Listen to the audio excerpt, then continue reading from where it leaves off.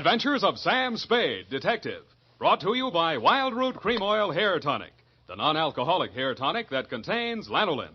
Wild Root Cream Oil. Again and again, the choice of men who put good grooming first. Sam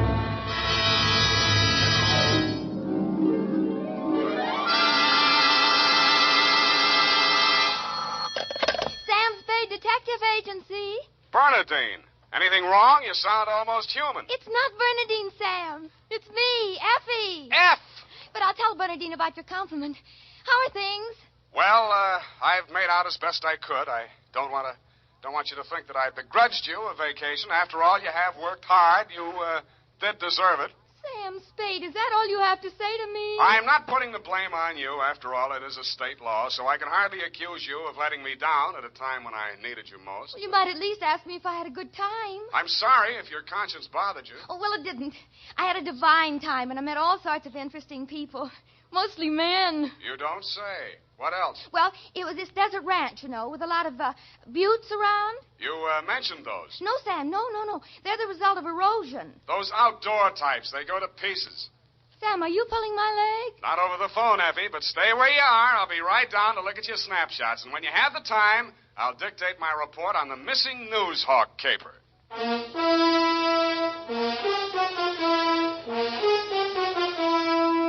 Dashiell Hammett, America's leading detective fiction writer and creator of Sam Spade, the hard-boiled private eye, and William Spear, radio's outstanding producer-director of mystery and crime drama, join their talents to make your hair stand on end with the adventures of Sam Spade. Presented by the makers of Wild Root Cream Oil for the hair. Wild Root Cream Oil. That's the famous name to remember, men, next time you buy hair tonic. And look what Wild Root Cream Oil does for you. It grooms your hair neatly and naturally. Wild Root Cream Oil also relieves dryness and removes loose, ugly dandruff. Yes, men, Wild Root Cream Oil is your shortcut to really handsome hair. So be smart. First chance you get Wild Root Cream Oil Hair Tonic.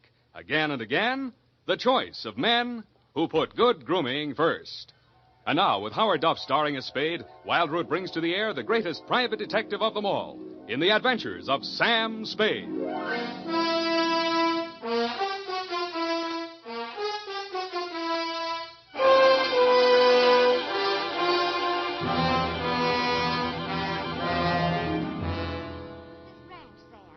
Outside of Kanab on Virgin River. Kanab, the Pearl of the West. Uh-huh. And did I mention the buttes? Oh, well, they're very interesting. The result of erosion. Yes. And it's authentic, too. Fay Hamlin's ranch. You, mean a working ranch? Yes. You see, that way you get into the spirit. Mm-hmm. My job was to feed the chickens. And that's how I met him. One of the buttes? Oh, Sam, he's a very cultured gentleman. Culture smulcher. What's he do for a living? He cures stammering. You don't say.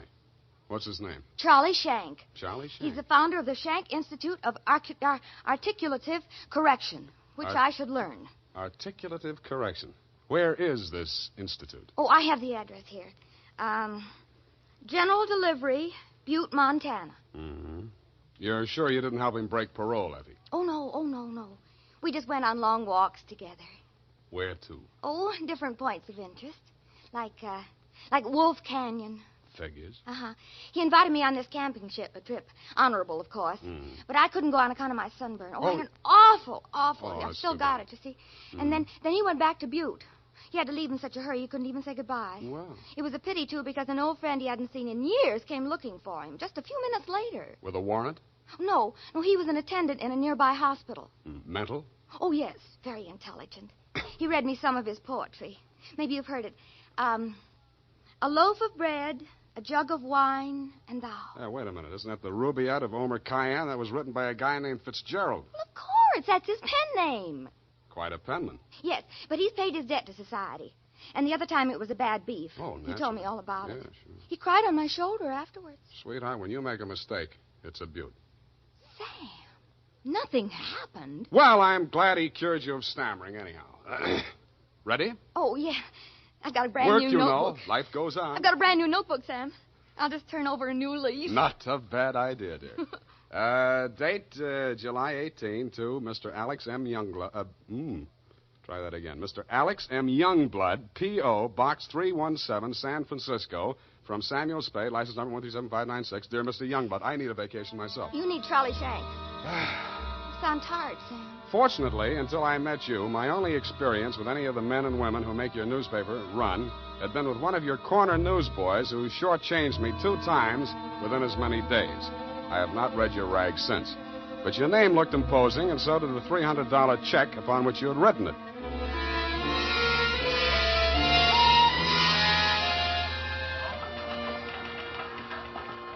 Per your instructions, promptly at 4 p.m. on the 15th inst., I munched through the litter of your city room toward a door marked A.M. Youngblood, publisher, managing editor, and city editor. I wondered if you were ambitious, frugal, or 3 men.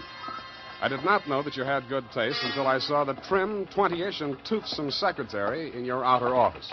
Hello. You're new here, aren't you? Well, I'm not exactly here. I'm just here to see Mr. Youngblood. Oh. The name is Spade. Samuel Spade? Sam, except to my most intimate friends. Well, my advice to you, Sam, is to beat a hasty retreat. He's in a foul mood. Oh? Why? Is he blind or older than he feels? I refer, of course, to your spectacular charm, Miss, if I may call you Miss. Please, this is neither the time nor the place. My name is Phyllis Watson, and my phone number is in the directory, if you're really interested. I could be. Thank you. And if a man answers, tell him you're my French teacher. Oui. You better go in now. If you're late to an appointment with him, you're through. Do you have any more words of wisdom? No, but I hope you can do something to improve his state of mind. He's been awful lately. Good luck, Sam. Thank you, Phyllis Watson. Come in, come in. Now, 1 minute past 4. You must be Mr. Spade.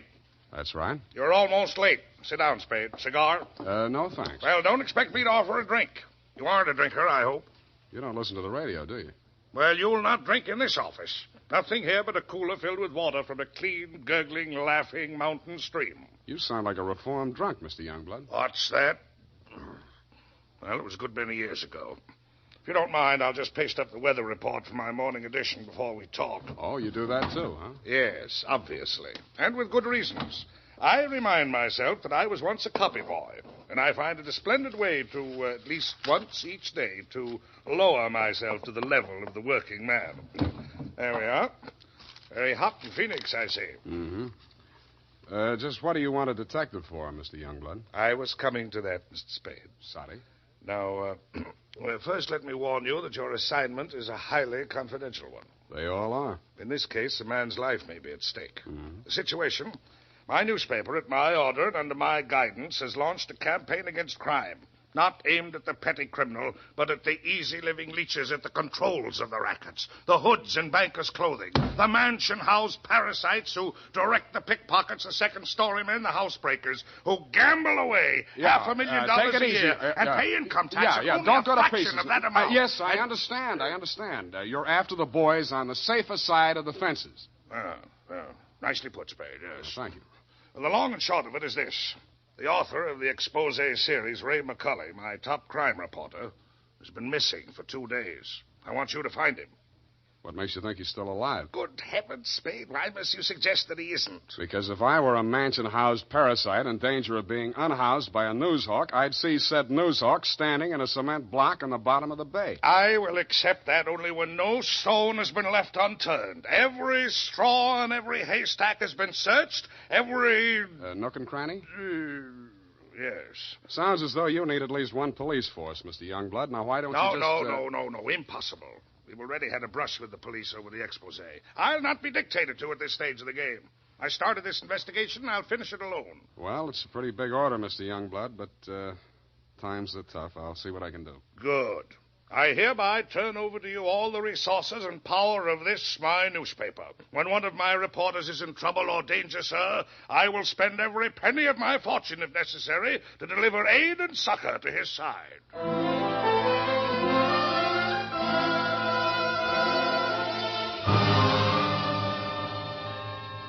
You then gave me Ray McCulley's expose stories to date. I saw why you, his family and friends, and his creditors could have been worried about him. They were hot.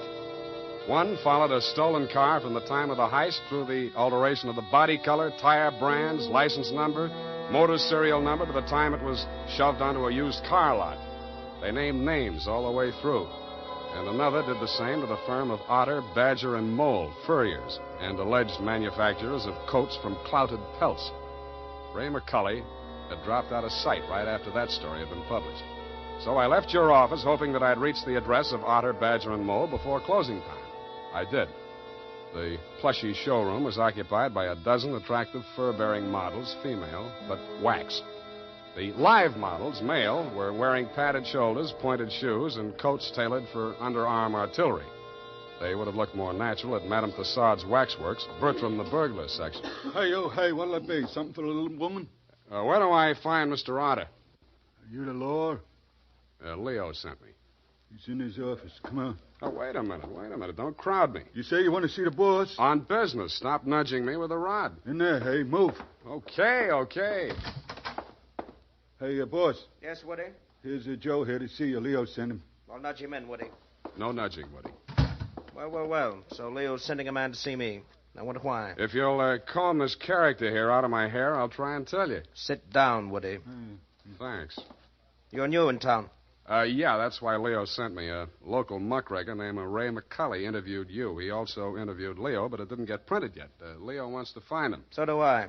How can I help? Well, he walked out of here, went to his hotel, wrote the story, and mailed it in. That's the last anybody's seen of him. Leo was just sort of hoping that you'd already taken care of him. Not yet. That's all I wanted to know. Thanks. Just a moment. Yeah? Leo's sending you out alone? Why not? That's a tough boy, that McCully. He's got plenty of protection. That's what you need. What kind of protection? Go along with him, Woody. Who, me? You're Woody, aren't you? Now, look, Mr. Otter, I don't want to look a gift horse in the mouth, but the way I see it, this is a lone wolf-type caper. Hey, what's the matter, hey? You think I'm too good for you? Well, Woody, I wouldn't say that. Good. It's settled then. Take care of him, Woody, and don't mix it up with any of Leo's boys. If he's out to get that rat McCully, he's our friend.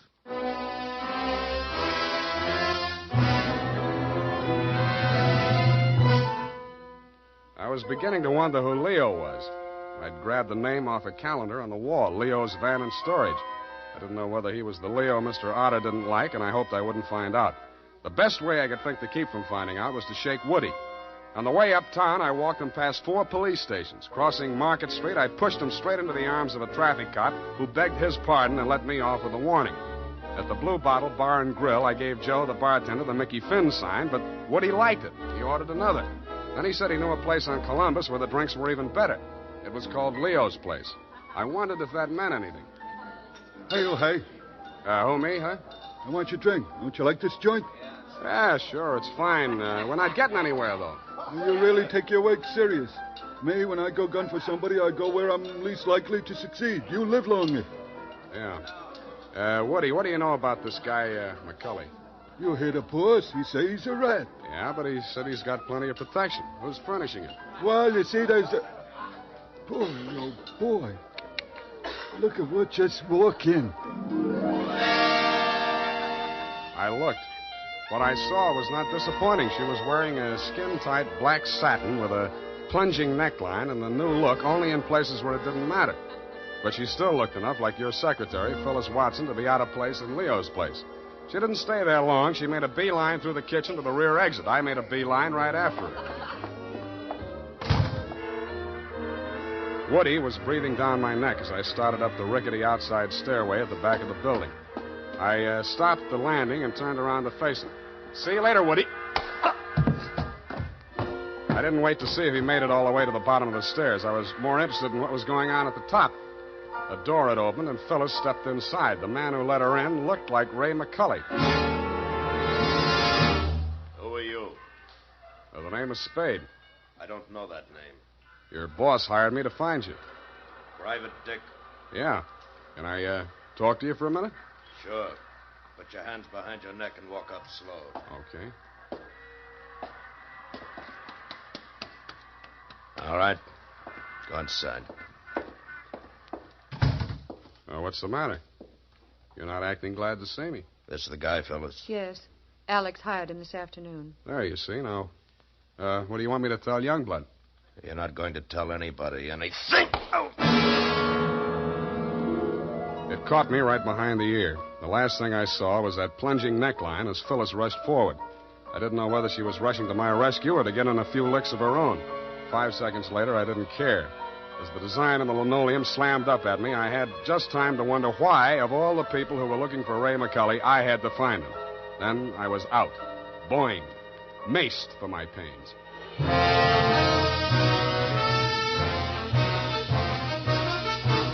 The makers of Wild Root Cream Oil are presenting the weekly Sunday adventure of Dashiell Hammett's famous private detective, Sam Spade.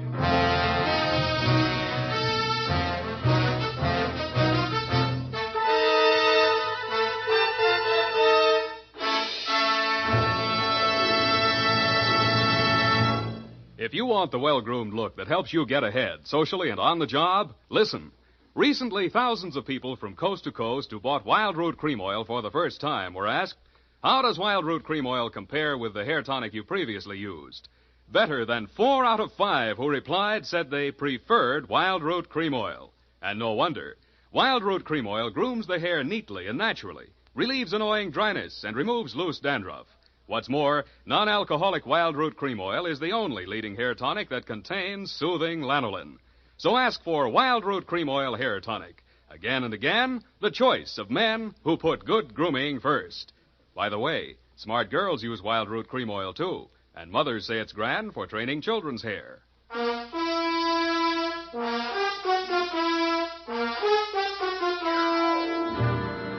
And now, back to the missing NEWSHAWK caper. Tonight's adventure with Sam Spade.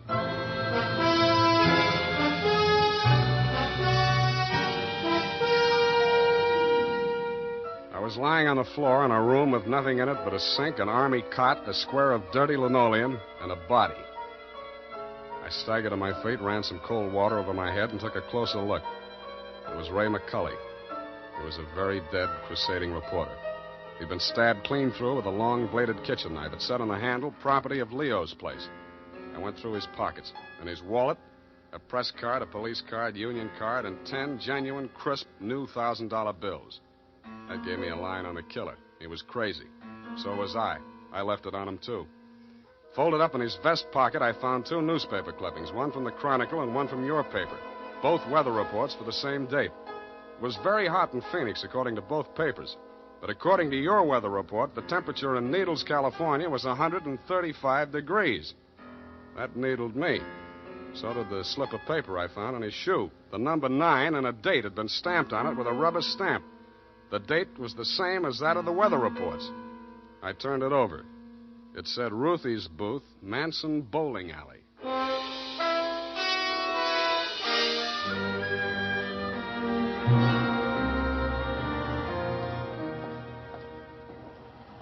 Don't tell me, let me guess. You're the cigar type. Coronas or Panatellas? Thanks, I'm just shopping. I got a nice line of notions. So have I. No, I mean the dolls, the Hollywood dolls. You know, for the bed.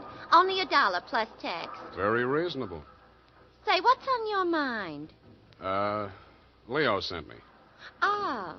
Are you going to collect the slips hereafter? Well, not tonight. You see, I'm sort of a troubleshooter. Leo's checking up on some of the numbers that didn't come out right. Listen, I'll tell him to his face. I don't want any part of those wrong numbers. They're scary. Nuts.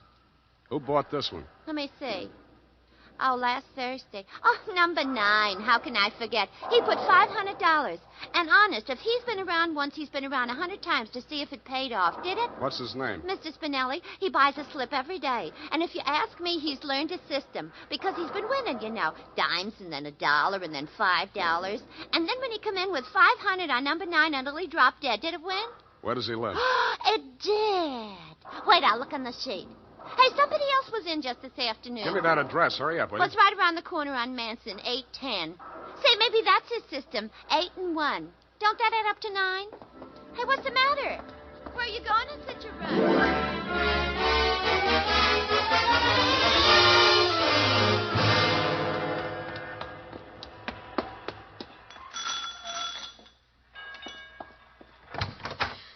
Please, come back later. Tomorrow. Next week. Are you Mrs. Spinelli? Yes, please. I had so much trouble. Is your husband home? Oh, my poor man. They take him away. He's dead. Oh, I'm sorry. How did it happen? Who are you? I'm a detective. Maybe I can help you. May I come in? All right. Come on.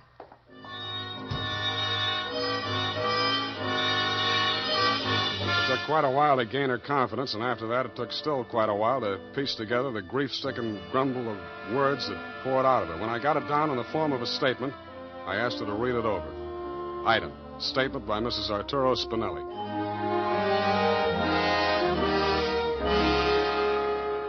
All the time he played those numbers. I told him they're just a bunch of gangsters. They don't let you win. Then he met this man McCulley, a writer for the newspaper. My husband says this man shows him how to win. He wins and wins. Then he goes to bank and takes out all our savings. I begged to him not to do it. But no, he was greedy. And this McCulley poisoned his mind. Sure, he won. He brought the money home in his hand. $10,000. I don't want it. I'm scared. I took it while he was sleeping with wine and gave it to the men. I tell him all I want is the 500. He tried to tell me we do good.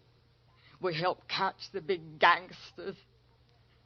I say we don't want to do so good we get murdered in our beds. So he says, okay. But if I change mine, here is address.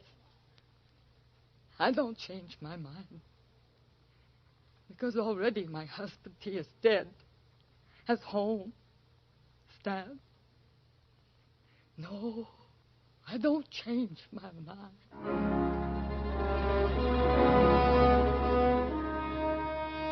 She signed it, and I left her alone with her grief. I wasn't working for you anymore, Mr. Youngblood. You hired me to find you a reporter, and I had. And I wished I hadn't. The rest of it I did for myself. You weren't in your office when I got there, but Phyllis was. I found her behind the city desk in the act of dropping tomorrow morning's weather report into the slot. I grabbed it out of her hand. What? Oh, it's you. Where's your boss? At home, I guess. We'll talk in his office. Come on. Sam, I can explain how I happened You're going to be... explain plenty before I'm finished with you. Sit down. Oh, you... I don't have to be so rough. What's the matter with you? Plenty. I'm stupid. I was stupid to take this job, and I was stupid to play it cagey with you. I should have beaten the story out of you before the trouble started. It's a little late in the day now, but not too late to send you up for McCulley's murder. Oh, you're insane. Ray McCulley was... I'm the only one who ever tried to help And him. I'm the only one who can place you in that room, not 10 minutes before the murder. I told you I can explain Stop why... trying to save your own skin. Spinelli was only one of a 500,000 poor dumb yucks that lose their nickels and dimes and dollars every day in the policy racket. Only he had the bad luck to win. There won't be any more lucky dead people like him if I have to make a patsy out of you to stop it. It won't stop it. Nothing will. Ray talked big and brave like you. Now he's dead. Yeah, with $10,000 dirty money in his wallet. I won't let you say things like that. Ray was an honest reporter, too honest. He thought Youngblood meant what he said about that cleanup campaign. Yeah, he did. He wanted to run this town by himself, clean up his competition. When Ray started collecting material on the numbers racket, he still thought Youngblood was on the level. But that was before he stumbled onto the thing about the weather reports. Yeah, that was a new one. The old Dutch Schultz mob used to add up the stock market quotations. If they cheated, they knew their customers weren't good enough at arithmetic to prove it. But who knows how hot it is in Phoenix unless they live there? I don't know what you're talking about. Listen, that's how the number game works, sweetheart. The suckers pick a number from 1 to 10, see? The operators tally up the slips, and the least popular for that day has to win. The weather report doesn't have to pass through the copy desk, and with Youngblood pasting it up with a few strategic corrections, it was easy to make their winners look as if they were on the level. Oh. But, of course, you had no way of knowing that. You only watched them do it day after day. You know, I couldn't understand why he did those things. It seemed silly falsifying a weather report, but it didn't seem as if it could do any harm. What did you meet McCulley for? To get your cut of the 10 grand Spinelli was killed for? How dare you? I went there to warn him about you. Who killed him? I don't know. You're lying. All right, I'm lying. But I can prove that Ray was on the level. I've got the proof right here. The whole story he wrote on the numbers racket, even naming Youngblood as the head of it, his own publisher. I went there to get it. I was going to take it to another newspaper. Why didn't you? I can't tell you that. You don't have to. Mrs. Spinelli was confused, grief-crazed. She had to put the blame on somebody, and when she did, she got her revenge the only way she thought she could. She may have been right about that, but she killed the wrong man. Why didn't you tell me you knew who killed Ray? I wanted to give you a chance to tell me yourself. I'm glad you didn't.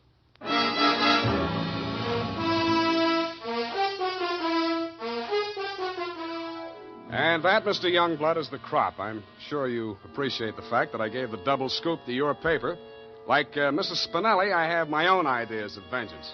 Besides, it may up your circulation a little, and you can certainly use a little extra money for your defense. By the way, who's Leo? Period, end of report. But, Sam. Yes, Evie? I thought Mrs. Spinelli killed Ray McCully. The vacation helped. You're absolutely correct. Mrs. Spinelli killed Mr. McCully, if you'll pardon the expression. But why did she kill her husband? I was wrong. The vacation didn't help. You mean she didn't? She killed McCully to avenge the murder of her husband. You mean Mr. McCully killed Mr. Spinelli? Effie, stop. I'll go mad. Oh, you need a vacation, Sam. Look, type that up. The clatter of the keys may stimulate you to further cerebral activity.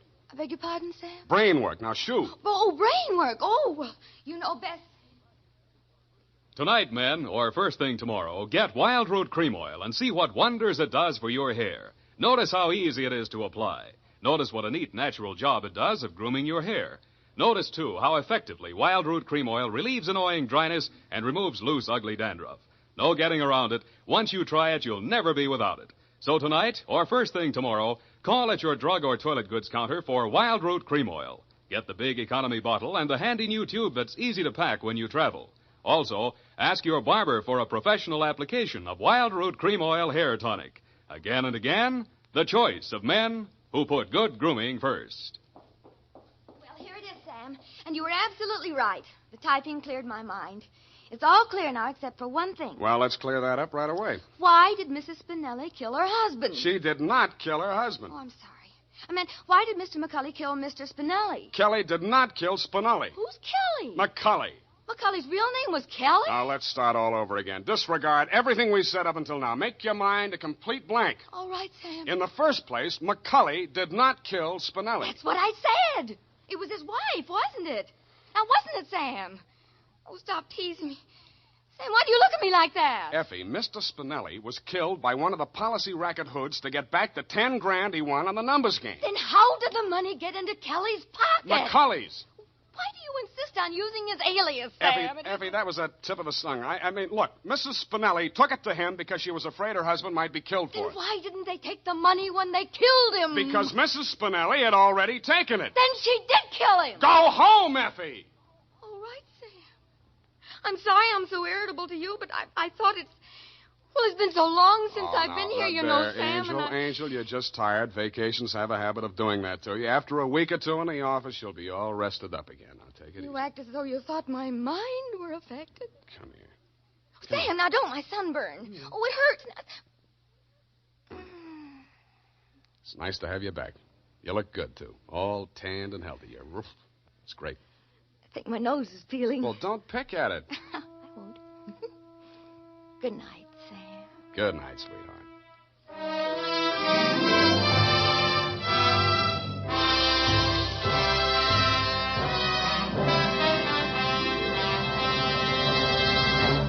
The Adventures of Sam Spade, Dashiell Hammett's famous private detective, are produced and directed by William Spear.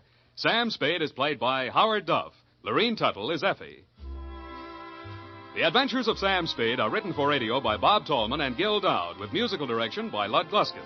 Gil Dowd directed tonight's broadcast in William Spear's absence. Join us again next Sunday for another adventure with Sam Spade, brought to you by Wild Root Cream Oil. Again and again, the choice of men who put good grooming first. This is Dick Joy reminding you to... Get Wild Root Cream Oil, Charlie. It keeps your hair in trim. You see, it's non-alcoholic, Charlie. It's made with soothing lanolin. You better get Wild Root Cream Oil, Charlie. Start using it today. You'll find that you will have a tough time, Charlie, keeping all the gals away. Hiya, Baldy. Get Wild Root right away. This is CBS, the Columbia Broadcasting System.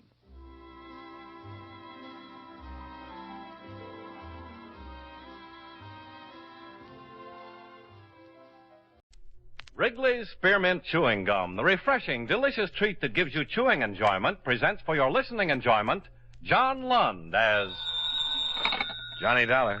New York Police Department calling. Mr. Dollar, will you accept the charges? Yeah, put 'em on. Just a moment, please. Ready with your call to Hartford, Connecticut. Go ahead. Hello, Dollar? That's right. This is Sergeant Papish, robbery.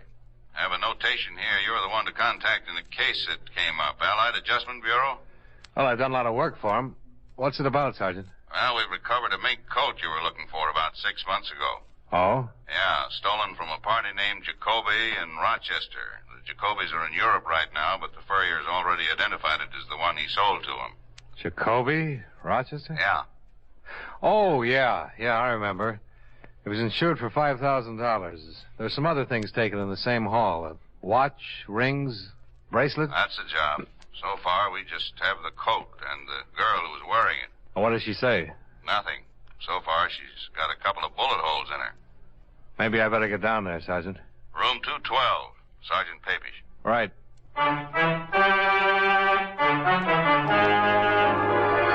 The makers of Wrigley's Spearmint Chewing Gum bring you John Lund in a transcribed adventure of the man with the action-packed expense account, America's fabulous freelance insurance investigator. Yours truly, Johnny Dollar.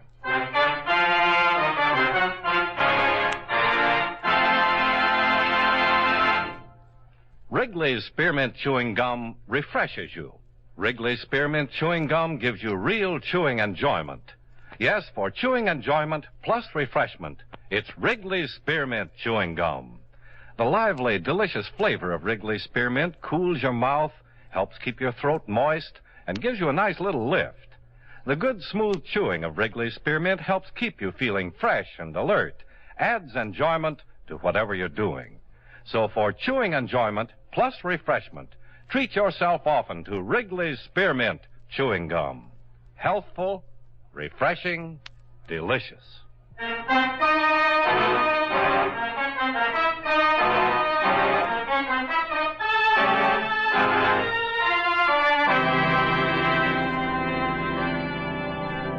Expense account submitted by Special Investigator Johnny Dollar to the Allied Adjustment Bureau, Markham Building, Hartford, Connecticut.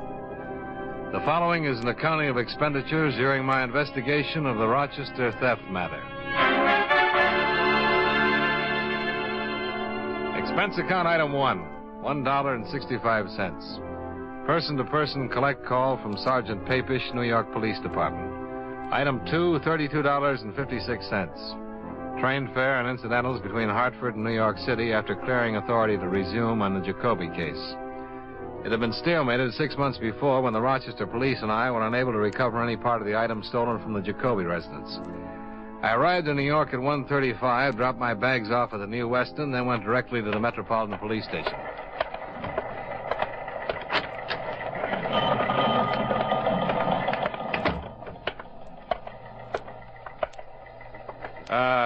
Hello. I wonder if you could help me. I'm looking for Sergeant Papish. I'm Papish. Oh, Johnny Dollar, Sergeant. Oh. Thanks for coming down, Dollar. Have a chair. Oh, thanks. Your mink coat's in the crime lab. They're looking it over. Uh-huh. We still haven't found out much about the girl who was wearing it. What's her name? Yeah, just Jane Doe for now. We didn't have her prints on file here, but we're waiting to hear from Washington now. She's been unconscious ever since we picked her up. Pretty bad shape. Well, what exactly happened? It came in as a complaint about 3 this morning. A woman over on 57th Street telephoned about a disturbance. A prowl car went over to the address and found this girl lying in the entrance to the apartment house wearing the mink coat. She'd been shot twice. Uh-huh. No one in the apartment house seemed to know her or had ever seen her before. We asked about the neighborhood. No dice. But we did find out how she got there. Oh? The lady across the street said she saw a man drive up sometime after midnight and unload the girl from his car. She was able to give us a fair description of the car and the man. Here. Nice. But nothing definite. No license number or anything like that. Could be any car and any man, from what she said. Got an APB out, of course. Was there a purse or anything? Nothing. The dress she was wearing came from a store downtown. Hundreds just like it. The coat was the only item that might have helped, and it turned up listed in the stolen property file. How about jewelry? Small diamond ring on her little finger. I looked over the list of things taken in that Jacoby robbery. It doesn't fit any of those.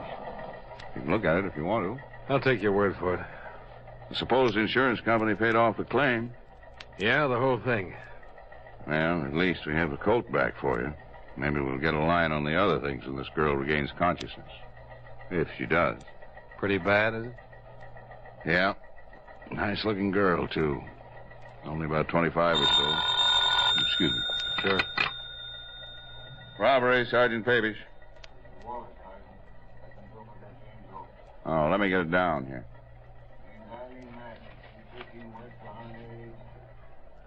213 West. Right. Okay, see you there. Bye. Just got an answer from Washington. They able to identify the girl? Yeah, address and all. She had a postal savings once. Name's Eileen Madden. You mind if I go with you? Come on. Maybe you'll get back all of your loot.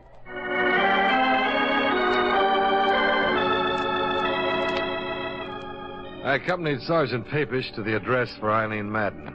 Turned out to be a fairly nice apartment in a fairly nice neighborhood. By the time we arrived there, a full crew of technicians were at work giving the place a complete check. Sergeant Papish introduced me to a tall, heavy-set man. This is Mr. Dollar from the insurance company, Walt. Sergeant Walter. Hi. How are you, Sergeant? Oh, fine. I'm afraid we haven't done any good for you so far. Haven't found anything here to go with that mink coat. Oh. Have you talked to anybody around here yet? Just getting started on it. The lady who lives across the hall might be able to help us. Where is she? In there. Her name's Ethel Stromberg. Mrs. Okay. I'll take it here. Right.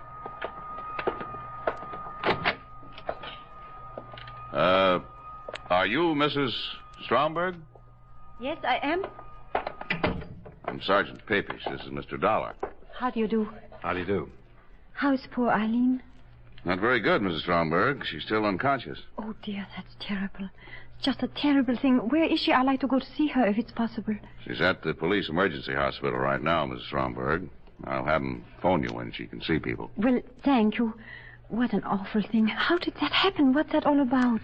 Maybe you can tell us something about her, Mrs. Stromberg. Where she worked, how she lived, what people she knew. Oh, dear. How long have you known her? Well, I moved in here about 5 months ago. I met her the very first day. Mm-hmm. Nice girl? Oh, yes, very nice girl. Quiet, minded her own business. You know where we can contact her family? No, I can't help you there, Sergeant. I know they live somewhere in California, but that's about all. She talks about them now and then. How about her friends here in town? What about them? Did she talk about any of her friends to you? What do you mean? Well, she's a pretty girl. Young. Boyfriends, maybe. Yes, she did talk about them now and then. You suppose one of them had something to do? Mrs. Stromberg, Eileen Madden was dumped from a convertible last night after she'd been shot. A witness described the car as possibly blue or black in color, white top, white sidewalls. She said it was a late model Cadillac or Buick. Do you know if any of Miss Madden's friends drove a car that comes near that description at all? Why, yes. Yes, I saw him pick her up one night. I was just coming home. Saw who pick her up, Mrs. Stromberg? A man she called Bill. Bill who? I really don't know his last name. She didn't introduce me to him. But she talks about him. He drove a black Cadillac. Can you tell us what he looks like? Well, he seemed very tall. As tall as Sergeant Papish here? So about your height, very nice looking. He seemed quite big. Husky, sort of. Very nicely dressed, too. What color was his hair? I don't know. He always wore a hat. I think it was dark, though. His eyes? I don't know. About how old would you say? Oh, I'm no good at this, but I say between 30 and 35. Seems to fit what we have from the witness. Yeah. This Bill, would you say he had money? Oh, yes, I would say so. He drove that nice big convertible. He always dressed so nice. And he gave Eileen pretty nice things. Do you know if he ever gave her any jewelry? I don't know. I don't think so. Eileen would usually run across the hall and show me when he sent her something nice. I don't remember her ever showing me any jewelry. I just talked to the hospital. How is she? Just coming around. I think you better go over there and talk to her if you're gonna. Is she bad? They think she's dying, Mrs. Stromberg.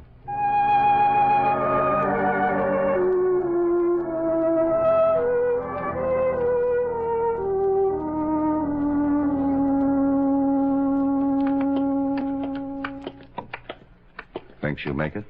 Hard to say right now. Sometimes they rally. She must have been in their doorway a half hour or better before we got to her. Mm-hmm. She said anything, Doctor? No. You might have to wait a little while for her to come around. I see. I'll tell you both. Ask what you have to know quick. 2 minutes is about all I can give you with it. Sure, Doctor. Oh, better put your cigarettes in that. Oh, yeah. Yeah.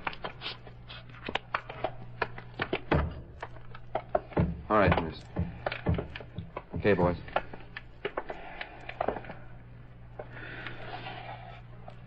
Is she conscious? Yeah, she can hear you. Are you Eileen Madden? Is Eileen Madden your name? Yes. You're seriously hurt, Miss Madden. Can you tell us how it happened? Miss Madden? No. Bill shot you? Yes.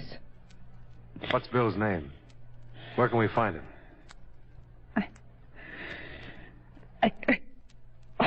Doctor, watch out. Nurse, hand me that.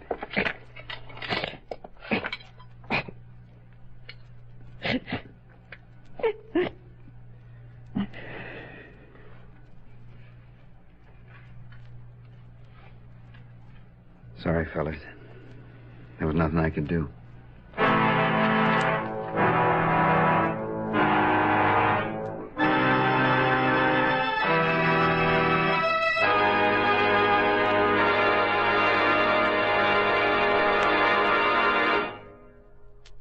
Friends, wherever you are, whatever you're doing, you'll enjoy chewing Wrigley's Spearmint Gum.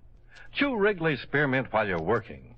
The lively, full-bodied flavor of Wrigley's Spearmint gives you a refreshing little lift. The smooth, pleasant chewing of Wrigley's Spearmint Gum helps keep you feeling relaxed and satisfied. Makes your job seem easier. Chew Wrigley's Spearmint Gum in your home, when you're out walking or driving, when you're enjoying sports and other activities. Wrigley's Spearmint Gum tastes good anytime, and the natural chewing aids digestion and helps keep your teeth bright and attractive. Yes, wherever you are, whatever you're doing, you'll enjoy chewing Wrigley's Spearmint Chewing Gum. Healthful, refreshing, delicious. And now, with our star, John Lund, we bring you the second act of Yours Truly, Johnny Dollar.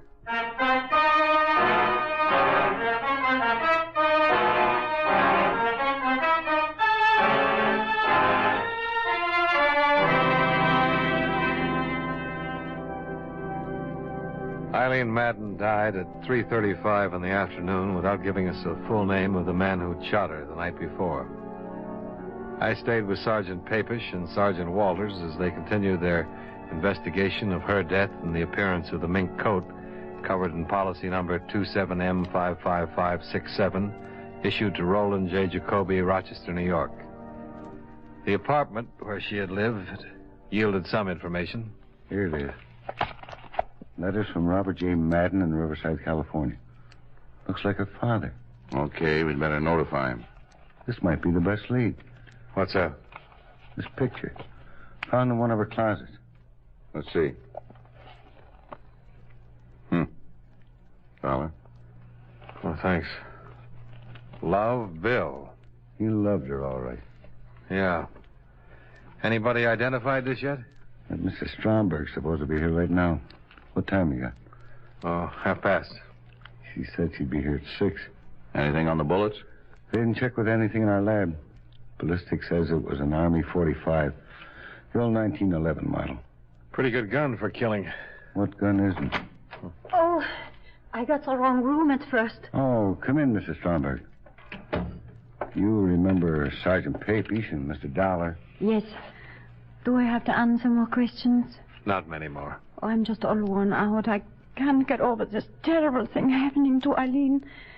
Did you get in touch with her family? Business office is doing it right now. Oh, dear, what a terrible, terrible thing. Mrs. Stromberg, you ever seen this man before? Oh, yes. That's Bill. The man Eileen's been going with? Yes. The man who drives the black Cadillac convertible? Yes, that's him. But did he do this terrible thing? It looks that way, Mrs. Stromberg. Oh, dear, dear. Sergeant Papish. Yeah. Yeah, right. Goodbye. Did Eileen Madden ever mention to you that she had been married? Why, no. She never did. Was she? In the state of New York in 1951. Just found out from vitals. Divorced? Yeah. Her ex-husband's name is Bill. Bill Powers.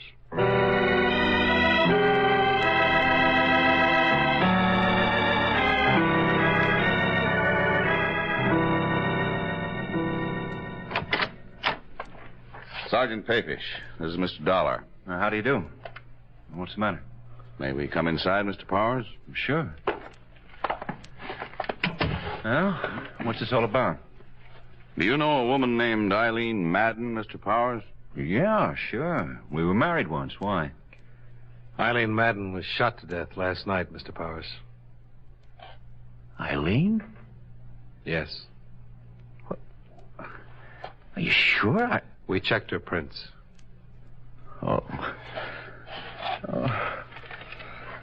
Shot? Yes. What? Oh, what happened? How could a thing like that happen? That's what we're trying to find out, Mr. Powers. I can't believe it. Eileen dead. Have you seen her lately? Well, yeah, I saw her last week. Had a drink together. Are you sure it's Eileen? We'd make sure before we came around with news like this. Mr. Dollar represents an insurance company, Mr. Powers. Miss Madden was wearing a stolen coat when we found her. Stolen coat? Yes, a stolen mink coat. Was she ever in trouble anywhere? I don't care what she was wearing. Eileen never steal anything. She was a fine girl, a wonderful girl. I was a fool to ever let our marriage go on the rocks. Can you come with us, Mr. Powers? Where? We need a positive identification. Sure. Sure, Sergeant. I'll be right with you. Want to smoke? Thanks. Well, he isn't the bird in the picture. No. Did you see the car in the driveway? Yeah. 51 Caddy, black convertible.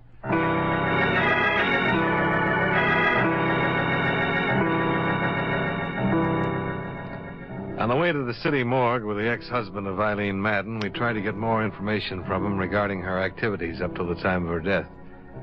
But Powers seemed so distraught that he could only speak of their short marriage and the reason it had ended.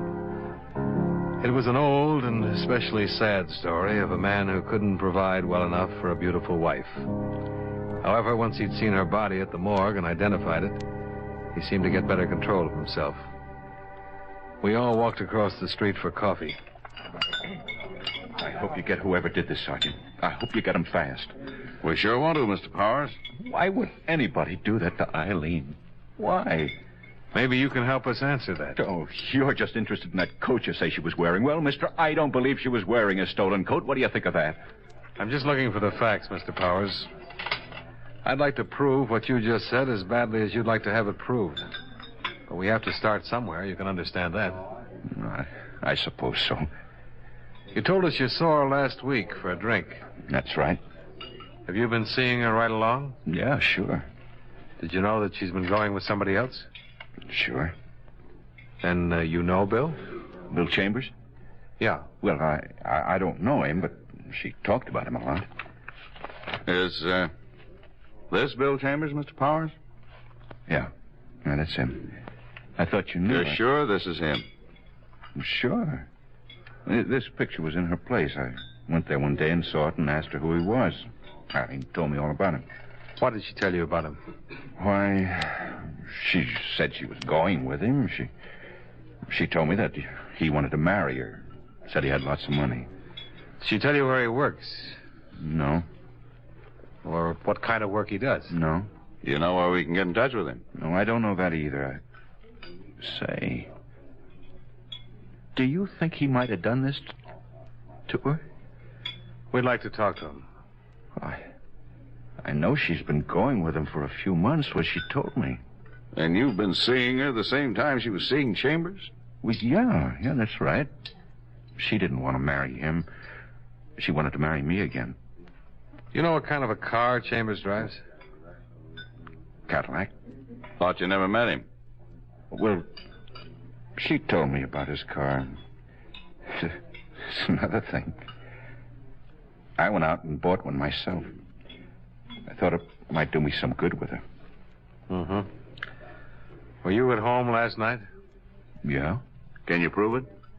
Yeah. I was home. She was out getting killed.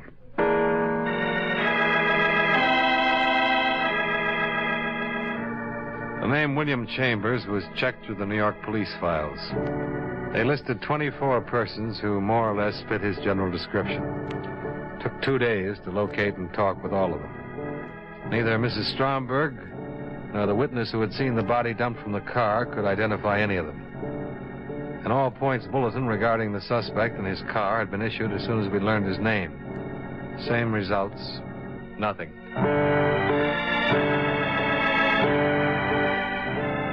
On the third day, the pawn shop detail turned up 2 more items that had been taken in the Jacoby robbery. There they are. Huh. Watch and ring. Jacoby stuff? Case numbers on the watch checkout. The ring's engraved. Where'd they wind up? Shop on 3rd Street. The proprietor says it was sold yesterday. Man who sold them signed the buy book James a Genuine. How about his description? Fitz Chambers down the line. Well, at least he was still in town yesterday. Yeah, but his stuff's been on the hot sheet for a long time. If he's had any experience at all, he knew he was taking a chance trying to unload it. Probably trying to raise cash to get out of town. That's what I was thinking. Gave an address on Polk Street. A vacant lot. If he keeps on trying to unload it, I'll have all the loot back. If he keeps on trying, we'll keep on trying. Well, they found his car. Where? Used car lot in the Bronx. He sold it at 10 o'clock this morning.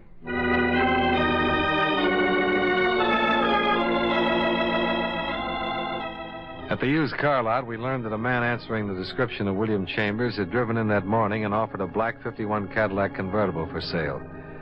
The used car lot manager had finally settled on a price and made out a check. He reported that the man had seemed extremely nervous and anxious to make a quick deal. The car was impounded and examined. A full set of fingerprints on the steering wheel and dashboard gave us a positive identification of William Chambers. William Carlson, alias William Carls, William Charles, Walter Cameron, male, Caucasian, age 33, 178, 6'1". Let's see, 14 arrests, 2 convictions, both car theft. Quite a lad. Aren't they all? Doesn't look like a killer, though, does he? I don't know. What's a killer supposed to look like?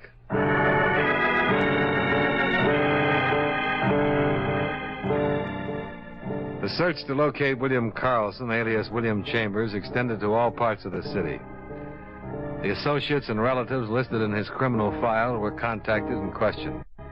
All of them denied having any knowledge of his whereabouts. In the meantime, 2 more pieces of stolen property connected with the Jacoby theft were recovered by the pawn shop detail.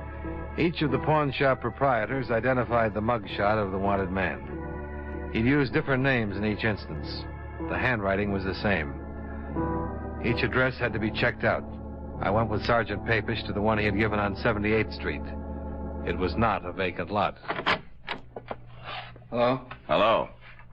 We're looking for William Courtney. You found him? Huh? Cops? Yeah. Come on in. Hold still. I'm clean. Checked me through the buy book yesterday? Yeah.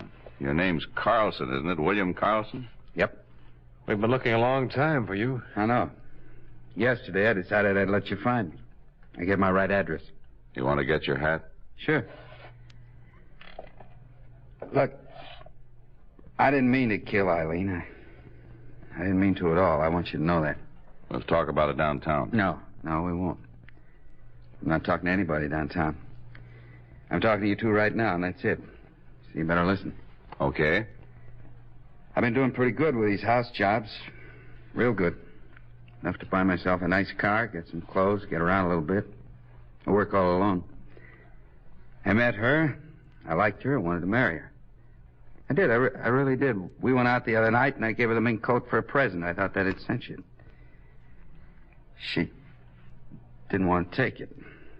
She told me she was going to marry some guy she'd been married to before. I let her have it. That's all? That's all. That's it, mister. I could have run. Sold my car. Getting rid of a lot of odds and ends I have around. I decided not to, after all. I don't want to run. Okay, let's get with it. Remember, I let you get me. I wrote my address right down where I knew you'd check it out. Okay. And there's no more talking. You two got it all straight. What's the matter with you, anyway? You got it all? I mean, about everything? Yeah, I've got it. Okay. Hey, wait a minute. You guys are too late. I took it when I heard you knock on the door. Where's the phone? It's too late, I tell you. It's in my stomach now. It's too late. Not for me, brother. I handle plenty of babies, just like you. It's too late. Grab him, Ned. I got it. Go. Look out. Shut up. You're going to stand trial, baby. Sergeant Papish had handled attempted suicides. A lot of them. And in the 5 minutes before the arrival of the emergency ambulance, he managed to force William Carlson to take an antidote that saved his life.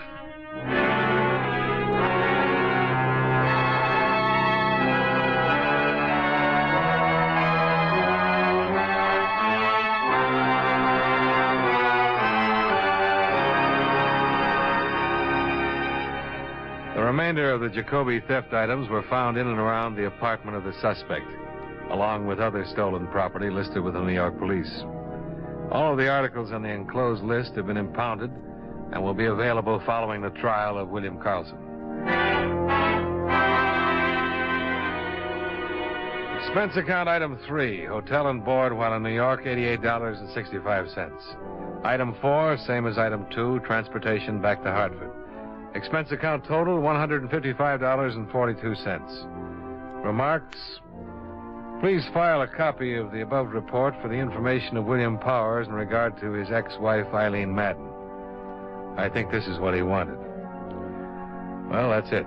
Yours truly, Johnny Dollar.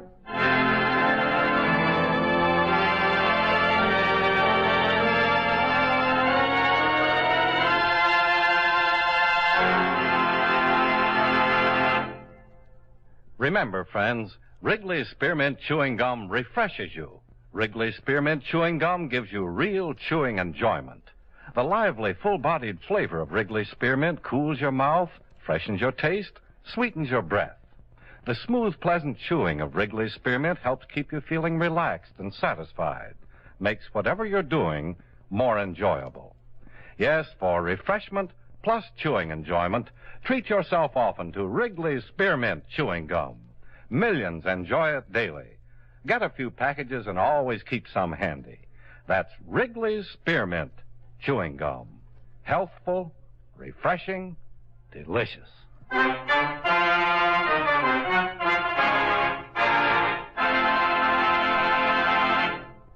Yours truly, Johnny Dollar, brought to you by Wrigley Spearmint Chewing Gum, stars John Lund in the title role and was written by E. Jack Newman with music by Eddie Dunstetter. Featured in tonight's cast were Virginia Gregg, John McIntyre, Jim Nusser, Jeanette Nolan, Victor Perrin, and Bill Johnstone. Yours truly, Johnny Dollar, is transcribed in Hollywood by Jaime Del Valle.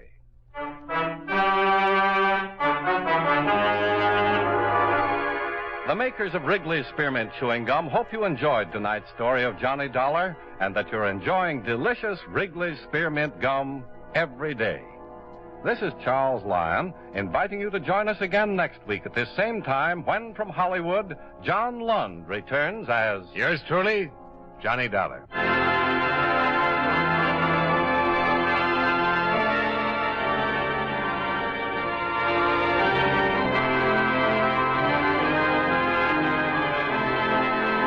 This is the CBS Radio Network. Why let your floors get scuffed up? Beacon Wax stops floor scuffing.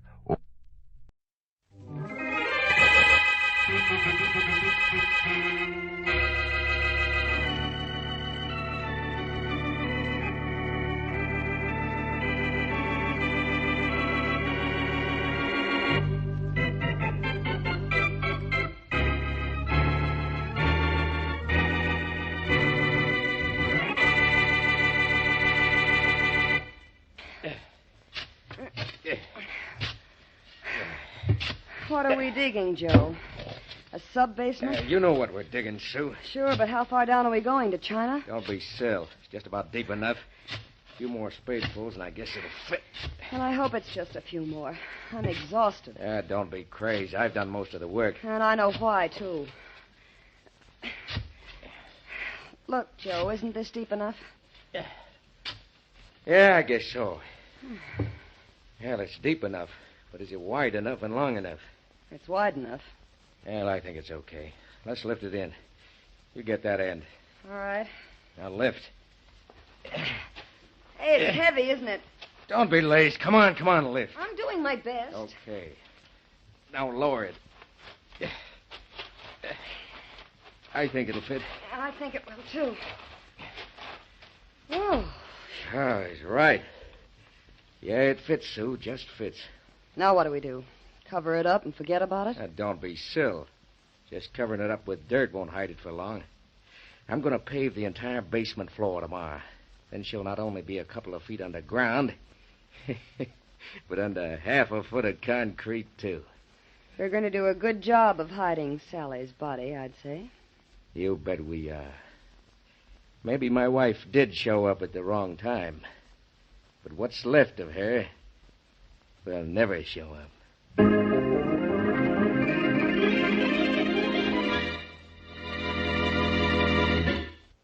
And now on to Dick Calmer as Boston Blackie. Enemy to those who make him an enemy. Friend to those who have no friend.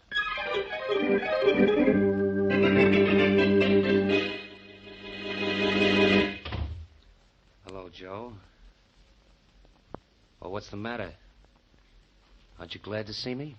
Well, Billy, don't be ridiculous. Of course I am. Come on in there. I am in, Joe. Where's Sally? Your sister? Yeah. Well, she isn't here, Billy.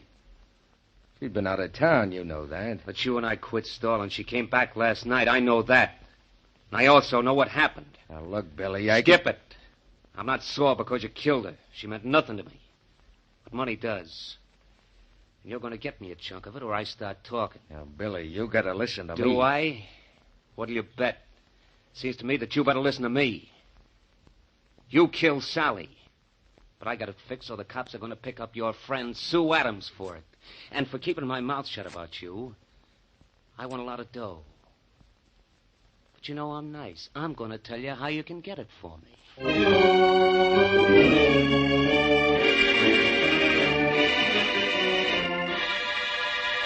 All right, Mary. Have a nice trip, and I'll be a good boy while you're going. Uh-oh. There's the doorbell. Well, I'll try to be a good boy. Goodbye. Bye. Coming. Yes? Is this Boston Blackie's apartment? If it isn't, I'm in the wrong place. Oh, you're Blackie? Uh-huh. And apparently you're in trouble. Come in. Thanks. I'm Sue Adams, and I am in trouble. But how did you know? Oh, I'm a genius at telling what people are thinking. And also, you're twisting that handkerchief so hard, it's going to be shredded in a minute. Oh, I'm sorry. Well, don't apologize to me. Say you're sorry to the handkerchief. But what kind of trouble are you in? Blackie, I'm afraid I'm going to be killed. Well, apparently you're letting it scare you to death. Don't do it. That'll save someone a lot of trouble. Please, Blackie, I'm serious. I'm sorry. But so many people imagine that This isn't imagination. You see, I helped him do it. Helped him do what? Bury his wife. Huh?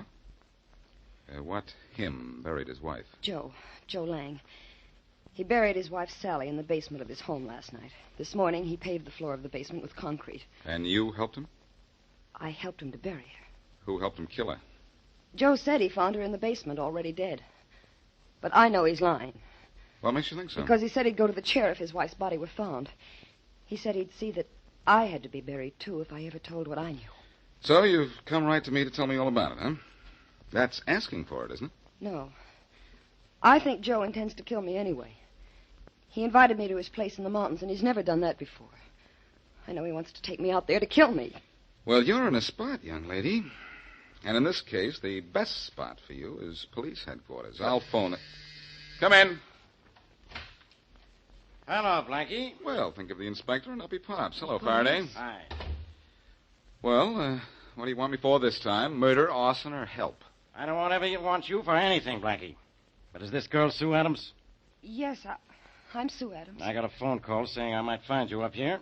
A phone call from whom? A fellow named Wilson. Forget it, pal. Faraday, this girl wants you. For protection. Oh, she does she, Blackie? Well, maybe I want her. For murder. What do you mean, maybe? I mean, I got a phone call from Billy Wilson, the dead woman's brother. He said this girl killed his sister, Sally Lang. Oh, no. One of my men followed her here, and here I am. Just because you got a phone call, you think you've got a murderer. Faraday, what are you using for a head? All right, so the phone call doesn't mean she killed Mrs. Lang. But it means she knows something about it. Sure she does, and she's told me everything she knows. She helped Joe Lang bury the body. Oh. And it's Joe Lang who murdered his wife. Oh. But before you have a murder case, you've got to find a body, you know. Oh. And that's why you need me, because I know where it is.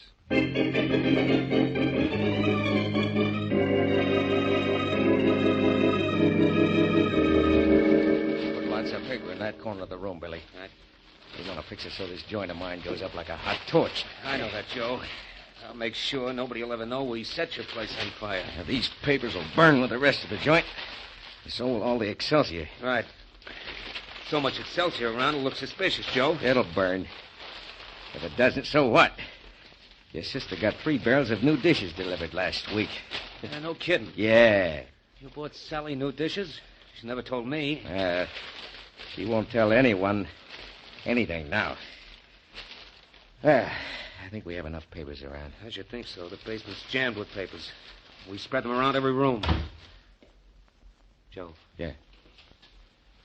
Joe, I just heard a door slam. So did I. There's a front door, too. Quiet, I'll see who it is. Okay.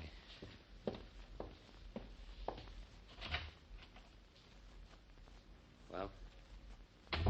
Billy, we gotta work fast. It's Boston Blackie. I've seen that guy's picture in the paper so often I'd know him anywhere. Boston Blackie?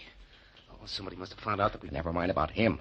We want the insurance from this joint of mine. We'll have to set fire to it, but quick. What about Blackie? He's prowling around. I saw him head toward the back of the house. Come on, light this stuff. Okay, but what about Blackie? Quick to gab. When he gets in one of the back rooms, I'll lock him in. We'll scram and he'll go up in smoke. Joe, that's murder. It's going to be suicide if we don't get out of here ourselves. Look at those flames go. Come on. Where's Blackie? He's where I thought he'd be. In that room over there. And if I'm fast, we can lock him in and... Got it. Hey, you guys. Joe, fire start to spread out? Yeah. In a minute, it's going to cook Blackie's goose. Unless you and I get out.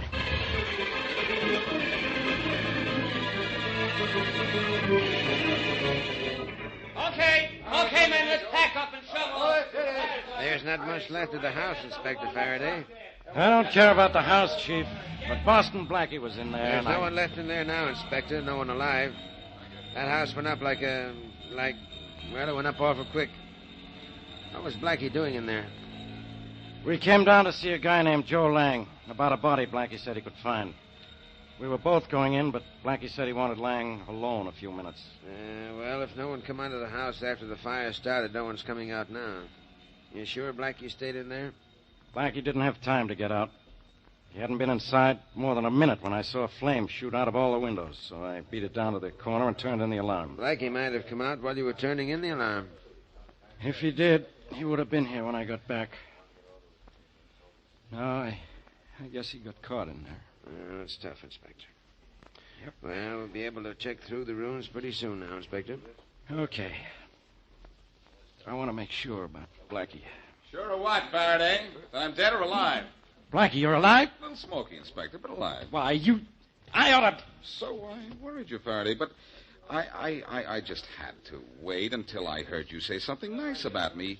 You never do if you think I'm alive and might hear about it. Yeah, you'll hear about this, Blackie. How'd you get out of that house? Through a window? No, the flames were at the windows before I could get to one. And the only door in the room was locked. How'd you get out? Faraday, have you forgotten? Has a locked door ever stopped me? No, but I sure wish this one had. Faraday, you say the nicest things. I know, Blackie. Did you find Sally Lang's body? And if you did, who killed her? I didn't have a chance to find it, and I don't know who killed her. A big help you are. Oh, don't worry, Faraday. I'll find out. It could be, that Sally's killer just burned his house behind him.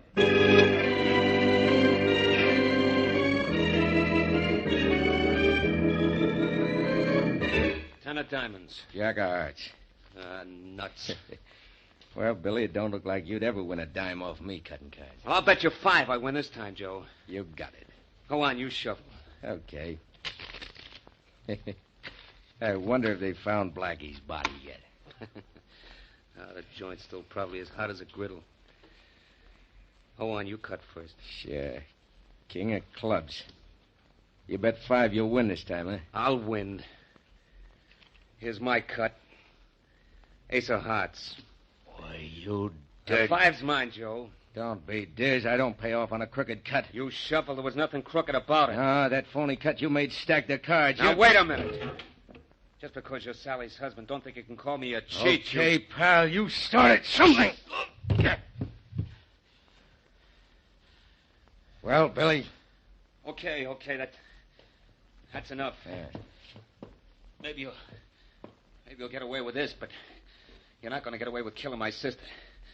She's lying under the concrete of that burning house of yours now, and I know who put her there and why. You think you know. You're sure I know. That's why you agreed so easy to burn your house down. You want to marry Sue Adams. That's why you killed Sally. I can always tell what I know. Don't forget about that. I think maybe I better finish what I started a minute ago and bust that You'd small... better just stand right there like a good boy. I got a gun ready to go boom. Pretty smart, aren't you? Smart enough to know now I won't live long with you loose. All right, come on, Joe. I'm taking you on a one-way trip to headquarters.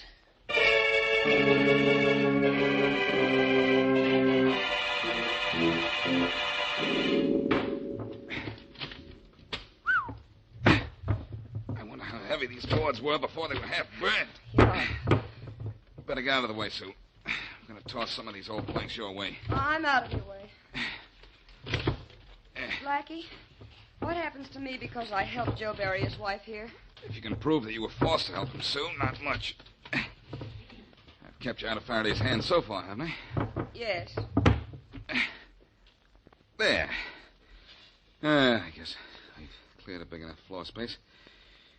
Are you sure this is where she's buried? Oh, I'm positive, Blackie. It was right by that concrete pillar there. That's the exact spot. Well, we'll know in a minute. Hand me that pick. Okay. The heat of the fire broke the concrete a little, and I'll have to finish the job. Here you are. Thanks. Yeah. This is the place, all right, Sue. The ground below the floor is soft. Blackie, I don't have to look at her, do I? Not now, if you don't want to. There. I got enough of the concrete out of the way. Now I'll just spade the dirt out of here.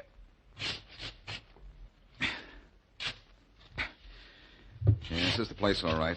The dirt is plenty loose. Blackie, Yeah? you believe I was forced to help bury her here, don't you? We'll talk about that later, Miss Adams. Right now, I've got... What's the matter? Oh, nothing. Nothing at all. I've just hit the bottom of this pit, and there's nobody here. What's going on, Miss Adams?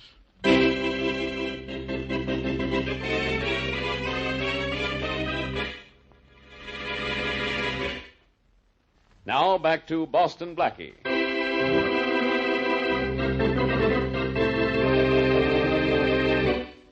Joe Lang and his girlfriend, Sue Adams, bury the dead body of Joe's wife in the basement of the Lang home. Fearful of her own life, Sue tells Blackie all about it. Blackie goes to the Lang home to find the dead woman's body, but is temporarily sidetracked when Joe and his brother-in-law, Billy Wilson, burn down the house. Later, however, he goes to the spot where the dead woman is buried, but the body is missing. As we return to our story, Blackie is in the telephone booth calling Inspector Faraday's office.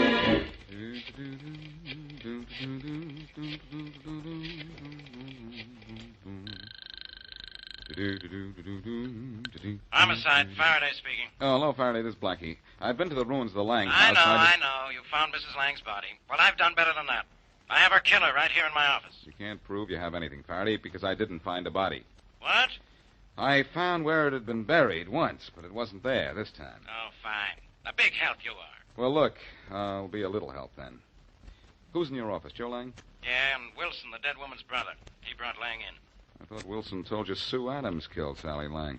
Now he says it was Joe Lang, and he only thought Miss Adams might have done it when he called me first. But without a body... Wait a minute, Faraday. Don't say anything, or you might spoil a plan I have. Huh? If Joe Lang killed his wife, I know how I can prove it. We can't prove anything without a body. I said, wait a minute, will you? You'll have to let Lang go, of course. But before you do, tell him that the body is missing, all right. But we know where it is, and we'll recover it before midnight tonight. Oh, I get it. Sure, if Lang killed his wife, he's a cinch to try to hide his wife's body again, because without a body, there's no case against him. And I think the body will prove who committed the crime. Let Lang go, then follow Lang, and Wilson, too. You think Wilson did it? Well, he's the one accusing everybody else. Look, you follow Lang, and have somebody else follow Wilson. Where are you going to be all this time? I'm going to practice taking bows. You don't need them. You need brains. Suppose this doesn't work. It'll work. Lang will be flowered, Wilson will be followed, and if either one of them goes for the body, I'll follow through.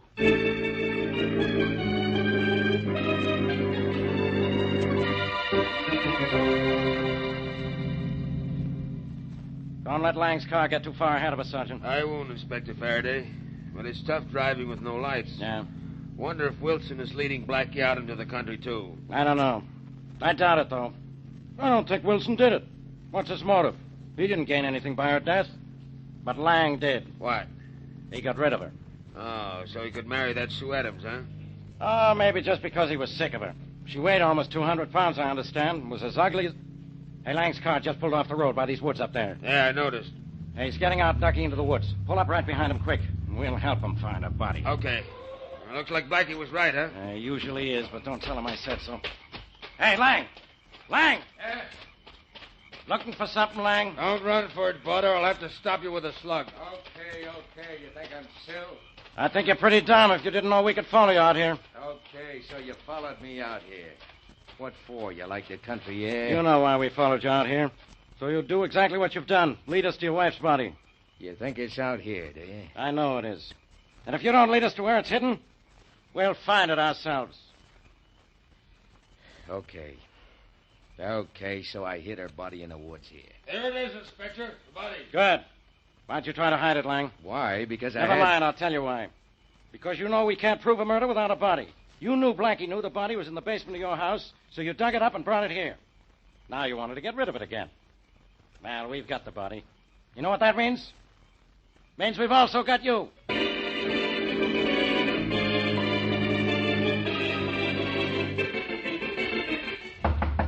Come in. Hello, Faraday. Oh, Blackie, get out of my Look, office. you promised to phone me. Now be quiet. I brought your lady visitor. Come in, Miss Adams. Thank you. My office, and she thanks him. Why should I phone you, Blackie?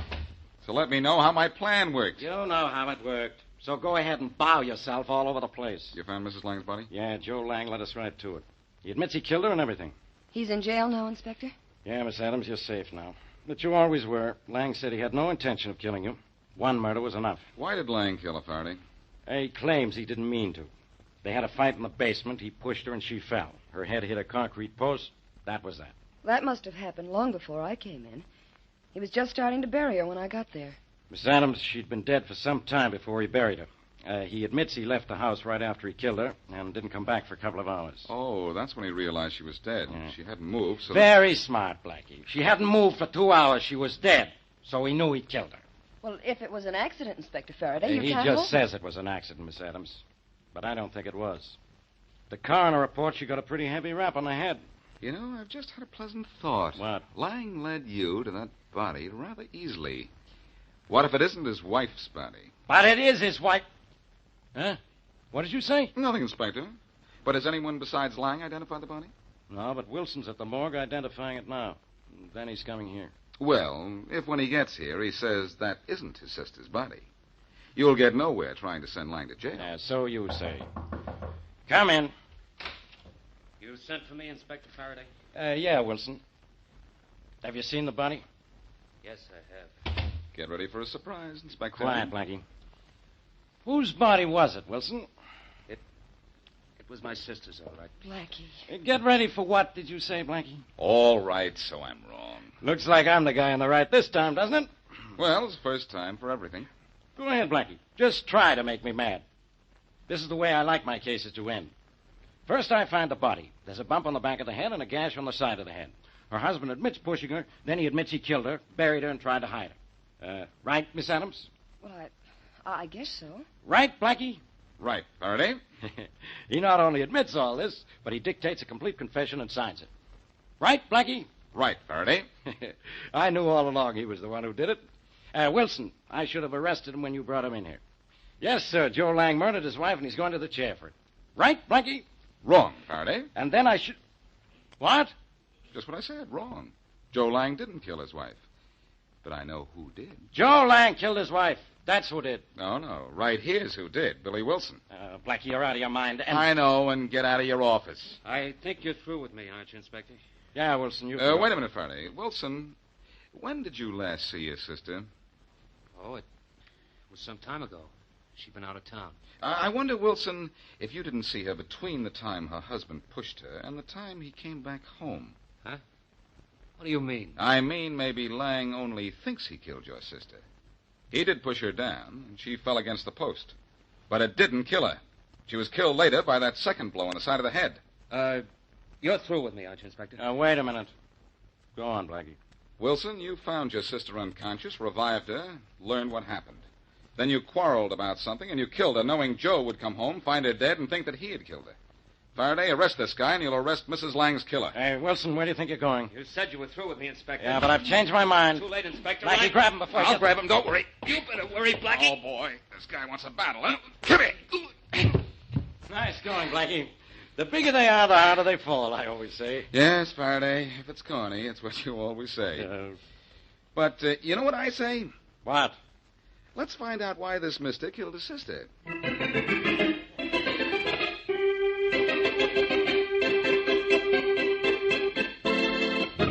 Yeah, Blackie. I'll tell you why Wilson did it. Never mind telling Blackie. This is my office, Lang. Besides, we know why he killed her. He wanted money, and she refused to give it to him. So he hit her with a poker. His confession tells us that. Yes, that was a big mistake. Your wife couldn't have gotten that mark on the side of her head if she'd died when you pushed her. Well, I'm glad you found that out, but I wasn't talking about Sally's killing. You want to know why we burned down the house, don't you, Blackie? Well, Lang, I think I know. That was for money, too. Yeah, that's right, Blackie. Billy knew I was scared about what happened to Sally. I thought I'd killed her, and when he said I had to burn down my house and give him half the insurance money or else, well, I figured he knew I'd killed Sally and would go to the cops if I didn't do what he said. Lang, you didn't play this very smart. If you thought you'd killed your wife by accident, you should have called the police. Don't be silly. Even Sue Adams thought I'd killed Sally when she found me with the body.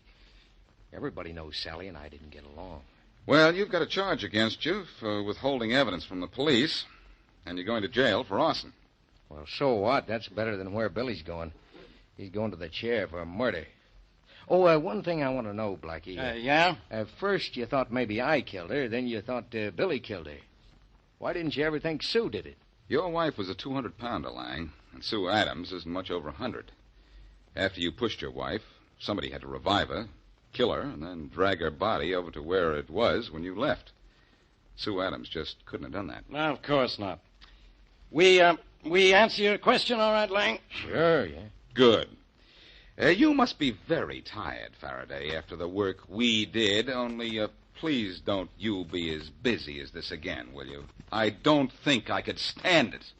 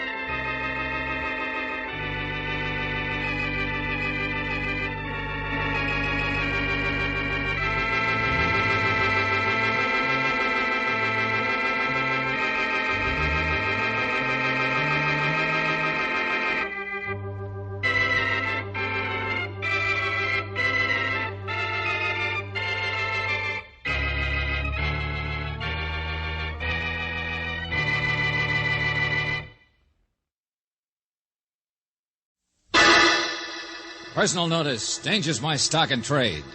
If the job's too tough for you to handle, you got a job for me, George Valentine. Write full details.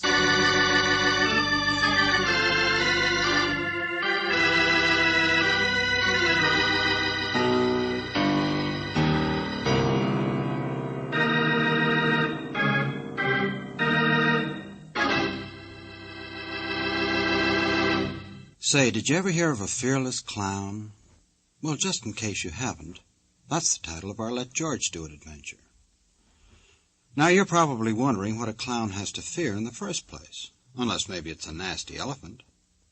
And in the second place, how would you know when he's behind a couple of inches of grease paint? Well, all I know is that a very nervous girl is most concerned about a certain clown, and she's telling George Valentine all about it.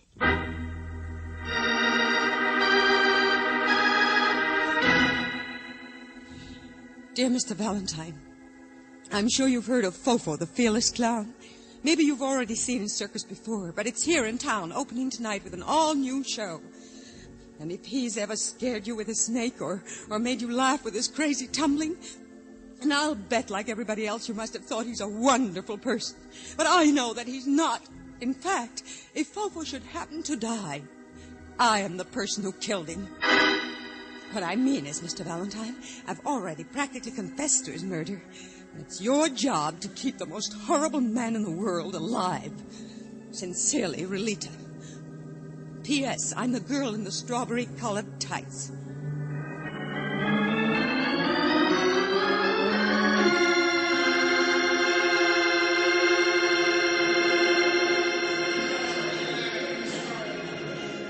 Hey, there she is, riding the lead elephant. How could you miss her? Oh, you spotted her before, this Relita? The tights, darling. Or didn't you notice them? Foolish question. Opening parade. She said we could catch her after the performance. That's a good idea. It'd take a stepladder to get down off that elephant any other way, wouldn't it? Brooksy, I'll tell you a secret. You don't get down off an elephant. You get it off a duck. Oh, George. George! Oh, no, take it easy, Angel. That's the star of the piece, that's all. Fofo himself. You know, he's about the only performer who's ever worked up to owning his own circus. Must be quite a guy. George, he's got a snake. It came right out of his suitcase. Sure. It's a good act to lead the parade with. But look at it. George, it's a cobra. Oh. Take it easy. Putty nose and the clown rig is what makes it look so exciting. He's jumping rope with it. Brooksy, I'll tell you something. The fearless little man with his snakes. Hey, look, he's turning somersaults now in front of the elephant. But he's the man you're supposed to keep alive. Don't worry, I told you. For your information, there's not one snake in this circus that doesn't eat with false teeth. What? Yeah, sure. It just looks dangerous, that's all. That guy's not crazy. All his snakes are a fraud. Maybe he is, too. I don't know. Well, I should have known, but... Hey, the elephant. Relita's elephant.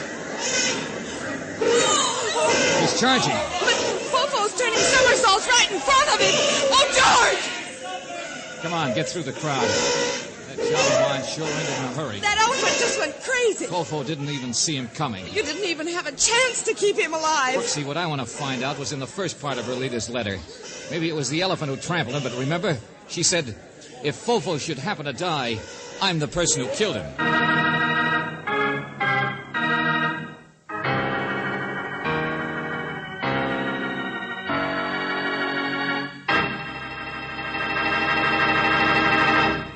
Well, it looks like poor old Fofo has gone bye-bye. And you know what? They'll probably blame it all on that nice elephant. We'll find out what's going on behind the scene in just a minute. But first, let's take time out for this. Now let's get back to George and Brooksy. Right now, they're backstage at the circus. George? Usual. Doctor says he's still alive. They got him into the ambulance as fast as possible. He's on his way to the hospital right now. Mr. Valentine, it was an accident, wasn't it? Well? George, you saw it yourself. That elephant just went crazy or something, didn't you see? He charged straight ahead. If Fofo hadn't been so close to him. Sure, I saw it all right. Relita, I think you'd better tell me about yourself in a hurry. Yes, of course. Well, it's really quite simple.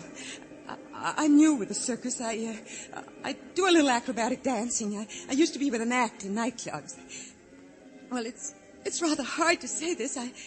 I'm married, you see, and Oh, Mr. Valentine, Fofo's death was an accident. That's all it could have been. Relita, we do need to know your story, but maybe not all of it.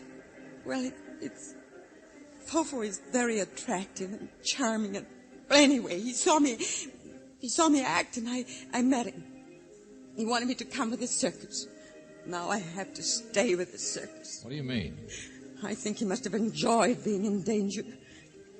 I got mixed up with him. What do you think I mean? Okay. Emotional blackmail. Does that make it simpler for you? I wrote exactly why I was going to kill him, and... Well, don't look like that. I didn't give him the letter or go out and buy a gun. In fact, I just tore it up. Or no, what I mean is I put it in my wastebasket. I'd worked up my steam, I guess. Anyway, I wrote everything to my husband instead, and I mailed that, and he understands. Well, why were you so frightened? Why did you want me? After the show that night, I came back to my dressing room, and the note I wrote to Fofo was gone, disappeared. Somebody'd taken it out of my wastebasket. Uh-huh. You wanted me to find out who and get the letter back, huh? Yes, whoever had that note could murder Fofo and use it to put the blame on you. And I don't know who that could be. I don't know the people around here yet, but Fofo's so popular, I can't imagine anyone else wanting to use that letter. I would kill him any day of the week. What? Otto. The show must go on, but somebody else can lead the band, eh? I wanted to find you, my child. Lolita, she will be all upset, I said to myself. Otto, what did you mean? You said you'd killed Fofo? Who are these people? Oh, Miss Brooks, Mr. Valentine. He's sort of a detective. Well, naturally, I would expect that. Relita was just telling us that she doesn't have many friends around the circus yet. So, she has me and my brother, too, the boy, Freddie. Have you seen where he is, Relita? No, I haven't, but what did you mean Sure, when... come on, let's have it. Why would you kill Fofo? Everybody knows that. My foot. You see? I didn't always toodle on an oboe and wave batons in a striped coat. I was on the wire. Otto the Magnificent. Yeah. So one day I fell and was injured. But Fofo, you think he would help pay my 2 years of hospital bills, the way the law says? Then why did you come back to his circus? Why not? Perhaps to kill Fofo. I don't know. But neither does Fofo. That's what makes it interesting. Oh, Otto, stop it. You shouldn't say things like that. You are very mixed up, my child. And very innocent. Uh-huh. And you're trying to tell her that nobody likes Fofo, check? Liked. Past tense. He was popular because he always liked to have around him the people who hated him. If this makes no sense, why try to understand that he's dead, isn't he? Yeah, practically. Killed by an elephant. Otto, is that true? That there were others besides me? Then that letter I wrote isn't so important at all, is it, Mr. Valentine? Everybody hated him. Even my little brother Freddie, the sweetest boy in the world. And a good entertainer, too, but out of a job. You think Fofo would give him work? No, Fofo laughs. He thinks it is funny I should have to support my brother. Skip it, Otto. What about the man who was with the elephant? What? The one walking alongside when it happened in there. Trainer, whatever he is. His name is Boxer. Well, I don't know. But he probably hates Fofo, too. Okay, thanks. You've covered up enough for a leader. What? George, where are you going? Well, I'll start with the snakes, I guess.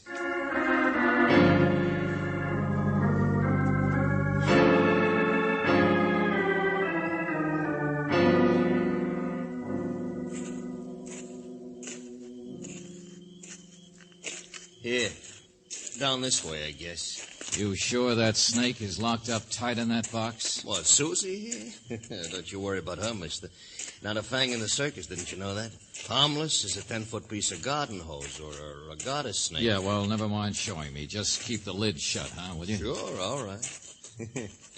Some people don't like snakes, I guess. Me, I kept him in my bathtub at home ever since I was a kid, knee-high. That him over there? Yeah, there he is.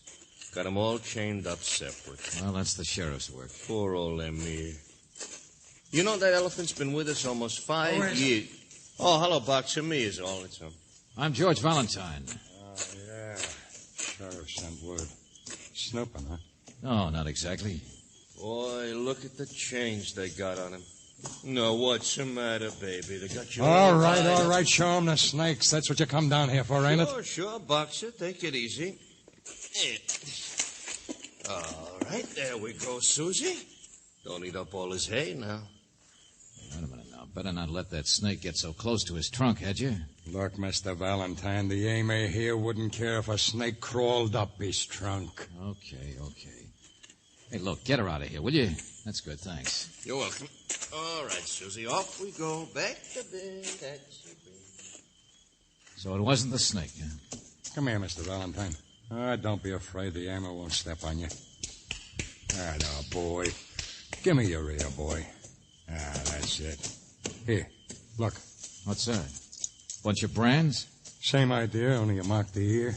See? Double X, that's one circus. Triangle, that's another. Crossed lances, little crown, that's for digging trees up for some Maharaja. Yeah, a whole string of them. In other words, the Amir's been through the wars, huh? He's older than you or I or anybody else around here. Been everywhere and done everything. And Mr. Valentine never once has he caused a bit of trouble. A freight train couldn't make him nervous or jumpy. Then what did? I don't know. Suppose somebody put a lighted cigarette to his ear. Well... Suppose that stick you carry just happened to poke him at the right time. There was only me and the girl on top near him. Nobody did nothing like that. Well, if he's such a peaceful elephant, then how do you explain his actions? Maybe you don't explain it. Animals are funny, Mr. Valentine. Sure, I know. An elephant never forgets. So maybe he didn't like Fofo either, huh? Don't be ridiculous. All right, then what happened? Something sent the Amir off. George? Yeah, Brooksy, out here. I'm just trying Come to... here, quick. Here. Over here, George. What's happened? You here from the hospital? Yes, but here he is. Well, this is Mr. Valentine. Oh, that's right. Who are you? George, it's Fofo. Yes, of course it's me. A quick recovery, wasn't it? I think I have 9 lives. Oh, now, wait a minute. Fofo! What happened? What are you doing here? Now, hello, Otto. Relita? Well, don't all stand there as though I were a ghost or something. I've been down to the hospital. I was in town. I heard on the radio what happened. George, he died. The sheriff just called. Wait, I don't understand. Oh, I get it. Somebody else was doing your act for you. All that clown makeup and costume, somebody... Yes. But Otto, I'm so terribly sorry. Only you yourself kept asking me to give Freddy a chance. Freddy... Otto. Poor fellow. He loved his younger brother a great deal, and he wanted him to work so badly. It's really his fault, I suppose, that Freddy is dead, no? Well, it couldn't be anyone else's fault, could it?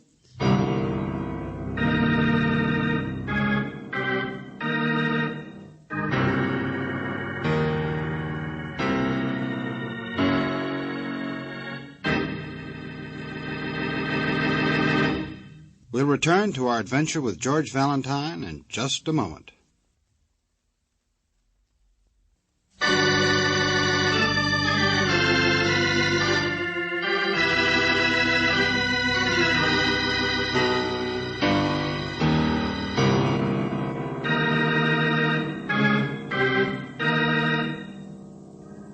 Now, back to George Valentine.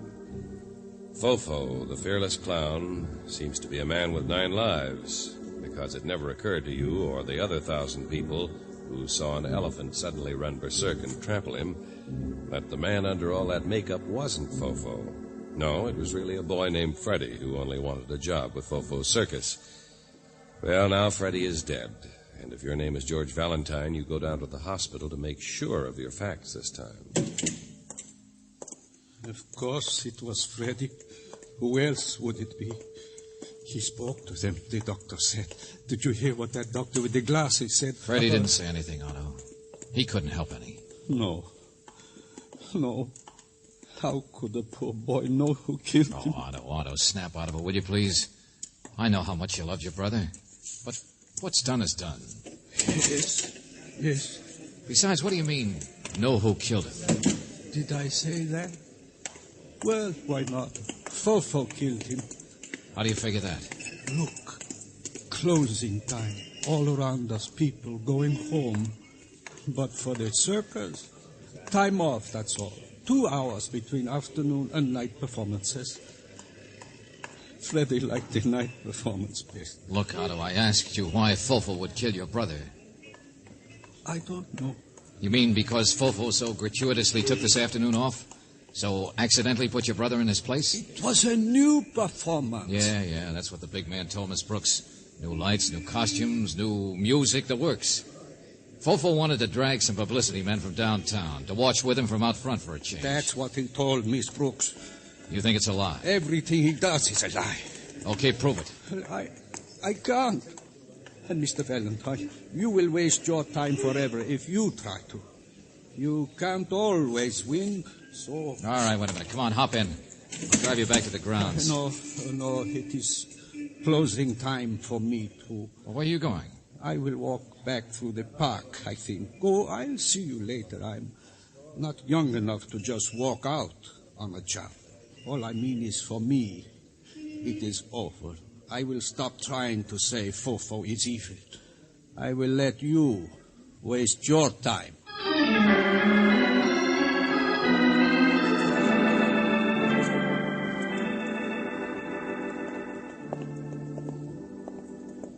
This is dressing room? In the railroad car, George. It's the drawing room. Oh, yeah. Nice way to live.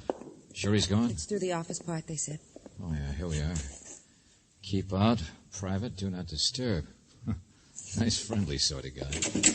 George, wait. Well, Mr. Valentine, you're snooping, huh? Perhaps you came to steal something, huh? Yeah, maybe I did, Fofo. A letter. Uh-huh. A letter? Let me see. You represent Relita, don't you? So, I guess I might as well start looking, huh? Where is it, the desk? You know, I like you. You are very shrewd. Now, look, Buster, she wrote a letter. It explained what kind of a guy you are. And why she would like to kill me. So the letter disappears. Somebody stole it. It doesn't take much shrewdness to figure you're the boy who took it. Relita's very young. She needed to be taught a lesson. She's already learned it. Stay away from clowns. But I suppose you got a lot of fun out of scaring her to death. Now, here. You may have it. It has served its purpose. Thanks a lot. Fofo, you enjoy things like this, don't you? What this guy Otto says about you is true. I think we can skip the psychoanalysis, yeah? Otto's stupid. He would never be able to do anything about the way he feels. I might. Sit down, Valentine. You know, you advertise for danger. You're the kind of man I've always wanted to meet. Oh, no thanks, Buster. My job's finished. What? Yeah, the reason I was hired, at least. So now the coast's clear to solve a murder, isn't it? And right now, I'd rather hear what Boxer has to say.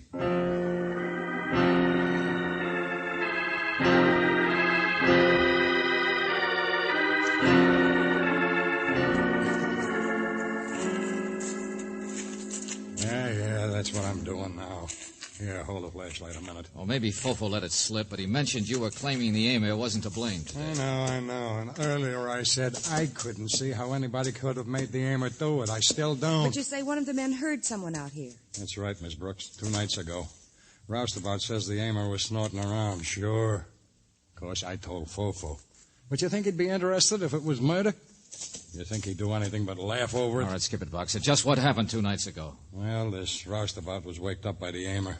Came over to see what was the matter. Sure, there was a man here. But he disappeared before he could get a look. Didn't report it. Didn't think it was important until today. George, look. It's a sliver. Thin little sliver of wood. What?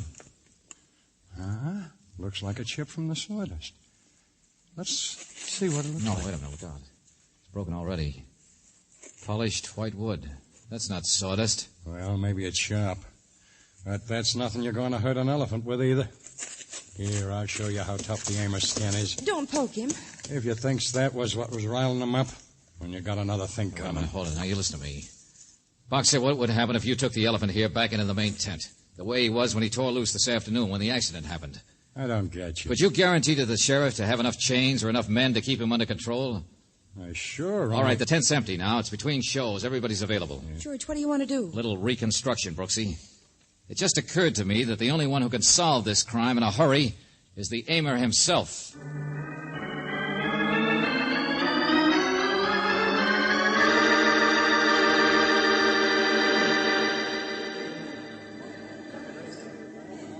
You all set, Otto? You want everything the same. All right. Start your silliness. Old sourpuss himself. Where have you been? I'm back, aren't I? I guess, Mr. Valentine, I've been thinking about what Fofo should think about. How you can't always win. that you will never teach him. What do you mean? All right, let's get this parade going. Come on, you know the sourpuss, plays bad music anyway. Why aren't you ready to walk through this thing, Fofo? Haven't even brought your snake box in yet. Haven't even started a somersault. No, I will do my part. Don't worry, I'm not afraid. Oh, skip it. It's because you know I don't need to go through with it, isn't it? Is it? Sure. It's because you know I've already got the answer. Have you? Yeah. Yeah, on the way back from the hospital, I stopped to pick up a book on elephants. Take the Aimer here. He's been through the wars, hasn't he? No, that band is making so much noise. Oh, you're with me, all right. But here, look. The brand marks on the Aimer's ear. Boxer, give me the stick there. Well, don't you want me to lead him around like I did? No, I take him. I can handle him. Well, give it to me, I said. Well, sure, boss. Never mind. Here, take a look. 3 X's, that's a circus. A crown. Boxer says he must have pulled up trees for a Maharaja once. Cross lances. Well, in India, that was the best job an elephant could get, wasn't it? Only goes to the biggest and finest. Battle elephant. You are the expert, not me. I suppose the lances might mean that. What are you driving at? The Aimer's memory. Something way back in his training. Something he'd do on the right command, automatically, fast as lightning. Practically a reflex action. Yeah, well, go on. What's up, Valentine? Oh, let's get this over with, Sheriff. I don't like it. Otto, stop that music. Hey, Otto, stop it. What's the matter? Okay, now. Play the same tune you played this afternoon. What? But I have told you, everything is the same as Opening it was. performance of the new show was this afternoon. Sure, that's right. Everything was new, even costumes and music. So play that same march. Sure, I told you it was different, Otto. Yes, go on, Otto. You write the music, play it. Mr. Valentine wants everything the same. Unless you are afraid to. Be quiet, will you? Otto, your instrument, I remember, is an oboe, a reed instrument. Well, is this white sliver of wood yours? It's a broken reed. What? Somebody dropped it the other night, doing something that made the Aimer get all excited. Playing softly in his ear, maybe. Testing a composition, maybe. I don't understand at all. Yes, you do. You're wasting time. Come on, boys. You don't need a leader. Play Otto's same arrangement you did this afternoon. Wait! Let her go. Here we are, Valentine. The Emir and I. What's the matter, Otto? The Aimer here is really harmless. But if a man were turning somersaults in front of him and suddenly some horns started blaring out... Wait! No, Mr. Valentine. Wait, boys! I don't know the notes, but something deep in the elephant's memory, maybe. Battle elephant. And I suppose there must be a call for charge. At least that's what they use battle elephants for. Stop it! Stop that music! Stop it! Stop it! All right. I am the one you want.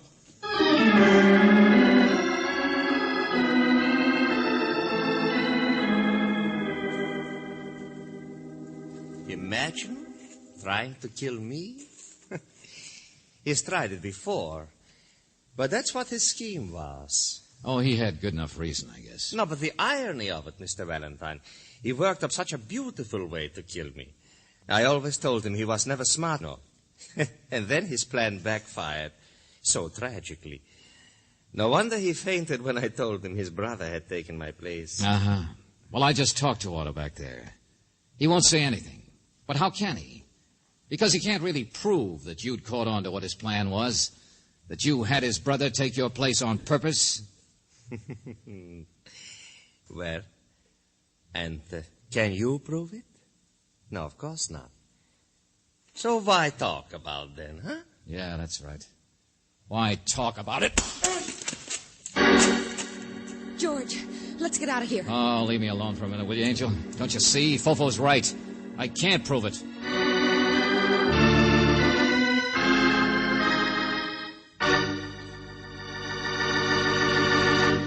We will return to our adventure with George Valentine in just a moment.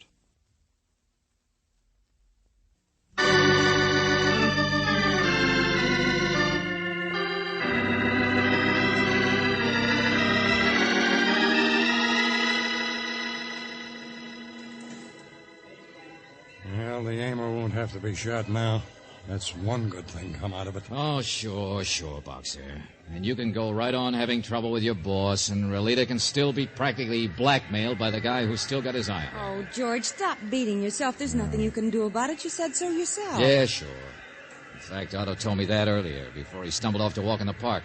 Said I'd waste my time forever if I tried to get back at Fofo. You can't always win, he said. Yeah, poor Otto wasn't bright enough to get rid of Fofo. And I came along, so he never got another chance at him.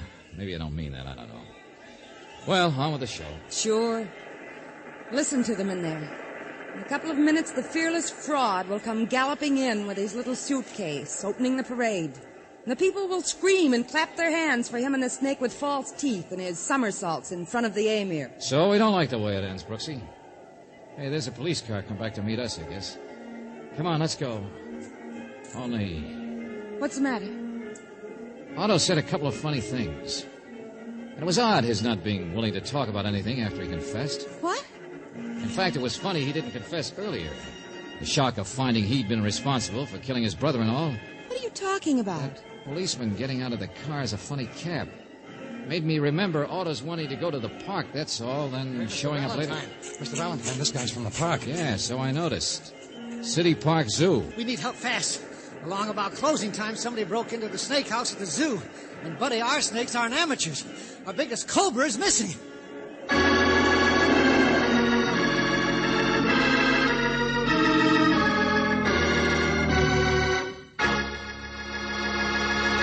You have just heard The Fearless Clown, another Let George Do It adventure. Robert Bailey was starred as George Valentine, with Virginia Gregg as Brooksy. David Victor and Jackson Gillis wrote the story, and the music was by Eddie Dunstetter. Now, this is yours truly inviting you to another visit with Valentine, when you will again hear what happens when you let George do it.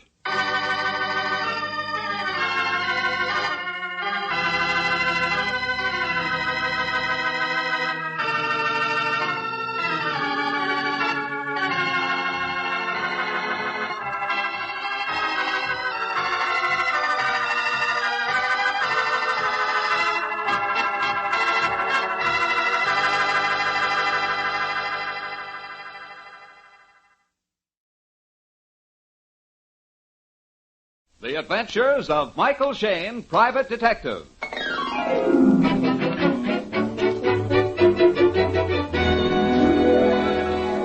The people who make 76 gasoline and Triton motor oil, Union Oil Company, present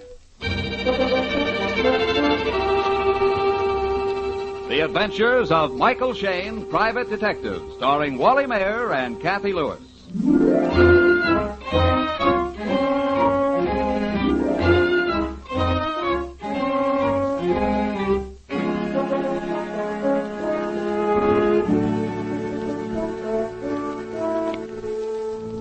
On those rare evenings when Mike Shayne and his lovely associate Phyllis Knight are not eagerly in pursuit of a criminal, they are just as eagerly in pursuit of pleasure. But tonight they are not even together, and the reason seems a little mysterious. While Mike glumly putters around his apartment all alone, Phyllis, in her apartment, has a visitor, a handsome-looking woman who talks with nervous gestures.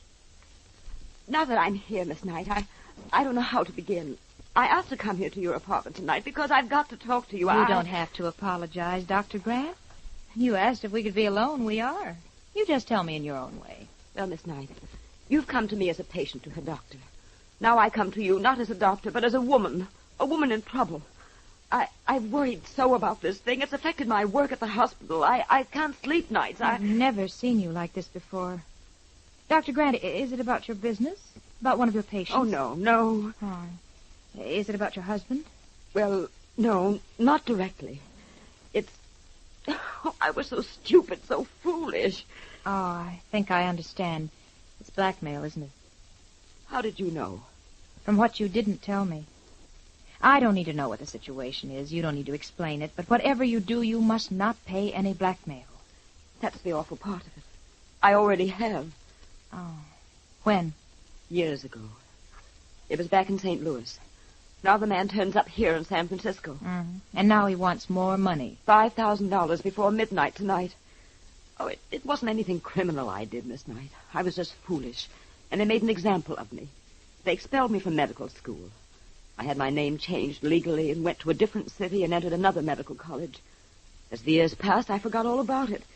I came to San Francisco and built up a fine professional reputation. Just a second. I want to make some notes. What is this man's name? John F. Hunt. I'm not afraid for my medical standing, Miss Knight. No one can hurt that. But it's my husband. Irvin isn't politics. His reputation is spotless. But this man forced me to introduce him to Irvin, and Irvin has taken a liking to him. Oh, I can see where that might lead. A man who would stoop to blackmail won't stop there. What am I going to do, Miss Knight? He's coming to the house tonight with some other guests. Dr. Grant, you know that Mr. Shayne and I work on all our cases together. He's had considerably more experience with this type of case than I have. Would he help me? Could he do something? Well, I haven't seen Mike fail yet on a blackmail case. Now, if you could invite us to your house tonight, you could tell your husband that we're old friends. Well, of course. As I said, Irvin has already asked several political friends in for the evening. That's perfect. I'll telephone Mike right now, and then I want to get some more information from you.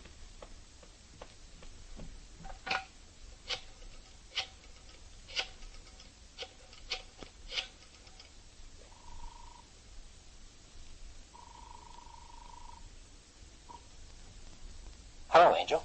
Mike, how'd you know? I knew you'd get lonesome for me. Oh, I'm just naturally weak, darling. Look, Mike, get shaved and put on a clean shirt, huh? We're going calling tonight. A party? Mm-hmm. Oh, swell. We're due for some fun. Not tonight, dear. It's going to be work. Dirty work.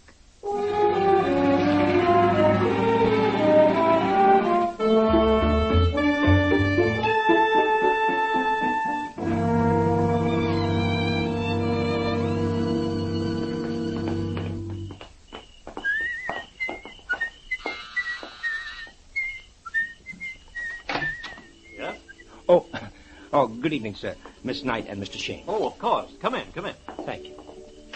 My wife told me you were coming. I'm Irvin Grant. How do you I'm glad do? to know you. I'll take your coat, Miss Knight. The butler's mixing drinks. Oh, thank you. Say. Gee, that's a beautiful ship model on the table, sir. Oh, isn't it? Clipper ship, Flying Cloud, made by an old sea captain. If you'll excuse me, I'll go find my wife for you. Thank you. Well, seems like a right guy. Oh, yes. Dr. Grant's always talking about him. Very much in love with him. Oh, boy, that ship model intrigues me. I'd pawn my soul for one like that. Phil, that sounded like a... It was. It came from the hall. Huh? The next room, Mike. The door closed. Mr. Shayne, I heard a shot. Yes. This door is blocked. There's something against it. Mike, I think it's a body behind the door. It's John Hunt.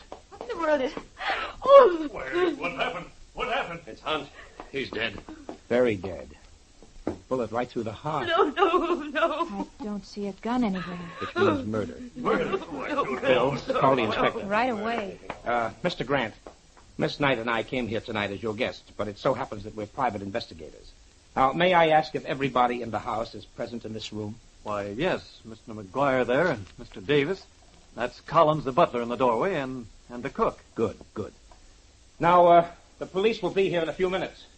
For your own protection, while all of us are in sight of each other, I suggest you allow yourselves to be searched for a possible gun. I guess that's all right. Now, wait a minute. I'm not a police officer. I have no authority to search you. But this may save you a lot of unnecessary questioning later on. Very well, Mr. Shayne. You may start with me. Thank you. Thank you, Mr. Grant. All right. And you, sir, I don't know your name. J. Hugh Davis. Go ahead. Thank you, sir. Fine. Next. No, I will not. Grant, this is an insult to your guests. I refuse to be searched. That's your privilege, sir. And now the butler, Collins? Yes, sir. Okay, swell. And the cook? Oh, no, monsieur. I have no gun. Well, perhaps we'd better wait until... I'll search her, Mike. The inspector said he'd be right over. But I have no gun. I am afraid of guns. I don't blame you. All right, that's all. And now, Phyllis, if Dr. Grant will permit you... Oh, no.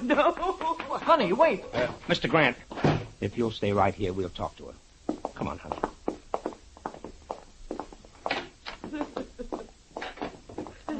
Please, Dr. Grant. You've got to get hold of yourself. I'd have paid him the blackmail. I'd have done anything to avoid this. Dr. Grant, the police are bound to find out about the blackmail. You can't cover it up. Oh, no, they mustn't. Well, they will, Doctor, they will. In fairness to yourself, you'd better tell your husband about Hunt first. No, I can't. Oh, of course you can, Doctor. He loves you. He'll understand. People have been blackmailed before. No, don't you realize? John Hunt was my brother.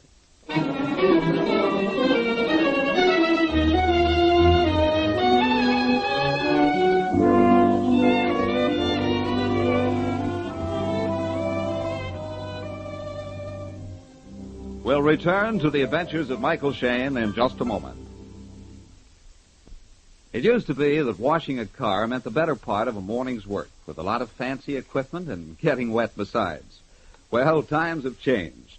You can now do the same job in 10 minutes without even changing your clothes if you use Union Luster Wash. All you do is empty a small package of Luster Wash into a pail of water. Apply the mixture generously with an ordinary rag and then rinse off with a hose. That's all. In 10 to 15 minutes, your car is clean from radiator cap to tail light. Yes, it's as easy as that. Luster Wash is harmless to the finish and your hands, yet cleans almost magically without scrubbing. That's because Union Luster Wash is not a soap, but a special detergent compound which dissolves road film, grease spots, and dirt on contact, leaving the surface clean and smooth. Luster Wash will clean glass and chromium, too, and you don't have to use a chamois afterwards. You can buy a package of Luster Wash for only 10 cents at any Union Oil Minuteman station. One package is enough to wash any average car. Just drive in wherever you see the sign of the big orange and blue 76 and ask for Union Luster Wash. Thank you. Mike and Phyllis find themselves guarding two very compromising and uncomfortable secrets. Secret number one, the man found murdered in Dr. Grant's house was blackmailing their client. Secret number two, he was their client's own brother. The inspector has just arrived on the scene, and Mike grows more and more uncomfortable under the inspector's question. You trying to tell me, Mike, that you were not called in to investigate this murder or to represent anyone? Well, Dr. Grant is Phyllis' physician inspector, and Phil suggested we stop in this evening for a little visit, you know. Yeah, that's right. And we'd hardly got inside the door when we heard the gunshot. We ran down the hall and found the body here in the library. Mm-hmm. And who was the last person to see him alive? Don't any of you people know? Mike, don't you know? Well, I saw Dr. Grant and Mr. Hunt go into the library a few minutes before the shot. You're Arnold McGuire, aren't you? Why, yes, the Arnold McGuire of politics. And which of you is Dr. Grant? I am. Doctor, were you talking with Mr. Hunt at the time of the gunshot? No, I had just left him. I was on my way to the bedroom to fix my hair. I've already searched everybody, Inspector, to see if they had guns, except Mr. McGuire, who objected. Oh, that's so? Mr. McGuire will have to ask you to cooperate. I do not have a gun. I'm sorry, sir. What's that bulge inside your coat pocket? Business papers. They're confidential.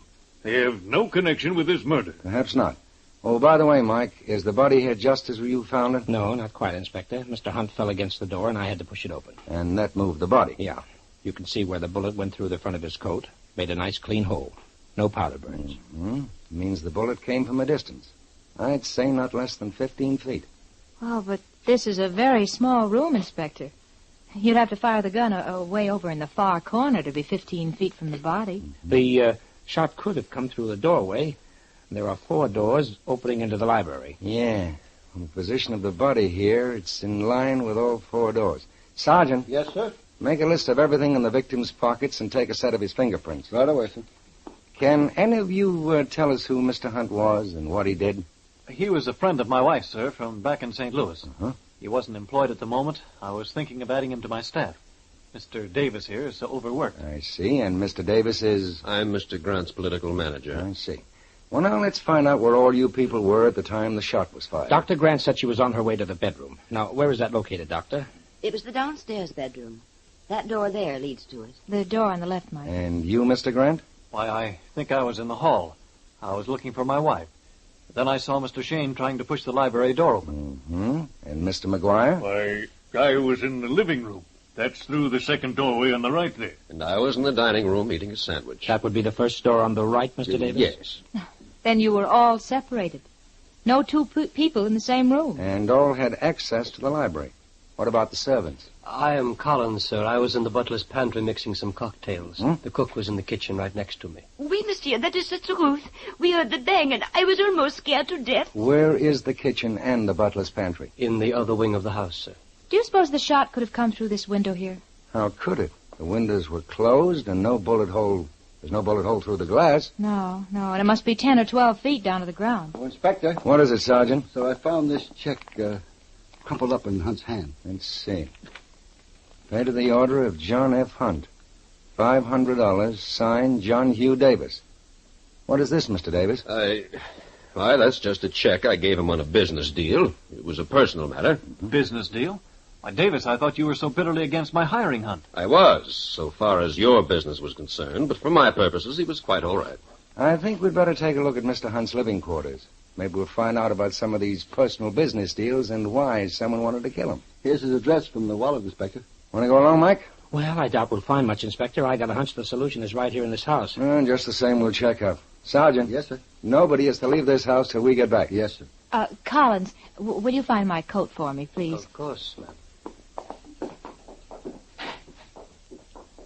Mike, you and Phil and I have been friends for a long time, haven't we? Oh, I guess for more years than Phil would like to admit. Oh. Yeah, you two have helped me out on many a case. You've always played fair with me in the police department. What are you driving at, Inspector? I know that you kids didn't come here just for an innocent social evening. And I noticed, Mike, that when I started to question Dr. Grant, you switched me off on another track. What are you holding out on me? Okay, Inspector, okay, but you've got to keep this under your skull cap. I can't promise that. Well, I think you will when you know. John Hunt was blackmailing Dr. Grant. Blackmailing? Why didn't you tell me? There's our motive. Oh, no, don't be silly, Inspector. Dr. Grant came to my apartment and told me the whole story an hour before the murder. Well, she wouldn't tell me and invite us to a party and kill a man with all those people around. All right, but she did give you a lead that would help us. Well, I can't remember everything she said, but I took notes in shorthand as she talked. All right, Phil, let's have them.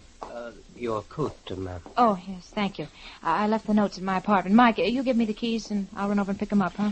Okay. And while you're doing that, Phil, Mike and I'll explore the apartment of John F. Hunt.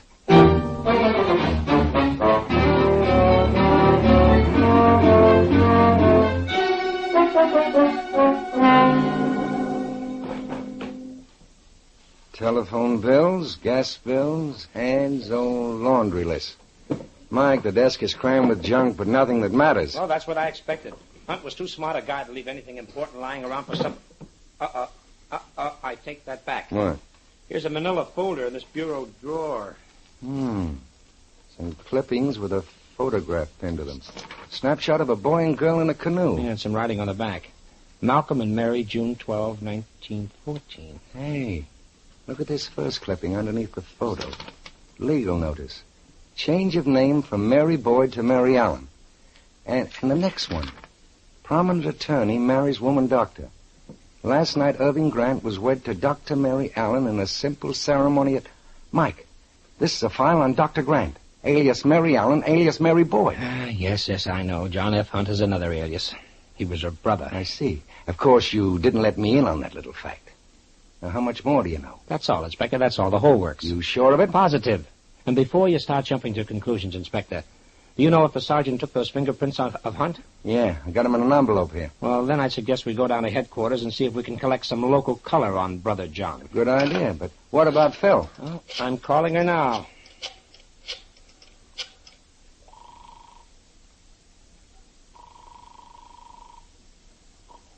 Hello? It's Mike, Angel. I'm typing these notes, Mike. Well, listen, the inspector and I are going down to headquarters fingerprint checkup. You want to meet us there? Oh, sure thing. Be there in a few minutes. Okay, Angel, I'll see you at headquarters.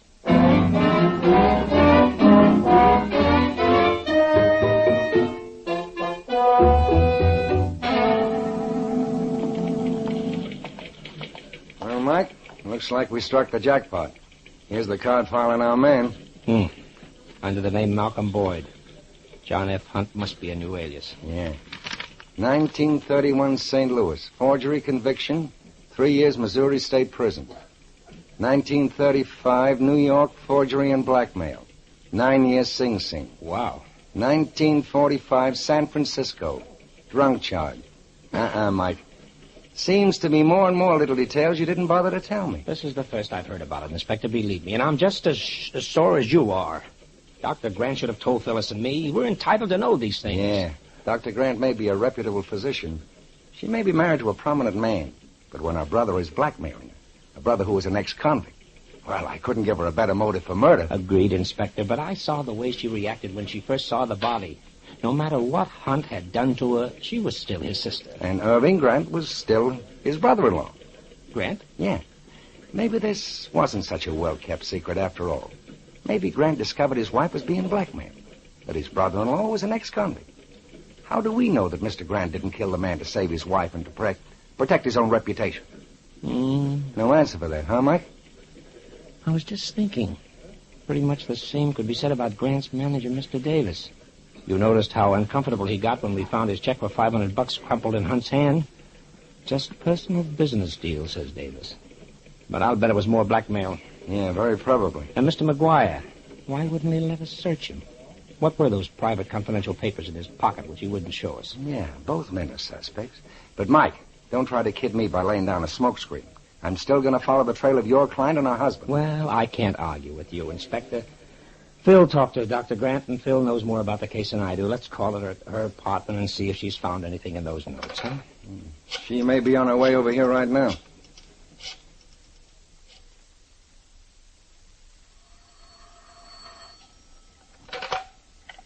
Hello? Hello, Angel. Hello? Hello, hello? Put down that phone, sister.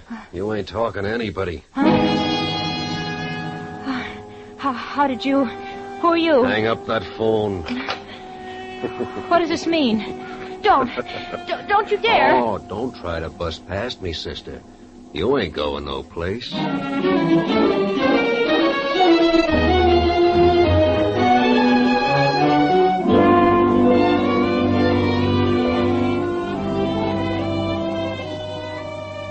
In just a moment, we'll rejoin Mike and Phyllis in their adventures.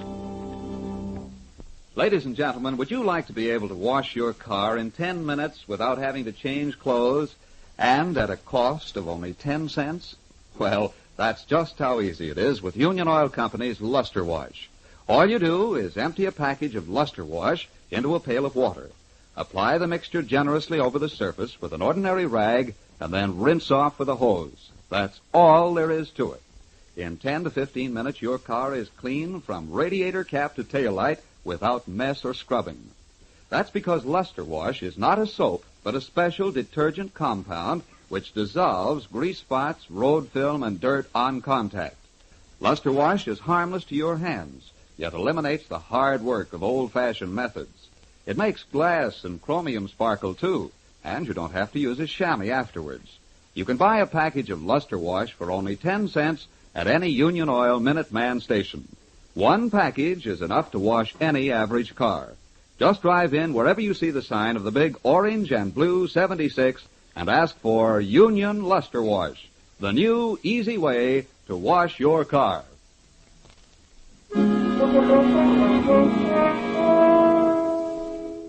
Phyllis is still in her apartment, but very unwillingly. A strange man is pointing a gun at her heart. You're insane if you think you can get away with this. I'm doing it, ain't I? Now, for the last time, hand over those notes on Dr. Grant. Well, you've got them. I just finished typing them. No, I want the rest of them. This stuff don't mean anything. But that's all there is. What did you think Dr. Grant told me? Trying to be smart, huh? Sorry, I ain't telling you. Hand over those notes, or do I have to slap you around? Phil! Shut up! One sound out of you and I'll kill you. You're caught. It's Mike. And the inspector, you can't get away. Phil, honey, open the door. Answer me. Tell him to wait a minute. Just a minute, Mike. Now, I'm going to stand behind the door. You open it and tell him to come in. If you make one squawk, one little tip, I'll let you have it right in the back. Now, go on.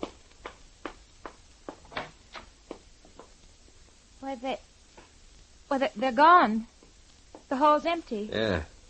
Maybe it's a trick. You bet it is. Hands in the air. Hand over your gun. Mike, he wanted my notes on Dr. Grant. I gave them to him, but he kept saying there were more, and there aren't. Then Dr. Grant knew something about this guy, and he killed John Hunt. Know any more gags? Plenty. All right, Inspector, let's take him back to the house. We're going to find out who he's working for.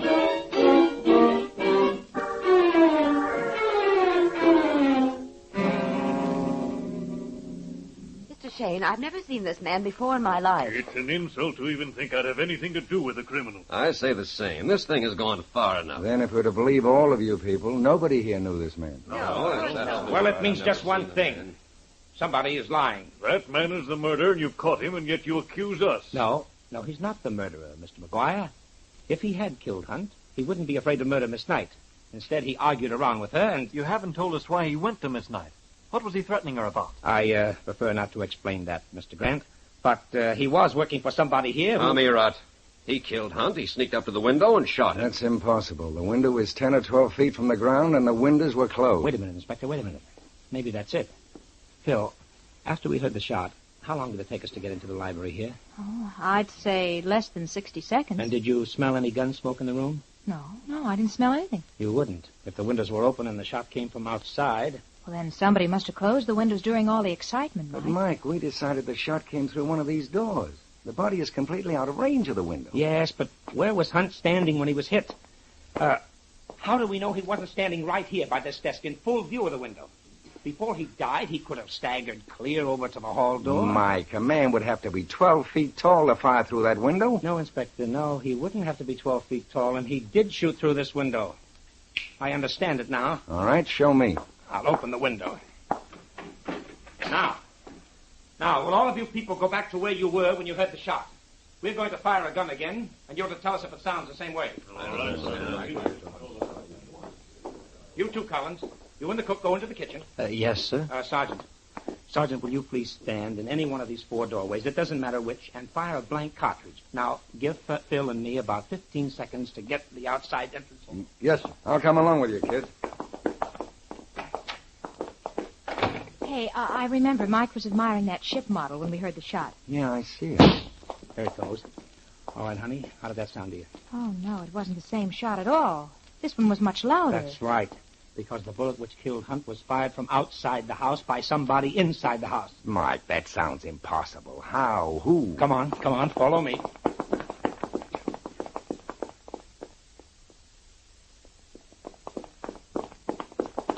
Hey, this is the butler's pantry. Yeah, clear in the other wing of the house. Monsieur Shayne, I heard the shot, but I told Monsieur Collins it did not sound right. Thank you, Ivy, thank you. Now, Inspector, you will notice if you will look out this pantry window here on an angle, you can see the library in the other wing. Yeah. I'll raise the window. Now, all I have to do is take my gun, lean out the window. I see. The shot would sound as if fired outdoors. Yes. And if I fired now, as I'm aiming my gun, the bullet would go right through that open library window and hit the library desk. But, Monsieur Shayne, there was nobody in here. Monsieur Collins was mixing cocktails right there. I was making sandwiches in the next room. Of course. I was talking to Ivy all the time. I had the cocktail shaker in my hand. And a gun in the other hand, Collins. When the cook wasn't looking, you leaned out of the window. You're crazy. No, Collins, it has to be you.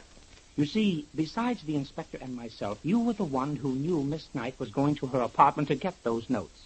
When you brought her coat, you overheard us. You were afraid of what was in those notes, so you phoned your pal to get them away from Miss Knight. This whole thing is cockeyed. You know, Collins, you sound less and less like a butler and more like an ex-convict. Oh, you... Grab him, Inspector. Wait a minute. Wait. Uh-oh. He reached for this cupboard. Let's see. Aha. The missing gun. And 1 bullet fired. That's all, Collins. I think you'd better wear these, for safety's sake. Inspector, would you mind... Leave it to me, Mike. Murder's solved, and I think the motive is something of interest only to the district attorney.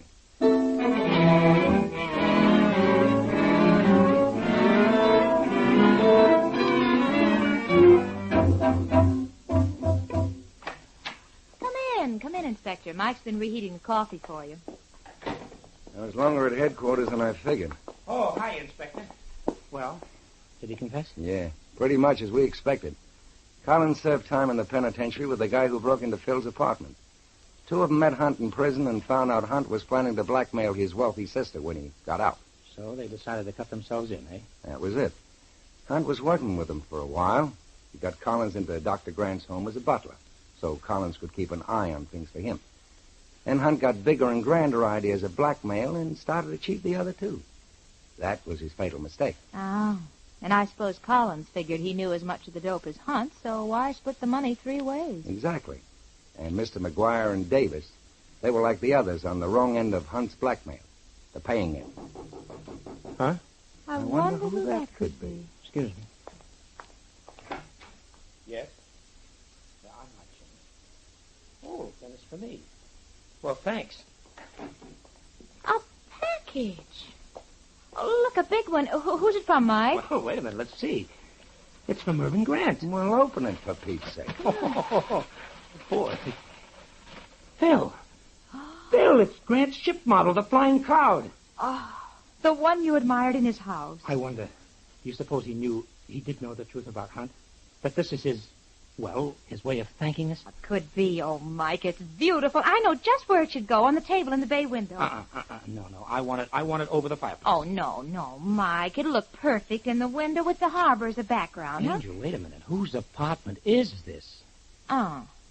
Well, it's yours right now, but I have hopes.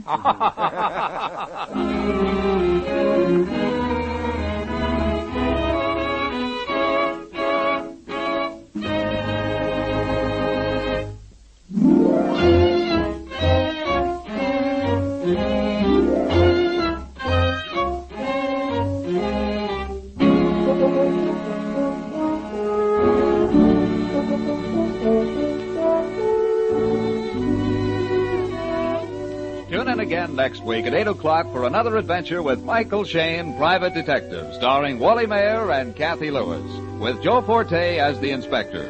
Tonight's story was written by Richard DeGraff and based on the character created by Brett Halliday. Music was composed and directed by Charles Dant.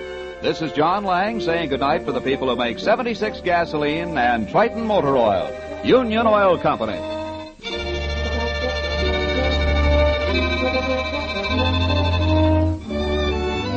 This is the Mutual Donley Broadcasting System.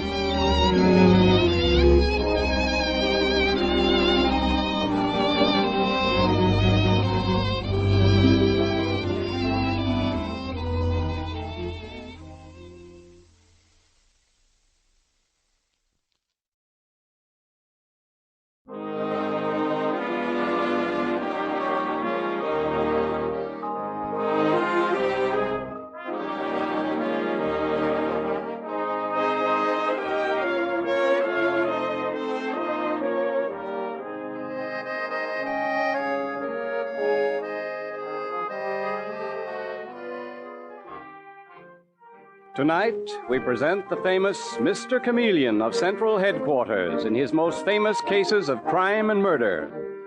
For those who do not know who Mr. Chameleon is, we give a quick sketch of his character.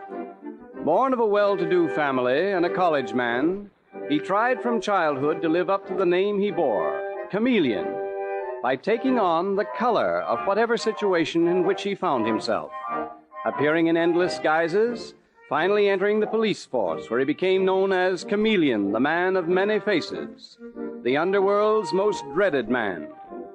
Throughout this series, the listener will invariably know who Mr. Chameleon is, no matter in which disguise he appears, but the criminal he's tracking seldom does. Tonight, we give you Mr. Chameleon and the case of the dead woman's eyes.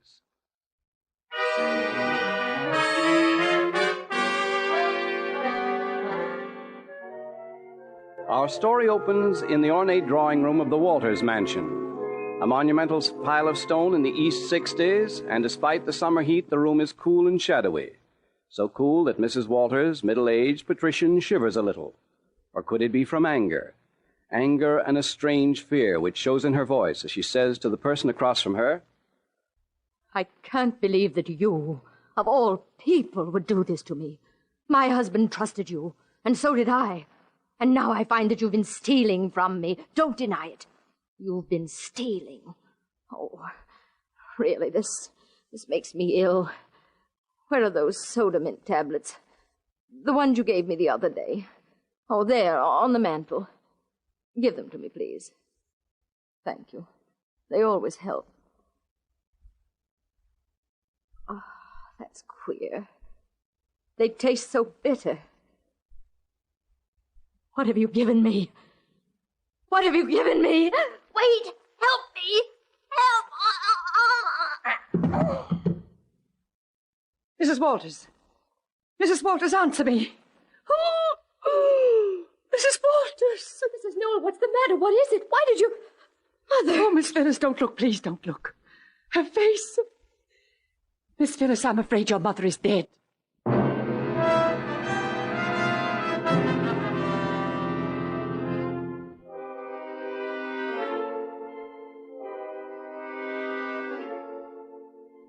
And now at Central Headquarters in the office of the Commissioner of Police. With him is the famous Mr. Chameleon, the man of many faces, the underworld's most feared man. Hello, Commissioner. Do you want to see me? Yes, Chameleon, I have some news for you. Oh, bad, no doubt. Bad for Mrs. Walters, Mrs. Harrison P. Walters. She's dead. Committed suicide. What? I can't believe that. Is that your considered judgment? Well, it's my unconsidered judgment. Based on number one, I saw her just last night at the St. Regis Hotel with her daughter and a Mr. Lucas. I went over to her table. She seemed perfectly healthy, perfectly happy. Go on. You said that was reason number one. Well, there is no reason number two. Good Lord, Commissioner, that woman had everything. She was on top of the pile. How'd she do it? Poison. It seems for some time she'd been carrying these pills around with her that everyone thought was soda mints. Turned out they weren't. Who found the body? Her housekeeper, Mrs. Newell. She heard her cry out. When she reached her, she was dead. And alone in the room. What else but suicide? Funny. I've known so many of them, neurotics, potential suicides. But I would swear that Mrs. Walters, well, that she would never give in to the particular kind of despair that leads to suicide. Well, get over there, will you? Dave Arnold's already there, but you know these people socially. Sort of circulate among them, unobtrusively. Sort of take on their coloring. Hmm? You mean live up to my name, Chameleon? All right, Commissioner. You know something? It is now my considered judgment that Mrs. Harrison P. Walters did not commit suicide.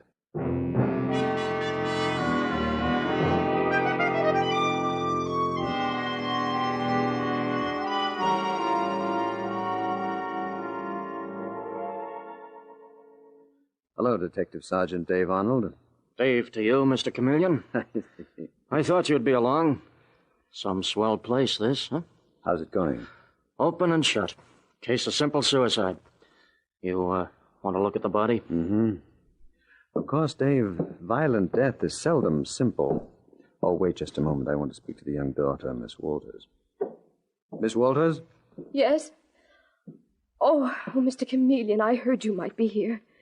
But why? Why did they have to send for you? They always send for Mr. Chameleon, darling. How do you do, sir? I'm Arthur Lucas. Yes, I remember. We met last night. Yes, I didn't realize at the time you were the famous detective. Well, that's because I'm rather, let's be charitable and call it nondescript. Well, on the contrary, I'd say you're most distinguished looking. Mm-hmm. Mr. Chameleon, this is a frightful tragedy. Yes, frightful. I was most shocked when I heard about your mother, Miss Walters. I know. It's so awful to think she wanted to die. Well, perhaps she didn't. Surprising how few of us do. But, Mr. Chameleon... Will you excuse me, please? I must examine the body. Dave? Yes, sir. Have you those tablets Mrs. Walters carried with her? Mm-hmm. Right here. Well, what are you doing? I'm just turning back her eyelids. She died in agony, all right. Let's have one of those tablets. I want to break it open. Oh, we know they're poisoned. No, there are poisons and poisons, and Good Lord. Well? What is it? Mr. Chameleon. Miss Walters? Your mother was murdered. But that's impossible. She took those tablets herself. I'm sorry, she was murdered. By a very rare and unusual poison from Rhodesia. I didn't even know there was any in this country. Your mother, I'm sure, would have had no access to anything quite so difficult to obtain.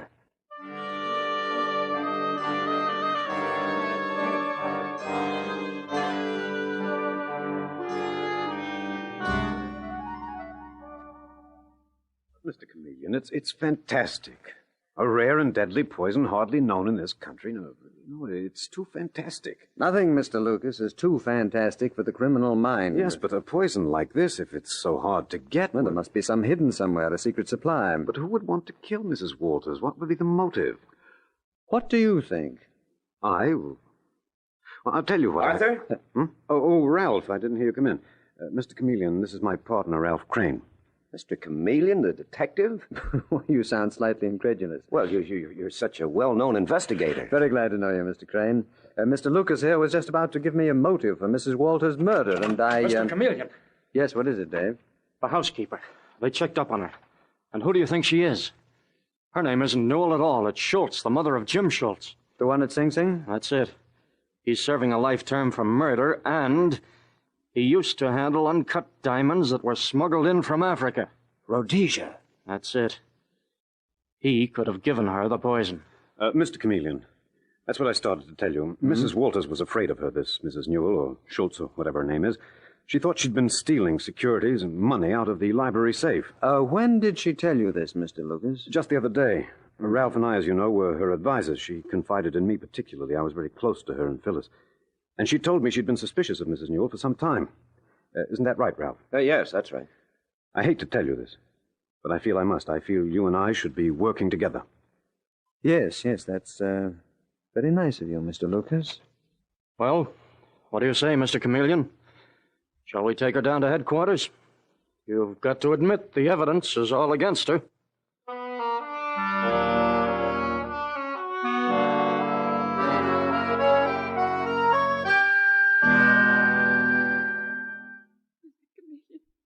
I know the evidence is all against me, but I didn't kill her. I couldn't have, no matter how strong the evidence. Mrs. Newell, over my desk there hangs a motto. The innocent must be protected. The guilty must be punished. And you believe that? I try to live by it. But suppose I can't prove my innocence. If you're innocent, Mrs. Newell... I tell you I am. If you're innocent, it shall be proven. And if you're not, I'm afraid that will be proven also.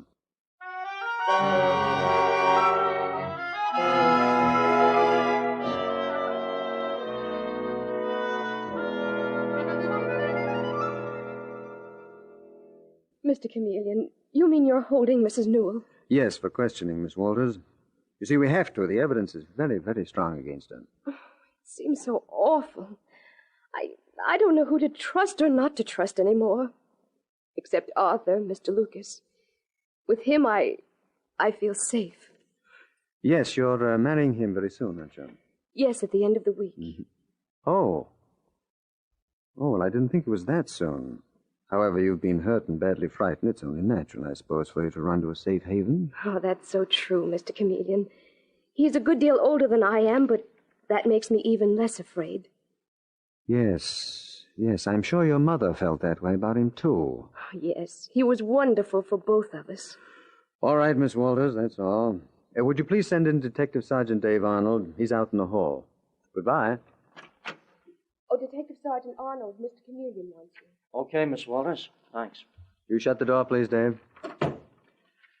Dave, tell me, what do you think of this Arthur Lucas? Lucas? Mm-hmm. Oh, he's one of those big shots down on Wall Street. He and that Crane guy. Investment counselors. Why do you ask? Without even realizing it, he may have information in his office that would give us a lead. You see, he suspects Mrs. Newell. He told me that. After all, her son is in Sing Sing. Now, how do we know that she isn't a front for a ring? I'd like to look around that place. Oh, that's easy. Well, I mean without their knowing I was doing it. If they knew, they might let something slip. They'd be there, all right, but they wouldn't know me. You mean you'd go in there looking like somebody else? Mm-hmm. Why not, Dave?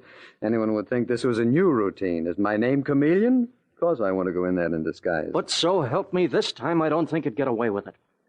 Those are smart men, Mr. Chameleon, and they've met you. No, sir, this time you couldn't get away with it. Look, Dave, it's not a case of assuming a disguise. It's a case of feeling like another person as well as looking like another person. Lucas is the sharper one of the two, but there is some particular disguise that would work with him, too. There always is, Dave. There always is. Oh, that reminds me. Yeah? When you're through questioning that housekeeper, Mrs. Newell, you let her go, please. But have someone tail her. Keep an eye on her. And how? I wonder what sort of disguise would fool Arthur Lucas. I wonder, Dave.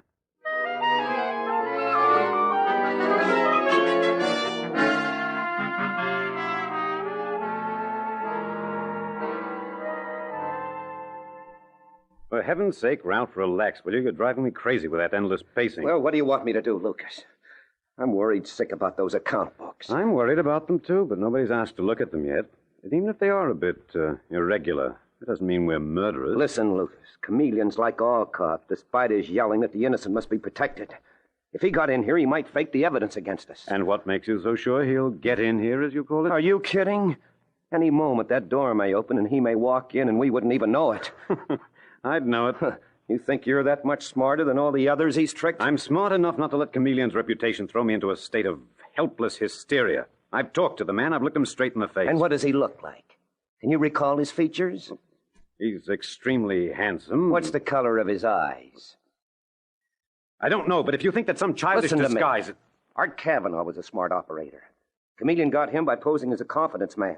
And the case of that fake insurance ring, he got them all by pretending he was a man over 80. And that actress who killed her husband, he got... Oh, excuse me. I thought you gentlemen was gone. Not yet, in about an hour. Oh, okay, I'll be back. Who was that? New charwoman? Did you think it might be Chameleon? Now, don't laugh. Listen, Ralph. I'm worried about the books, too, but I'm hanged if I'll show it. As for Chameleon, he won't get away with a thing. I'll recognize him. He won't have a chance.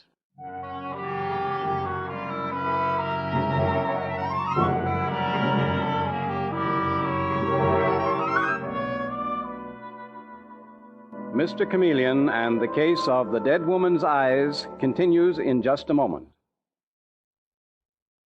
The next time you have an ordinary headache and want quick, reliable relief, remember this.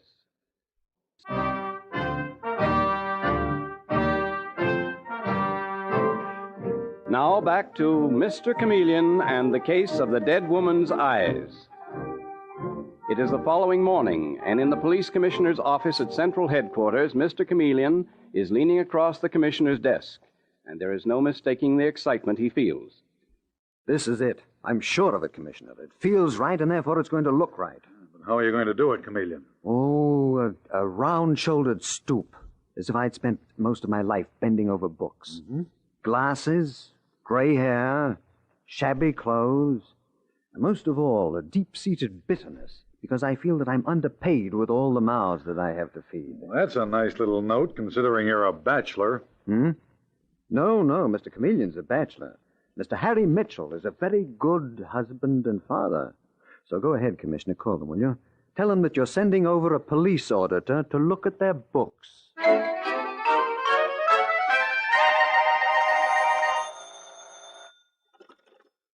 Hello? This is Mr. Lucas. Oh, yes, Commissioner. You what? Well, you really consider that necessary? What's the matter? Well, of course I'll be only too glad to cooperate. When will he be here? Tomorrow morning? Fine. Goodbye, Commissioner. Are they sending over an auditor? Yes, he says they're interested in how much Mrs. Newell stole. I knew it. I knew they would. Be quiet. I want to think. A lot of good that'll do. Will you be quiet? Perhaps I can manage him. How? The usual way. Well, maybe you can. But I know one thing. You couldn't handle Chameleon that way. And here we sit, just waiting for him. When he gets closer and closer, just waiting. For all we know, he's already here. Will you quit that? No, I won't. We have a new elevator man, that new charwoman. This building's full of new people, and any one of them may be Chameleon. Well, they may be. I said I'd recognize Chameleon. Meanwhile, I'll take a look at that new elevator man. Is he on now? Yes, he is. I'll be back in a few minutes. And if I were you, I'd calm down a bit.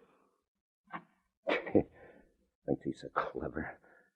He'll know Chameleon. I know him, too. I spotted him yesterday. I won't be dismissed as an hysterical fool. What's that? What the devil are you doing in here? Well, I'm cleaning the office. Are you? You don't say. Well, you're always around pretending to clean and eavesdropping. Oh, no, sir. Don't give me that. You were eavesdropping just now, and you probably heard plenty. But you won't get away with it. You won't get away with it, Chameleon. I know you. Oh, no!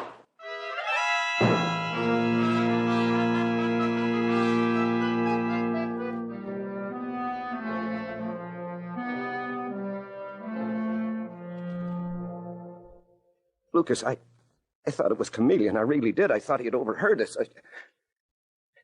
Is she dead? Yes, you stupid fool. What are we going to do? Fortunately for us, the offices around us are all closed. But even so, we can't get her out of the building. And with the police coming in tomorrow, you fool, I could kill you. We'll have to think of something. We will think of something. You might have done the same thing. If I did, my dear Ralph, I'd get the right man.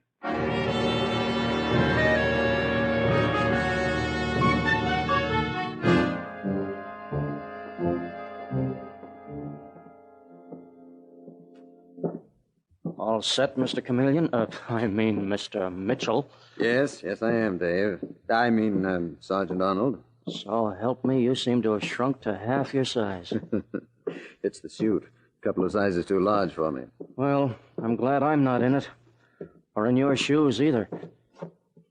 Hey, that's funny. There's the office, Lucas and Crane, but the door's open a little. Do they usually keep it closed? Huh? Oh, I wondered where that voice was coming from. Yeah, they usually do. Tight closed. Then perhaps there's something there they want someone to discover. It's pretty early. They may not be here yet. Yeah. Better let me go in first. Holy smoke! Look! She's dead. The old charwoman's dead, and the office has practically been torn apart.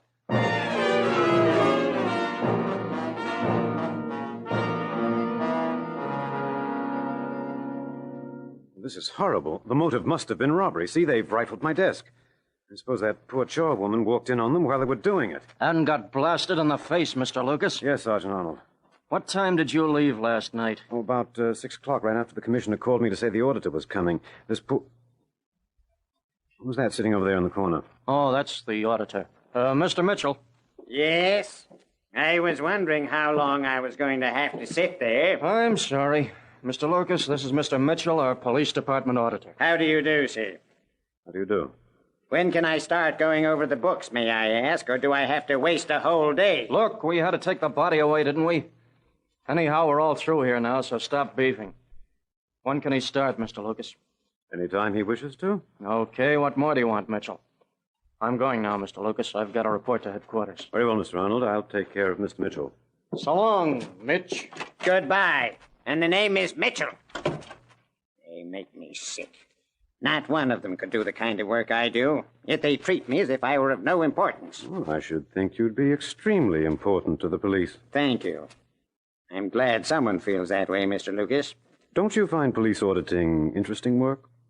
I might, if I was paid properly. I happen to have a family, 3 children, Mr. Lucas, 3 children on my salary. Well, I won't go into that. Mm-hmm. Sit down for a moment. If you don't mind, I'll move around while I can. I'll be sitting all day over your books. Yes, and that's another thing. I never get any exercise or fresh air. What are you staring at? You? Why? Just looking you over, sizing you up. I like to size up anyone who works for me in any capacity. Well, it makes me uncomfortable. Wish you wouldn't do it. I'm simply trying to make up my mind about you. In what way? In what way? I'll tell you now. I've reached a decision about you. Well? You and I can do business together, can't we? I beg your pardon? Mr. Mitchell, I agree that you're probably atrociously underpaid, and with a family to think of, it just isn't right. No, it certainly is not. Perhaps I could make up to you a little for the injustice. I beg your pardon? Shall we say a very substantial bonus, if I'm pleased with the way in which you audit my books? You could use a bonus, couldn't you? Yes. Yes, I could. Thank you very much. Not at all, Mr. Mitchell. The pleasure's all mine. You told me exactly what I wanted to hear.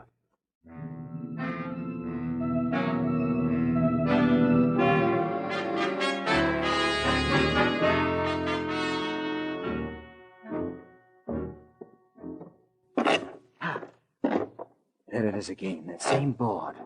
That must be loose. It must be. Oh, Mr. Mitchell, I'm going out for a little while. My partner should come in. I'll be back within the hour. Yes, Mr. Lucas. How are the books coming? Fine, fine. Seems to me you've been walking around a great deal.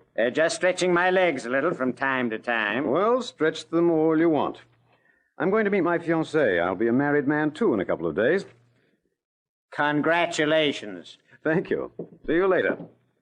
But not too soon, I hope.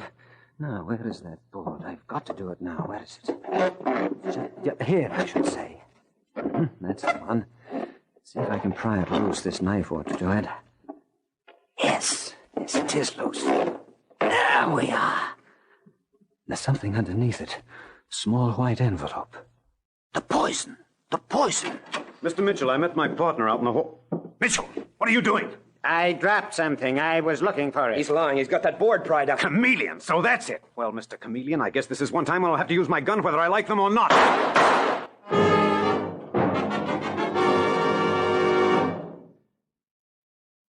Sorry, Mr. Lucas. I was a little quicker with the gun than you were. My hand, it's bleeding. Oh, that's too bad. Well, Stay where you are, Ralph Crane. I'll pick that gun up.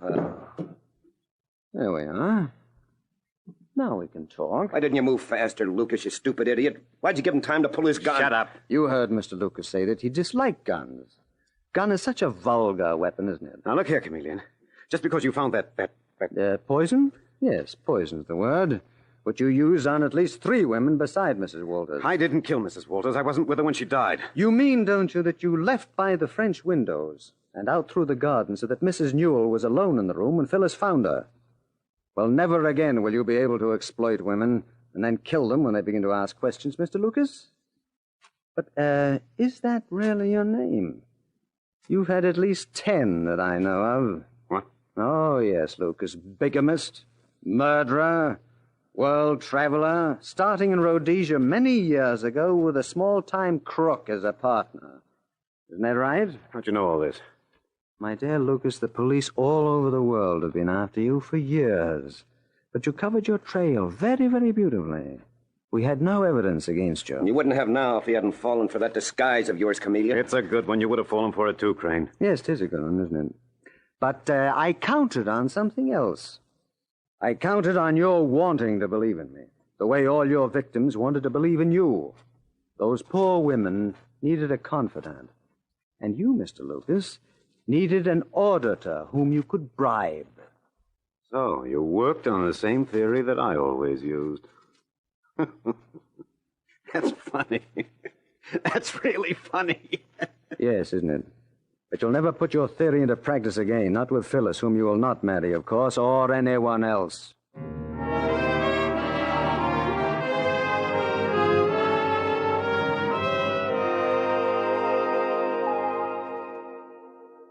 So we had to stop in to see you, Mr. Chameleon, Mrs. Newell and I. We both wanted to thank you. Oh, yes. I'm so grateful. Miss Phyllis knows all about my son, and she still wants me to stay with her. Well, why shouldn't she, Mrs. Newell? You're no criminal. You know, Mr. Chameleon, you saved us both. Well, that's what we cops are here for, aren't we? Remember that motto over my desk? Well, believe me, Miss Walters, we mean every word of it.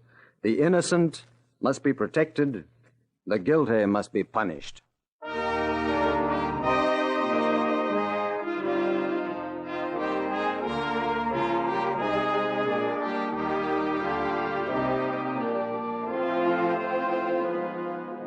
And with these words, Mr. Chameleon concludes tonight's murder case.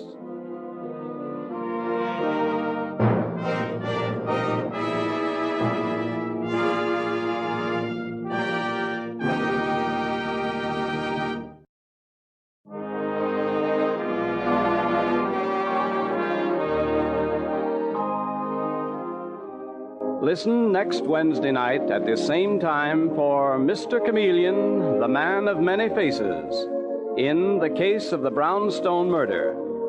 The part of Mr. Chameleon is played by Carl Swenson, with dialogue by Marie Baumer, from the original story by Frank and Ann Hummert. Your announcer is Howard Claney.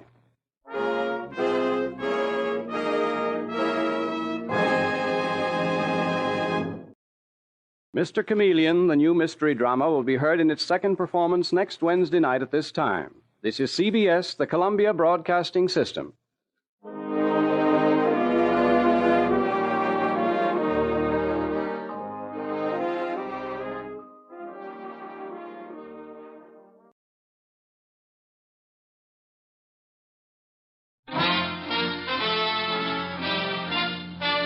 Listen while the makers of Rexall drug products and 10,000 independent Rexall family druggists bring you Dick Powell as Richard Diamond, private detective.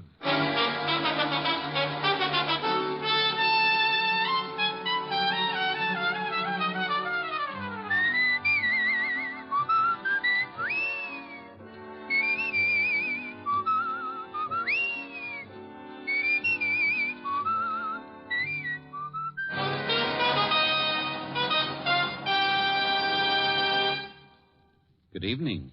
This is your Rexall family druggist with a welcome from the 10,000 independent druggists who have made the word Rexall part of our own store names. We've done that because we recommend and sell the 2,000 or more drug products made with the Rexall Drug Company, like Rexall Mineral Oil, for example. This is the mineral oil specially refined for extra heavy body. What's more, Rexall Mineral Oil is tasteless, odorless, colorless, non-irritating, and non-habit forming. Quality like that is what we family druggists are talking about when we tell you can depend on any drug product that bears the name Rexall. Good health to all from Rexall. Now your Rexall family druggist brings you a transcribed half hour with Richard Diamond, Private Detective, starring Dick Powell.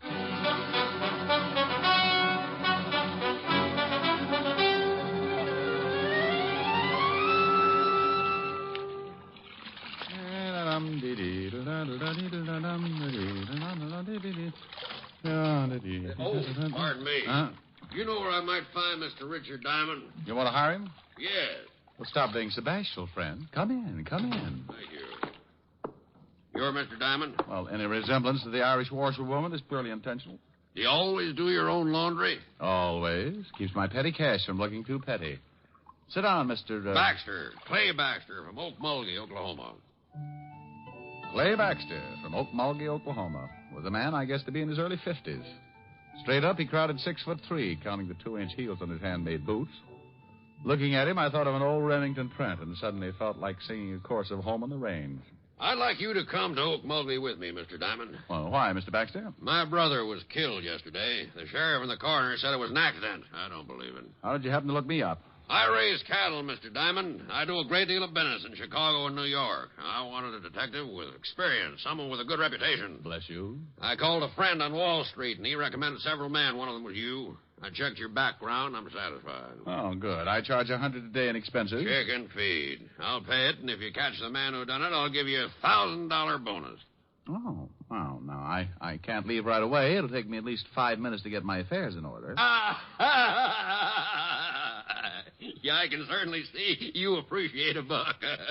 Mr. Baxter, I appreciate a buck like a Texan appreciates Texas. Texas? Never heard of it. How was your brother supposed to have been killed? Thrown from his horse, skull fracture. And you don't believe it? I do not. Why? Too good a horseman. Well, it could have happened. Well, if it did, he'd have taken the fall right. Might have busted something, but wouldn't have killed him. Anything else? His wife. My brother was a wealthy man, Mr. Diamond. His wife will inherit everything. Ranch, cattle, all worth about $8 or $10 million. You think she had something to do with his death? You tell me, Mr. Diamond. I called Helen, told her I was off to Okmulgee, promised I'd send her a couple of Navajos or whatever they had out there. Then I took Clay Baxter over to my flat and threw a few things into a suitcase.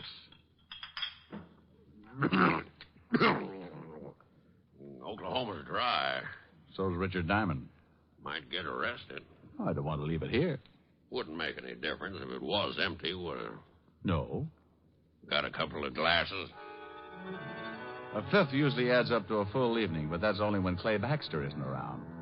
When he poured one for the road, the water line receded 6 inches. I had a quick one, and he finished it. How'd that soldier? How do you feel? Oh, lively. Why don't we forget the plane? You just start running for the window, and I'll climb on.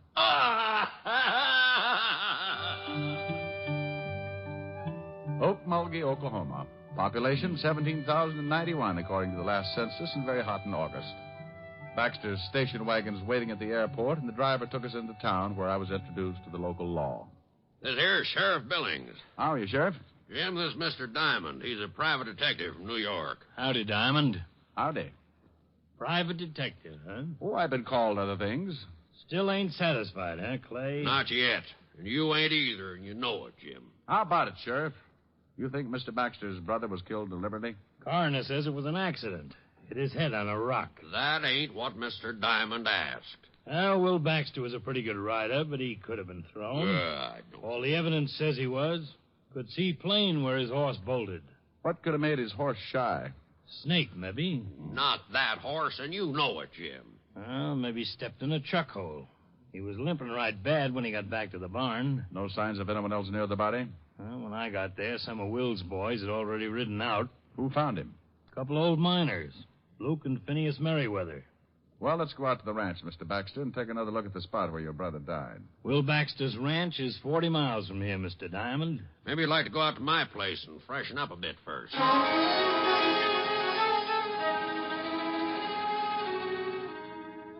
You go ahead and shave and shower. I'm going to go build me a drink. Hey, this is quite a place, Mr. Baxter. Glad you like it. Take a swim in the pool if you'd want, but watch out for the catfish. Catfish? I'm a bachelor. Don't use the pool much, and I don't usually have guests. Love catfish for dinner, so I keep them in the pool.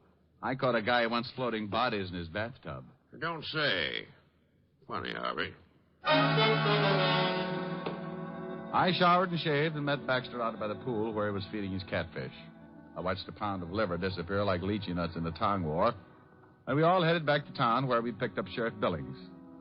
40 miles later, we pulled up in front of the late Will Baxter's ranch. A little different architecture, but just as impressive as my client's.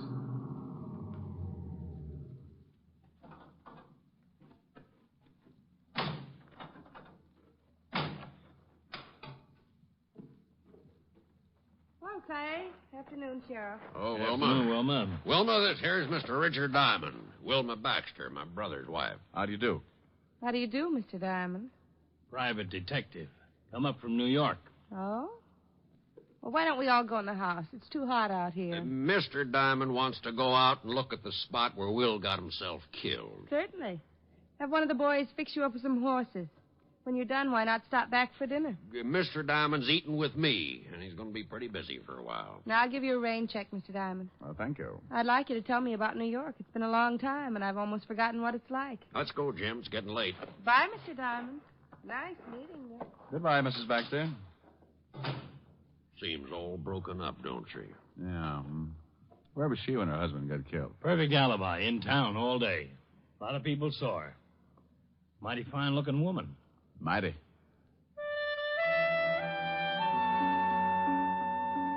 We all rode down to the stables, and one of the hands saddled up 3 horses, and we started out across the open desert. For a man who had spent all his life riding around in taxicabs, the experience was just short of agonizing. Just up ahead, Diamond. Swell. Never rode much, did you? No, I always bounce like this. Like to make my money belt jingle. Well, here it is. Whoa. Yeah, whoa. Oh. Well, here's where they found the body. Now, what did he hit his head on? That rock right there. Mm-hmm. Did you take an impression of the wound to see if it matched? Nope. Well, why not? Never thought about it. Well, that's a pretty good reason. Anyway, let's dig that rock out and take it back with us. I spent the next minutes limping around looking for something and came up with nothing except a longing for a hot Epsom salts bath. We dug up the large rock and took it back with us to Wilma Baxter's ranch. Ooh.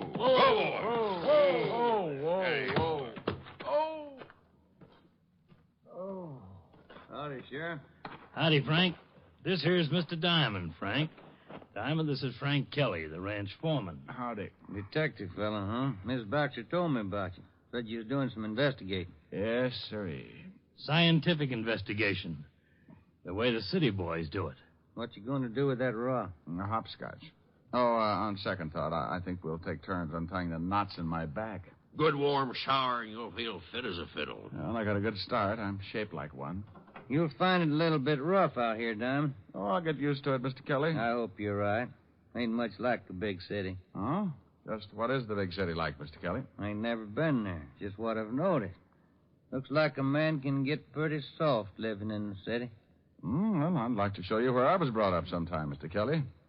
We never got around to playing cowboy, though. We were too busy kicking each other's teeth out.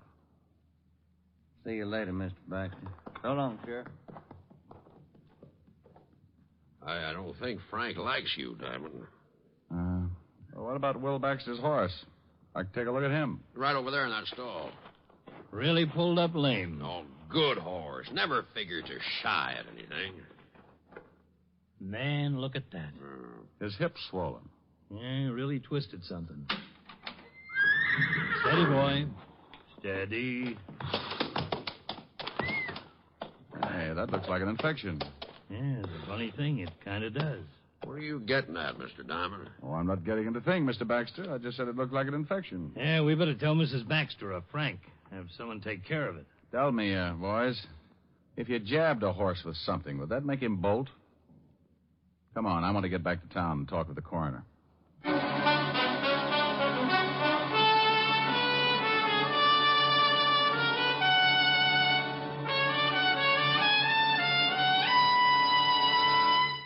Before we continue with the adventures of Richard Diamond, private detective, here's your Rexall family druggist. Last week, a customer said to me, I wish I knew some way to be sure I'm getting enough vitamins. Some way that's easy, yes, and inexpensive, too. "Why, ma'am, millions of people have found a way to do that. They take Rexall Plenamins. Plenamins? Rexall's popular multivitamin capsules. Just 2 Plenamins a day give you more than your minimum daily requirement of every vitamin for which such requirements have been established. Well, you can't expect much more than that. Yet Plenamins do give you more than that, for they also contain valuable liver concentrate and iron, plus other factors of the vitamin B complex. Say, they must be expensive. On the contrary, ma'am, Rexall Plenamins cost you only a few pennies per day. Ask for Plenamins at Rexall drugstores everywhere, and remember, you can depend on any drug product that bears the name Rexall. And now back to tonight's adventure with Richard Diamond, private detective, starring Dick Powell. Now, look here, Jim. Ain't my word good enough? Why, sure it is, Coroner, but Clay hired Mr. Diamond to do some investigating, and he's doing it. Clay, I tell you, your brother died from natural causes. I don't think so. But if you insist, I'll show this detective fella the body. I want the head wound matched to this rock. Okay, but the mortuary ain't gonna like it. They got him all ready to bury. The coroner led me across the street and into a funeral parlor where I took a look at the late Will Baxter. 6 years with the 5th Precinct homicide and a couple of dozen killings should have conditioned me. But like always, the first look shakes something loose in the middle of my stomach, and I have to keep swallowing hard. Looks right natural, don't he, Clay? Yeah. They do a good job here. Bully for them. He hit his head right here. Concussion, plain and simple. No other marks or bruises? No. While the coroner rolled the late Will Baxter into one of the back rooms and made a comparison with the head wound and the rock we'd brought in from the ranch, we went out on the front porch for some air. I lit a cigarette and thought about an old case I'd worked on 5 or 6 years before. Hey, you got a cigarette? Sure, Doc. Picayune all right? Funny thing. Head wound doesn't match the rock. Sure doesn't. Wound is too deep. Rock's round and flat. Nothing sticking up to go that deep. Then I want an autopsy. Why? Fracture still killed him. No, I doubt it. When someone plans a murder, they don't count on one blow to do the trick. But there's nothing else that could have done it. Well, nothing you can see. I've met someone here in Okmulgee that I'm pretty sure is wanted for another killing very similar to this. Now, Doc, go make that autopsy and fast. You think maybe you found something, Diamond? You think Will was killed deliberately? Maybe, but we'll have to wait for the autopsy. In the meantime, I'd like to go out and visit those 2 old-timers. Luke and Phineas? That's right, Sheriff. Well, it's mighty dangerous. But come on, I'll take you out. You better wait here for the report. Mr. Baxter and I will go on out. All right, you can use my horses, so you won't have to go all the way back to the ranch. Horses? Well, the Merriweathers are on the other side of town, out about 10 miles, no roads. Oh, horses, 10 miles. I mean, never play kick the can again.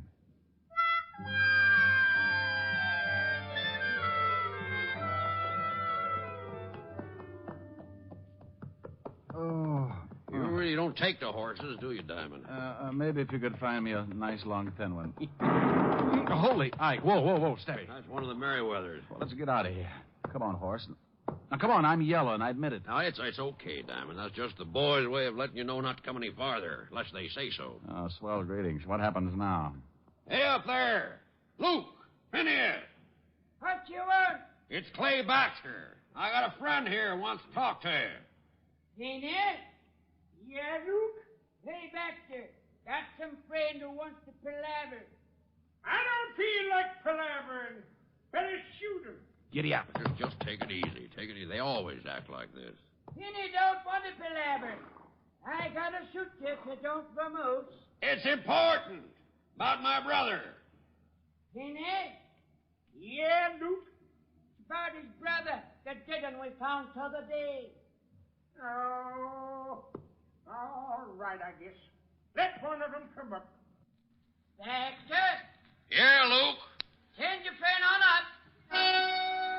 And up I went, leaving my better judgment running off across the desert. I climbed a small hill and found myself standing at the entrance of an old mine shaft. Luke and Phineas and Merriweather stood on either side, shotguns ready, pointed right at my chest. Start talking. Well, gentlemen, my name is Diamond. Don't pay no import to names. What do you want? Just wanted to ask some questions about the man you found the other day. You a policeman? Well, kind of. Shoot him. Oh, now, wait a minute. I'm not a real policeman. Then what are you? I'm a private detective. Luke? Yeah. What's the matter? It's an honest profession. Fellow's got to make a living. You a real live private detective? Well, I'm a private detective. The real life part I'm depending on. Well, my goodness gracious. Come on in and have some victuals. Huh? Why, mister, me and Finney read all them stories about you fellas. Uh-huh. We filled up one whole tunnel with old detective magazines. You fellas really are something. Wait a minute. What's wrong? Let's see your badge. Oh, yeah. Sure. There you are. Oh, yes, sir. Well, I'll be dogged. Come on in, friend. Come on in. I'd like to ask you some questions about this here Dick Tracy fella. Well, 1 minute I'd faced 2 shotguns. The next I was turned into an honored guest. I had coffee and biscuits with Luke and Phineas and answered enough questions about the private detective business to fill a dime novel of my own. I squeezed in enough questions to find out that the boys hadn't seen or found anything unusual when they discovered Will Baxter's body. 4 cups of coffee and a dozen biscuits later, I bid the Merriweathers a fond farewell and returned to Clay Baxter. They loved you? Oh, worshipped me. They're starting a Richard Diamond fan club. Well, did you find out anything? No. Well, give me your hand. I'll help you up on your horse. Oh, couldn't I just walk back? Come on, horse. Hold still. Steady, boy. Clay Baxter, sitting in the saddle, had leaned down and grabbed my hand to help me up on my horse, and that was when he got it. His horse took out with the wounded man still up and hanging on. I booted my horse in the ribs. Oh! I took off after Baxter like citation on a good day. I closed my eyes, prayed a little, and tried to remember every jockey I'd ever seen before. Suddenly, I looked up and spotted Baxter's horse dead ahead, standing still and right in my path. Whoa! Oh! Well, I guess it's just my time. If I don't die from this bullet I got in me, I'm going to do it from laughing.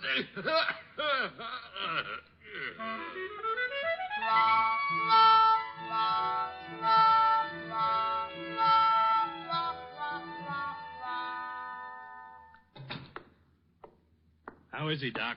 Oh, he'll be all right. Bullet went clean through, just under the collarbone. Didn't break anything. How do you feel, Mr. Diamond? Crippled. Any idea who shot Clay? No. Clay said he thought it might have been the Merriweather boys. No, it couldn't have been. Why not? No, the Merriweather boys use shotguns, not rifles.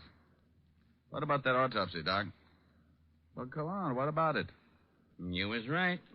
Will Baxter didn't die from a skull fracture. What was it? You don't know what was used for sure. A long, thin instrument. Whoever did it pulled the lower eyelid down, killed Will Baxter by jabbing something through the eye into his brain. Probably hit him over the head to knock him off the horse, and then got down and made sure. Yeah, and then jabbed his horse in the flank to make him bolt. Nasty way to kill a man. Well, it's been done before. Not a man's way of killing. Wilma Baxter was in town all day. When Clay comes around, tell him I borrowed his station wagon.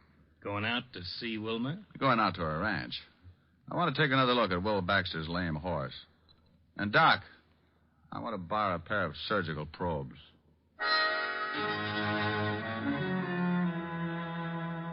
I climbed into the station wagon. Close to an hour later, I pulled up on the side of the road. The gate to the ranch house was another 100 yards up ahead. So I piled out, climbed the tall white fence, and slipped into the barn. Steady, fella. Steady. Steady. The horse's left flank was still swollen and very close to a serious infection. I ran my hand over the spot. Steady, boy. There was something still stuck in the flesh, so I used the surgical probes and prayed the horse wouldn't kick my brains out. Whoa, whoa.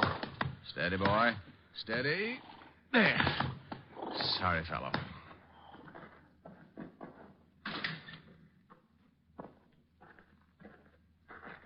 I didn't know you were a vet, Mr. Diamond. Huh? Oh, good evening, Mrs. Baxter. You know, in this part of the country, you can get shot for horse stealing. Oh, not stealing. Just taking this out of your horse's flank. What is it? That's a piece of a long needle. Might be a hat pin or something. I think you'd better tell me what this is all about. Oh, certainly. Your husband was murdered. That's impossible. Suit yourself, but he was. Somebody hit him over the head, knocked him from his horse, jabbed this needle into his eye, then jabbed it into the horse's flank so the horse would pull up lame, look like he'd shied. The killer tried to shoot me this evening, but he missed and got Clay Baxter instead. And who do you think did this? I don't know. The method doesn't fit a man. A woman, then? Well, the blow on the back of the head rules out a woman. Too much force. What have you got left? What I started with. A man. And a woman.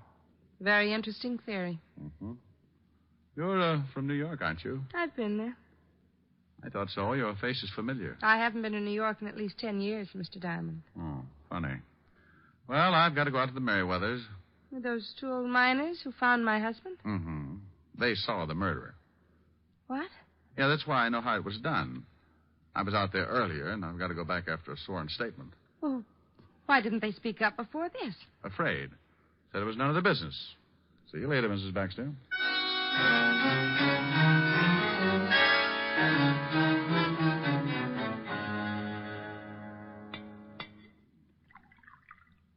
Have another biscuit, Inspector. No thanks, fellas. 10's plenty. So Will Baxter was murdered, huh? That's right, and Mrs. Baxter thinks you two saw who did the killing. Gonna lay a trap, huh? Yes, Luke, gonna lay a trap. Mm. Now, look, I remembered Mrs. Baxter from someplace the first time I saw her. Then when I found out how the murder was committed, I recalled a case very similar back in New York. Man was hit over the head, pushed down a flight of stairs, and his brain pierced by a hat pin. A man actually did it, but a woman planned it. The man was caught, but the woman disappeared. Why'd they do it? The victim was insured. They wanted to make it look like an accident. Well, come on, we better spread out. We should have company pretty soon. The two old-timers took off their coats and gave me some beat-up pants, which I stuffed with pillows and blankets. In 5 minutes flat, I had two dummies sitting with me at the little table. You think they'll fall for it? Well, you can't tell, but you two go on outside and wait until somebody comes in. I just want him to try for one of the dummies. Well, what if he tries for you? Killjoy. Luke and Phineas took their place outside the mine, and I smoked a dozen cigarettes, and then I heard someone coming in, moving quietly up the tunnel toward the light. I played it big. Well, that's fine, Phineas. Now, if you'll just sign this statement. I rolled, and the dummy that represented Phineas Merriweather doubled over from the force of the slug. He shot again, and Luke's dummy toppled. I kicked the lamp out before he got around to yours truly. 2 down and 1 to go, Diamond. I'm afraid I got a big surprise for you, friend. I ain't worried. You should be. That wasn't even close. You're a lousy shot. Yeah? You missed earlier this evening and got Clay Baxter instead. I'll make up for it. No, you won't, friend. Drop it. You heard him. Drop it. Okay, all right. Don't shoot. Wait a minute. Wait till I get the light. Yeah. Well, hey, it's a Kelly fella. Yeah, you're getting way out of line for a ranch foreman, Kelly. Give it to him, Mr. Diamond. Who had you kill Will Baxter? You know, Kelly, you said something today about getting soft in the city. Wonder just how soft I've gotten. Maybe you'd like to find out. Turn him loose, boys. Yes, sir. Go on now. Go to it, Mr. Diamond. I don't like getting shot at. It makes me real unhappy when anyone runs around killing people. No, go on. Stop him. Do it. Shut up, Finney, and let him fire.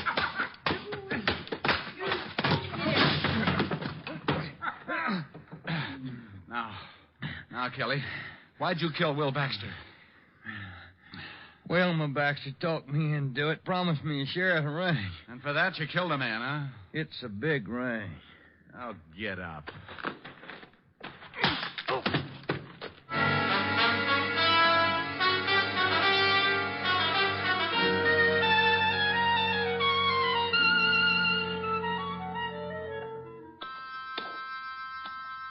Sure hate to see you leave, Mr. Diamond. I hate to go myself, boys.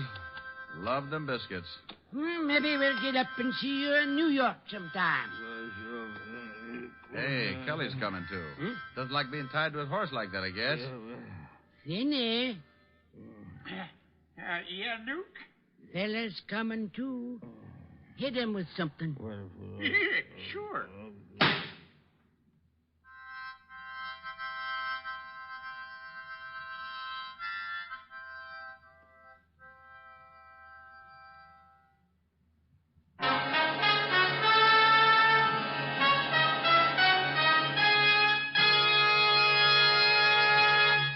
Again, here's your Rexall family druggist. I often think there's no common ailment quite so distressing as acid stomach, and there's certainly no relief for it quite as fast and effective as Bismarex. This famous Rexall antacid often neutralizes excess acidity within 1 minute, and the scientifically balanced ingredients of Bismarex work in sequence, easing gastric distress and leaving a soothing protective covering on irritated stomach membranes. Yes, Bismarex gives relief that's not only quick, but continuous and prolonged. Ask your Rexall druggist for Bismarex. He'll tell you you can depend on any drug product that bears the name Rexall. Good health to all from Rexall.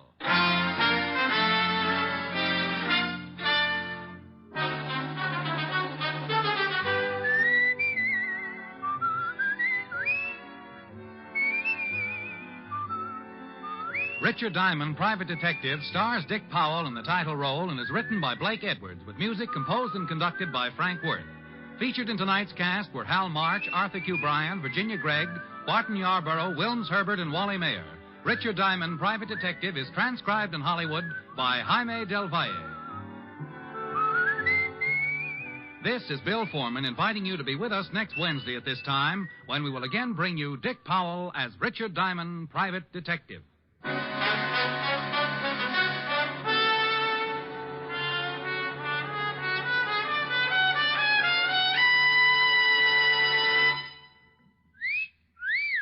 Hiya, beautiful. Get lost, Bristlepuss. You need a shave. But I have shaved. What else do you want me to do? Silly boy, she wants you to go Stag. Go Stag? But why? Because Stag is Rexall's exclusive line of men's good grooming aids, like Stag Brushless Shave Cream.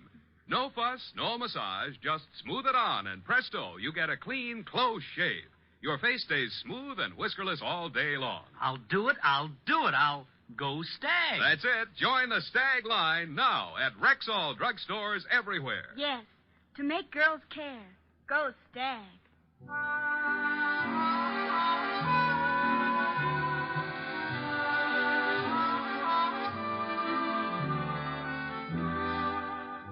Next week, both Groucho Marx and Bob Hope will be back on NBC.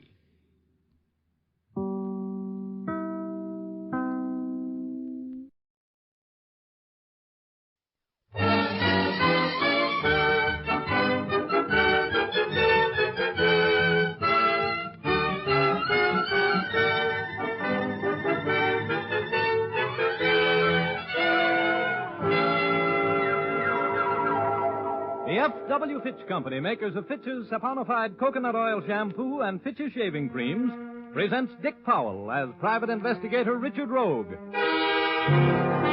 in Rogue's Gallery.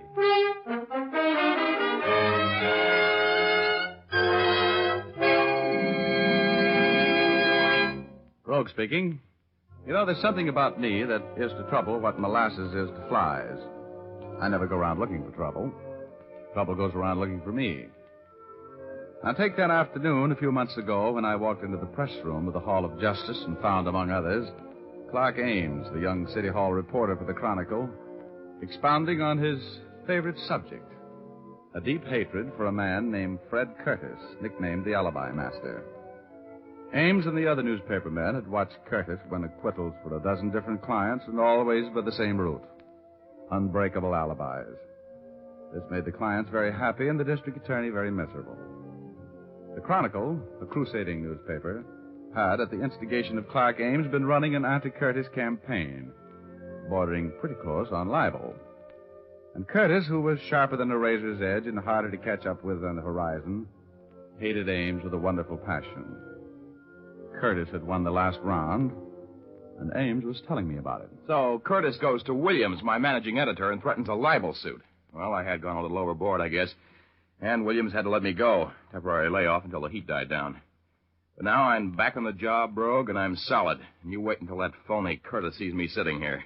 Wait till he finds out I'm back on the job. Huh? Look, Ames, I've been around this town for a while, and if I'm picking out a guy to buck, it won't be Fred Curtis. Huh? How come you decided to make a career of locking horns with the smartest mouthpiece in the business? How do you expect to win? Oh, don't worry about it, Rogue. I got that phony right where I want him. You wait a couple of days, that's all. Mr. Alibi Master Curtis is going to be nailed to the Chronicle's masthead. Hello, Ames. Did I hear you taking my name in vain? Could be. How uninteresting. What are you doing sitting around in the press room? It's reserved for the working press. Hello, Rogue. How's your trial going, Curtis? Oh, my client will have dinner at home tonight. Jury just retired. Your client is guilty as the devil, Curtis. What's his alibi this time? Now, you know he couldn't have committed the crime. I've just proved to the jury that he was in San Francisco at the time the murder was committed. How are you getting along on your unemployment insurance, Ames? It was a pleasure getting you fired. Too bad it didn't last. Well, I'm back on the job, which means I'm right back on your trail. That's bad news for you, Curtis. Do me a favor, will you, Ames? When you call in the report of the not guilty verdict the jury's about to bring in for my client, tell your stupid managing editor I'm filing a libel action against him the first thing in the morning. Look, Curtis, let's go in the courtroom, will you? I'm going to be there when the jury comes in. Okay, Rogue. Oh, here, Ames. Here's $10. Go get a haircut, will you, kid? And have your suit pressed. And don't forget to spell my name correctly when you phone that story in. Here's your 10 right in your face, Curtis. I'll see that your name is spelled right. In the biggest type in the shop, right at the top of the page, when you're tried for falsifying evidence. And that's going to happen to you awfully soon, wise guy. Here. Take it easy, Ames. Oh, let him talk. Let me give you something to kick around in that warped mind of yours, Curtis. You remember a guy named Don Thompson? Your alibi witness for Ed Harris a year ago. I'm sure you remember Thompson. What about him? Would it put a crimp in that famous poise of yours if you knew that Thompson had given the Chronicle a signed and witnessed statement admitting that he had perjured himself in that alibi statement for Harris? That is preposterous. Is it? Well, you'd be in quite a spot if the Chronicle happened to have a statement like that, wouldn't you, Curtis? A statement that swears that you paid Don Thompson $1,000 for the perjured testimony that kept Ed Harris out of the gas chamber? That'd sure stop your clock, wouldn't it? Have you been drinking, Ames? You sound even a little more illogical than usual. Oh, that's right. You like logic, don't you? Mm-hmm. Well, figure this one out. I've been trying for some time to get convicting evidence on you. You got me fired for trying. The Chronicle was scared of a libel suit. But all of a sudden, my managing editor, Williams, doesn't seem to be very afraid of your suing the paper. Now, what could be the reason for him giving me my job back? It could be that statement from Thompson did it, couldn't it? All right, now sweat it out, Curtis. You'll be seeing your picture in the Chronicle with bars in front of you and a number on your chest in about 48 hours. Not even one of your phony alibis can keep you out of this rap, big shot. I suppose I should be annoyed by such juvenile threats, but I just don't seem to be able to take you seriously, Ames. And the next time I give you my attention, you'll never work on a newspaper again. Coming with me, Rogue? No, not now, no. I think I'll stay here and use the telephone.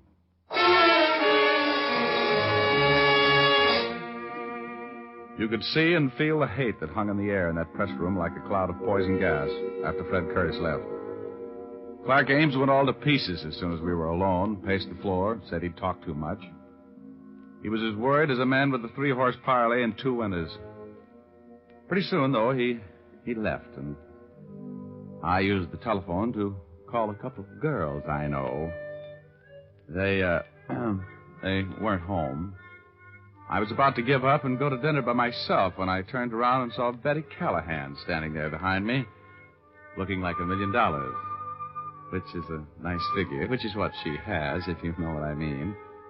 Betty had a funny little quizzical smile on her face.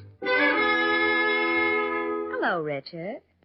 What's the matter? Aren't you having any luck? Honey, I was just going to call you. You mean that if Alice isn't home and Liza doesn't answer, I'm next in line? Oh, now, you know better than that. You're always first on my list. Remember, Richard, I was standing here when you were phoning. Sure. I was just trying to get a substitute, that's all. Uh-huh. Well, what do you want? The names of some girls and a few phone numbers? Now, don't look at me like that, Betty.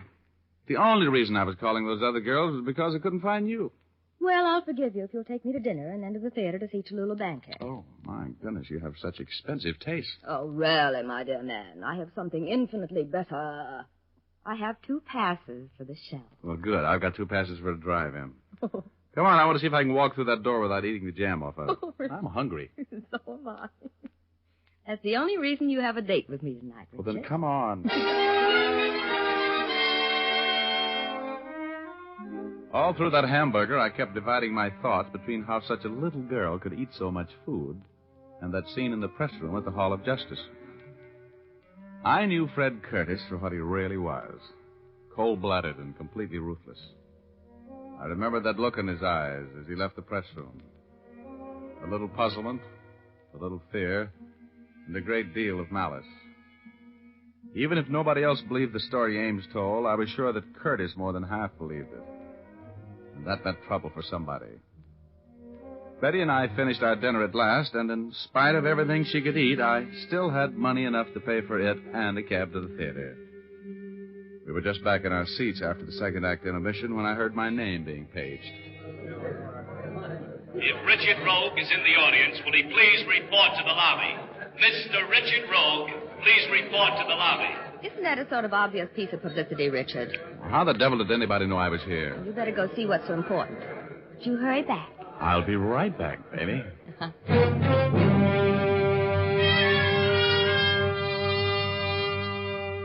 I had a bad hunch as I walked up that aisle. Those little chills that always race up and down my spine when I'm walking into trouble were acting up. Wrigley's Spearmint Chewing Gum, the refreshing, delicious treat that gives you chewing enjoyment, presents for your listening enjoyment John Lund as... Johnny Dollar. Philip Shaw, Johnny. Oh, fine. What have you got for me? Mr. Dale Martin is insured with National. He owns a gym, one of those bodybuilding places. Man was killed there. When did it happen? This morning, about an hour ago. Now, we don't know if it's an accident or not. The police are over there now. Anything to work on? Nothing. That's why I called you. Better get over there right away. I'll do it. But I don't take off my shirt.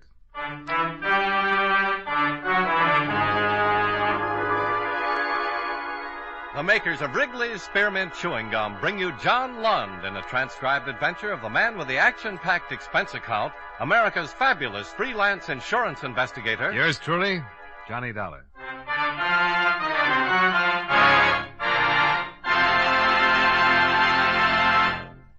Wrigley's Spearmint Chewing Gum refreshes you. Wrigley's Spearmint Chewing Gum gives you real chewing enjoyment. Yes, for chewing enjoyment plus refreshment, it's Wrigley's Spearmint Chewing Gum. The lively, delicious flavor of Wrigley's Spearmint cools your mouth, helps keep your throat moist, and gives you a nice little lift. The good, smooth chewing of Wrigley's Spearmint helps keep you feeling fresh and alert, adds enjoyment to whatever you're doing. So for chewing enjoyment plus refreshment, treat yourself often to Wrigley's Spearmint Chewing Gum. Healthful, refreshing, delicious.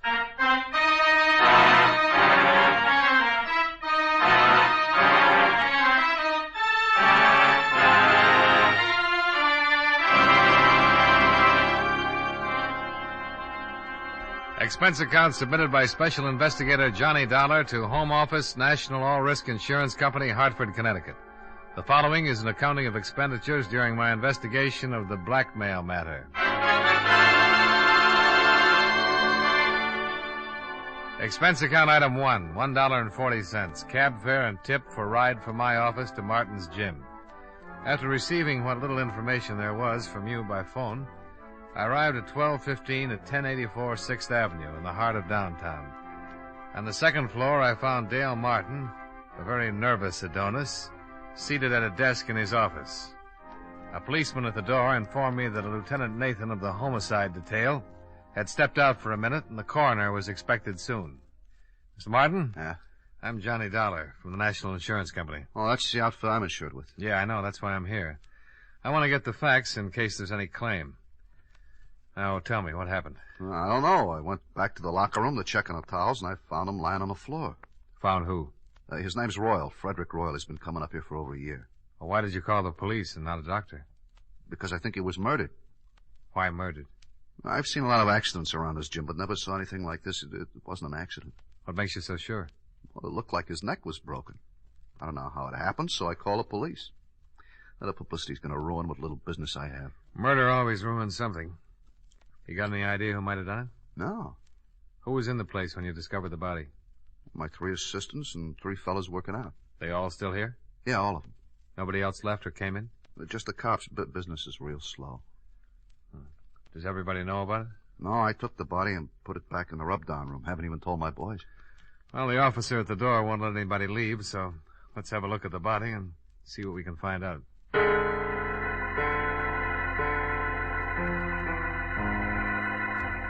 Martin left one of his boys to answer the phone, and everyone else was keeping busy wrestling with weights as he led me through the locker room. Now, one man was taking a shower. At the end of the room, he unlocked the door, and we walked in. The smell of rubbing alcohol was strong enough to give you a hangover. There were white curtains separating 2 rubbing tables. The first one was empty. In back of that curtain, Mr. Dollar. Okay. Not very pretty. Circus rubber man would need vulcanizing if he turned his head that far. Busted neck, all right. I wish the coroner would get in and take him away. It hurts me seeing his head hanging like that. Why don't you move him? Oh, no, sir, not me. I caught it good from the lieutenant for moving him in here. Well, don't worry about Mr. Royal. He can't feel a thing.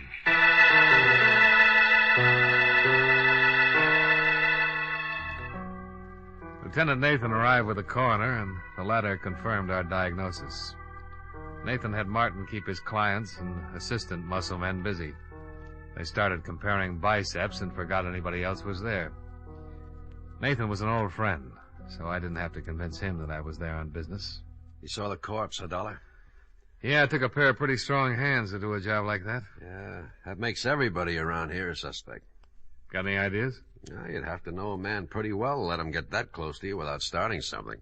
Yeah, somebody could have been rubbing a kink out of his neck and got carried away with his work. Yeah. Why don't we start asking some questions? Yeah, I'll go out and round up everybody. Might as well start at the beginning.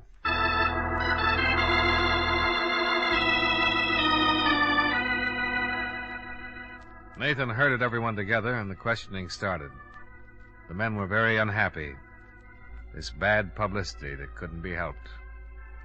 Mr. Robert Wells, songwriter, Mr. Michael Darling, car salesman, and the third and last, Mr. Patrick Mullins, jeweler.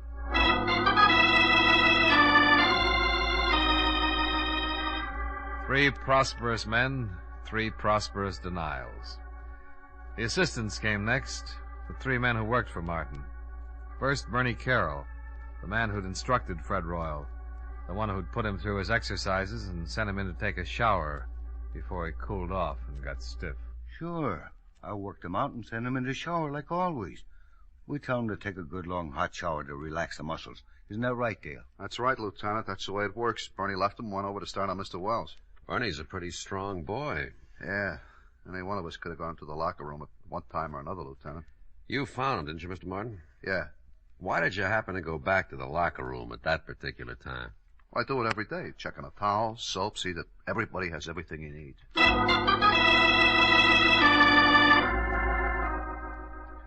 Question after question, trying to nail down alibis, trying to make them stick or tear them apart. According to everybody so far, it was a big mystery. Next man, Jack Olson. Yeah, I went back by the locker room several times. Why?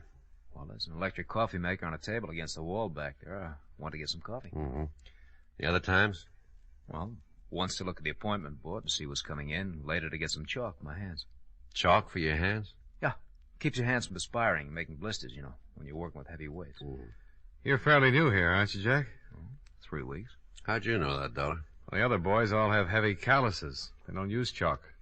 You know quite a bit about this weightlifting stuff, huh? Oh, sure. I used to lift candy bars when I was a kid. All right. Call in the last one.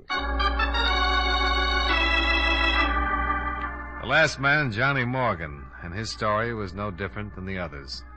Yes, he'd walked back past the locker room. No, he had not slipped in and popped Mr. Royal's neck while he was preparing to take his shower.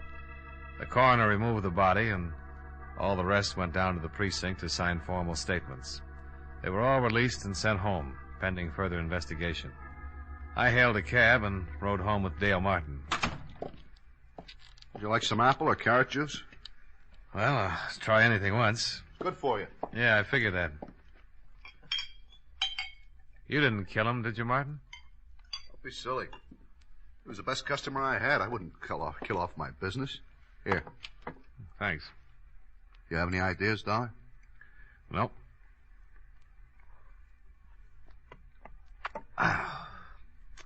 How long did you say Fred Royal had been coming to your gym? Over a year. What do you know about him? Not much. He was a wolf, like the girls. Always talking about the gal he was out with the night before. I got tired of his gab. I put him straight. You know what business he was in? Whatever it was, he had a lot of money. Wore a new suit every time he came around. Oh, excuse me. Hello? Oh, just a minute. For you, Dollar. Oh, thanks. Hello? I got something on the dead man. Got a record. Blackmail. You know where he lived? We're checking. Oh, wait a minute. Martin, you wouldn't by any chance know where Fred Royal lived, would you? Well, I send a bill to him every month. I got my books here in the apartment. I'll get the address. Oh, Nathan, Martin's got his address. I found something else in his personal effects. Key to a safety deposit box. Boys are checking to see which bank. Here's the address, Dollar. Fred Royal, 673 East Weeping Willow Circle. I told Nathan I'd meet him at Royal's place. I downed my liquefied carrots, said goodbye to Martin. Half an hour later, the lieutenant and yours truly, Johnny Dollar, were tearing Mr. Fred Royal's apartment to pieces. Nothing. Yeah, I came up empty, too. Hey, What's the matter? here's a date book.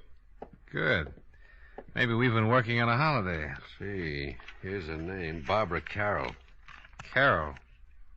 That's the name of one of Martin's muscle trainers, Bernie Carroll. Same name on some of the other pages. The 5th, Barbara, 6 o'clock. Again on the 2nd, Barbara, 8 o'clock. Again on the 28th and the 22nd. Wonder if there's any connection. Oh, might be his sister. Let's give it a try. Bernie and Barbara Carroll. Sounds like something they'd play at the Palace. Well, let's go see their act.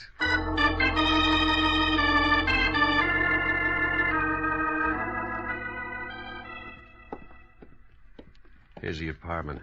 They live with that new fellow. Jack Olson. Yeah, the quiet one. Police. Yes? I'm Lieutenant Nathan, homicide. This is Johnny Dollar. How you doing? How you do? We'd like to talk to you, Miss Carroll. Well, certainly, Lieutenant. Come in. Thank you. I was just making some lemonade. Would you like some? Yeah, thanks. It is pretty hot out. Maybe you'd like something stronger. No, thanks. The lieutenant's on duty. I guess you've heard about the accident. Like your lemonade sweet, Lieutenant? Medium, please. Here you are. Oh, thank you. Your brother didn't mention anything about your going out with Royal. He was probably protecting his little sister. The lieutenant found your name written in Royal's date book. I've been out with him 6 or 7 times. You know what his business was? He never discussed it. Did you ever meet any of his friends? No. Did he ever mention any of the other fellows at the gym? At the gym? I don't think so. Mm-hmm. Jack Olson lives here, doesn't he? That's right. Whose picture is that on the piano? Oh, that's Jack's father. You don't have any idea why anyone would want to kill Royal, do you? No. How did Jack Olson happen to move in here with you and your brother? Bernie asked him to. When he went to work for Martin, he was living in a terrible place. One small room. I told Bernie he could move in here if he shared the rent. Mm-hmm. How well did Olson know Royal? He'd seen him at the gym. Seen him here when he came to pick me up. Where's Olson now? Working, I think. Well, thanks, Miss Carroll. We'll be talking to you again. More lemonade? Later, maybe, Miss Carroll.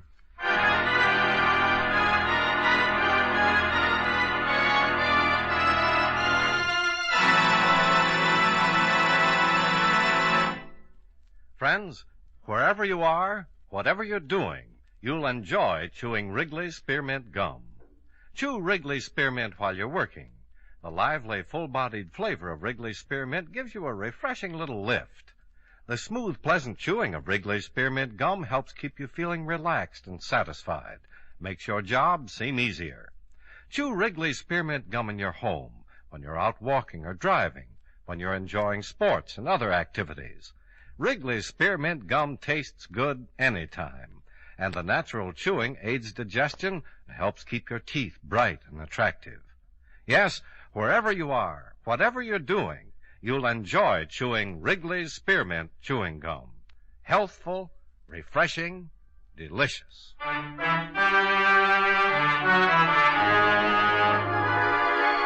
And now, with our star, John Lund, we bring you the second act of Yours Truly, Johnny Dollar.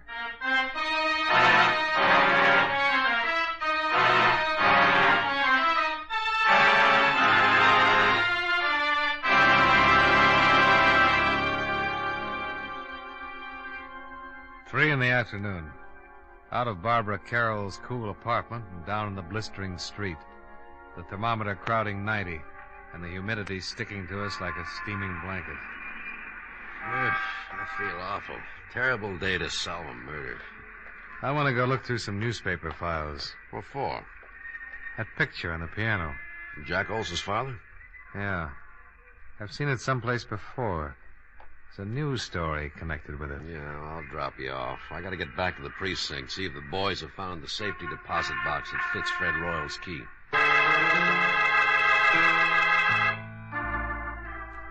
Nathan dropped me off at the newspaper, and I went down to the morgue to do some hunting. The air conditioning made the job easier, and by 4 o'clock I was headed for Nathan's office. We found the bank and the safe deposit box. Oh? Anything turn up? Yeah. Royal was doing some pretty fancy blackmailing. Here's a bundle of evidence and a list of names. Mm-hmm. Well, I can understand why someone would pay to keep these out of circulation. Yeah. Lousy photography. What'd you find out? Here. Newspaper clipping. Oh, picture of Jack Olson's father. Same as the one on the piano. Prominent banker leaps to death. William Barrett. The boy's name is Olson. That's what he calls himself. William Barrett. Give me that list we got out of the deposit box. I've just been looking at it. William Barrett's name is on here, all right. Ooh. That article you've got on his suicide mentions that he left a son and a wife. Yeah. Well, let's go pick up Jack Olson, or Barrett, or whatever his name is. Well, it might not have meant a thing, but at least we had found one person who had a strong connection with Frederick Royal other than socially.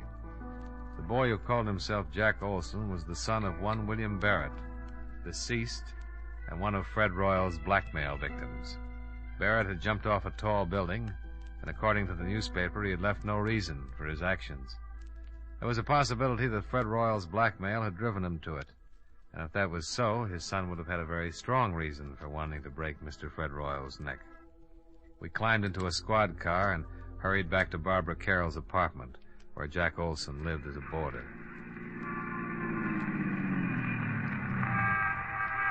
Now, let's go. Hey, wait a minute. Oh, what's wrong? Jack Olson, coming out of the building. All right, we pick him up on the street. He's hailing a cab. Oh, let's see where he's going.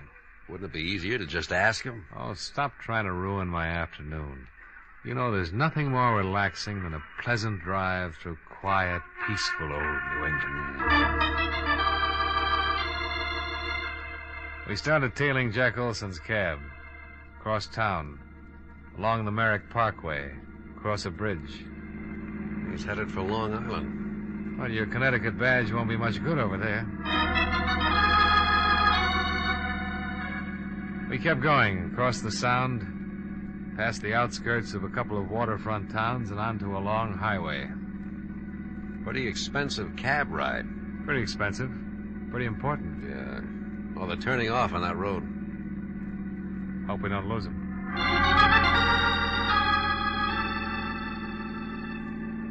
We took the road to the right off the highway and spotted the cab up ahead, pulling into the entrance of a large white building.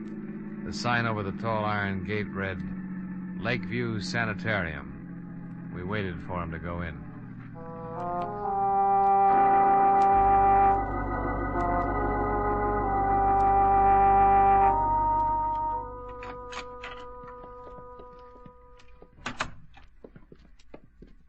Yes? Is there something I can do for you? I'm looking for a man. Oh, any particular man? Oh, who's in charge of this place? Dr. Feder. Well, run him out, please. I want to talk to him. Which one of you is the patient? Patient? Can't you tell? Look, just go get Dr. Fodder. Feder. Oh, Feder, okay. Go get him and tell him Lieutenant Nathan wants to talk to him. Lieutenant Nathan? Of the cavalry. Huh? Oh, well, I'll get him right away. Lieutenant. You think that's funny?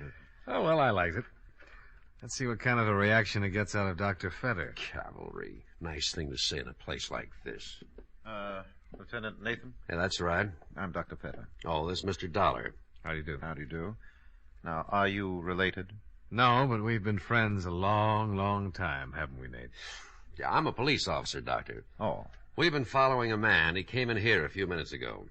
Is that right? The lieutenant thinks he might be a killer. I can handle this, Dollar. Doctor, I'm with Central Division Homicide. This isn't my territory, but I'd appreciate it. Which one of you is the patient? Now, look, this is getting a little ridiculous. Here are my credentials. Oh. The man we want came in here a few minutes ago. Well, Mr. Barrett is the only one. And his real name is Barrett. Who's he seeing? His mother. What's wrong with his mother? Mrs. Barrett is seriously ill. Have anything to do with her husband's suicide? Everything to do with it. I doubt if Mrs. Barrett will ever recover. We went back out to the car and tried to put it all together. Jack's father had jumped off a roof. He was being blackmailed and couldn't take it. The shock of his suicide had driven Mrs. Barrett into a permanent breakdown, and Fred Royal had been responsible for the whole thing. Motive enough for Jack to get a job with Dale Martin so he could get his hands on Fred Royal's neck. Cavalry. Oh, stop groaning. Tell me what you think of my theory. We still need a confession. We'll get it. Mind if I make a pest of myself and ask how? Let's ride back to town and see Dale Martin.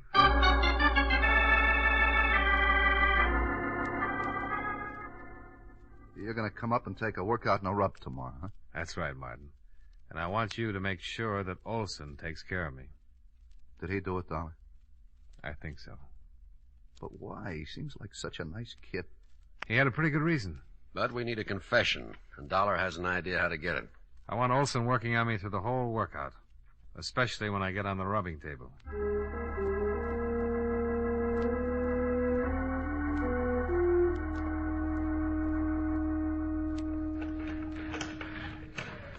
You're in pretty good shape, Mr. Dollar.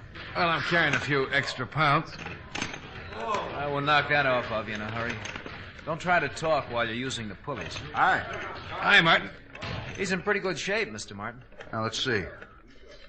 Better not do too much on his stomach the first day. I'll see you later, Mr. Dollar. Nice fella, Martin. Yeah, very nice.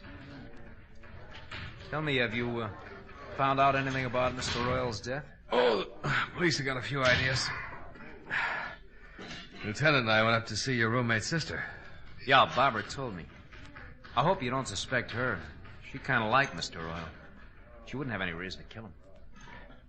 All right, let's go back to the rub table before you cool off. Huh?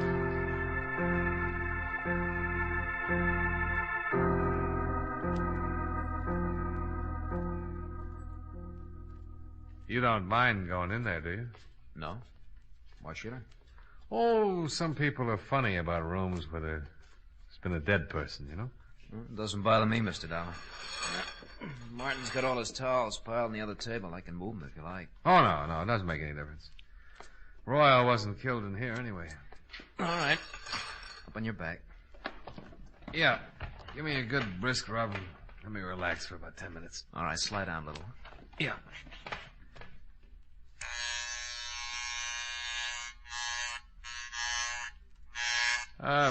What'd you do before you came to work for Martin, Jack? Oh, not much. Went to school, finally decided to look for a job. Found this one. You ever study this sort of thing? No, there's really not much to it. Martin shows us how to use the machines, help the clients, and rub the neck and back. Well, then all you need is a good build, a strong pair of hands, huh? Yeah, I guess so. Your family live in Hartford? No. I noticed a picture of your father on Barbara's piano. Fine-looking man. He's dead now. Oh, sorry. So am I. Your mother still living? No. Oh! Oh, I'm sorry. Am I rubbing too hard? Oh, no, it's okay. Well, you certainly got the strength for the job. Yeah, I'll turn off the vibrator and just use my hand. Did the police find out anything about Mr. Royal? Yeah. He was a blackmailer. Ow! Oh, I'm awfully sorry. I'm a little nervous today. Maybe I better get one of the other fellows to finish your rub. Oh, no, that's all right. I'm just a little tied up. The neck is stiff. Try and relax. Guess I keep thinking about Royal and his broken neck. You think I might break yours, Mr. Dollar? Well, wouldn't be hard. If I was good and relaxed, you could snap it in a second. Yeah. Yes, I could. So Mr. Royal was a blackmailer? Yeah, had a record. They're the foulest people on earth. Yeah, they certainly are. Could ruin a lot of lives. Probably why he was murdered. You think he was blackmailing someone here in the gym? Oh, not necessarily. Well, if he wasn't, then no one in the shop would have a motive for killing him. Well, I've got a theory about that. I think someone in this gym hated him so much that they waited until no one was looking and Royal was all alone. And they slipped in on him and twisted his neck until it broke and he strangled. Oh. Why would they hate him so much if he wasn't blackmailing him? He might have been blackmailing someone very close and dear to the killer. Maybe the person Royal was blackmailing couldn't stand it. Committed suicide. It's an interesting theory. Take your family, for instance. Ow! I'm sorry. You weren't relaxing. Supposing Royal was blackmailing a member of your family. Your father, for instance. I can't rub your neck unless you relax more. Maybe your father couldn't take it. Maybe he couldn't pay him anymore. And instead of disgracing his family, he committed suicide. Just turn your head a little to the side, Mr. Dollar. That better? Much. Well, if that happened to my family, Mr. Dollar, I guess I would kill Mr. Royal, not mind a bit. How does your father die, Jack? He jumped off a roof. Now, if you just turn your head a little more, I'll try to pop your vertebrae, huh? We followed you out to Long Island yesterday, Jack. I'm going to adjust your neck, Mr. Dollar. It's better if you relax so it won't hurt. Well, if you wanted to, you could pop it anyway. I couldn't stop you in time. No, I don't guess you could. There, now the other side, huh? Did you kill Fred Royal? Yes. Relax. All right, Mr. Dollar. Let's go down to the police station. Lieutenant's outside with Martin.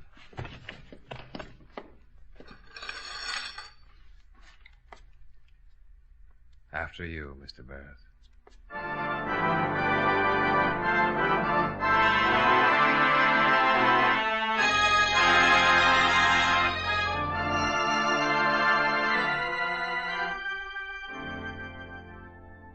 Nathan took Jack Barrett down to the station and got from him a signed confession.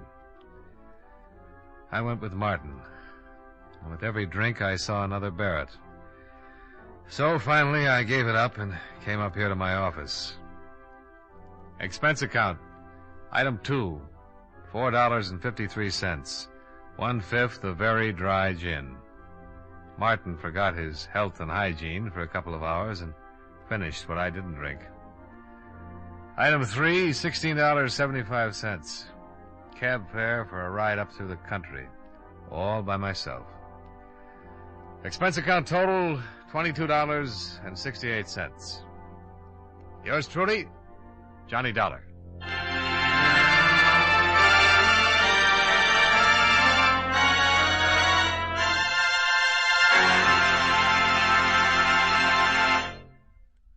Remember, friends, Wrigley's Spearmint Chewing Gum refreshes you.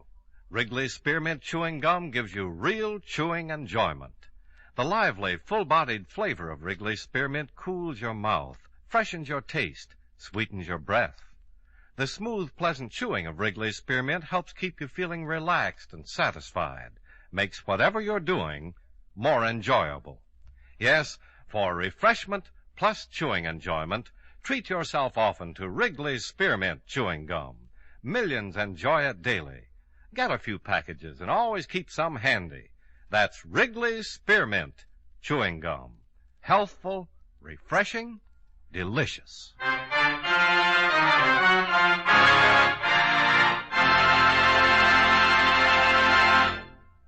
Yours truly, Johnny Dollar, brought to you by Wrigley's Spearmint Chewing Gum, stars John Lund in the title role and was written by Blake Edwards with music by Milton Charles.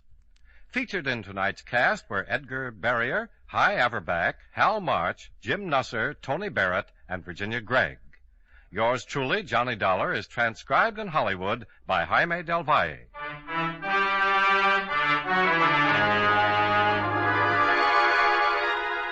The makers of Wrigley's Spearmint Chewing Gum hope you enjoyed tonight's story of Johnny Dollar and that you're enjoying delicious Wrigley's Spearmint Gum every day. This is Charles Lyon, inviting you to join us again next week at this same time when, from Hollywood, John Lund returns as... Yours truly, Johnny Dollar.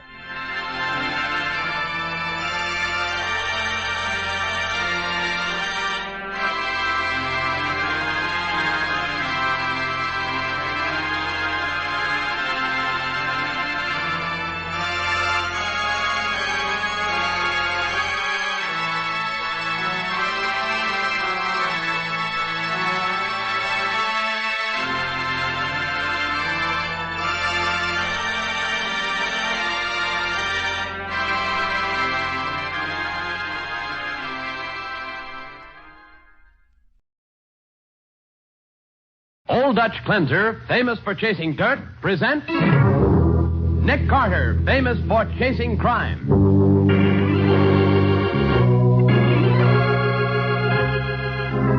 Every week at this time, two great names are joined as Old Dutch Cleanser brings you one of the most resourceful and daring characters in all detective fiction, Nick Carter, Master Detective.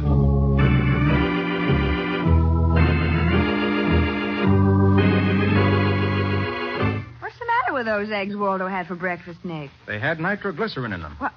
Someone put nitroglycerin in the eggs? No. What?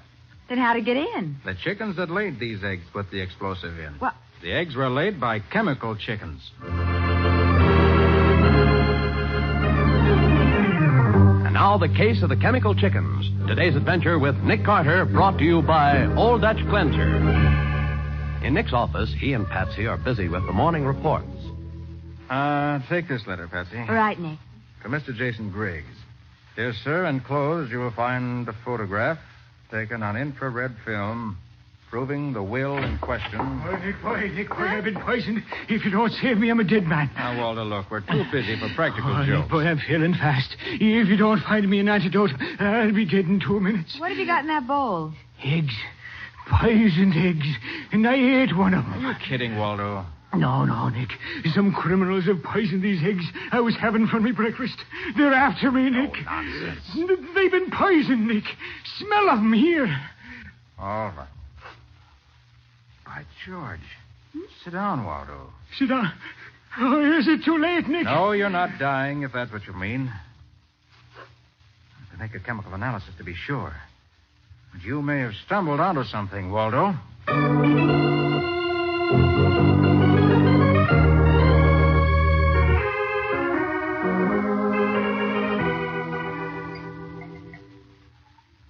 Find anything, Nick?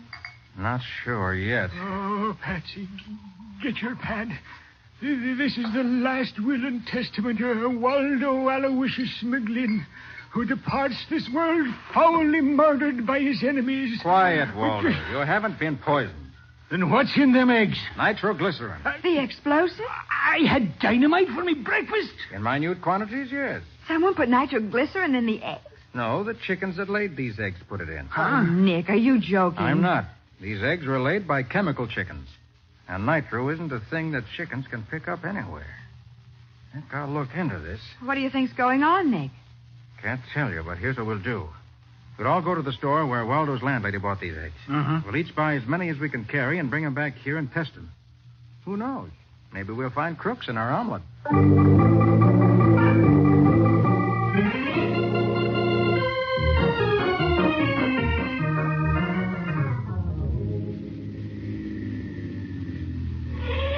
Yeah, this is the place, Nick. Bleeker's grocery. Now, those eggs were large brown eggs. Uh-huh. We'll go in separately and order 5 dozen each. I'll go first, Waldo next, Patsy last, right? Okay, Nick. Right. All right, I'm going in now. Follow me after a few minutes, Waldo. Sure.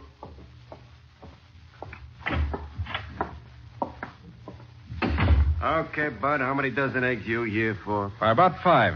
5 dozen eggs at $1 a dozen. Here's your dough, $5. Hey, what's this for? It's the payoff, Bud. I'm shelling out for the bum eggs I sold this morning. I beg your pardon, sir. I'm Janet Steele, Pure Food Inspector for the Health Department. If you'd like to register a complaint about the eggs sold by this man... Have a heart, lady. I'm handing this customer a $5 bill. What more do you want? No, you don't understand. I didn't buy any eggs this morning. I want to buy 5 dozen now. Ha, I'm laughing. This dame already confiscated every egg in a joint. Good morning, folks. Just dropped in to purchase a little hen fruit. No eggs in this store will be sold. That's right, mister. No eggs. No eggs? You got boxes of them back there. I've condemned every one of them. Looks as if we'll have to try some other place, my friend. Yeah, but why can't we get some of these here? Say, Nick, what in the... Quiet. We couldn't buy any eggs. Let's get away from the store window. Want to go around, take a look in back of the store. What's this all about, Nick? Looks like a phony setup, Bessie. Oh? I'm sure the man in there isn't Bleeker. I miss my guess, he's a crook posing as Bleeker. Hey, what makes you think so, Nick? First place, the way he talked. Second place, by the money he offered me. I only got a quick look, but that $5 bill he offered me looked phony. What? Is this a counterfeiting case? It's worse. I'll explain in a few minutes. Right now, I want to see what's happened to the real Bleeker. Let's see. Regular suburban back alley. Garage behind the store. And here's the cellar entrance to the store. Think we better duck down into the cellar and look around. Get that door open, Waldo. Right, Nick. Patsy, take a look at the garage just to play safe. Right away, Nick. This is a heavy door, Nick. Quiet. I'll give you a hand. Nick. Yes? Come here quick. Look what I found in the garage. Holy smokes. It's a man all tied up and gagged. Probably Bleeker. Help me get these ropes off, Waldo. Yeah, sure. Take off the gag, Patsy. Golly, I don't think he's breathing. Maybe he's dead. No, he's still warm. Oh, thank heaven, Nick. Here, quick, Waldo. Try artificial respiration. Yeah. 1 chance in 1,000 we can save him. All right, Nick. Listen, Patsy. We're at a spot. Yeah. I've got to call Matty for an ambulance and pull motor at once to give this man a chance. But when an ambulance arrives, the crook inside the store is going to catch on. You've got to help me. How? Take off your hat.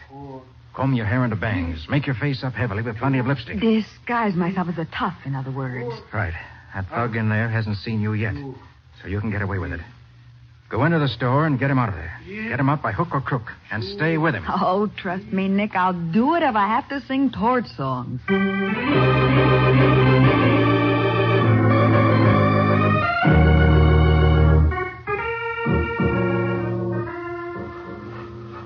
Now, look, Nick, I'm pretty sore about this.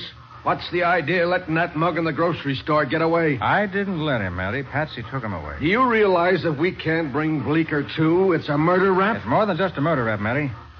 Well, how are they doing with the pull motor, Waldo? No luck yet, Nick. Nick, what's all this about poisoned eggs? Very simple. Chickens are funny birds. What they eat goes into the eggs they lay. For Yeah? instance, if a chicken eats mothballs, its eggs smell of camphor. No kidding. Fact. Now, somewhere in the country, there are some chickens that have been drinking water polluted with nitroglycerin. What's that? The eggs Waldo had for breakfast had traces of nitroglycerin in them. So? Might have been an accident, but when I found an obvious thug posing as a grocer in the store where the eggs are bought, I knew it was something else. Somewhere, Matty, up in the farming country, there's a crooked plant manufacturing supplies for criminals. Bootleg nitroglycerin for blasting safes, counterfeit money, probably everything that a crook can't buy legitimately. Holy smoke. And these polluted eggs are the giveaway to the plant, huh? Right. Some of the nitro must have seeped out accidentally and polluted the water in a brook or something that run through a chicken farm nearby. Well, I'll be darned. That's why I had to hold on to that thug without tipping my hand. You've got to lead us to that place. Oh, what's the pull motor stopping for, Matty? Oh, the job is done, Nick. Oh, that man was practically dead when we found him, but he's alive now. You saved him, boy. Good, Waldo. Can I question him? Oh, no, not for 2 or 3 days, the doc says. He is going to be tough enough just keeping him alive. 2 or 3 days? Well, by that time, this whole mob may be 1,000 miles away. It's all up to Patsy now. All we can do is go back to the office and wait for her to check in.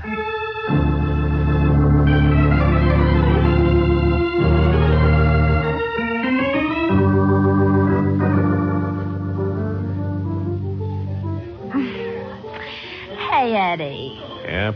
Close that door, will you? I can't hear myself think. You're a funny babe. Okay. When you invite a lady to eat in a private dining room, she likes to be private.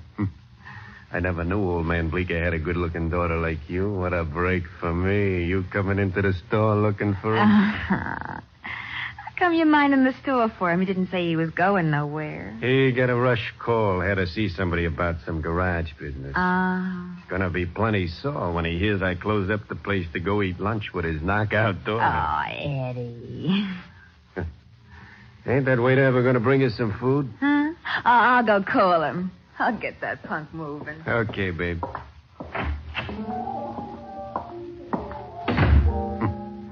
Important garage business. That's a good one. Back already, babe? Hello, Tyler. Janet. I thought you were... The girl you brought? No, she's outside phoning, Tyler. Phoning? And 5 will get you 10. She's calling a guy named Nick Carter. Nick Carter? Yes, Tyler, Nick Carter. The man who came into Bleeker's store to buy eggs this morning when I was posing as a health inspector. And that pretty face you're making up to belongs to Patsy Bowen, Carter's secretary. What? I knew it all the time, Janet. You're a liar. Well, don't worry about it, babe. I'll take care Not of that for me, kid. you won't. You're quitting the gang, Tyler. You're too dangerous to keep around. Janet. Oh. So long, Tyler.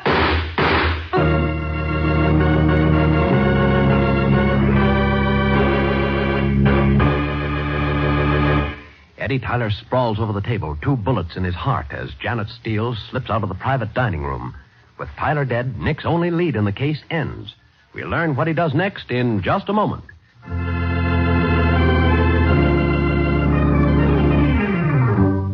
And now, back to the case of the chemical chickens. Today's adventure with Nick Carter, brought to you by Old Dutch Cleanser. As we pick up our story, Nick Carter and Waldo have pulled up to the cafe in answer to Patsy's urgent telephone call.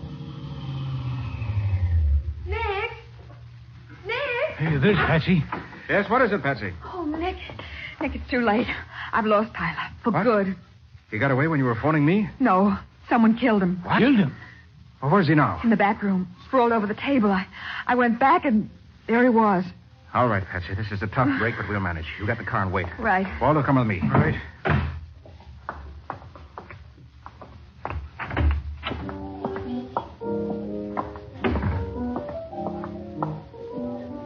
Yeah, that must be the room back there, Nick. Right. Come on.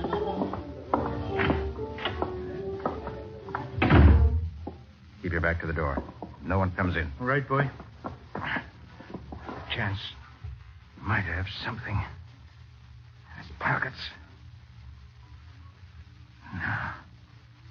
No wallet. No papers. Nothing. Then we're stuck, Nick. Not quite. There's one chance. His pockets and his pants cuffs. What are you ripping his pockets out for, Nick? You'll find out later. Now, this is what we do. You telephone Matty. Tell him about this murder. Yeah. Then join me at the lab. Okay. Patsy goes to Bleeker's store to check the crates the tainted eggs were delivered in.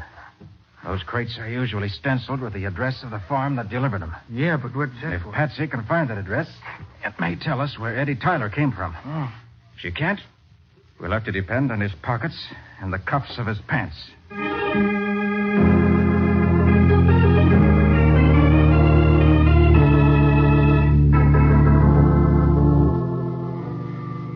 All right, hold that pocket steady, Walter. Yeah. I want to be sure this vacuum cleaner picks up every particle of dirt and grit that's in it. This one's clean now, Nick. All right, give me the cuff of the pants. Okay. Clean them out, too. Look, I don't get it, Nick. Hold it steady. All right, that's clean. Yeah. And the other one. Okay. Oops, careful. That's it. All right, all finished. Yeah. Now we open the vacuum cleaner. Mm-hmm. And we have one porcelain trap filled with assorted dust. Dust? And this dust is going under the microscope right now. Why? Going to tell us where Eddie Tyler's been during the past few weeks. How the devil can dust do that, Nick? Use your head, Ward. Yeah, but there's dust in the air everywhere. But it's not all the same kind of dust. Find particular kinds of dust in particular localities. And that's what I'm counting on.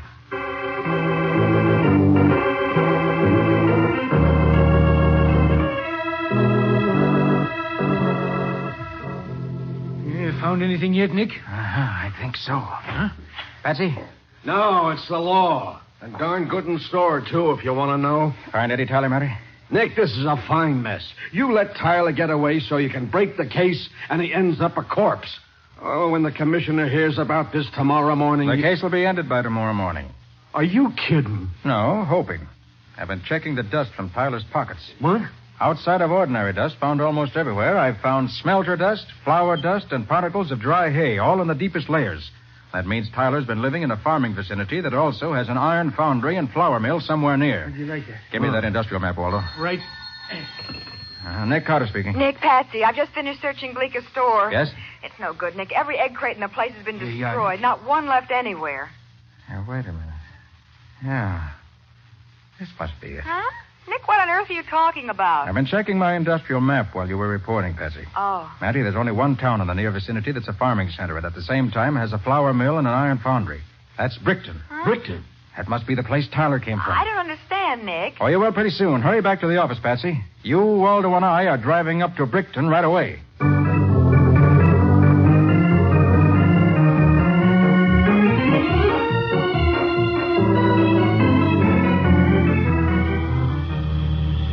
Brickton a half mile, Nick. That's what the sign said. Uh-huh. Now, remember, we stay under cover in this town. There's a sheriff in here that hates the very sight of me. Hey, did you have a run-in with him before, Nick? Yeah, in the Joplin case last year. But it was a run-in with her. A lady sheriff? Like in Texas, eh? Tougher in Texas. Sheriff Moss Stickney is convinced I double-crossed her last year. She'll do everything she can to obstruct me now, so we stay under cover. Right. Now, look, when we get into Brickton, you and Waldo each rent a car. Yeah. I've divided Brickton into 3 areas. Each one of us covers one of the areas. Here's the town line, Nick. Uh-huh. Now, each of us visits every farm in our area and asks the farm owners if they deliver eggs to Bleecker in New York. Yeah, but wait, some of them farmers might not answer, Nick. Well, here are 2 $100 bills. You and Patsy each take one. Huh? If you meet a close-mouthed farmer, tell him this $100 bill was found in a crate of eggs delivered to Bleecker. He can collect if he has records proving delivery as of yesterday. Well, that ought to work. Oh, slow down, Nick. We're passing a rent-a-car garage. Uh-oh. Run by the terrible Ma Stickney. All right. Go ahead. Each of you rent a car. And we'll meet back here 6 o'clock tonight. Good luck.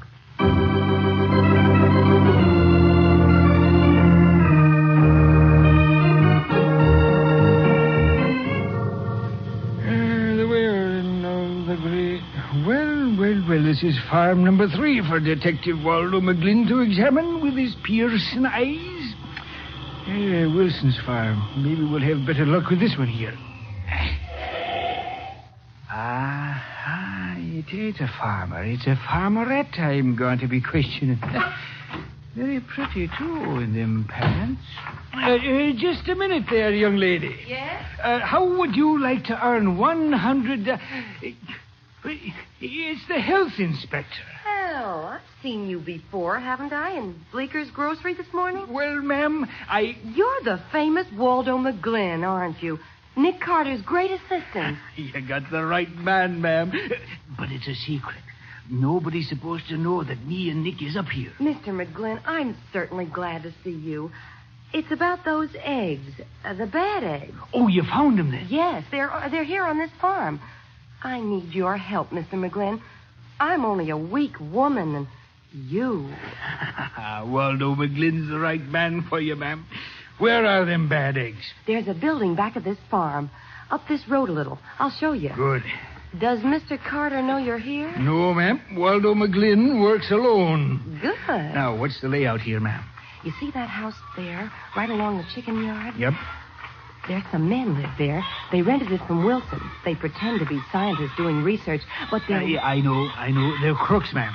They're making dynamite and burglar tools for more crooks. Well, in some way, the nitroglycerin they're making got into the chicken's drinking water and tainted the eggs. I've already deduced that myself, ma'am. So this morning, when the eggs were delivered to Bleeker's grocery in New York, Bleeker called Farmer Wilson on the telephone and complained. And Wilson asked the crooks about it because he thought they were scientists. He couldn't understand it. And the crooks realized that the tainted eggs might lead the police up here to their factory. Yeah, sure. So when they learned that all the eggs in this particular shipment went to Bleeker's, they rushed down to the city and tried to cover up by closing Bleeker's mouth and paying off all the customers who came back to the grocery to complain. Yeah, sure. They even had a woman pose as a health inspector to make it look legitimate. But, ma'am, you... Come into the house, Mr. McGlynn. The crooks aren't here now. Hey, but, ma'am, you were the health inspector. Yes, Mr. McGlynn, I was.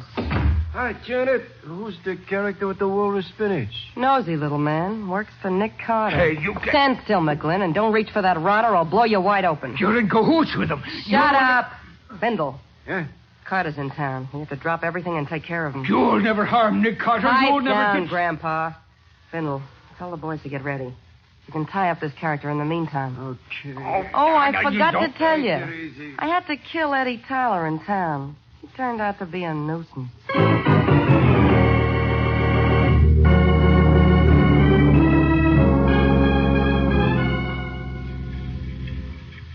What time is it, Patsy? 6:30, Nick. Oh, where in blazes is Waldo? Should have been here at 6. Maybe he located the farm. Yeah, he's probably there now, blasting away with that old 44 of his. Guns a bigger menace to Waldo than the underworld. Sheriff Stickney? Sheriff Stickney, is that you? Well, it's that health inspector from New York. Sheriff Stickney, the most amazing thing just happened to me. Oh, I'm sorry. I thought Sheriff Stickney was in this car. You want help? I'll be glad to give it to you. I'm Nick Carter. Not the Nick Carter. Well, I'm Janet Steele, a health inspector from New York. I was up here investigating a shipment of bad eggs. What did you say just happened to you, Miss Steele? Oh, it's the strangest thing. I found a car parked out on the road. It's one that Sheriff Stickney rents. And guess what was stuck in the windshield? Half of $100 bill. In what road? Where? Just outside Wilson's farm. It was near a large white building alongside the chicken yards. Chicken yards? Nick, that's it. Yes, Patsy, come on. Let's get out there fast.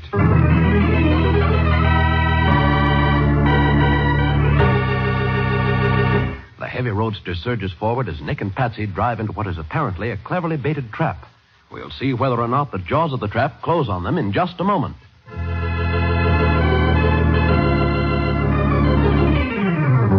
And now for the conclusion of the case of the chemical chickens. Today's Nick Carter adventure brought to you by Old Dutch Cleanser. It's 7 o'clock. The night is pitch black. Alongside the White House behind Farmer Wilson's chicken yard, 5 men and a woman wait tensely, watching the turnpike road. He ought to be along any minute, Bindle. I took the shortcut. He couldn't be more than 5 minutes behind me. He'll be along. This is what we do, Bindle. When he comes waltzing in looking for Grandpa, we knock him and the girl cold. We take the 3 of them over to the covered bridge and drive them in the car into the river. Big accident.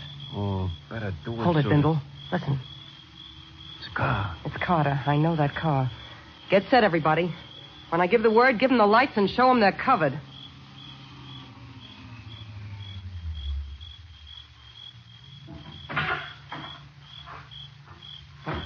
Looks like Carter and the girl. All right, Bindle. Now. Yeah. Oh! You're covered, Carter. You and the... Holy! What's the meaning of this ruckus? What are you doing with them guns?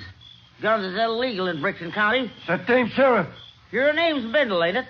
And yours is Steele. Well, you're both under arrest. We got you covered, Ma. I'm sorry your number's up. Don't get excited, boys. Ma's going to have a fatal accident along with Carter and the girl. The only accident I'm going to have is to pull the trigger of this Tommy gun. Hey, that's Carter. Carter, where? On the roof of your little factory, covering all of you. The first man who turns the light toward me gets a head full of slugs. Your racket's finished, Janet. You want to know why? Ask your lawyer. You'll be seeing a lot of him while you're trying to beat a murder rap.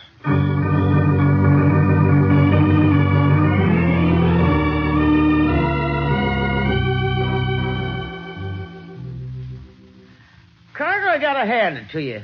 You're all right. For a New York detective, laying the whole case in my lap the way you did was mighty generous. Oh, Nick, boy, I got to apologize. I failed me mission. Just when I had this whole mystery solved, I made one little slip. One little slip. You walked right into a trap with your eyes wide open. You and your 44. Oh, Patsy. Just one thing, Carter. How'd you know that story of Janice was phony when she tried to trap you and Miss Bowen? Well, Sheriff Stickney, 3 things. Before I came out here, I checked up and couldn't find any record of an inspector on the health department staff named Janice Steele. That was the first thing. Then I didn't like the idea of a health inspector working up here in Brickton. It sounded phony. She wouldn't have any jurisdiction up here. She sure wouldn't. But the slip that gelled everything for me was when she claimed to recognize Waldo's car as one of the cars that you rented. For a stranger in Brickton, it was obviously impossible for her to know that. So I pretended to fall into the trap.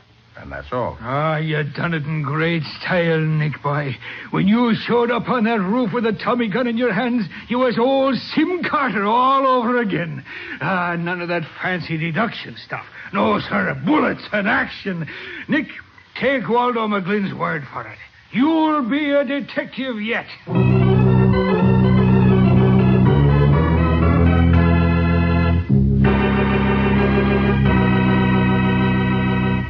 Well, Nick, what about the adventure Old Dutch Cleanser will bring us next week? Before I answer that, Bob, I wish to remind our listeners that National Boys Club Week begins tomorrow.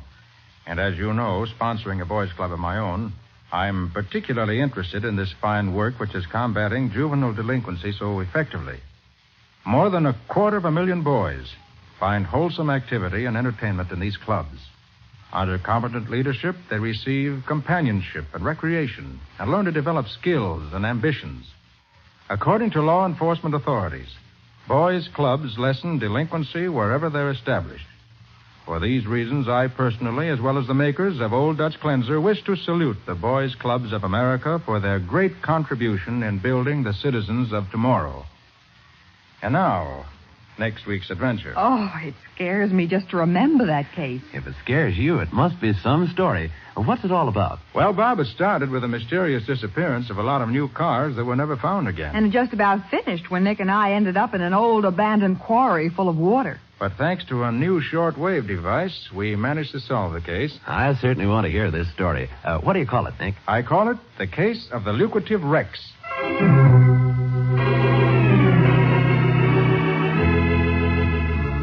Nick Carter, Master Detective, is presented each week at this time and over these same stations by the Cudahy Packing Company, makers of Old Dutch Cleanser. Remember, when you go shopping tomorrow, get the cleanser preferred by more women in America than any other. Old Dutch Cleanser.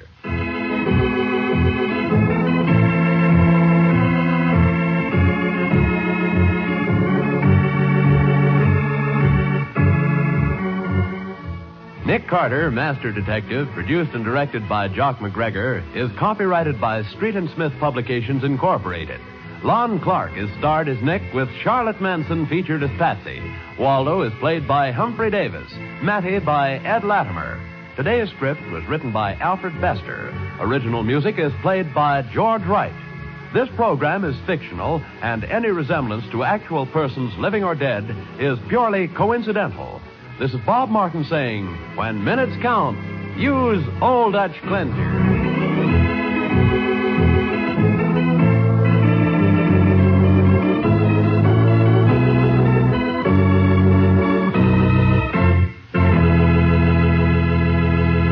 This is the Mutual Broadcasting System.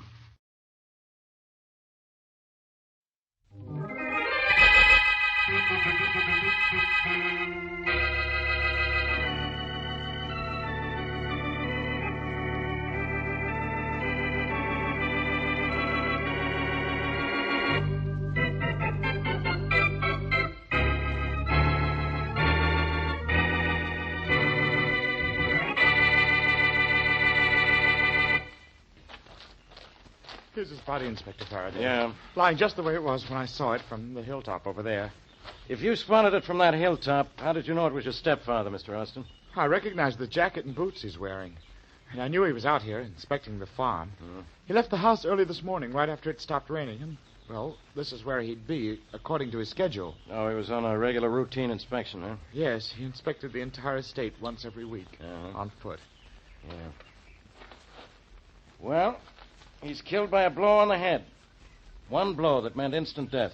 But that's impossible, Inspector Faraday. How could he have been killed out here, in the middle of an open field? I don't know how, yet. Now, look, there are no footprints out here, and none, that is, but his own. Yes? And there they are, leading right up to here where he was slugged and killed. Unless... Unless what, Inspector? Unless the killer followed him, carefully stepping in Austin's prints, killed him, then walked backwards, stepping in the same prints. I guess that explains it, doesn't it? It might. Let's have another look at those prints, huh? Oh, I'm sure that's how it was done, Inspector. Dad wasn't hit by a car or his body driven out here because there are no tire tracks. And on the other hand... He wasn't hit on the head by anyone who followed in his footprints either. His boots are cleated, and the cleat marks are still too clear. Good night, Inspector Faraday. This is crazy. He couldn't have been killed out here, and he wasn't carried out here. These are his own footprints. You're absolutely right, Mr. Austin. He couldn't have been killed out here. It's impossible. But there's just one thing that bothers me. What's that? He was.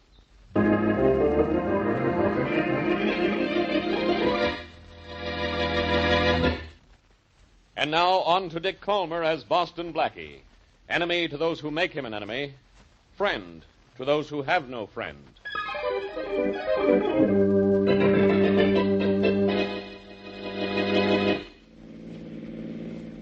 Nice place your stepfather had here, Austin.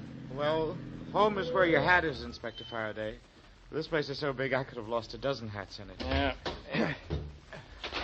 You won't ask Alice too many questions, will you? It's only been 3 hours since I found the body, and she's awfully upset about Dad's death. No, I'll try not to bother her too much. Thank you. Is his daughter an adopted child, too? No, I'm the adopted one. She's really Austin's daughter. His only child, in fact. I see. Don't you people lock doors out here? No need to. No one can get past the entrance to the estate without a permit. And the entire grounds are surrounded by an electric fence. Well, at least Boston Blackie can't get in then. This way.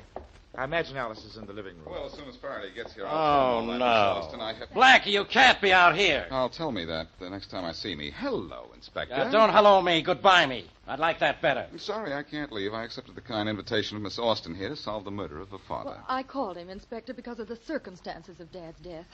I thought he might be able to help you. Alice, come here a minute, will you? Nice thought, Inspector? Quiet, Blackie. I'll handle this without any help from you. What you know about this case won't help me anyhow. You'd be surprised what I know, Faraday. I suppose you know how he was killed. No, but I know where he was killed and who found his body. Happy Austin here.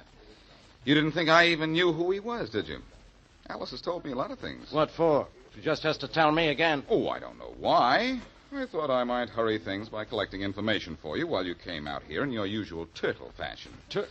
Why don't you at least be consistent and crawl into your shell while I solve this case? Why don't you go home? Blackie, you going to tell me what you know? No. And that would take too long, I suppose, but I could tell you what you know without opening my mouth. Blackie, you've got to... All right, stop begging. The dead man was fabulously rich. Yeah? His estate is the largest in the city limits. Besides this mansion here, there's a private golf course, an airport, a lake, 400 acres of forest, and 1,000 acres of farming land. Is that all? What else did you want him to own? I mean, is that all you know? Tell me something important. Well, he was killed in the middle of a field on one of his regular inspection tours.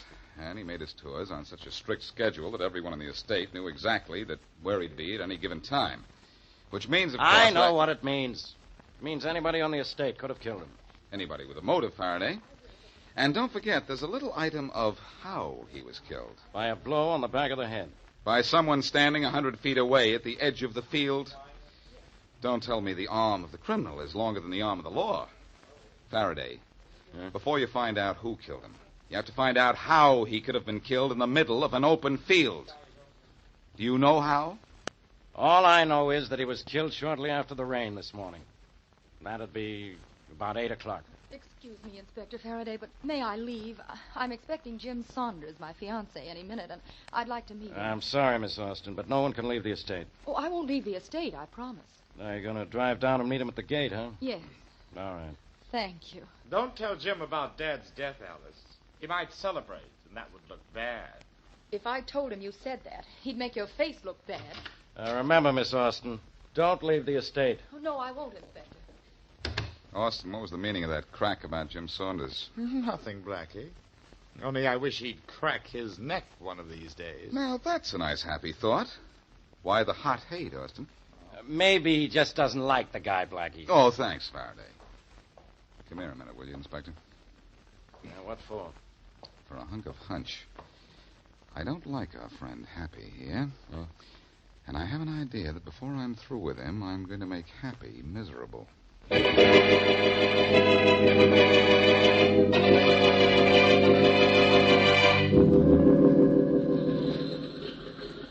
there, Jim. Hi. Hello, Alice. Hey, you. You look great. Do I? I don't feel that way. How's the airplane? Did it stay in one piece all the way from Toronto? Well, it flew me here, didn't it? I'd say the trip was all right. Well, you've flown into something that isn't all right. Dad's been killed. Hey, no kidding. What do you know? It was murder. Oh? Oh, I'd like it down. You can help me roll this crate into the hangar, huh? Oh, Jim, you don't seem a bit concerned about Dad's death. Well, neither do you, for that matter. Plenty sorry to hear it. Here, push on this wing. I'll push on the other. All right. Now, shove this right next to Happy's plane in its hangar. Is it still out of commission? Yes. Jim, the landing gear on this side is damaged. Yeah, I know. Still shaky about it, too. I clipped the top of a tree coming in for a landing. Almost cracked up. Let me push, huh? Jim? Yeah? Are you sure it was a tree you hit? Well, yeah, sure it was. Could you find the tree again? I doubt it. I was going pretty fast at the time. Hey, what are you getting at? Nothing, Jim. Only I hope the police don't find out that you and Dad had a terrible fight last week.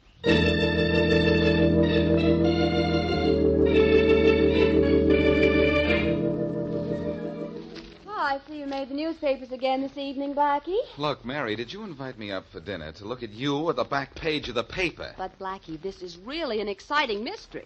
Yes. It says here that Mr. Austin was killed by a blow on the back of the head and died instantly, but that there are no marks in the field to indicate what or who killed him. I know. Faraday and I gave the papers most of their information. Oh. There are no footprints or tire tracks in the field, and Austin wasn't carried to the spot where he died. Then how was he killed? How'd he get into the middle of that field? He walked there. After he was hit? No, death was instantaneous, Mary. That's the problem in this case. And what's the solution? There's always a solution, you know. So they say.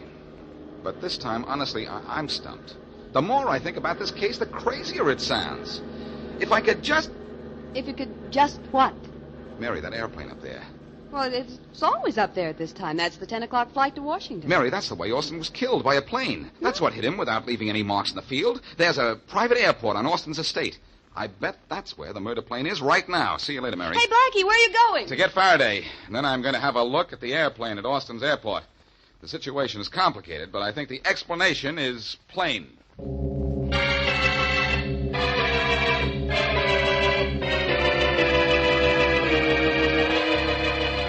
Austin was killed by one of the planes in this hangar, huh, Blackie? Well, which one, or two? Well, Faraday will have to look them over before we find out. This is just a waste of time. I don't believe Austin was killed by a plane at all. You don't, huh? No, it's crazy. Look. Or you are. Look, Austin was found in the middle of a field, wasn't he? Yeah? He wasn't hit by anyone who followed him into the field or a truck or a car that went through the field. And he wasn't carried into the field. We know that, don't we? Yes. Then he was obviously hit and killed just where he was found. And the only thing that could possibly have killed him, where he was found, without leaving tracks, is a plane. Don't you agree? Yeah. No. But let's have a look at these planes. I've been looking while I talk, Faraday, and here's the plane that did it right here. Look at the left side of this landing gear. Yeah? Pretty badly bent.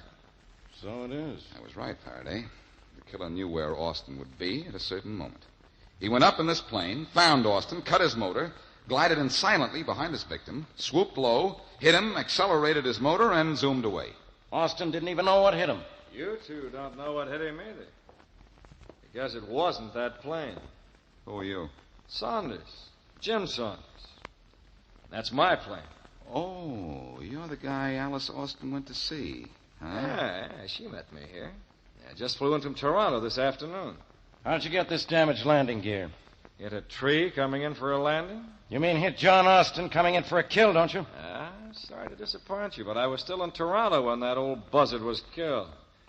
Here's my log to prove I didn't leave the Toronto airport till 10 this morning.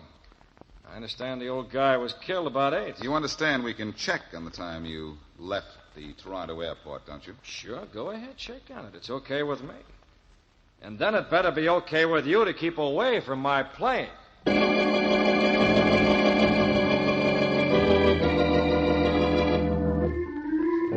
Just thought I'd tell you, Alice. You marry Jim Saunders and you don't get any of Dad's estate. Oh, yes, I do, Happy. I get half. Dad's will says you get half unless you marry Jim Saunders. But if you do marry him, I get it all. How do you know? I just know. Too bad you didn't. What do you mean, too bad I didn't? Well, it occurs to me that you and Jim might plan to get married now that Dad isn't around to object. We were going to be married even if Dad did object. And what were you going to live on? Love? Jim doesn't have a dime. All he owns is a plane. You think he'll marry you when he finds out that you won't get a cent from Dad? Well, Happy, you're not going to do this to me, are you? You'll ignore Dad's will, won't you, and give me half? Oh, no. Not if you marry Jim Saunders. Look, darling, I'm not actually your brother. If you really want to live in style, you could marry me. Marry you? Yes.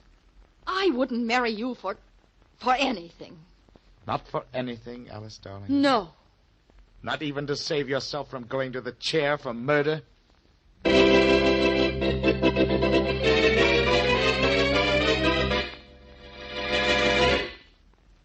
Now back to Boston Blackie.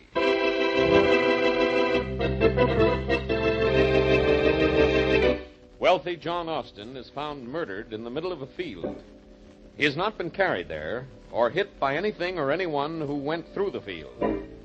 Jim Saunders, flyer fiancé of Austin's daughter Alice, has fought bitterly with the dead man, and the landing gear of his plane is damaged. Jim, however, claims his plane was in Toronto at the time of Austin's death. And as we return to our story, Inspector Faraday is on the phone in Austin's private hangar, talking to the dispatcher at the Toronto airport. Look, can you tell me what time this morning Jim Saunders took off from the Toronto airport? Yes, Inspector Faraday, but I'll have to check on it. Just a minute. Thanks. Hey, Blackie, quit wandering around the hangar, will you? What? If either of the planes in here killed Austin, it was Jim's. I'm just having a look at this other plane in case Jim was in Toronto at the time Austin was killed. You're soon going to find out that I was. For your sake, Jim, I hope so. Hello. Inspector Faraday, still there? Yeah, I'm still here. You got that information I want? Yes, Saunders took off from runway 5 at 10 o'clock this morning. 10 o'clock, huh? Yes, sir. Thanks a lot. You're welcome. Well, Jim, you're in the clear. I told you I was, Inspector. Now will you let me and my plane alone? Yeah, I guess we will. Austin was killed 2 hours before you left Toronto. Tell me, whose plane is this other one? It has Happy Austin's name on it. By a bit of clever deduction, I'd say it was his. Very funny. Jim, does Happy Austin fly? Sure does, Blackie. He's one of the best amateur pilots around. Then let's suppose for the moment that Happy is our man. Let's suppose he isn't. This plane hasn't hit anything. There isn't a mark on it. Faraday, something could have been attached to the underside of the fuselage. Something that could be easily detached again. And thrown away, huh? Maybe better than that. After killing Austin, Happy could have flown out over the ocean. That's only a few miles from here, unhooked whatever it was, and dropped it into the water. That's right, Blackie. It's only about 30 minutes flying time from here to the coast, but Thanks, Jim. You're a big help. Jim, could this type of plane hit a man, kill him, and not crack up under the impact? Sure it could. Easy, but I say it again, Jim. You are a big help. Faraday, Happy Austin was an adopted son. He wanted to marry Alice. Happy could have killed his stepfather for the money he'd inherit. Just one thing, Blackie. There's a part missing from the engine of Happy's plane. This ship hasn't flown in months. Oh. Jim, did I say you were a big help?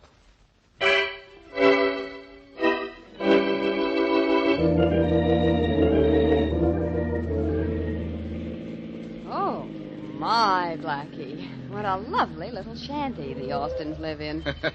Yes, I thought you'd like to see it, Mary. And wait till you see the inside of this palatial hut. It probably looks like the inside of the Metropolitan Museum. Only bigger. Come on, we can walk right in. Okay. Austin's never seemed to lock the door. I'll take care of you later, Happy. Right now, I'm going to see if I can catch Alice at the stables. Oh, hello there, Jim. Oh, hi, Blackie. Oh, Blackie, introduce me to this. Miss Wesley, Mr. Saunders, and reverse that. Mr. Well, Saunders. How do you do, Miss Wesley? Join me at the stables, Blackie. I'm going horseback riding with Alice. If I can catch her in time. No, thanks. I've still got a murder to solve. But you can tell me something. Does Alice own a plane? Own a plane? Well, she can't even fly. Oh, well, thanks a lot. I take it Happy's inside the house? Yeah. You can take it, meaning Happy, away if you want to. Glad to meet you, Miss Wesley. Thank you. Join us for a ride if you like. We'll be somewhere on the bridle path. Thanks. Maybe we will. Blackie, why did you ask if Alice could fly? I thought maybe she had a plane hidden somewhere on the estate. And she killed her father. You could hide a battleship on this place. Well, she can't fly. So there goes Alice as a suspect. Well, here we go to talk to Happy. Mm-hmm. Oh, it's you again, Blackie. Stop that. You're beginning to sound like Faraday. Miss Wesley, Mr. Austin. How do you do, Mr. Austin? Blackie, Jim told me that you thought maybe my plane killed Dad. Yes, I did think so until Jim pointed out it hasn't flown in months. Well, I haven't flown it. I know that. I took the motor down, did a complete overhaul job on it, and then had to send for a part I needed. Well, tell me something. Yes? Who else on the estate flies? Any of the servants? No, Alice and I are the only ones. Alice can fly? With the best, and she's a top-notch mechanic, too. And Jim said she couldn't handle a plane. Well, I think I'll find Faraday somewhere around here, and then I think the inspector and I will join Alice and Jim on the bridle path. You're going to ride a horse, Blackie? No, I'm not going to ride. But I guarantee I'm not going to keep walking around in circles on this case either.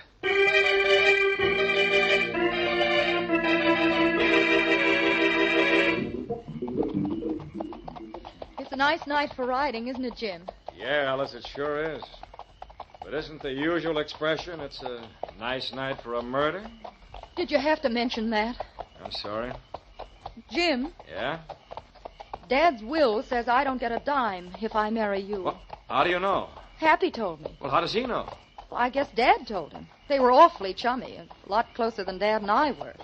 He probably talked Dad into giving me no money if I married you. Well, of all the dirty... Come on, boy. What? Jim, wait! I want to get back in a hurry and have a talk with that brother of yours. Oh, but wait for me, Jim. Wait. Hey, ho, boy, ho. Steady now. Steady. Hey, Miss Austin, you having trouble? No, I'm all right, Inspector. This horse is having its moments, though. Hello, Blackie. Hello, Mr. Austin. Where'd Jim ride off to? He's gone back to the stable. Miss Austin, we found out you could have killed your father. You can fly a plane, can't you? Yes. I never told you I couldn't. No, but Jim did. He said you couldn't fly, and Happy said his plane couldn't fly. I'm going to find out about that before I fly off the handle.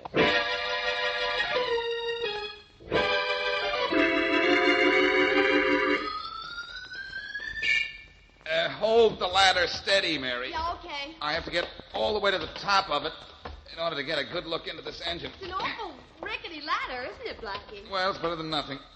But hold it steady. I will. Alice Austin looked awful unhappy when Inspector Faraday brought her up to the house. Did she really kill her father? Could be, Mary.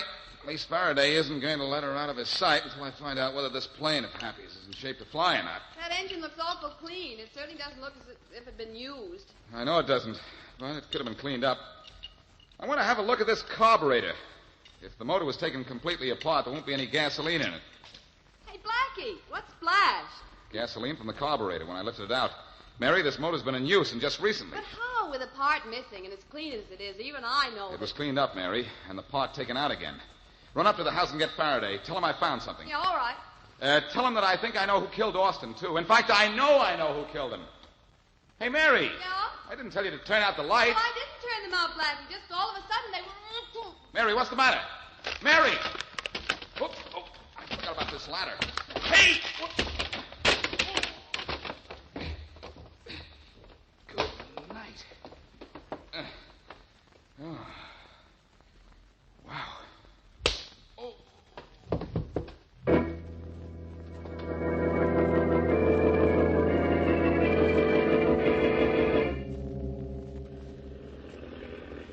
Oh. Oh. Well, Blackie, the high altitude seems to have cleared your head. What's that roaring noise? An engine. An airplane engine. Jim's plane. You and I are in it. Oh. How'd I get here, Happy? I tied you up and threw you in the plane. And you won't get any help from Miss Wesley either. She's tied just as tightly as you, only she's still in the hangar on the ground. I didn't have to kill her. She doesn't know it was I who murdered my dad. Oh, by the way, Blackie, did you have a nice fall when I jerked that ladder out from under you? Yes, thanks. I'll drop you on your head sometime, too. Happy, why did you kill your stepfather? For money. How? You guessed it, in my plane. Cut the engine. I had the extra part hidden. I put it in the plane and then glided in behind my dad, gunned him, and bingo. That was the end of the old man. You know where we are, Blackie? No, where? Over the ocean. And when we get a little farther out, you're going for a dip. Uh-oh. Gonna make fish food out of me, are you? I wish the Coast Guard were here. The Coast Guard? Yes, I tell the Coast Guard to shoot down. What's the number of this plane? 641. Coast Guard, shoot down 641. That's what I'd say. Oh, well, say anything you want, Blackie. They can't hear you.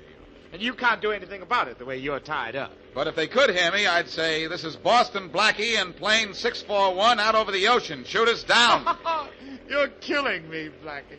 But in a couple of minutes, it's going to be the other way around.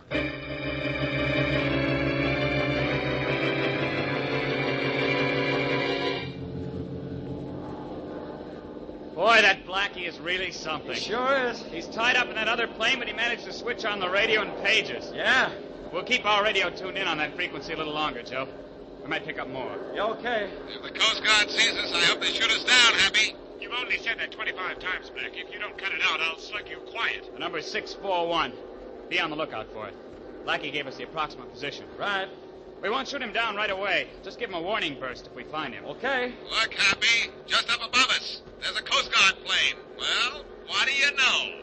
I know they don't see us, and even if they did, they won't know what's going on. That's what he thinks, huh, Dan? Yeah. Hey, there's the plane right down there under our starboard wing. Yeah, sure enough. Here we come, Blackie. Let's go, Joe.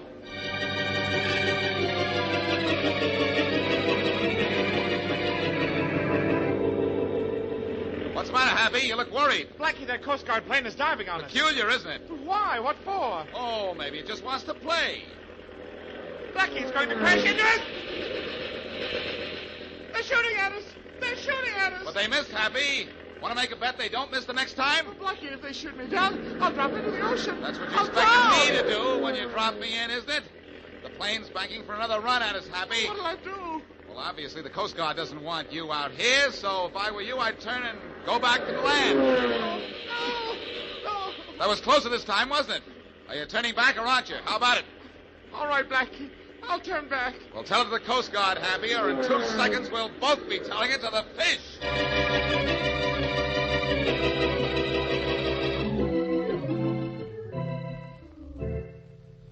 What time is it, Mary? Well, Blackie, according to my watch, it's 11:30. But according to my curiosity, it's time for questions. Well, I untied you at the hangar where Happy left you. Maybe I can loosen the strings on whatever is puzzling you. What do you want to know? First, why did Jim Saunders say Alice couldn't fly when she could? That's very simple, Mary. He didn't know she could. I suppose she was saving it for a surprise or something. Anything else? Just one more thing. How did you manage to get the Coast Guard on the trail of Jim's plane when Happy had you tied up in it? I kicked over the switch on the radio with my elbow and started talking, hoping somebody would hear me.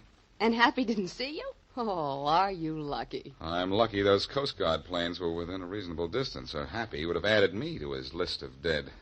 Oh, I know he killed his father, but... You know, Blackie... What? I feel rather sorry for him.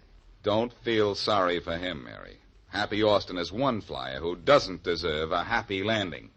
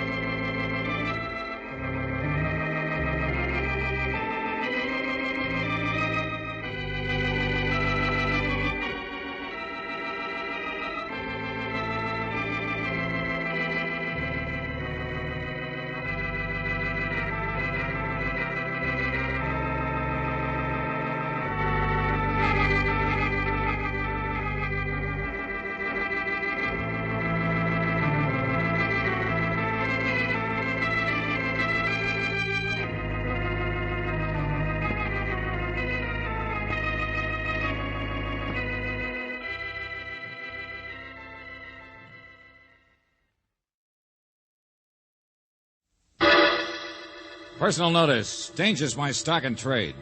If the job's too tough for you to handle, you got a job for me, George Valentine. Write full details.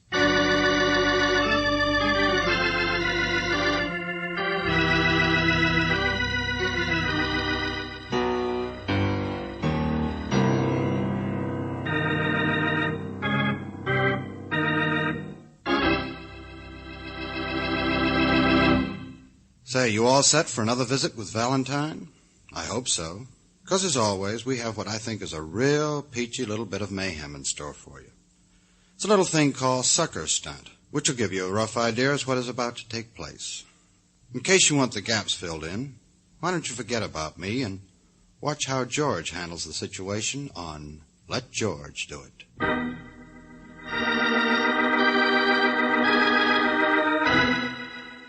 Dear Mr. Valentine, I'll be back around 10:30, and then we'll get the guy.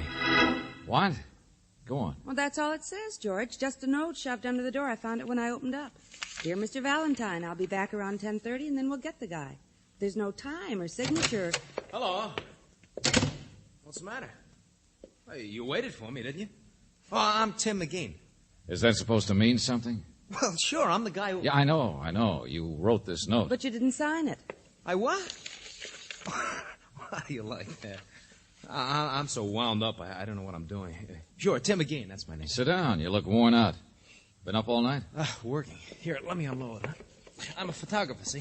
Yeah, so I noticed. Work up the north side of town. You know, weekly newspaper, that kind of stuff. I'm doing all right, see? I could support her myself. That's what gets me.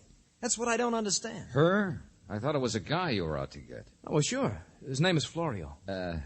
I think you'd better start at the beginning. What happened? Did somebody steal your girl? What? Oh, no. It's my kid's sister, see? She's only 18, lives with an aunt, but I feel sort of responsible. But you know how girls that age are. She won't listen to anything. She mixed up with this guy? I'm afraid she'll marry him. His address is down What's here. What's wrong with him? Why do you need me? Look, Mr. Valentine, I'm just an ordinary dull jerk. My sister won't listen to me. But I want you to see this guy.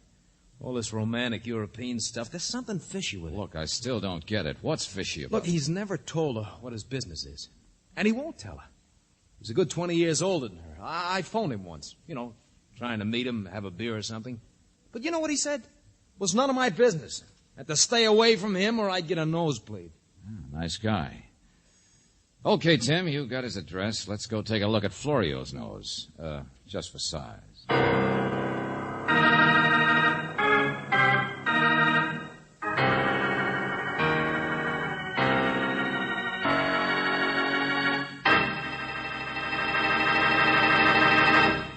You are listening to Let George Do It. Our adventure will continue in just a minute. Now back to George Valentine and Let George Do It.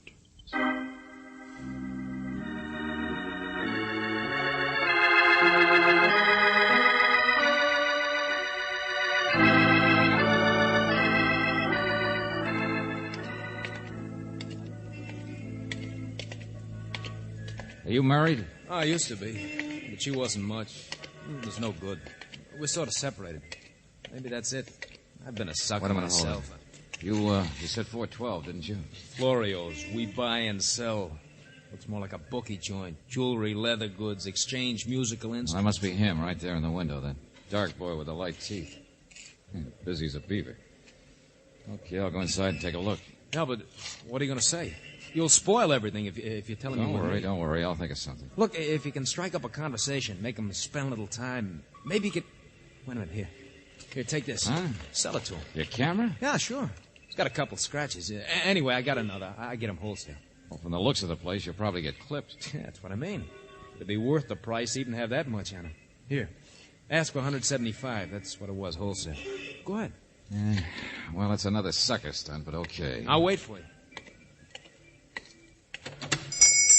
Good morning. Hello. You, Florio? You the boss? Also the cook and bottle washer, yeah. You have business? Yeah. Of course, Mr. Valentine. It's a pleasure. Oh, you know me? Oh, yes. I have been in this neighborhood 15 years. What is it, the camera? Yeah. Sell or loan? Well, see what it's worth. Mm-hmm. Don't think I've ever stopped in your shop here before. Pretty good business? Pretty good taxes. How is your business, Mr. Valentine? You must get a great many strange cases. Oh, I do. Well, a Jefferson Mini, eh? 2.9 lens. Yeah, good condition. Practically new. Oh, it seems a shame to sell.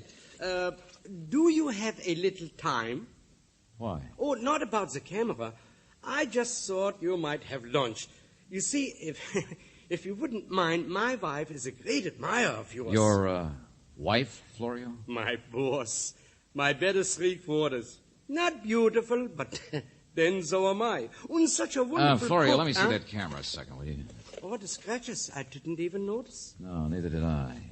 Nice compact camera, though. Fits in my pocket without its even being noticed. Yes, why sell it? But if you wish, I give you a loan. But this is not important. It is lunch with me and my wife and children. I'd love to, Florio, but some other time, okay? Uh-huh. Right now, I got to straighten out a sucker.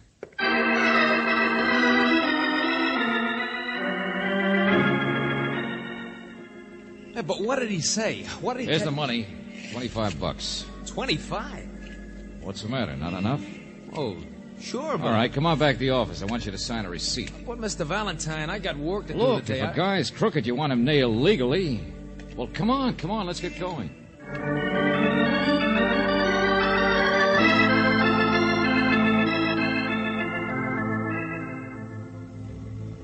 Mr. Valentine, what is this? You've been driving almost 3 hours now. Mr. Valentine doesn't like to talk while he drives. But even when you went back up to the office, you didn't explain... I had some phone calls to make, that's all.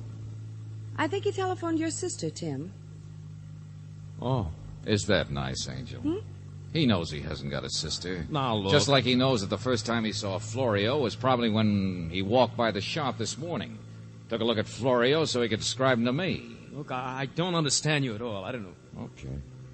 If I'd known that you weren't going to believe anything I said, I'd have gone someplace else. Holy smoke, look at the time. I got work to do. What do you think you're taking me anyway? My wife will be worried if I don't phone her. Oh, I thought you said you were separated from your wife, that she was no good. Well, How could you phone her if she doesn't have a number? What? I checked that. While George was talking to the police. To the... Well, sure. I really got a wife, but she don't live in the city. We don't even speak. What is this, Apple Junction? Don't you know? No. Never been out this way before. Oh. May I read him the early morning newspaper, George? It's just a little item, not very important. Mr. Ben Roberts, a salesman for the Fruit Growers Equipment Company, said that he picked up the hitchhiker about 100 miles north of Apple Junction shortly after midnight, and that the man held him up and left him after traveling south only a few miles. The man was described as ordinary in appearance, about 35 years old, about 5 feet 9 inches in height, wearing overcoat and hat. Well, I guess that could be almost anybody, couldn't it? Taken from Mr. Roberts was $112 in cash, including a $50 bill, a good luck Canadian dollar, and a brand new camera, Jefferson miniature with an f2.9 lens. Hey, that's a coincidence. Yeah, isn't it? Doesn't say anything about scratches, does it, Angel? Where the camera serial number should have been? No, George. Now listen, both of you. Oh, Tim, it's as old as the hills, that gag. You want to fence a stolen item, but you see a newspaper story about it, so you want to be careful. You get somebody like me who's known in the neighborhood to make the sale for you. After I'd handed you the money, you'd have made up another bright story and disappeared. That's not true. I didn't say it was. I haven't accused you of anything. But, brother, you used the word sucker a little too loosely. Oh, I know I stick my neck out putting an ad like mine in the paper. And all too often, bright boys like you try to take advantage of it. George, turn right. There's the sheriff's office. Yeah. No, let me out. Please let me out. I'll explain everything. For once, Buster, I'm going to make a sucker out of the guy who tried to make me a sucker. No, please keep going. I didn't do it. I never even been in this town before, honest. Well, look who's here. If it ain't Tim again. Been away? Oh, no. Okay, sucker. Now I start enjoying myself.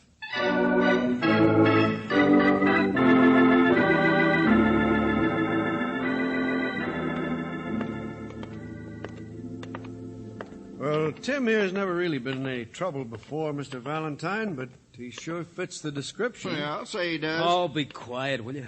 What are you doing here anyway, Ames? He's the hired hand out of my wife's place, Mr. Valentine. Nobody believes him. I sent for him just a few minutes ago. Well, day off. I guess I can do anything I want, can't I? Ben, Oh, Ben. Right here, Sheriff. Just admiring the calendars in your office. Better than the ones in the barber shop.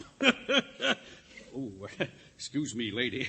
Ben Roberts, Miss Brooks, Mr. Valentine. Roberts, the one who was robbed at midnight last night? First time in 17 years on this road. Let me tell you, Mac, I've picked up hitchhikers all my life, and not a single one of them has ever held me up. Skip it. Is this the guy, Ben? Of course not. Of course I'm not. Is he? Well, it was night. I don't want to just come right out. Here's the camera. He scratched off the serial number. He hasn't been searched yet for the money, but... I'll do it right now. Let go. Let me get your hands off. Here's his wallet. It's your pen, ain't it, Ben? Me? Sure, with a trick flashlight. You showed it to me once, remember? Yeah. Look, I found it, I tell you. I found it someplace yesterday. I Oh, don't know. stop trying so hard, Tim. There's a $50 bill in the wallet. You don't see them very often. George, look, a Canadian dollar. Oh, cut it out. I don't have to see all that stuff. You don't have to be a nice guy, Mr. Roberts. Yeah. Who's kidding who? I recognize him. Sorry, sucker.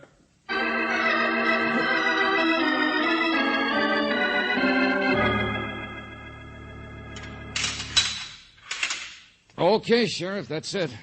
So long, Tim. I'll get even with you, Valentine. Hold on a minute, Valentine. You're not leaving. While you were out driving with this bird, I got another case. What do you mean? Well, apparently sometime around midnight last night, about 50 miles south of here, that's where Tim McGeehan's wife lived. Well, that's when the doctor says she was murdered. What's that? What'd you say? My wife? Oh, no, she can't be. And at the same time, Tim was committing a robbery 100 miles north of town. That's what I mean, Valentine. I really need your help. Tim's the only good suspect. But since you proved he couldn't do it, well, now you've given him a perfect alibi. Okay, Sheriff, don't rub it in. And all I wanted was to keep from being played for a sucker. Oh, brother.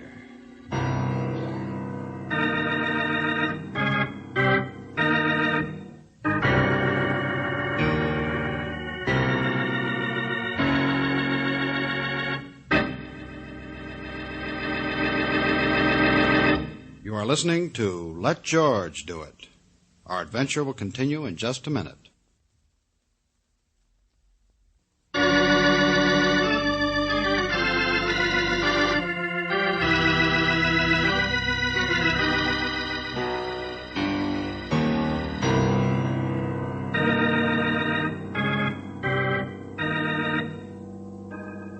And now back to George Valentine. If your name is George Valentine, you don't enjoy being played for a sucker. And so when Tim McGeehan comes into your office with a weak-kneed story, you waste no time in turning the tables on him. You take him out to Apple Junction, where you prove that he committed the hitchhike robbery of a salesman north of town. Oh, no, you're no sucker. Not much. Because now you find that at exactly the same time, Tim's wife was being murdered south of town.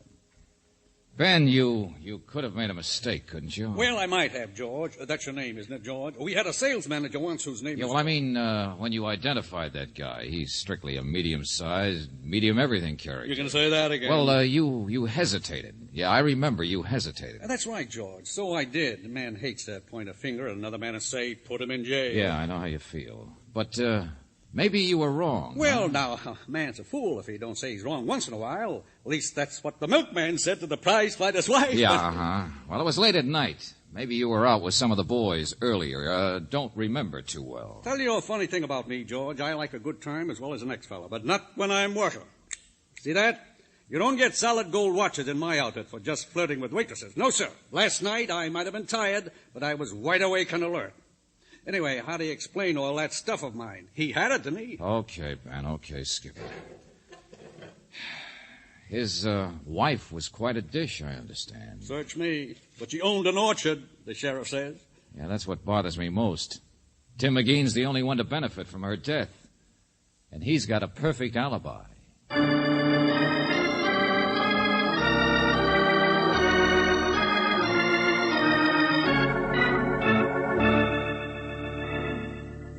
Don't take it so hard, Valentine. We haven't even got a fingerprint crew from the city out there yet. Apparently it wasn't just a cold-blooded murder. No, she was strangled and slugged over the head. Crime of passion.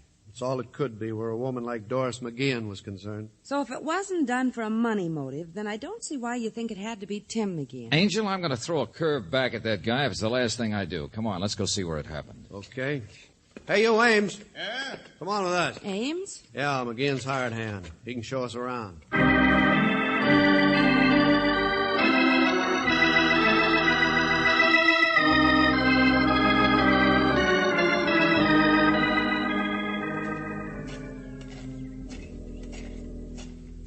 Nice orchard.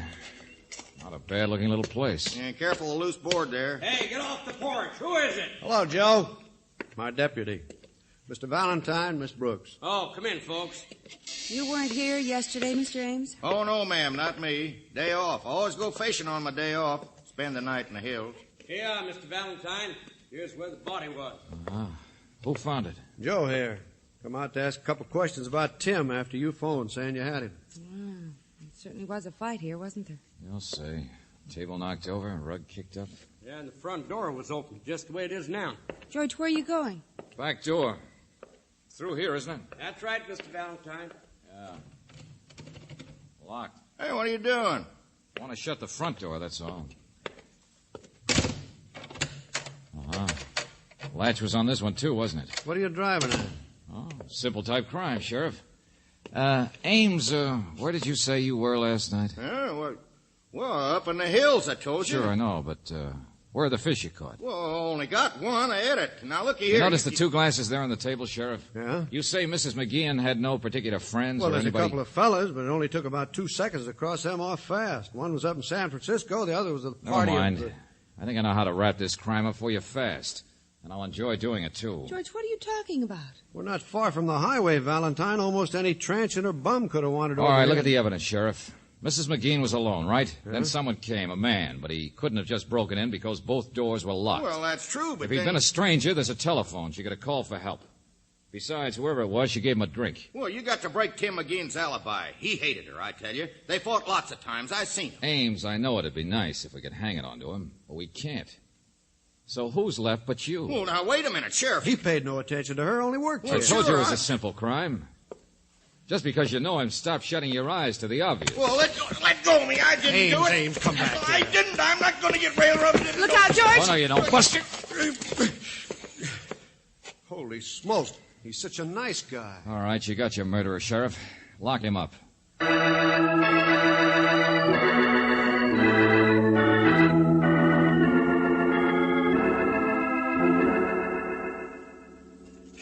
Valentine, I know you're sore at me. All right, if I use your one chair, Tim? Oh, sure. Not a very fancy sell, I'm afraid. Tim, now listen to me. I was sore at you, sure. That camera deal, you played me for a sucker. Well, I never pulled a robbery before. For a while, I thought maybe you'd suckered me into helping you with a gratuitous alibi. Mr. Valentine. All right, forget it. Relax, would you? Sheriff will be here in a minute. He's got Ames, all right. What? Yeah. So I thought I'd better be a nice guy and warn you what the penalty is for armed holdup. Robbing a man of several $100 worth of stuff. But what did you say about Ames? You'd better worry about yourself for a change, Tim. What? Of course, first offense could be heavy. You might be out in a couple of years, but... Look, what are you driving at? I know what a dumb thing I did. Oh, no. Maybe it was smart. This man, Ben Roberts, got held up last night up north and reported it as soon as he got into town. The early morning papers printed the story. Well, that was quite a break. Good piece of luck. Piece of what? Look, you're getting me all mixed up. You didn't come to see me until after the banks had opened, 10:30, remember? So you'd have had a chance to go get some money, pick up a Canadian dollar and a new camera. After all, the newspaper told you what kind to buy. No, that's not true. I don't know what you're talking about. Then, what's that you said about Ames being... Let go of me, will you? Let go of me. Cut it out, Ames. Get in there. Go Sheriff, listen, get me a lawyer. Get Lawyer's me a lawyer. not going to do you any good. Get me a lawyer. Well, I'll be a... So that's it. He did it. Ames did it. He killed Doris. Now you see what I mean about thinking of yourself? The penalty for robbery, Tim, could easily be 5 years. You sent for me, George? Oh, yeah, Ben. Stick around. You too, Sheriff. I can't get over it. Ames. He never even noticed Doris, just a hired hand. I ran. I didn't even think of looking for him. What did you say? I mean... 5 years, Tim. So how about it? I understand what kind of a spot you were in. The only big suspect for her death. She played around and you hated her, even if you didn't live there anymore. Mr. Valentine, I don't know what. I gave you a start a minute ago, huh? You read about Ben's robbery in the newspaper. You knew nobody'd ever believe you unless you had a foolproof alibi. You figured it was better to take a lesser rap in order to make sure of dodging the gas chamber. Hey, what's all this, George? Oh, well, you gave me the idea, Ben. You wouldn't have described the hitchhiker in such general terms unless you really hadn't got too good a look at him. But he had my camera. Well, he was running. He was in the city. He saw a list of what was stolen in the newspaper. He realized he'd fit the vague description. So, he went around and bought the stuff, filed the serial number off the camera so you couldn't check it, and also so I'd be sure to see through his story and nail him. In fact, he hired me to nail him. Holy smoke. Oh, Sheriff, ask the other guy to step in here, will you please? Sure. You, come in here. That's all right. Just stand there in the door. Uh-huh. Medium-sized, about 35. Wearing hat and overcoat. What about it, Ben? You mean, could that guy be the one who held me up? Oh, gosh, I don't know. Who is he? Cop, I dressed up. Okay, thanks, Joe. Don't that beat all? You know, I'll grant you it is pretty hard to identify a man. Never mind. I'll tell the truth. Well, now you're getting smart, Tim. Only what happened that made you so sure you had to pull all this? Yes, what did you mean a second ago when you said you ran? You didn't even think of looking for Ames. Well, I was there after it happened at All Doris'. right, go on. They'll need your testimony. Well, I went down to see Doris last night. I was good and sore. She'd been playing around with guys on the QT. Even if we are separated, it doesn't mean that you can... Well, anyway, my fingerprints are probably all over the house. When I got there, the door was open. She was lying there dead. I ran, hopped a truck to the city, but I had to make up something, didn't I? And a robbery north of town was the golden opportunity, sure. Brooksy, you get all that down? I got it all, George.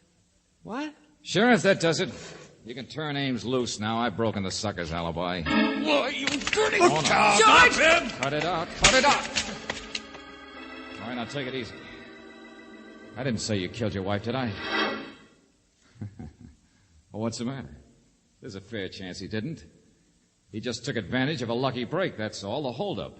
What are you driving at, Valentine? Hasn't it occurred to any of you that the holdup itself might be phony? What's all this? Yeah, that Ben here is just about the type guy who might have been mixed up with Doris McGean on the QT, the big traveling salesman. Oh, George, you're crazy. That last night he could have come into town from the south instead of the north after throwing away his camera and money and a Canadian dollar. Oh, Buster, it sure must have scared you today when the robber showed up. And of all people, her husband. You're going to let him talk like that, Sheriff? I never even met this Doris. When we searched you today, Tim, you had Ben's fountain pen, the one with the trick flashlight, remember? What, if he took it off me last night when he held me up? Careful, Ben, careful. Don't get tangled up now. If anybody had stolen it from you, they'd have taken it out of your pocket, right? And if so, why didn't they take that solid gold watch you're so proud of? George, that's right. Hey. Of course, Tim claimed he'd found the pen someplace. Sure, that's so the point. it couldn't have been stolen anyway, huh? Wait a minute. Let me think. Never occurred to me. Found it yesterday, you said, Tim. Come on, now. I remember. Sometime yesterday, or last night. Don't listen to him. How would he know? I'm trying to remember. Shut up. Where'd you find it? Where, Tim? Someplace around your wife's farm, maybe. Last night, maybe. Wait, I got it. Yeah, sure, the pen. I picked it up. Sure. I know where. Sure. Mr. Roberts. No. Look out. Get out of my way. I'll kill you too. Grab him, Sheriff. That doesn't... George, I know Ben Roberts is the murderer, but the only trouble is, look at Tim McGean's face. Like the cat that ate the mouse. Of course, he did make a sucker out of you, but... Brooksy, stick around. In about 2 seconds, I'll settle once and for all who's the sucker in this case.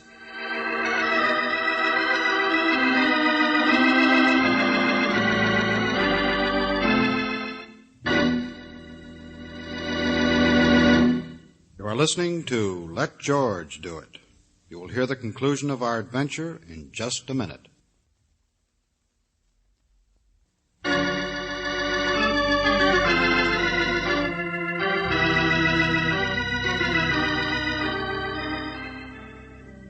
Mr. Valentine, he confessed, so what's the difference? Tell me now. Where did you find this pen, Tim? Well, you don't need it as evidence. I'll remember eventually, but last night I was so scared and upset. That you don't remember it all. Well, it must have been around a farm someplace. Uh-huh. You just pretended you knew so that he'd... Well, it did the trick. Boy, that guy's a real sucker. You're pretty good at taking people in, too. Well... But it's so stupid. If you'd come to George in the first place and told him the truth instead of going out to buy that camera and pretending... Robert's phony hold-up story might never have been broken. He's right, Angel. The way it worked out. So, now I'm all clear. I pick up my $50 bill and camera from the sheriff and walk out. I gamble my whole savings and maybe 5 years in prison, and now I'm free and it don't even cost me a cent. Whole savings account, huh? Well, here, look at this. Camera's worth over 200 retail, isn't it? Well, sure, I can get at least... Hey, wait a minute. No, give me that. Oh, no. Here's the receipt you signed. I bought that camera for $25. Get the picture? So long, sucker.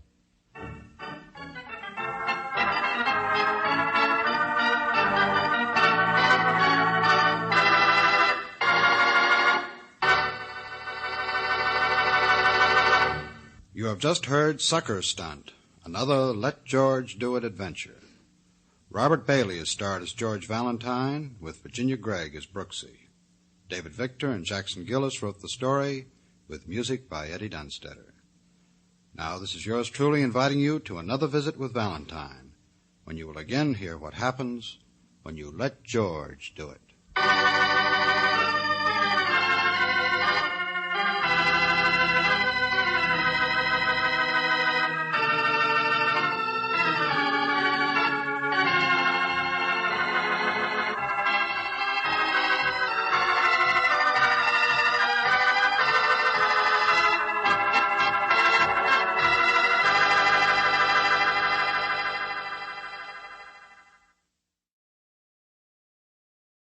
Tired of the everyday routine? Ever dream of a life of romantic adventure? Want to get away from it all? We offer you Escape. Escape, designed to free you from the four walls of today for a half hour of high adventure. Tonight we escape to a small ship off the coast of Borneo, and an exciting tale of murderous greed, as Floyd A. Nelson tells it in his strange story, Seeds of Greed.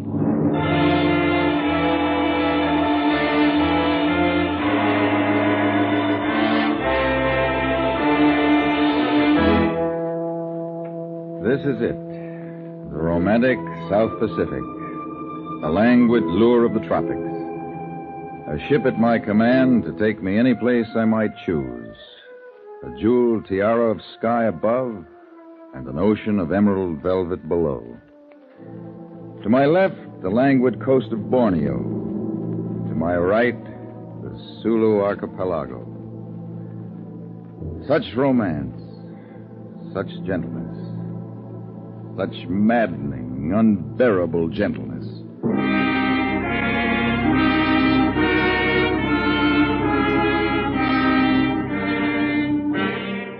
Not long ago, I was a carefree little monument to failure, reaping the rewards of my college education in the atmosphere a hitch in the Navy had taught me to love and live. The waterfront. Maybe it's the atmosphere, maybe it's the people you meet, or maybe it's the margin you can make on the exchange of drinks with guys in port fat with sea pay. Take this guy Lee, for instance. An Oriental little guy whose correct English told you it was adopted.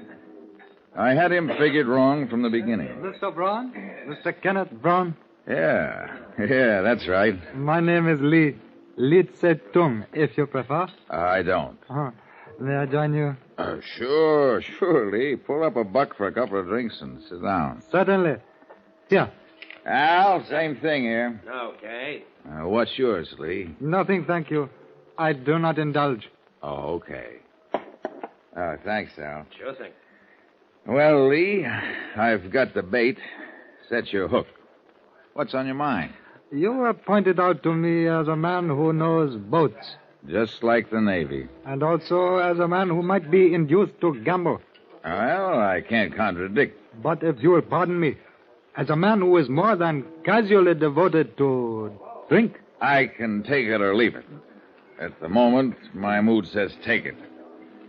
Your health, Lee. Yes, but for that one failing, Mr. Brown, I could offer a very interesting and profitable proposal.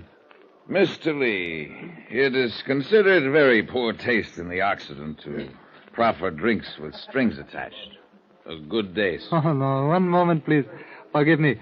I was going to add a failing which we could overlook if it were to be controlled for a short time. I said I could take it or leave it. I am in the pearl business. Do you know anything about pearls, Brown? Yeah. An oyster gets a hold of a bad grain of sand, and he or she or it gets an ulcer. Bingo, a pearl. Perhaps we should take this up at another time. I am stopping at the Case Hotel. Good night, Brown, and come see me if you should reconsider. Okay, Lee, but don't wait up.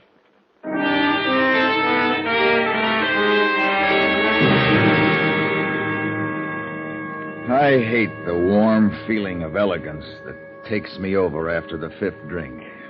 I hate myself. I hate morning.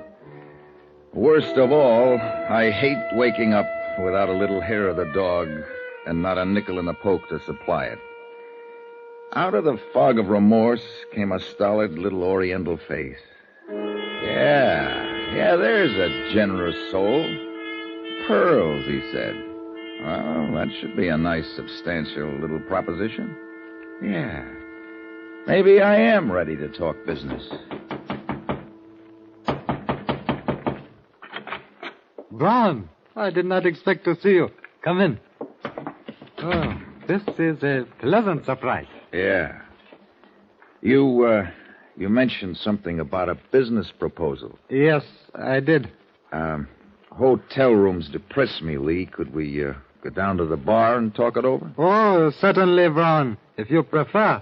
I prefer.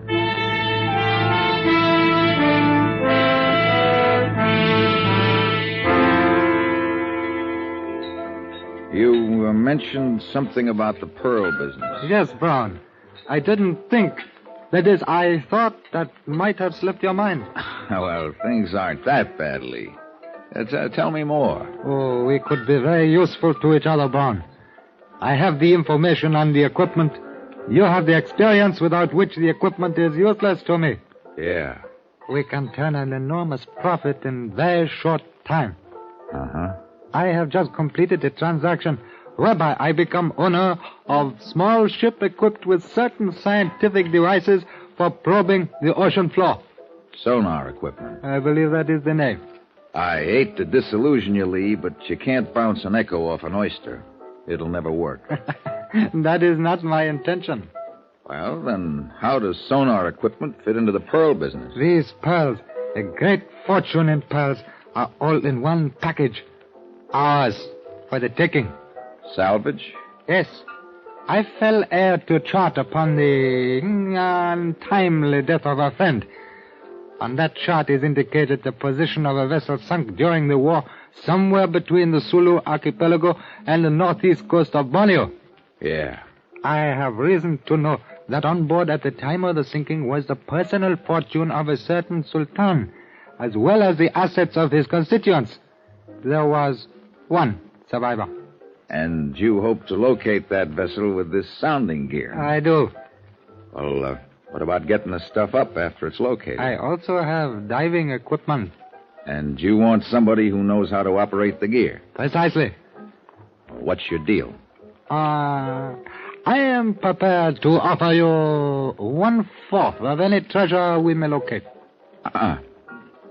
For that consideration, I could offer about 1/2 of what I know about your equipment. I don't understand.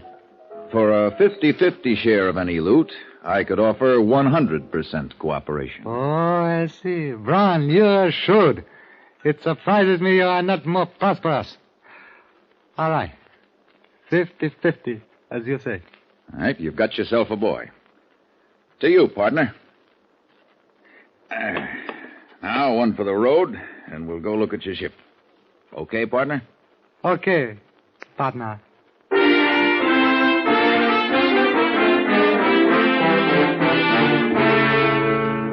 Lee's stubby forefinger pointed a great circle course across the harbor to a little tub laying with her forward quarter scraping paint against the can of her mooring. She was from the orphan fleet of sub-chasers pressed into service out of desperation during the war. About 100 feet, built to roll on a 20-foot beam. Some dreamer had her rigged for fishing. She still mounted an A-frame, outriggers, and a cargo boom aft. Lee didn't speak of her with the pride of an owner. There it is. The one with the blunt end toward us. Well, when can we go aboard? I have the papers. We can take possession immediately. What kind of shape is the power plant in? I am really not qualified to say. I know nothing of ships. But I am sure she will need work before we... What is it you say? Cast out? Yeah. Well, give me 2 days to work over the plant, and I'll have her ship shaped and shaken down. If she's standard, she's got 2 671s on the generators and 2 pancakes on the main plant. A couple of spare injectors and some baling wire will see her to Timbuktu. You will need a crew, won't you? An inexpensive crew. Yeah, a couple of hands to do the dirty work. We could get by with one if you could take a turn at the wheel. Perhaps I can learn. Yes, perhaps I can learn to drive the ship. Good. I'll line up a hand. These waterfront bars are full of guys looking for a chance to go fishing. Oh, you seem to understand what I want, Brown. I will leave everything to you. You may reach me at my hotel. Okay. The next time you see her, she'll be overhauled, provisioned, and manned. So long, Lee. See you in 48 hours.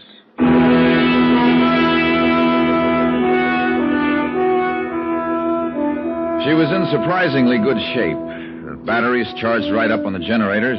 Her oil was clean and her linkage tight. I replaced a corroded condenser on the sonar gear, pressure checked the diving suit, and put new pistons in the compressors. One straight 24-hour shift, and she was shaken down and ready for a crew. I set out to meet my man on common ground.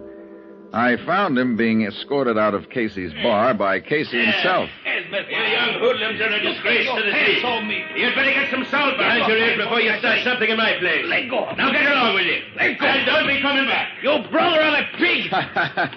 Oh, what's the matter, sailor? Slippery deck? You be quiet or I stick you. All right, stow the ship, kid. The jails are too full now. I'm going to kill that pig. Get out of my way. All right, stay out of there, kid, and stow the knife. I still get that fat pig someday. You're new around here, aren't you? How'd you know that? Well, you wouldn't tangle with Casey if you weren't. Where are you from? Ensenada. I have papers. In my room, I have papers. I didn't ask you. You didn't ask me either, but I'd advise you to get rid of that knife.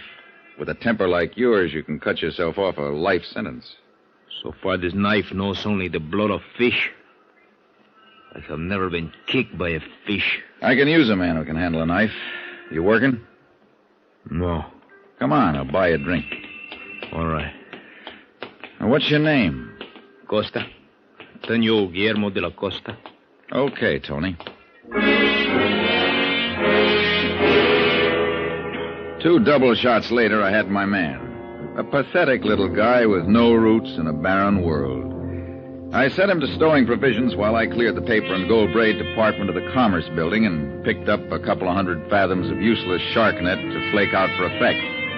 Then I called Lee. He was impressed. You have accomplished a lot in very short time, Brown.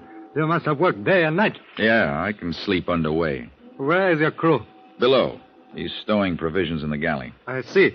Does he meet our specification? Exactly. Good back with not too much above it, except a nasty temper. Good. He thinks he's going fishing here. That explains his net? Partly, Lee. Also, there's an unwritten law of the sea that gives fishing craft a wide berth. Clever, Brown. Very clever. Practical. Is everything in first-class condition? Everything. The diving gear is tight, and the sonar readings check right on the nose with the charts. Then we are ready to cast off? Anytime. Then let us go. Head out west-southwest, Brown. Right into the sun. Right into the sun.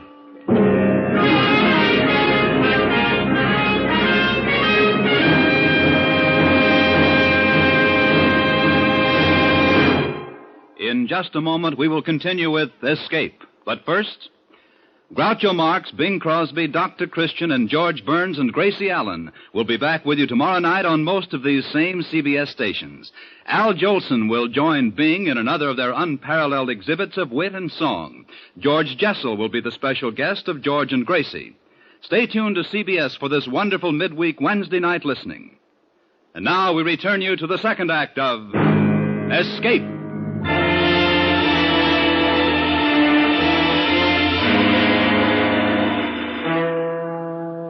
3 weeks at sea taught me a lot about my friend Lee.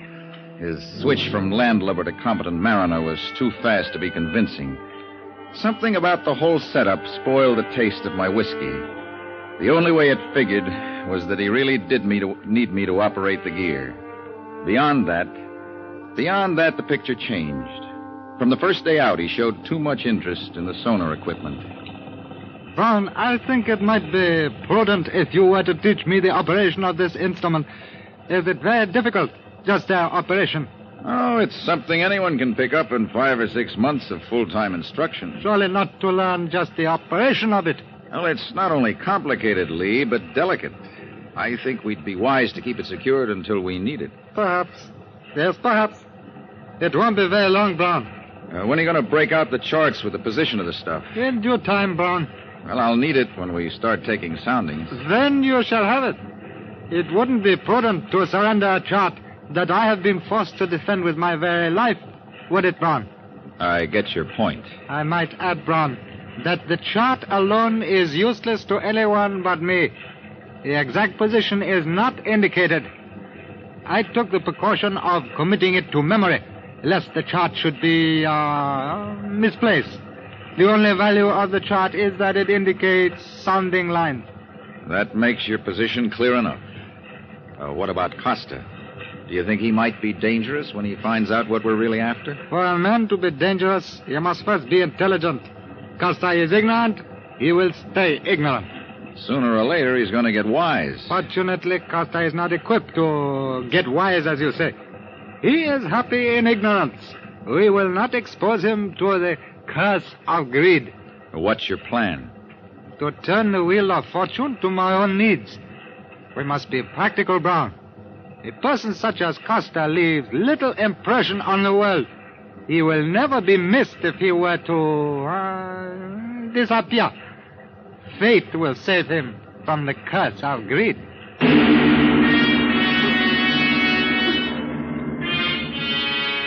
The late afternoon of the 22nd day, I saw Lee's methods put into practice. Cold, efficient, ruthless practice. It happened so fast, I was helpless to do anything about it. Costa was splayed out on the nets near the stern, sound asleep, when Lee appeared from nowhere. Without warning, Lee let fly a vicious kick. Costa's blade flashed. Lee stood motionless until Costa closed. Then Lee grabbed Costa's knife hand and whirled, twisting Costa's arm into a lever and using the momentum of his rush, tossed him effortlessly over the rail to disappear in the swirling wake.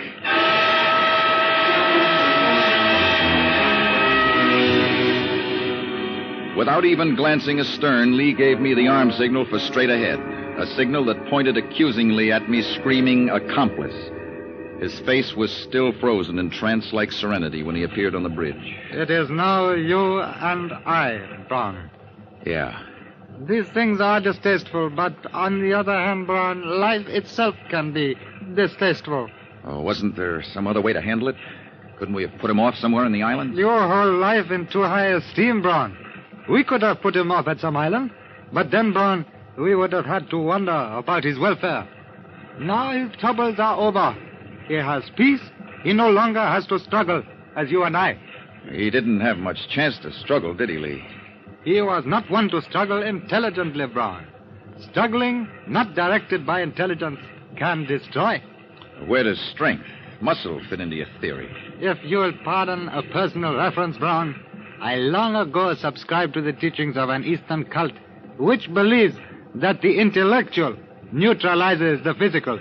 Therefore, there is no difference in stature among men, only a difference in mental power. We do not destroy. We merely expedite the adversary's self-destruction by his own weakness. Costa's temper, huh? Exactly. One does not think in temper. He merely acts, and so destroys himself. Do I make myself clear? Well, not especially, but I'll think it over.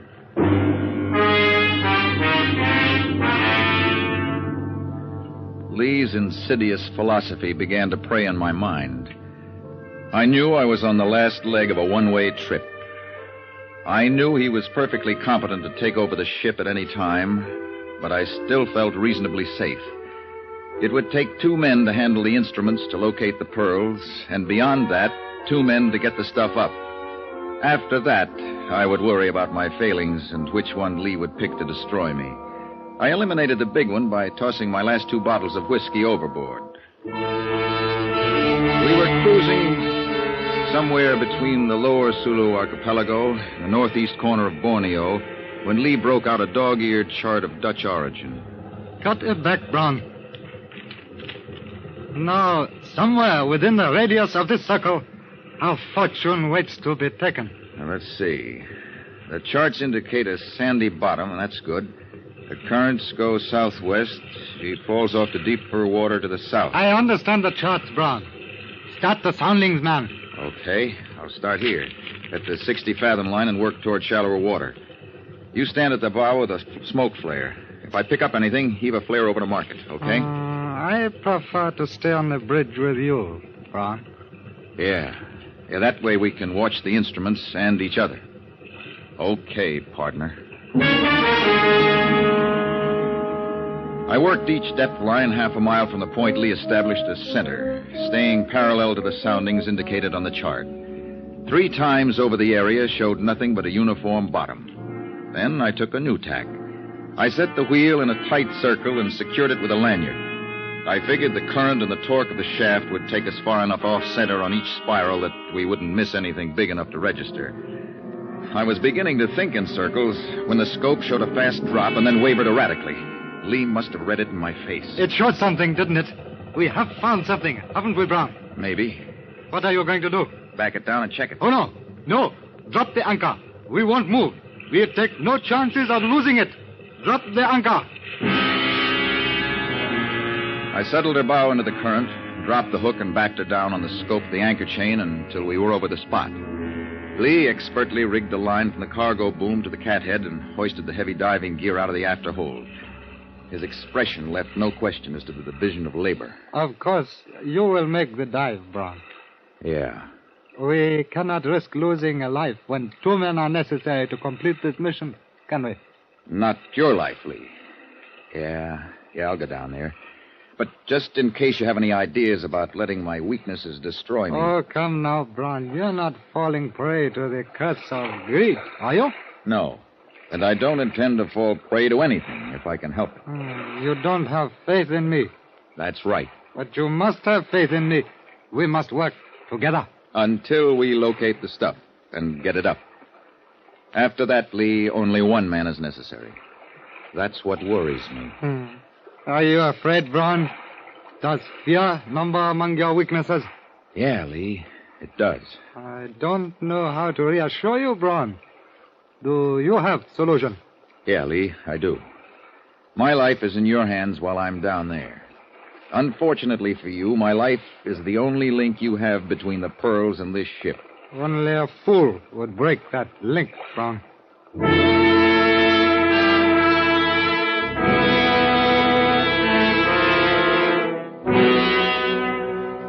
Lee's words echoed in my helmet as I felt myself being lowered from a sheave at the end of the cargo boom. Only a fool. I knew that I was pitted against a ruthless maniac, that finding the pearls meant that one of us would die. Yet some power greater than reason forced me on, a power I recognized as greed. My weighted feet settled on bottom. My headlight sent a glaring shaft through the murk, serving only to blind me. Then my eyes adapted. Strange shapes darted in and out of the beam, splashing big shadows. I pivoted slowly, straining my eyes to the burning point. Suddenly, the beam stopped short and reflected upward in a blinding glare. There she lay, a slimy hulk stern down in the sand, her stack and superstructure eroded away, and her plates hanging scab-like from her frames. A death ship, washed clean by gentle currents. I headed for the quarterdeck and leaned on the crumbling vestiges of the hatch. It fell away. My light picked up a single object. There it lay, its corners worn round from shifting against the bulkheads. A teakwood chest.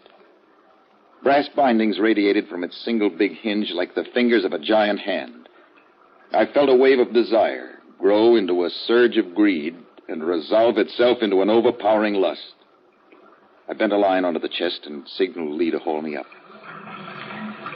I felt as though I was threading my life away as I paid out the line that would link the treasure with the surface, knowing that only Lee's ignorance of what the other end held ensured my shedding the heavy diving suit safe on deck. That would put us on even footing. I lost the fear of Lee's methods and thought of my own. Methods based on greed that knows no compromise. Methods of killing to keep. Then my fears passed. He couldn't kill me until the chest was on deck. Lee was like a man waiting for sentence when I climbed out of the diving suit. Well? It's there. Describe it. Describe the chest. Solid wood bound in brass. Is that all? Brass hinges, like a hand. That is it, Brown. The hand of Muhammad. My reward at last. The hand of Muhammad. You mean our reward? Of course. Our reward. For a brief second, we were two animals standing at bay, eye to eye, appraising, each waiting for the other to move. Then, as one, we saw through the cloud of greed. We still needed each other until the chest was on deck. Lee swung the boom inboard while I reeved the line attached to the chest through the eye of the sheave. He took the running end of the cathead and made a turn, his narrowed eyes fixed on me, waiting for the signal to haul away. His hands turned white, bloodless, as he gripped the line. I gave him the signal to haul in the line. Start it easy, Lee, and take it slow all the way. We'll stop it at the surface to keep the weight off the line. The line threaded through the sheave endlessly as time while I strained to catch the first glimpse of any bulk in the water. Again, I felt the surge of greed I'd experienced below. Unconsciously, I drew my sleeve across my mouth. A dark and distorted mass showed beneath the surface. Slow it down, Lee. She's going. Slow it down, Lee. Slack off. You'll break your line. Slack off. Lee was out of control. The heavy chest lost the buoyancy of the water. The strand of the line snapped and shot a ragged end up to the block. But it was too late. The chest hit the block and the line snapped, crashing the waterlogged wood against the ragged metal of the topside. Brass fingers of the giant hand opened grotesquely, spewing a shower of tumbling beads over the surface of the water. Oh, you fool! You American fool! There they are, Lee. Look at them float down. Your little white seeds of greed. You will die, you idiot! You felt the pearls at the end of that line, Lee. They were in your greedy little hands and you couldn't let go. You couldn't slack off on the line. You couldn't let go, could you? So the hand of Mohammed sowed the ocean with little seeds of greed. You will pay, Brown. Pay with your life. All right, intelligent one. There are no odds. Pick a weakness and destroy me. Take your choice. Come on. You will die, dog. He came toward me slowly. Then he drew back, right foot poised. I was ready for it, but instead of the kick, his thumb shot out at my eyes, pushing jagged nerve ends right into my brain. Blind instinct told me to swing while I knew where he was. You'll die. Not yet, Lee. How do you like that, Lee? Ducked by a blind right fist. This, how do you like this, Lee? How do you like my thumbs? How do you like a mashing into your master throat? You're getting weaker, Lee. Weaker. Oh, where's your mental power now, Lee? Gone, is it? Dead. Dead.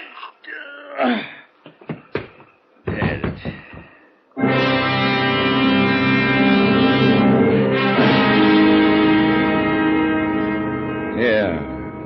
The tropical Pacific. Gentle Pacific rocking me to death in a cradle of rusty steel. Maybe it's spring or summer or day or night. The breeze is gentle, sent to soothe, and my eyes no longer pain. Yeah, it's gentle. Such gentleness. Such maddening, unbearable gentleness.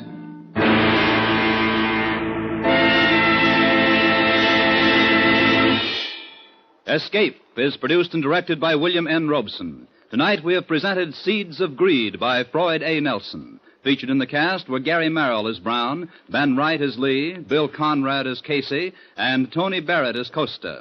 Special music was arranged and conducted by Del Castillo. Next week.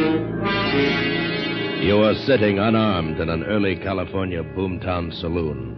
Across the table from you is a man who has just murdered your brother and who holds in his hand a new and terrible weapon from which there is no escape. Next week, we escape with an exciting tale of the California gold camps, as Les Crutchfield tells it in his gripping story, The Pistol. Goodbye, then, until this same time next week, when once again we offer you Escape.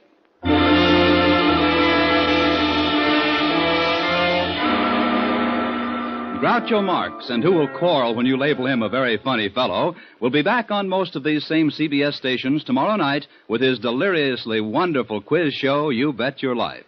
You'll find Groucho's unlike any other quiz you ever heard.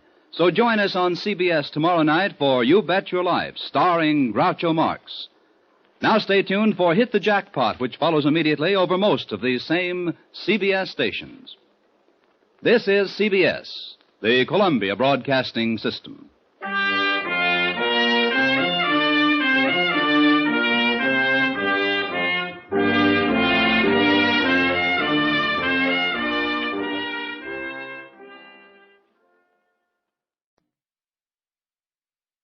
The Equitable Society presents This Is Your FBI.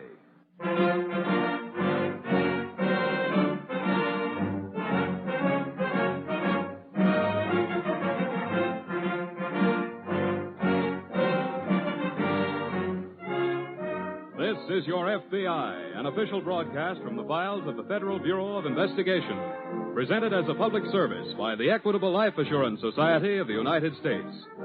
To your FBI, you look for national security, and to the Equitable Society for financial security. These two great institutions are dedicated to the protection of you, your home, and your country.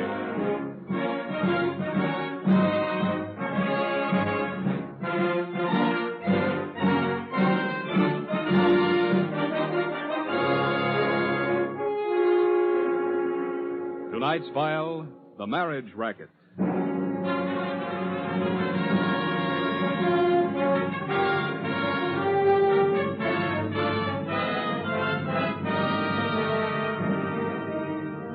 In the years that have just finished their parade into the history books, the people of the world became accustomed to the cruel reality of having the earth fertilized with the blood of millions of soldiers.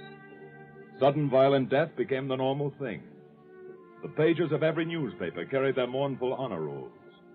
But that was war. That was a crime all of civilization was guilty of having committed. That was a crime the FBI could neither prevent nor solve. But now we've come upon a period of peace. A period when the FBI can and does prevent crimes. Above all others, it's most important that the FBI and all law enforcement agencies prevent one certain crime. Because once that crime has been committed, all that remains is catching and punishing the criminal. The victim is beyond saving. This crime is murder. Our story tonight takes us to a pleasant farming community in Iowa. Chris Newton, who owns 200 acres of the best land in the county, has just returned home from the city with a new wife. This is their first day together at home. Ella? I'm in the kitchen, honey. Oh. Well, something smells good. Chicken. With dumplings? With dumplings. Golly. You just get over there and wash up. Everything's just about ready. Wait a minute. Huh? I got something for you. Kind of like a surprise. For me? Mm-hmm. Here. Chris. Go on. Open it. Sure.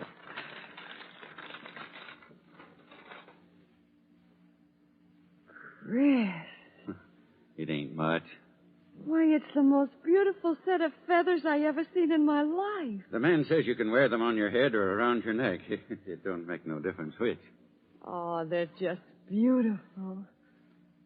Chris, you're so awful good to me. Well, I just feel lucky I got you. Even in spite of what folks in town will say? What do you mean? Well, I know they're thinking you ought to have picked your wife from around here instead of marrying a stranger. Della, a man's got a right to marry whoever he wants to, if he can get her. I wanted you, and I got you. You mean I got you? Then we're even. Oh, Chris. Now you go over and get cleaned up, and I'll set... Who's that? Must be Jeff Holmes. I asked him to drop by. Come in. Hiya, Della. George. Who's he? George, it's my brother. Come in, George. Come in. Okay. For heaven's sakes, how'd you get here? Hitchhike. Chris, this is my brother George. George, this is my husband Chris. Hello, George. Well, this is a surprise. It is to me, too, Della. I didn't know you had a brother. Well, she probably forgot. I ain't seen her in a couple of years. You been in the Army? No, working in war plants up and down the coast. How'd you find out where I was? Well, Uncle Ben told me. I hear you two have just been married. Uh-huh. Congratulations. Thanks. George, you look very peaked. Have you been sick? No, just tired. I need a little rest and some fresh air.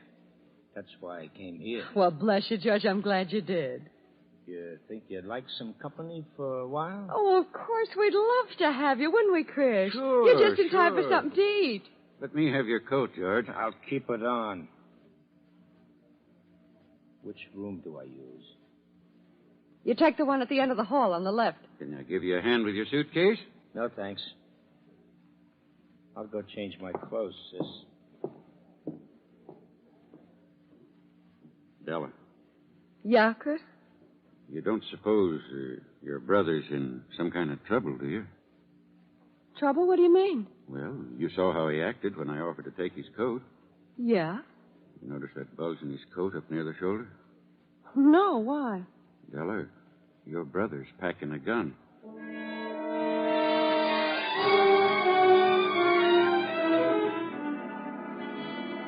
The smallest clue may lead to solving the biggest crime.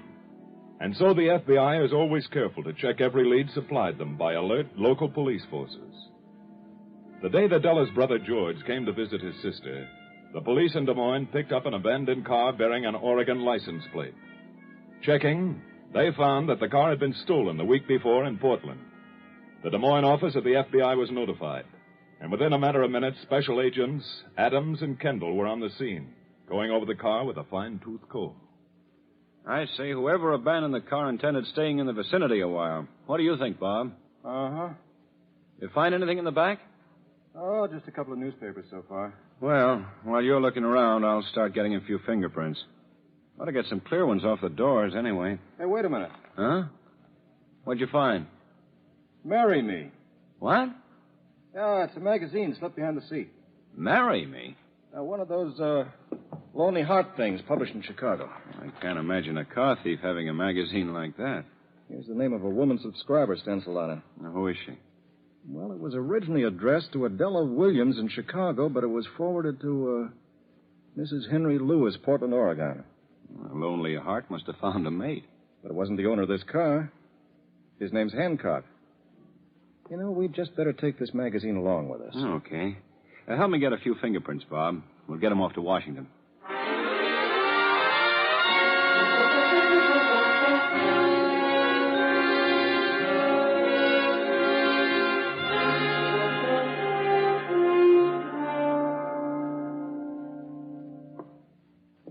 Where did your husband go, Della?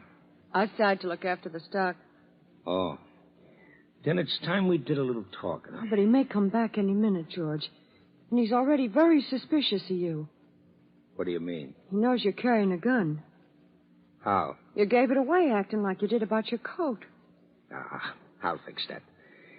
You think you got a good sucker this time? Chris is such a wonderful man, George. I don't mean that, stupid. How's the dough department? Oh, they say he's worth more than any farmer in the county. Oh, good. Then we'll go right to work. I don't want to stay around here any longer than I have to. But it's very nice here, George. I like it. Shut up and listen, will you? Okay. I ran into a drug dealer the day that's out of this world. Now, you do what I tell you to do when I tell you to do it, and everything will be... Oh, everything all right out back, Chris? Yeah, just fine, Della. Oh, say, Chris. Yes? I brought a little present for you. Oh, what's that? A gun I used on a night watching job out west. A gun? Oh. It might be useful to you around here. Well, thanks, George, but I don't think I need it. At least you know why George was carrying it now, don't you, Chris? Yeah, sure. Well, I'll be getting on to bed. Coming, Della? Right away, Chris. Night, George. Night. Well, that took care of that. And tomorrow, honey, we break in the new drug.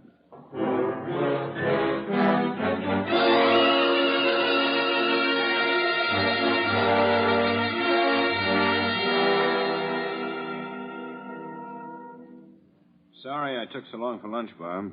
Anything from Washington on those fingerprints? No, not yet. But I just finished talking to Portland about Della Williams. Oh? What'd you get? She married a man named Henry Lewis 3 months ago. He died suddenly 1 month ago. She collected $3,500 insurance and left Portland right away. Anything strange about the death? Mm-hmm. Overdose of sleeping tablets. They let her go as a suicide. Ah. But what's that got to do with a stolen car? Della Williams met Lewis through that Lonely Heart magazine. Yeah? And Della has a brother who lived with him for a time. What's his name? They didn't know. You think maybe the brother stole the car because we found his sister's magazine in it? Certainly seems plausible. Yeah, that's right. There's Washington's report on those fingerprints. Oh, thanks, Tom. Well, what's the verdict? You hit the jackpot, Bob. How? The man who stole the car is George Williams. Served 2 years for robbery. Last lived with Sister Della Williams in Chicago. He's 35, 5'10", and... Bob. Yeah? Maybe Lewis didn't commit suicide after all. Listen to this. Williams and Sister suspected of murder in connection with death of her 4 former husbands, but not enough evidence was ever found to warrant their indictment. Oh, marry and murder for profit. Yes. And if that's their business, they've probably already started on the next victim. And since Williams abandoned his stolen car in Des Moines, their next victim must be somewhere in this area. Right. If we want to save somebody's life, Bob, let's get busy.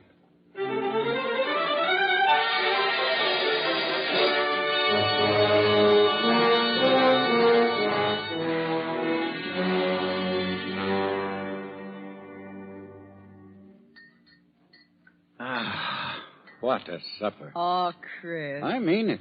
George, your sister's about the finest cook that ever hit these parts. Yeah, she does okay. Oh, now stop that talk, both of you. How about some more coffee? Yeah, just fill it right up, Della. Okay.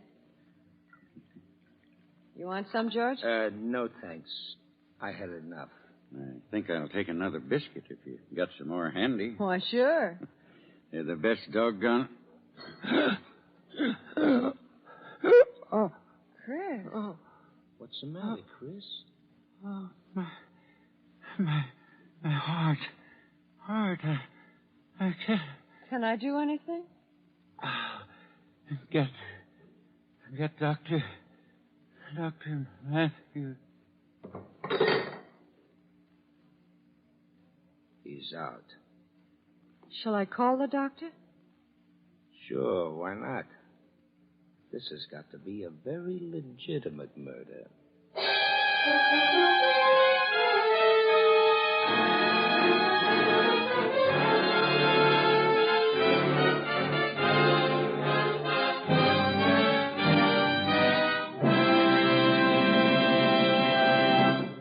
We momentarily close the Equitable Society's presentation of the Federal Bureau of Investigation file on the marriage racket. We will return to this case in just a moment. One of the best things about being in the life insurance business is that you get to know a lot of different people. For instance, in the Equitable Life Assurance Society of the United States, our circle of friends is a very wide circle indeed. It consists of 3.25 million individuals. That's the number of men and women who have become members of our society. And since the Equitable Society is a society in fact, as well as in name, and is entirely owned by its policyholders, our members never hesitate to speak up when they have something on their minds. They tell it to our agents or write personal letters to President Parkinson. Farmers give us their ideas on our farm insurance programs. Heads of great industrial enterprises volunteer their opinions on our group insurance plans. Fathers of families tell us their special needs in regard to home protection, the education of the children, or retirement income for themselves. Here in the Equitable Society, we consider it a great advantage to have our fingers constantly on the public's pulse. Thanks to these contacts, we are able to modernize and liberalize our life insurance policies and annuity contracts. We have streamlined them to give our members protection and security exactly suited to their needs. That is why the Equitable Life Assurance Society's many services are always up to date, planned with an eye to the future. On the same principle, in investing Equitable Society dollars, our management always keeps in mind the future economic health and prosperity of the entire nation. And so, by serving its members, the Equitable Society serves America. And now, back to the file on the marriage racket.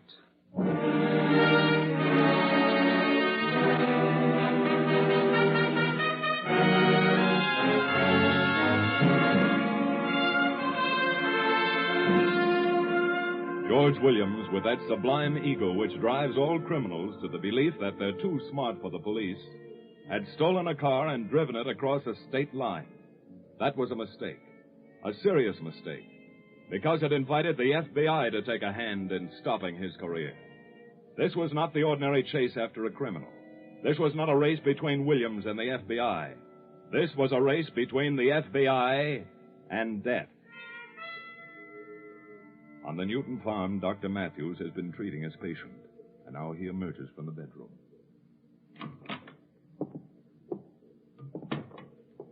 Doctor, how is he? Is he going to pull out of it, Doc? Well, I have relieved his pain.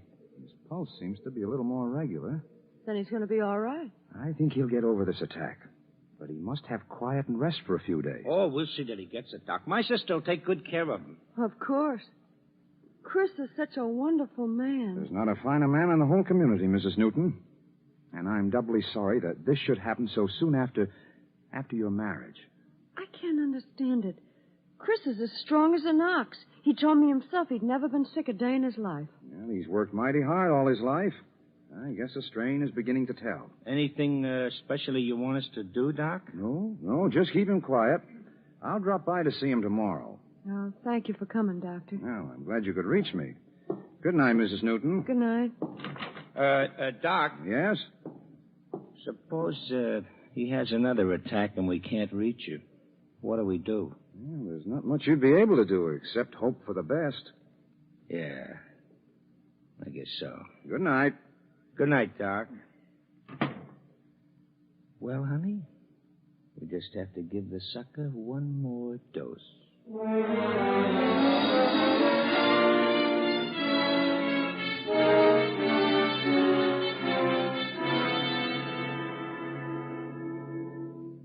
Bob. Yeah? Any police reports on that alarm we put out on Williams yet? No, and time is ticking away fast. Yeah, I know. If Marion murder is their game, we're racing against the death of their next victim. If we haven't already lost the race. Well, we're not getting anywhere waiting for reports. Hey, wait a minute. Yeah? Why haven't we thought of it before? What? That Lonely Heart magazine. If they contacted their other victims through the magazine... Give me the phone. Calling Chicago? Yeah. I'll get the editor to give me a list of all the men in this area who've been trying to find a bride through the magazine. Hello, operator. Get me the editor of a magazine published...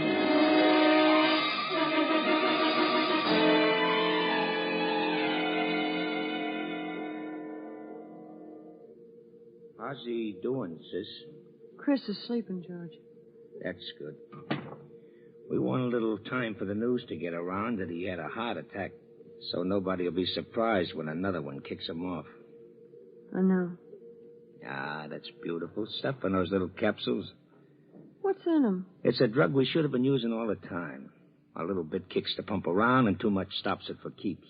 And it's scientifically impossible to find a trace of it in the body. George. Yeah? Chris is such a wonderful man. Okay, you said that before. So what? Would you be awful mad if I asked you to do something for me? Like what? Well, Chris is such a wonderful man. All right. You said that. He's been so good and kind to me. I wish you'd let him Nothing doing. Please, George, I want to stay married this time. I said nothing doing. But, George, Look, you Della, you got a crush on a couple of your other husbands, too, but you got over it. Yeah, I know. But Chris is different. You said the same thing about that guy, Brown. Well, they both touched the mother in me, I guess. And that last guy, Lewis. You had a big thing for him, too. I couldn't help it. He was such a gentleman. Look, honey, this is strictly business, see? Chris has got a lot of rocks salted away. And we can sell the farm for another pile. George, please. No dice. We gotta go through with this, Della. But I'll tell you what. I promise you, the next guy you like, you can keep. Okay? You mean it, George? It's guaranteed. Oh, you're the sweetest brother a girl ever had.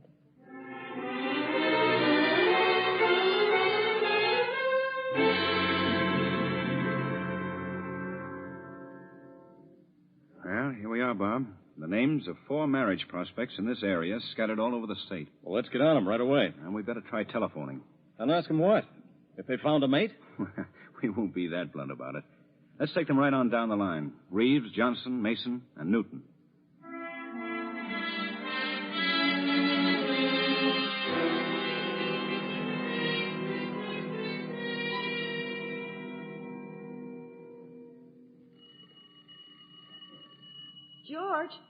George. Yeah? The telephone's ringing. What'll I do? Leave it alone. No, wait. I'd better answer it. You stay here. Hello?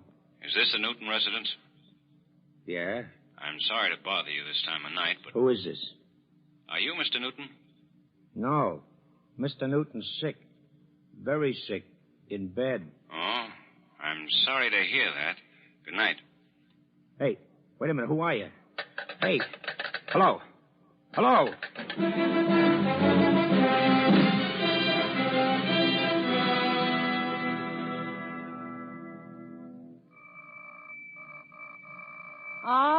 All right. Keep your shirt on. I'm coming.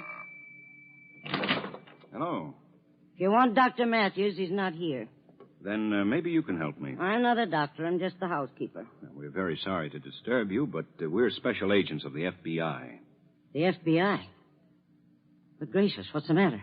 We want to ask you about a patient of Dr. Matthews, Mr. Newton. Oh. Well, the doctor went out there about supper time. The station agent said Mr. Newton had a heart attack. Maybe so. The doctor don't discuss his patients with me. You'll have to wait till he gets back. When will that be?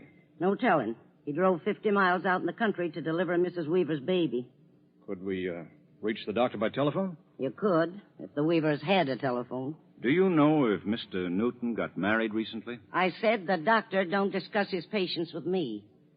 You'll just have to wait for him.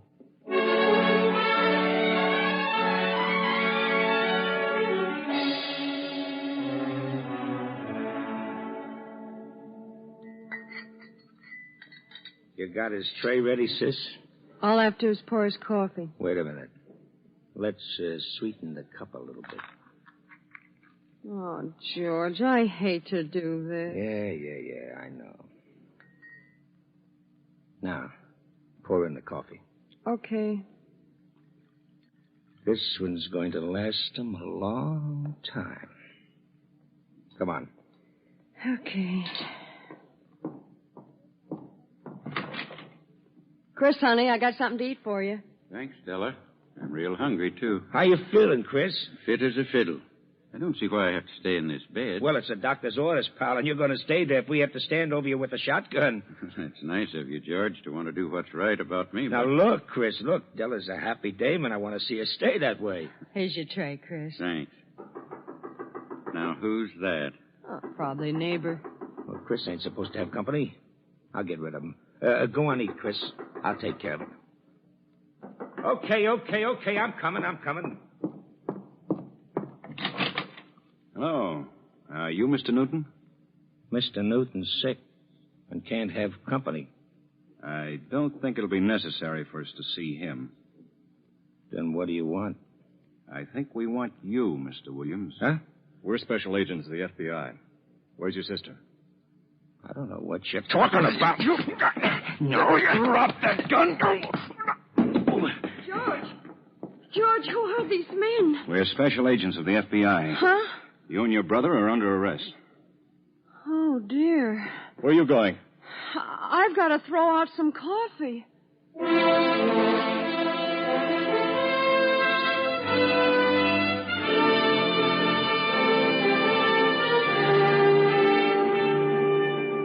Murder in any form is offensive to the civilized mind.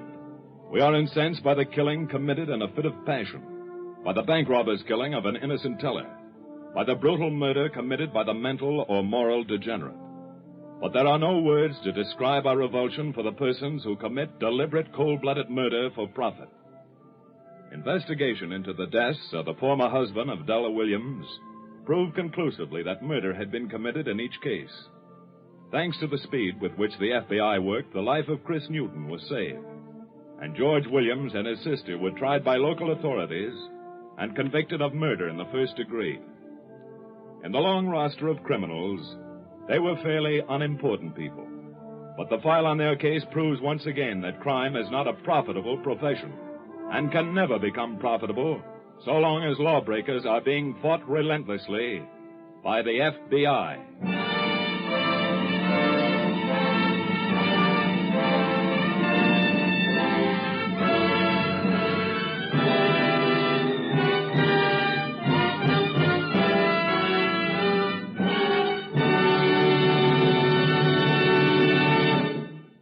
You'll hear about next week's case in just a moment.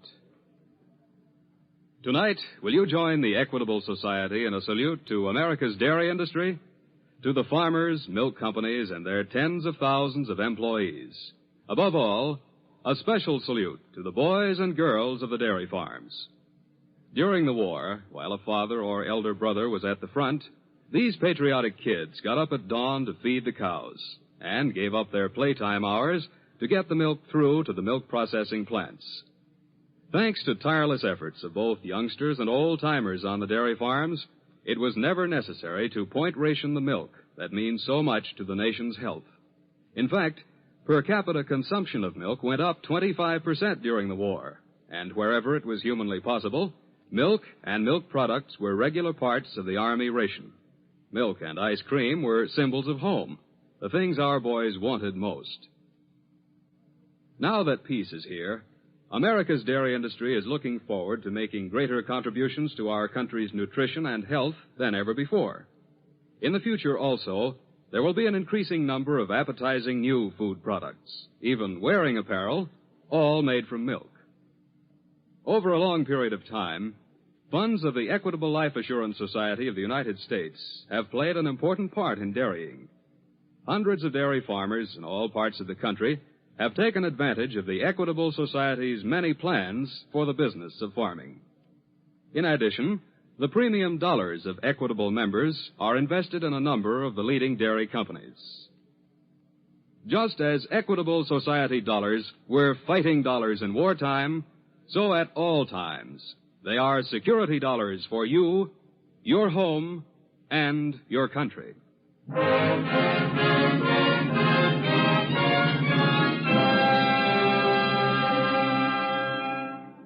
Next week's colorful and exciting story will be based on the Federal Bureau of Investigation file on the serviceman swindle.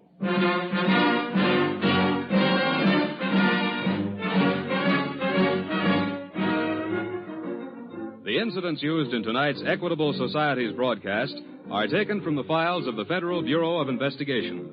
However, all names used are fictitious, and any similarity thereof to the names of persons living or dead is accidental. Programs in this series of particular interest to servicemen and women are broadcast overseas through the worldwide facilities of the Armed Forces Radio Service. Tonight, the music was under the direction of Leith Stevens. The author was Frank Ferries, and your narrator was Reed Hadley, who appears through the courtesy of 20th Century Fox.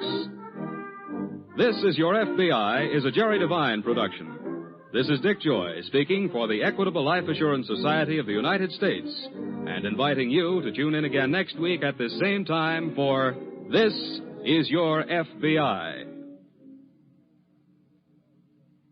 Friends, for your unfaltering courage during the war years, you've won and you deserve your country's highest citation. Through the days of conflict, your contributions were limitless and your victory decisive.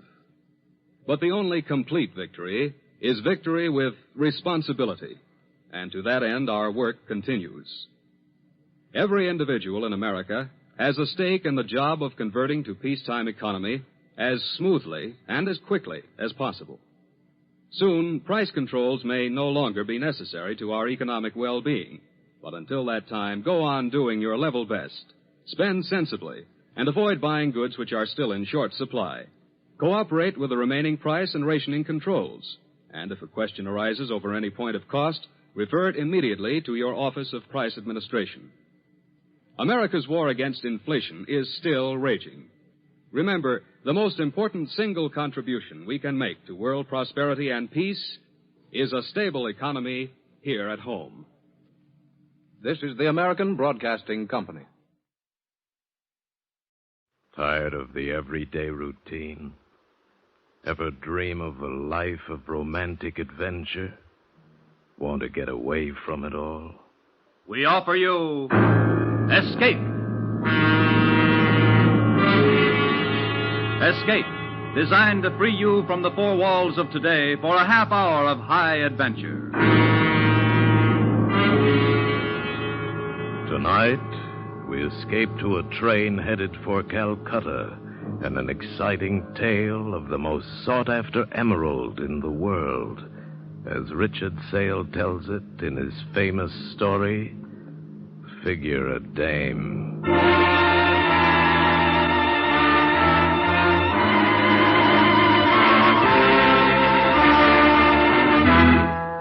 You do it. You figure a dame. Take this Mrs. Arthur Bankner, whose body I'm hired to guard. A widow woman who wanted a piece of green ice so bad she came halfway across the world to this Raj Johor, this whistle stop in the middle of India. And then to the winter palace of a character named Samurai Dal. Him in his English jodhpurs, jeweled silk turban, his eyes like hard pennies. Him I didn't like. The star of Kilimanjaro. It has finally brought you to me. What, Mrs. Bankner? Oh, yes, Samurai Dal. Is that how I call you, or is it Mr. Dal? However you call me, madame, will be satisfactory when you pay me the $150,000 we agreed upon. American dollars. Give him the money, Joe. I can't wait any longer. Oh, I think I've lived my life for this moment. First we look at the emerald, huh, Mrs. B? But Mr. Dahl wouldn't... Oh, Joe, it's not done that way. This is India. Different customs, different manners. How true, Mrs. Bankner. First we look at it. An old Brooklyn custom. Huh, Sam? Of course.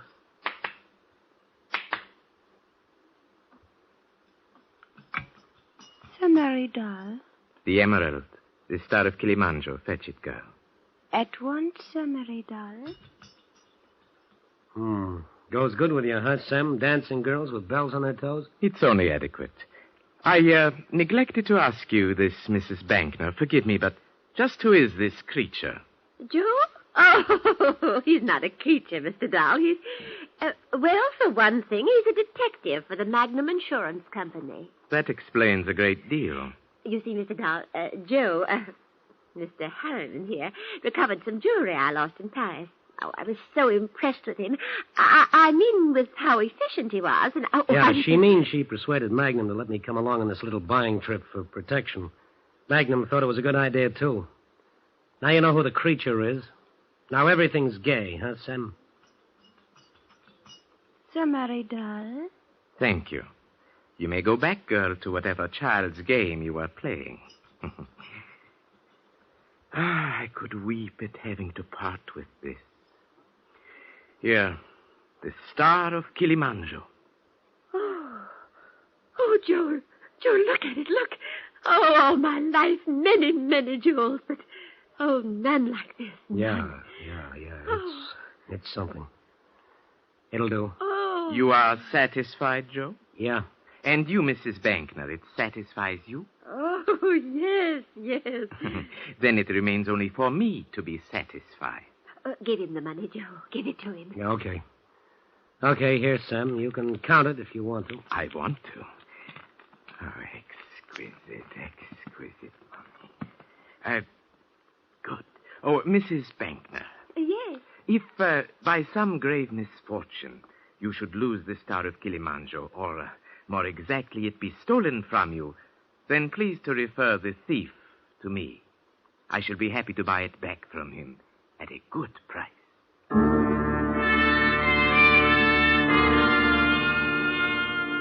Mrs. B wanted to celebrate, so we went to the town's one hot spot, the Rasa Tau. It was a dive. And the props hadn't changed from Flatbush. Smoke, Oriental cigarette type, bartender, Oriental type, dames, any type. Complete with Lend-Lease jazz band, the joint was a shore-leave paradise with one great big advantage. No local ordinances. You name it, you can have it. I'll have another swizzle, Joe. Finish the drink you've got, and we'll see. Oh, Joe, you don't have to be so solicitous. Oh, I've got the Star of Kilimanjaro. I've got it, Joe, and we're celebrating, remember? Come on now, dance with me. Joe. Joe, what are you staring at? Joe. Her. Who, Joe? That girl over there, the one against the bar. She looks like an American, that one. Yeah. She's lovely. I only say that because she is. Now, you've looked at her, Joe. Now look back at me. You know what? I've seen her before. In Flatbush. Here in India. A couple of times before. I look up, and there she is, leaning against a bar, or watching the same rope trick, or being a part of the same crowd as me. She's following you, Joe, to the ends of the earth.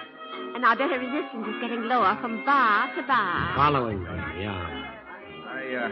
I heard you say something about dancing, lady. Well, now. They're arresting you from the poop deck, sailor boy. Beat it. Oh, Joe, at least buy him a drink. Buy him nothing. Go on, sailor, make an exit while the house is still with you. I was saying to you, lady, I heard you want to dance. This guy with you ain't made a move. Now, what would you have done? Tell me. Me? Me? I'd dance. Yeah, you would.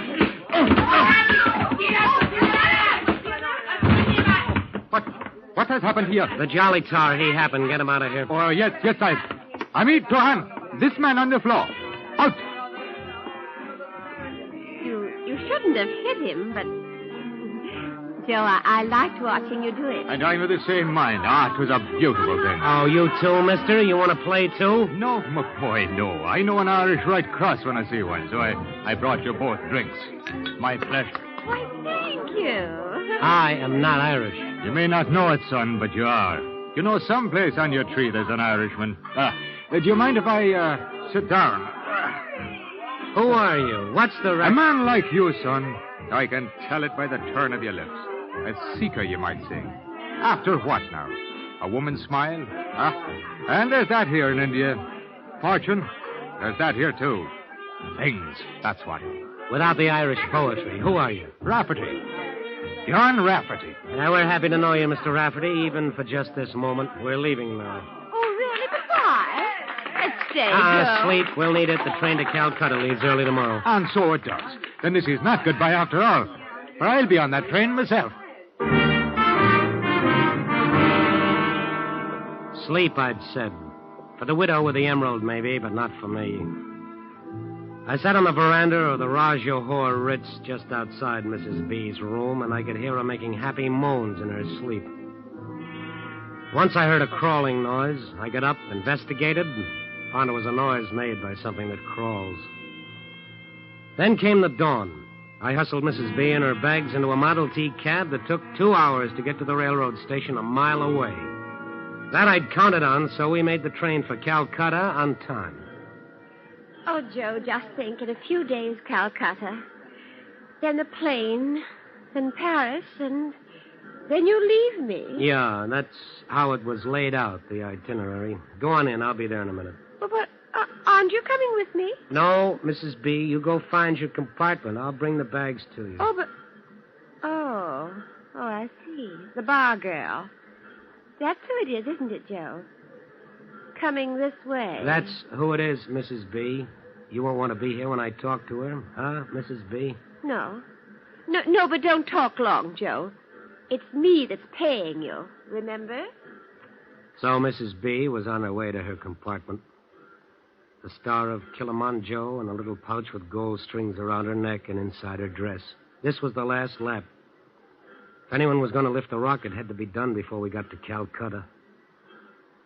And then the girl's perfume was inside me. We've met before, haven't we? Where or when, I don't know, but we've met. It's as good a way as any to get to know me. I'm Joe Harriman. Marion Ryder. Seems we're always in the same places. On the train all the way from Bombay, at the cafe last night, here. Coincidental, isn't it? Is it? I wouldn't know. Well, of course it is. Wait, do you mean you've been following me? A dream like you that makes you hungry inside? It wouldn't be hard. Like that? Like that. Traveling for your health, Marion? No, business. In this slop hole, something like you, business? Well, I'm a kind of buying agent for a New York firm. Trinkets. That's it, trinkets. Emerald trinkets? Emerald would be lovely. I must find my compartment, Mr. Harriman. Maybe I'll see you again later? Count on it, Marion. It's a promise I make to myself. On aboard! On aboard!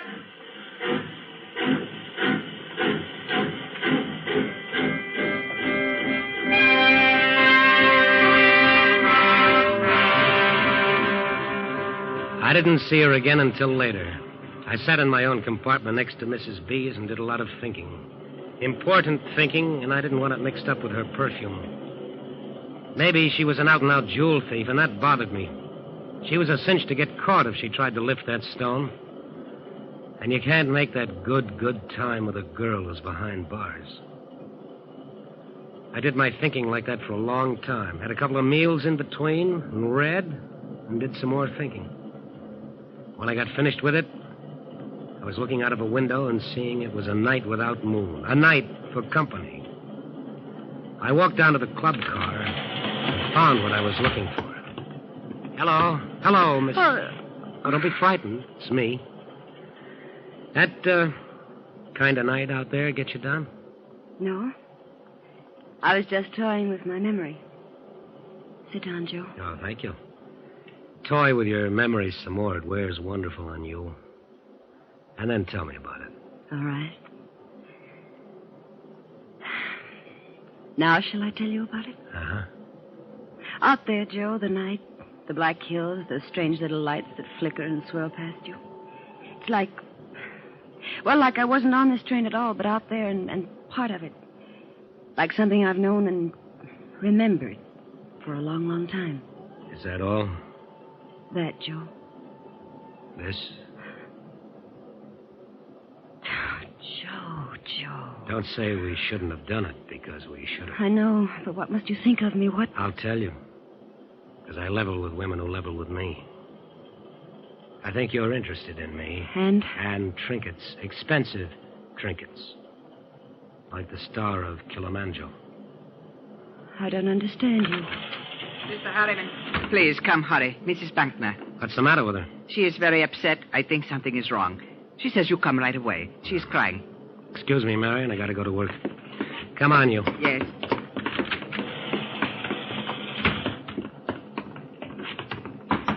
Mrs. B. Mrs. B, something wrong? Oh, Joe. Oh, Joe, I had a nightmare and I woke up. I was so frightened. No. All right, conductor, thank you. You can go now. Yes, sir. I called for you when I woke up, but you weren't there. Oh, Joe. Sit here and put your arms around me. Oh, Joe, hold me tight. Yeah. Oh, it's better like this. You close to me like this. Uh-huh. Oh, look at me, Joe. What do you see? You're so helpless I could kiss you. Try me, Joe. Yeah. Joe, you're hurting me. Joe, what? Joe! Her throat was soft against my hands. Her arms waved around for a little while. The look in her eyes was something I had never seen before. She didn't struggle much. She didn't do anything much, except not believe it was happening to her, that she was being murdered. Then she quit believing anything. She was dead.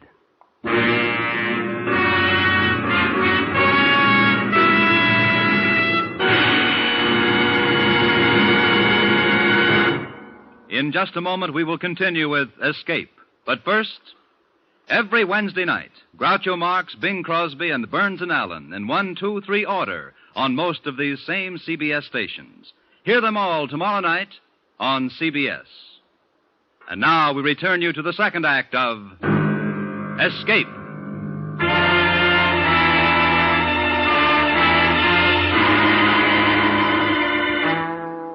There wasn't much trouble falling asleep after that, after I was sure Mrs. B was dead, and after I'd stashed the emerald where it couldn't be found. Wasn't much trouble falling asleep at all. Like being out with a beautiful dame, and she liked you. And you went home and put your arms behind your head and smiled to yourself. And you slept the best kind of sleep of all. It got to be 8 o'clock in the morning, and that was all right, too. Because there I was having breakfast in the diner with another promise I'd made to myself. Her name was Marion Ryder. And she poured my coffee for me. I've been thinking, Joe. Uh-huh. I've been thinking it was wrong what we did last night. I'll tell you why it wasn't, Marion. You want to hear? Just don't lie to me. I'm crazy about you. See, I don't even have to look down into my coffee cup when I say it, like you're doing. I'm sorry. Just that... Wait a minute, honey. Conductor. Hey, come here a minute, you. Yes? What is it you wish, sir? I wish this. I wish that you would go down to Mrs. Bankner's compartment and wake her up. Tell her this mush you waiters serve for breakfast is lousy, but tell her she's got to get some food in her. Yes, sir. Well, don't just stand there. I wish it, so do it. Yes, sir. Right away, sir. Joe. What are we saying, honey? Don't call me honey. Why not? It's a word I don't care for. Just don't do it. Yeah. No class, huh? Sure, wait till we get to Calcutta. I'll find the words that'll fit. Joe, leave me alone now. But... Calcutta is only a few hours away, Joe. Sure. I know about dames, Marion. They need thinking time to make everything right with themselves. Sure. I'll see you later. Morning, my boy. Morning to you. Morning. Oh, hello, Mr. Rafferty. Have you had your breakfast yet? Yes, don't remind me of it. Oh, you come along and have a coffee with me, then. Thank you, but no. Oh, by the way, my boy, Mrs. Bankner. What about her? Well, nothing about her, but I'm in the next compartment to hers, and I heard the conductor knocking on a compartment door just now, and she doesn't seem to answer. Oh, she sleeps heavy. Oh, well, she's lucky. Well, I'll see you later. Yeah. Mrs. Bankner? Breakfast, Mrs. Bankner. What's the matter, conductor? She doesn't answer. I've been knocking. Oh, yes, sometimes she does that. Have you got a key to the door? Yes, but... Open it. Very well. Holy. Something is... Yes, something is, all right. Come on in. Close that door. Look at her, will you? Something is... You said that. She's dead. I'll tell you something else. The lady's been murdered. You said... I said murdered. Look at the marks on her throat. Strangled. Sir, her hand. Please, she is holding something in her hand. Oh, yeah. Yeah, she is at that. A button. Perhaps the man who did this thing to her. His button. That's a real good, perhaps. Come on. Not a word about Mrs. Bankner to anybody, you understand? Yes, but... I'm a detective. I know about these things. Not a word. Come on. When do we get to Calcutta? In 3 hours, noon. First stops are for water. A 5-minute stop at a village, Mipirai. Then Calcutta. As soon as we get there, telegraph to Calcutta to the police. Tell them what's happened. And that's all. You understand? Yes. Well, now we go in here. In here. But this is Mr. Rafferty's compartment. Yes, the guy who did it. Close the door. I think he got what he was after from Mrs. Bankner. Maybe we'll find it.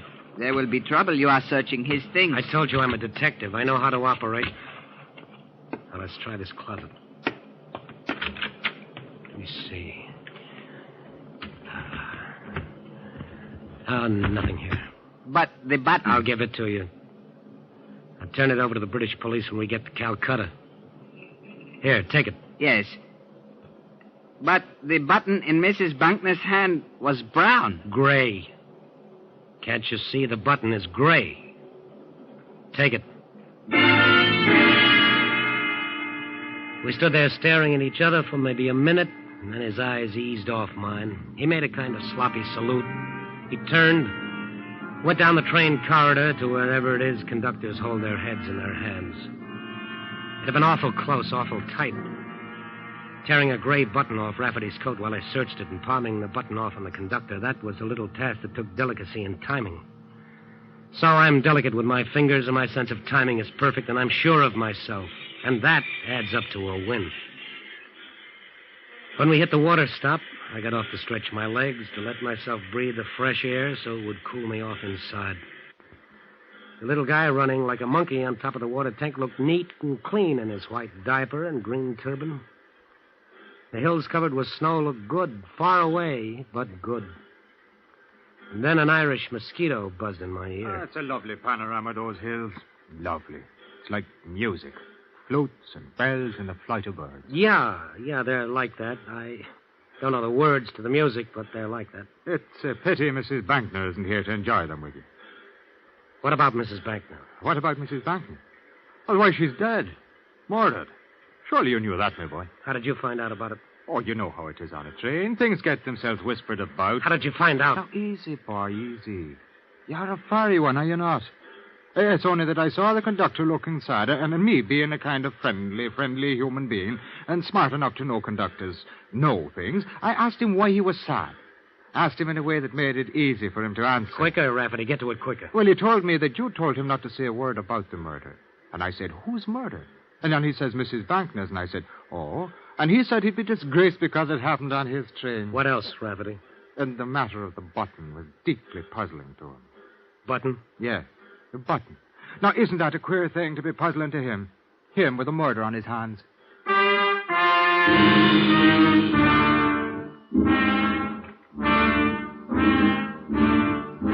train got going after that. Me too, my brain, that is. Things going around in my brain. Everything got mixed up with that crummy little button and that crummy little conductor. Imagine a guy so scared he had to shoot his mouth off like that, and shoot it off to Rafferty, of all people. Conductor needed a little talking to, a finger waved under his nose. The way it happened, I was standing on the observation platform by myself, and he came right up to me. Mr. Harriman? I beg your pardon, Mr. Harriman. Yeah? I beg your pardon, Mr. Harriman, but lunch is being served in the diner. An early lunch. We shall be in Calcutta in an hour. Come here, you. I beg your pardon. I said come here. You wish it? Uh-huh. You know something? You look worried. Because I am. Why? This whole affair. The murder and the... Button? That, sir. And the other thing. You say Mr. Rafferty is the murderer. I told you not to talk to him. I told him hardly anything. I didn't tell him he was suspect. Oh, it's good you didn't. Real good for you didn't. Just let Rafferty coast, you understand? Then when we get to Calcutta, the police will arrest him because you've got the evidence. The button. I've got it. Only... Only what? Only I thought it was brown. You did, huh? It was brown. You're sure of it?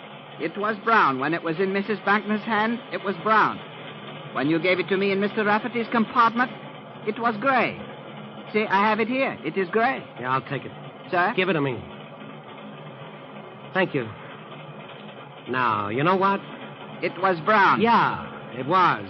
But I'm saying something. I'm saying, you know what? Sir? I'm saying you've got to go. You really got to go. Sir, what are you doing? Right now, you got to go. Sir, it was gray. No, no, no!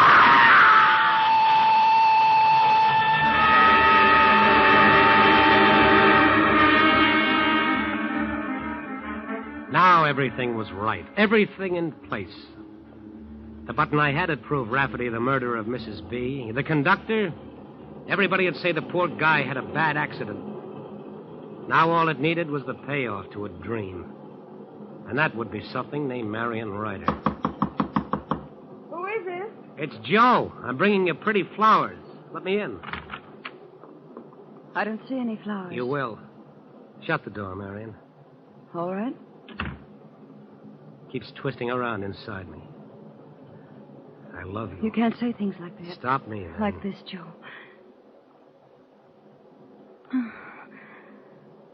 Like that. One of those things. I meet you, and bang. Electricity, just like that. Joe. I love you. I'd do anything for you.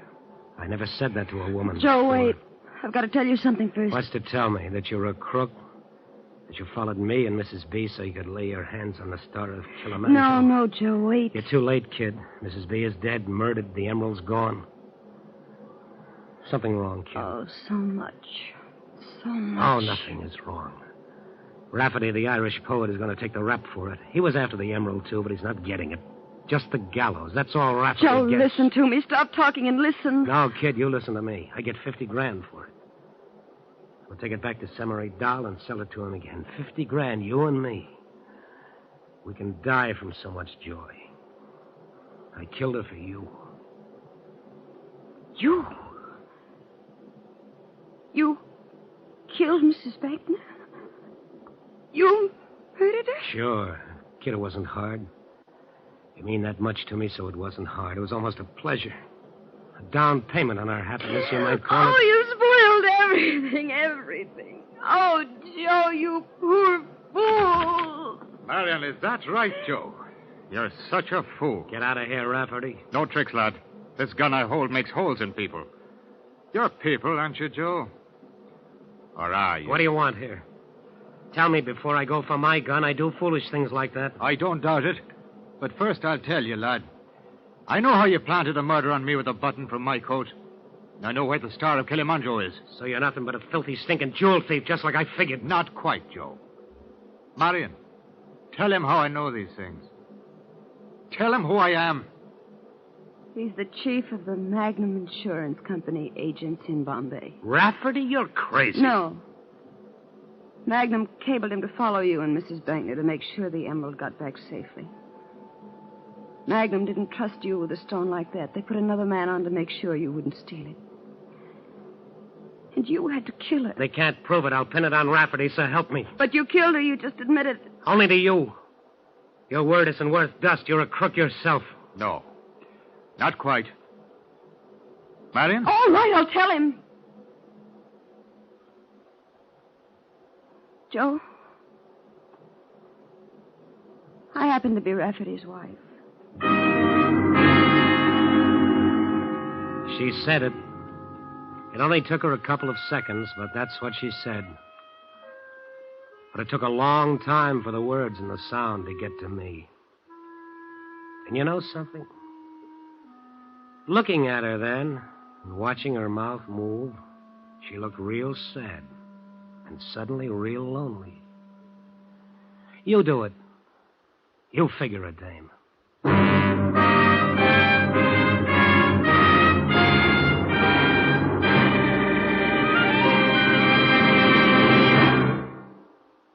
Escape is produced and directed by William N. Robeson. Tonight we have presented Figure a Dame by Richard Sale, adapted for radio by Morton Fine and David Friedkin.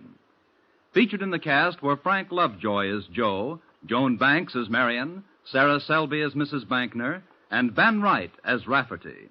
Also heard were Paul Frees, Harry Bartell, and Gary Merrill. Special music was arranged and conducted by Del Castillo. Next week. You were on a small ship off the coast of Borneo. In the waters beneath you lies a fortune in pearls, and at your side stands a man from whose murderous greed there is no escape.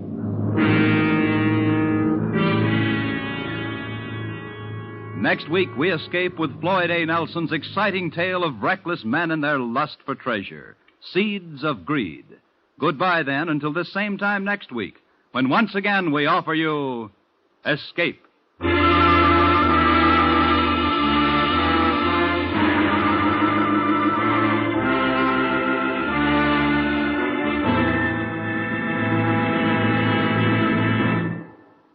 It's Christmas time. Lots of mistletoe, lots of packages, lots of carols being sung. And never a man to overlook a chance to celebrate, George Burns gets into the act with a special program of what he claims are Christmas carols. George's sponsor had certain ideas about George's voice a few weeks ago and fired him from the show. And tomorrow night, you'll learn how George's fellow singers and Christmas shoppers in general react. For one of the merriest of holiday shows, don't miss George's and Gracie's program on most of these same CBS stations this Wednesday night. Now stay tuned for Hit the Jackpot, which follows immediately over most of these same CBS stations. This is CBS, the Columbia Broadcasting System.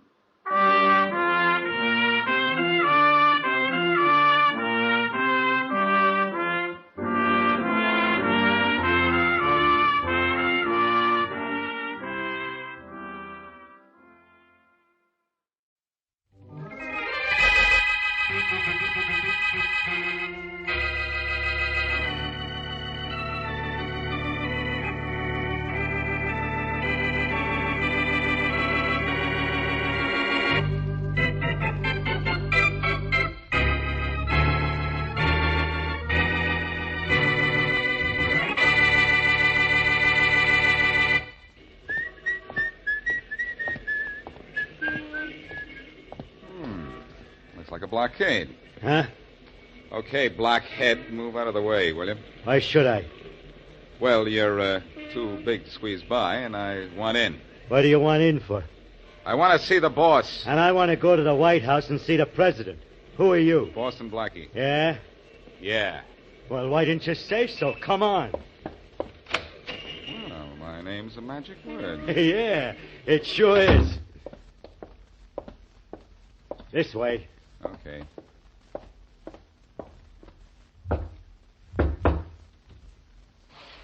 Yeah? Harry? Uh-huh. This guy here is Boston Blackie. He wants to see the boss. Open up. Sure thing. Harry will take you the rest of the way, Blackie. Thanks. Goodbye. You're certainly giving me a royal welcome, Harry. Sure thing. You follow me. I'll have to, or I'll get lost in here. I didn't bring my compass. You may be going to need one to get out. Talk tough like that on the outside, and you're the one that's going to get lost. Now, look.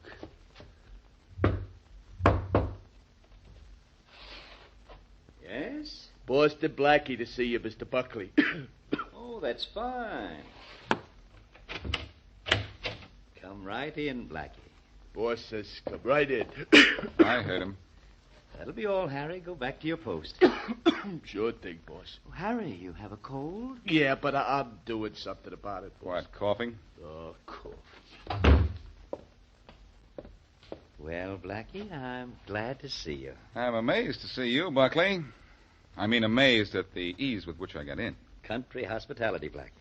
You forget this is my first venture in the role of a city slicker. And it's your last, too, Buckley. I know the kind of jobs you pulled upstate. And I know you've come here to crack at bigger stuff. You're an awful sucker to have sent for me. Don't antagonize me, Blackie. I'm in much too good a mood for unpleasantness. You're going to be in the mood for the morgue when I get through with you, Buckley. I've got a few... Blackie, no fists, no guns, no nasty talk. Don't you think it's strange that I sent for you? Don't you have a notion it's because I'm not afraid of you or anything you can do to me? This I got to hear. All right. You see, I formed a protective agency, Blackie. Mm-hmm. And you're the president. But just interfere in my business. Or if you don't keep Faraday off my neck, your girlfriend, Mary Wesley, will go to jail for the murder of a man named Henry Dale.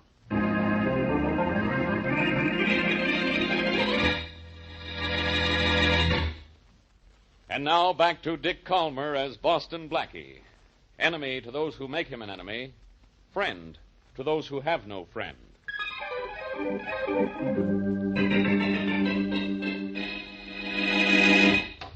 Mary! Mary, where are you? Hi, Blackie. Sit down. Oh, thanks. Oh, see, you're still alive, or haven't you tried to see Mr. Buckley yet? I've seen him all right, but somebody else is dead, so he tells me. And he tells me you killed the guy. Blackie, you've been hit on the head again. I've been hit right between the eyes because, according to Buckley, you hit a man named Dale with your car 10 days ago. Oh, no. Oh, yes. He says he and his men were following your car on a country road near Watertown. Following my car? But why? Mary, I know you were on vacation up there, but you accidentally picked the Buckley mob's hideout. And they thought you were up there sort of snooping around for me. Did you hit a man with your car? I know, Blackie. Not that I know. Wait a minute. Did Buckley say it was on a foggy night? Yes, a very foggy night, on the road by the river. Oh, Blackie, I did hit something. But I thought it was just another bump on the road. At what time? Oh, no, I don't know. I'd say it was around 10:30. Uh-oh. It was just after 10:30 that Buckley and his boys found the man on the road. And yours was the only car ahead of them. The man wasn't dead yet, and he said he'd just been hit by a car. Where's your car now? In the garage. Oh, Blackie, I'm sick. There's a dent in one of the front fenders. I had no idea how it got there. Till now. Things are getting pretty bad by the minute, aren't they? Yeah. And I think they're going to get even worse before they get better.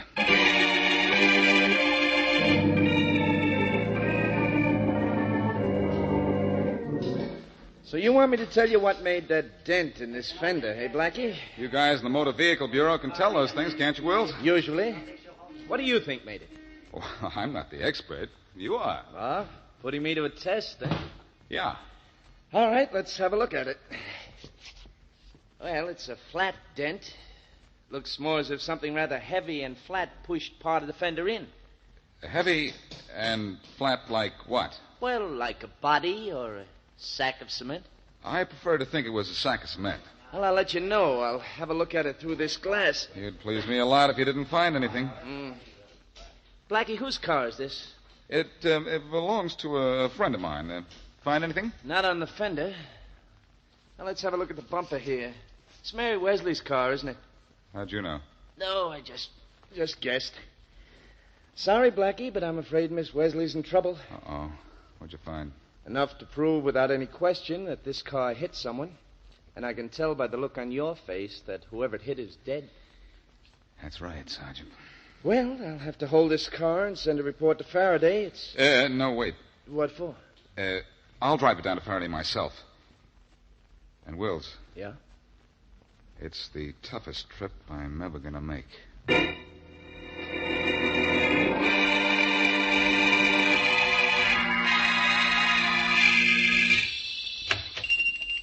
There's the old guy, Harry, ready and waiting. He better be willing, too. Willing to part with $100 a week. Yeah. Yes, gentlemen, something I can do for you. Some shirts maybe. We have a special sale on pipe. Your name is Adams, right? Yes. Okay, now, it says here in the book that you're down for $100 a week. That's protection money. Protection money? I don't have to be protected. Who am I to be protected against? Guys like us. Well, I don't... $100, Adams. Get it up. Get out of here. Now, look, Adams. You know, we got a pretty good organization.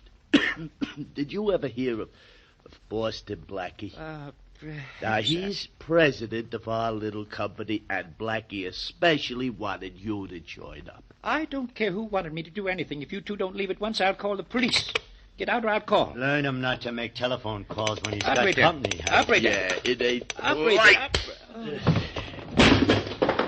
Yeah. Nice sock, huh? Yeah, it was all right. Well, we better work on this guy a little bit while he's out, Chuck. Yeah. Just so he knows that we mean business when we call back here tomorrow.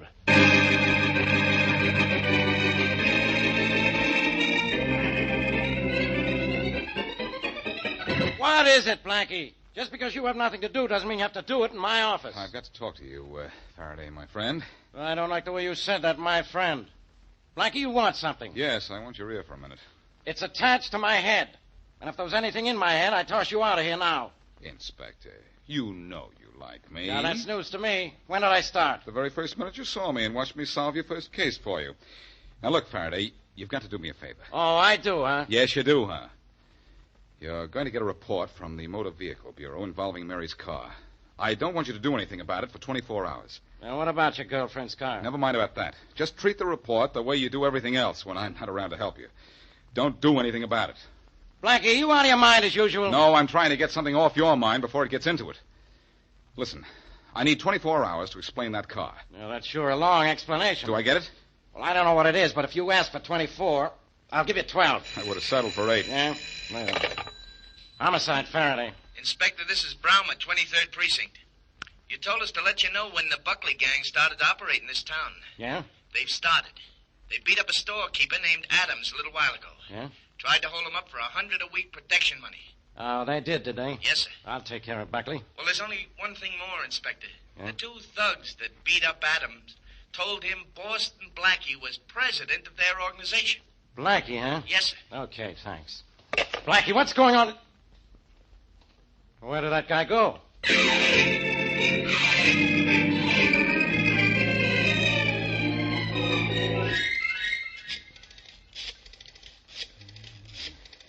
Oh, come on, Mary. Answer in a hurry, will you? Thank you. Hello? Mary, this is Blackie. Listen fast. Yeah, okay. You were right about thinking your car hit a man while you were on vacation. Oh, Blackie, no. Oh, Mary, yes. And it doesn't mean necessarily that you were driving at the time, though. Where did you have your car parked while you were away? I kept it in the town garage when I wasn't using it. Why?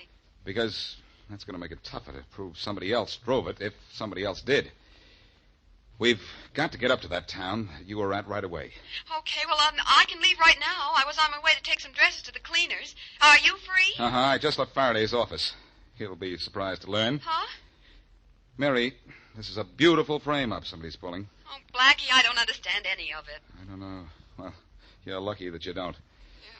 You're going to the cleaners, huh? Well, that sounds like a good idea. I want to go, too. There's a spot on the sleeve of my coat. Well, we'll go there together, then. Two of my dresses have spots, and they have to be cleaned. Okay. Meet you at the cleaners. Okay. It'll be relatively simple to take the spots off your dresses. What I want to do is to take you off the spot.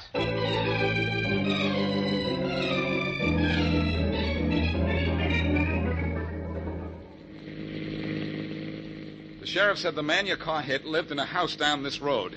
You see a house, Mary? Well, not yet, Blackie. Let's go a little farther. We've got to find out something. We have to find the man's family first, Mary. Yeah, I know. I'm upset because the more I think about it, the more I think maybe that, well, that bump I hit was a man. If it was, you're in real trouble. So am I. Was the road as foggy as it is tonight? Foggier? I couldn't see a thing. Yeah, that's interesting. It is? Why? Oh, here's a house. Huh? Yeah. Maybe this is the one we want. Okay, I hope so. I have an idea. It is, Mary. Apparently there's a link between the dead man and Buckley's mob. He might have been one of them. One they wanted to get rid of. Yeah, and at the same time get rid of you through me. That's right. Oh, Blackie, they wouldn't kill one of their own men just to frame someone for murder, would they? If they wanted to get rid of him anyhow. Come on, let's go up the house. Okay. I'll get out your side. Yeah, well, careful. The ground's a little muddy. We're up to our necks in something worse than mud, Mary. Yeah, I can say that again. Took us long enough to find this place. It's after 10 o'clock. Well, let's get out of this mud and into the house. Keep your fingers crossed, Mary. This may still be the wrong house. Yeah, I know. Yeah? Good evening. Are you Martha Dale? Yeah, that's me. Did you have a brother named Henry Dale? Yeah, I did have. Oh, Blackie, we're in luck. Had a brother, I said. But you won't find him here no more. He's up in the cemetery. Yes, we know, and we're very sorry. He was killed by an automobile about 10 days ago, wasn't he? Yeah, he sure was. Always thought he would be someday, too. Never looked where he was going. What you asking for? We're investigating the accident. We don't think it was an accident. We think your brother was in bad company. And Henry? In bad company? That's right. Not Henry. He only wandered off the farm to go fishing down by the river. Except to go to work in the garage. He didn't mix with no company at all, bad or good. Worked in a garage, you say? Which one? Well, there's only one here in town, Allen's. Yeah, that's where I kept my car, Blackie. Anything more you want from me? No, thank you. Okay, then. Guess I'll go back to bed, then. Night. Night. Good night. So the man who was killed worked in the garage where you kept your car. That's something, Mary. Yeah, but what? I'm not sure, but it could mean that they had to kill somebody to frame you and picked on Dale so that he couldn't tell anyone that they used your car for the job. Well, what about the bump I hit, Blackie? Oh, the road we came over was full of bumps. Yeah, that's true. This is a frame-up, all right, Mary, and a very beautiful one for a very big reason. What's that? There isn't any way to prove that somebody else was driving your car the night it hit and killed the garage man.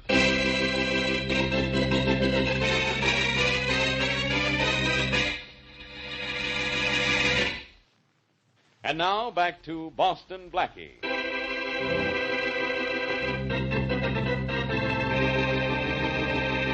When Boston Blackie's friend, Mary Wesley, was on vacation, her car hit what she thought was a bump going down a dark and fog-shrouded country road. Later, it is proved that Mary's car hit and killed a man. Witness to the killing is a gangster named Buckley. Or at least that's Buckley's story. Blackie is sure that Mary's been framed, but has no way of proving it. Buckley's gang, free because Blackie is trying to clear Mary, and thinking that Blackie has influenced Faraday to leave them alone, starts a shakedown racket using Boston Blackie's name. As we return to our story, Blackie is in Inspector Faraday's office. Blackie, I don't care what your reason is for trying to hold me back. I'm not going to stall any longer. Your time's up. So's your number if you interfere now, Faraday. I'll handle myself. But regardless of that car I was supposed to get a report on and didn't, what about you being in with the Buckley mob and trying... Faraday, you know better than that. Correction, please. You don't know anything at all. Yeah, well, I know the Buckley mob is trying to shake down every merchant in this town. If I don't stop them soon, somebody's going to get killed. You won't promise to be that somebody, will you? For me? I promise to have the Buckley mob behind bars inside of 24 hours. That's what I promise, and I mean it. Well, in that case, I'll help you. No, thanks. All right, then I won't help you. Do you know where the Buckley mob hides out? No. Well, I do. So long, Faraday. If you live long enough, maybe you'll find him. Wait a minute. You know where Buckley is? Buckley and all his boys. Do I go with you, or don't I? Okay, you can go with me. Okay, then we'll go together. Just the two of us. Why just the two of us? Buckley's smart, Inspector. You send a lot of men after him, he'll be gone before your men even get out of their cars. You'd like to send Buckley up the river, wouldn't you? You know I would. Well, let's buckle down to the job of sending Buckley up.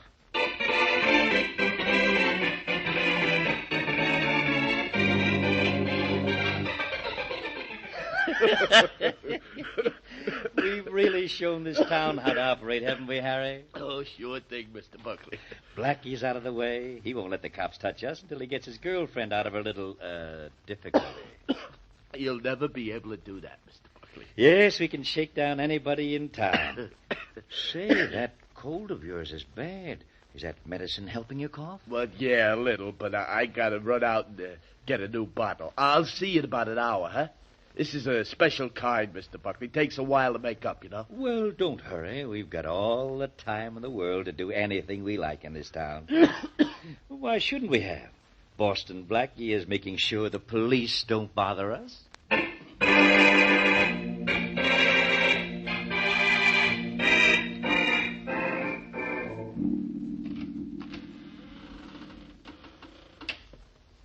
Hey, Blackie, if you had such a good reason for keeping me away from Buckley, why are you bringing me here now? Never mind my reason, Faraday. I can't let a mob go to work on a few thousand people just to protect one. Protect one? What are you talking about? Never mind. Let's have a look around for Buckley. Blackie, there's been nobody in this house for 10 years. Nobody but the Buckley mob, Faraday.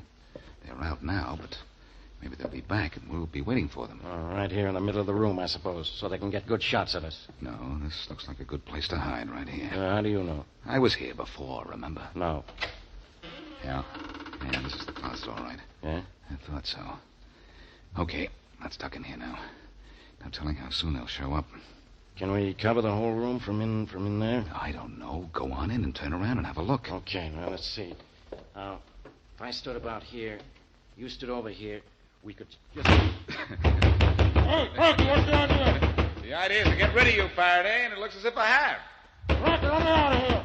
You can't handle the whole Buckley all alone. The Buckleys don't live here anymore, Faraday. In fact, they never did. This is just an old empty house I looked at for a friend of mine the other day. Oh, you double-crossing you. Let me out of here, right there. I'll take care of you. I'll let you out of there, Faraday, in a few hours. Talk to yourself in the meantime. You'll get an idea of how boring only you can be.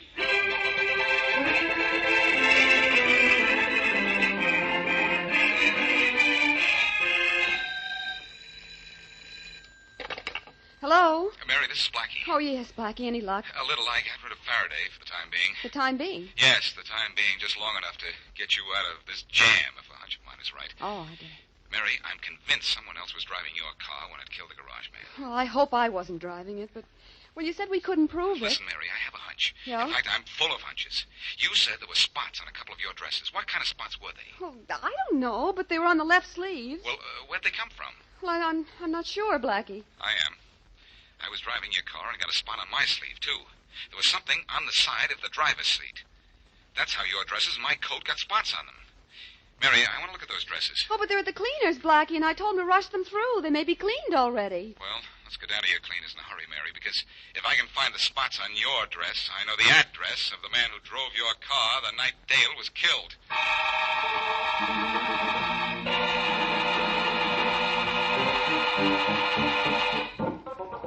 No, Miss Wesley, the dresses are still here. The truck from the central plant hasn't shown up yet. Well, let's see them, will you, please? Better Yeah, still, sure. just show me one of them, the green one. Yeah, sure, Blackie. Just a minute. I have it right here. Blackie, what will this prove? Let's say, what do I hope it will prove? Here's that dress, Miss Wesley. You want to look at the green one, didn't you? Yeah, that's the one. Let's see that spot. Here it is, Blackie, in the back of the left sleeve right there. It's going to be hard to take that out, Miss Wesley. Well, Blackie? I'm not sure. But if what I think is right, this spot is going to get Faraday out of a closet and you out of a jam.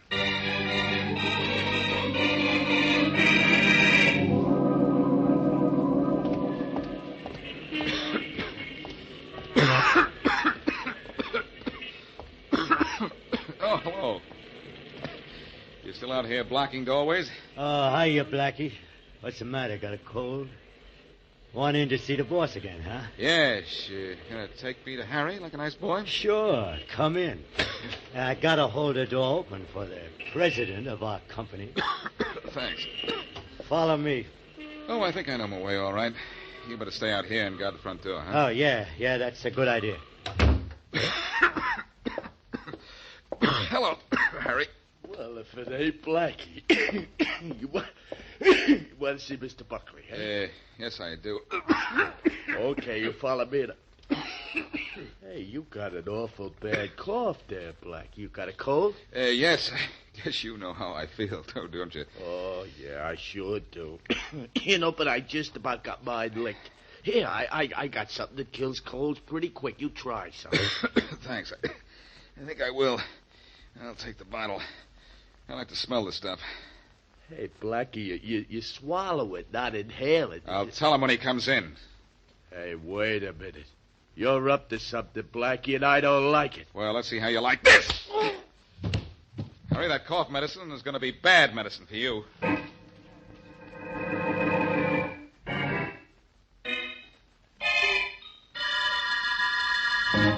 Harry. Smith. Tommy. Where is everybody? Harry. Joe, somebody. What's going on here? Where are you guys? What's the matter here? Harry. Joe. Somebody, what's up? Hello, Buckley. Huh? Oh, Blackie, hello. Where's everybody? Don't you know? You're the boss here. Yes, but... Say, didn't you see anyone when you came in? Yes, I saw them all. Faraday and I saw all the boys, Buckley. One at a time. Well, where are they? Sleeping, some of them. The ones who wouldn't go quietly. And all of them are in the police wagon outside and waiting patiently for you. You're lying. Go outside and climb into the police wagon yourself and see. You want your friend, Miss Wesley, to go to prison? I told you if you interfered in my affairs and didn't keep Faraday away, I'd send her to jail. Yes, I know you told me that. Now, just to make things even, maybe I ought to tell you that Mary wasn't driving a car when it killed Henry Dale. If she wasn't, I don't know who was. Oh, yes, you do. You were riding with him at the time. Harry just told me. Harry told you? He wouldn't tell you anything like that. I'll admit he didn't want to at first, but I persuaded him. And what's more, I have proof that Harry was driving Mary's car. Some of his special cough medicine spilled on the side of the driver's seat. Why, that's Wait a minute, stupid. Buckley. Wait a minute. You're not going anywhere. Not until I give you an escort. Oh, yes, I So am. in place of an escort, maybe you'd like this. Come on in, Faraday. The slaughter's fine. Oh, we have to pick him up and carry him out, too, huh? Sure. If you're weak after staying in a closet for so long, I'll carry him out myself. Don't remind me about that closet, Blackie. If you hadn't let me out 3 hours ago, I'd have suffocated. I'm sorry, Faraday. But it was because I locked you in that you can lock these guys up.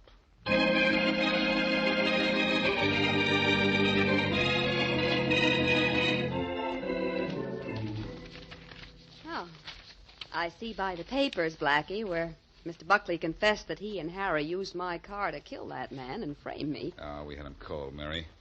The police laboratory test showed that it was Harry's medicine that made the stain on your car upholstery. Probably some of it spilled out of his pocket when he was driving your car to kill the garage fellow. Mm-hmm. Feel important, Mary? Well, it isn't often I get my name in the paper. But I'm sorry I caused you all that trouble. It was Buckley who caused me what trouble I had, Mary. If he hadn't spotted you up in the country and thought you were spying for me, he wouldn't have tried to frame you. You know, there's one thing I don't understand, Blackie. Why Inspector Faraday didn't put me under arrest if you took my car to him. Well, it was the strangest thing, Mary. I parked your car on a side street on my way to Faraday's and just couldn't remember which street it was until a little while ago. My, aren't you clever? Well, Mary, the real reason Faraday didn't know about you is that Sergeant Wells, who inspected your car, is a nice guy. Yes? He gave me time to clear you before reporting to Faraday. That let me find out about Harry's cough medicine. You know something, Mary? I know a lot of things. What do you have in mind? I only got hot on this case when I found Harry had a cold.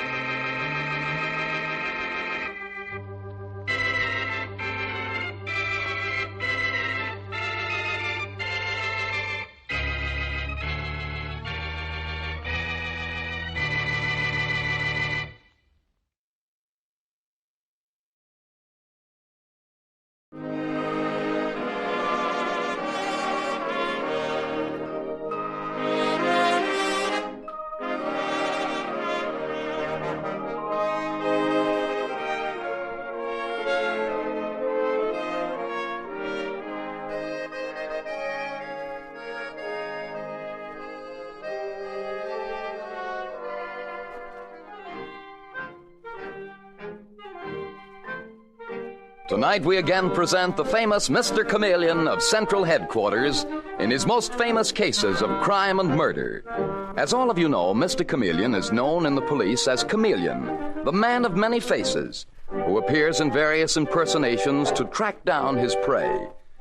The audience always knows who Mr. Chameleon is, but the criminal he is tracking down seldom does. Tonight we give you Mr. Chameleon and the case of the game of death.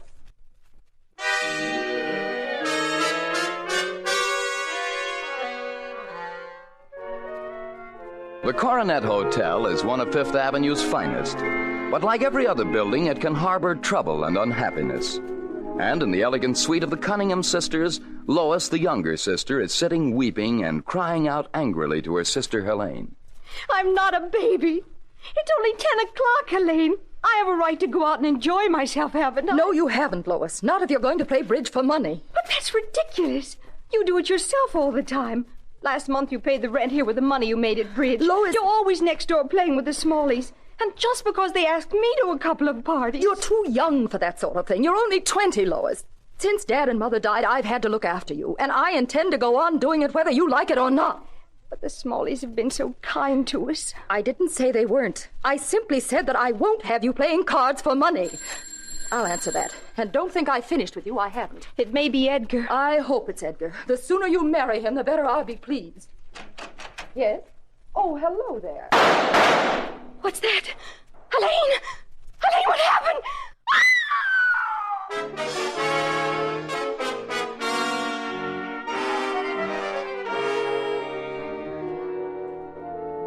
Meanwhile, strolling along Fifth Avenue, we find Mr. Chameleon, the famous detective from Central Headquarters, the man of many disguises who has long terrorized the underworld.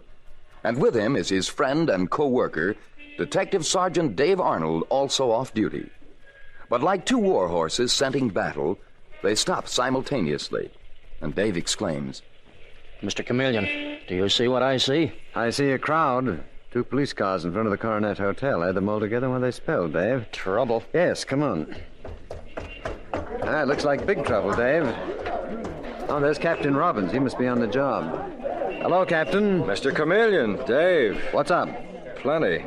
A girl named Helene Cunningham who lives here with her sister was murdered an hour ago. Shot through the heart by someone who rang her doorbell. Oh, was she alone at the time? Our sister Lois was in the bedroom. She didn't see the murderer, but she claims it must have been someone Helene Cunningham knew because she greeted them as if she knew them. They got away, huh? Apparently, they ran down the stairs. Did the sister Lois send for the police? Well, no, Mr. Chameleon. The Smalleys did that. Henry and Catherine Smalley. They have the suite next door.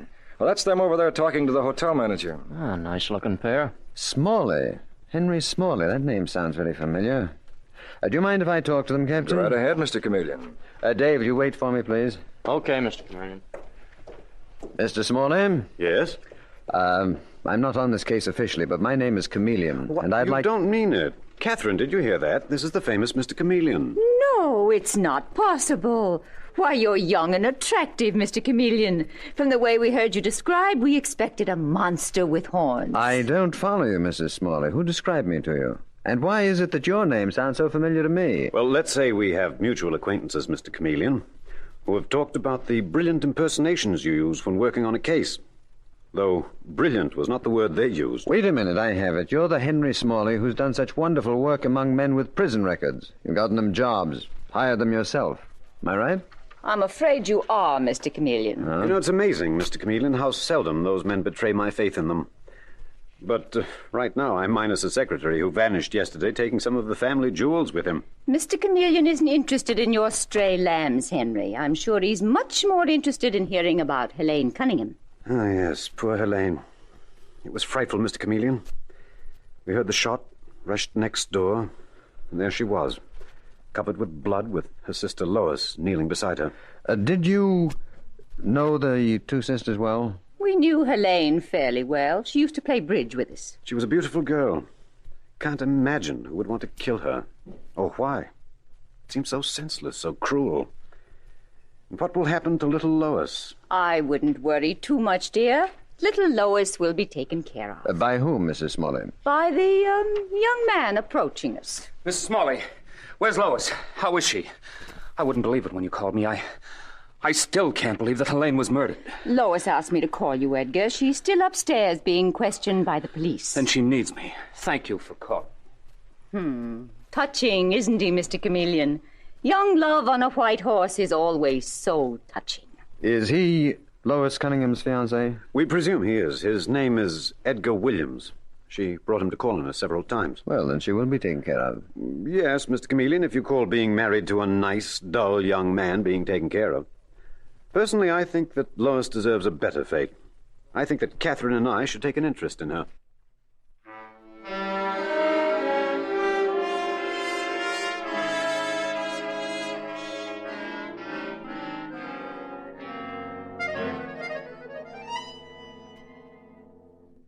And personally, my dear Commissioner, I would just as soon have 2 vultures take an interest in that girl, Lois. At least vultures are honest birds of prey. But, Chameleon, do you really think this chap Smalley and his wife are card sharps? Commissioner, it's a very difficult thing to prove. They live in a high-class hotel, they dress well, they're attractive, but they give bridge parties constantly. And according to her sister, Helene Cunningham, played for money. She paid their bills that way. And she must have had better luck at cards than I do. No, not necessarily. Commissioner, socially, the Cunningham girls are top-drawer stuff. Their parents, unfortunately, left them penniless, but they continued to keep up their standard of living. Well, how? Because Helene won occasionally at bridge? No, Commissioner, you'll never convince me of that. Then you think that the Smalleys used Helene as a come-on? She introduced them to her friends with money, and then the Smalleys proceeded to fleece the friends at bridge. I think that's very possible. And when she decided to pull out, she was murdered. I think that is possible, too. But remember, a high-class gambling ring, Commissioner, is the toughest thing in the world to smash. How can you prove that a charming couple like the Smalleys are card sharps? If they are. And you believe they are? I believe that a lot of ugly things go with gambling. Blackmail, sometimes suicide, sometimes even murder.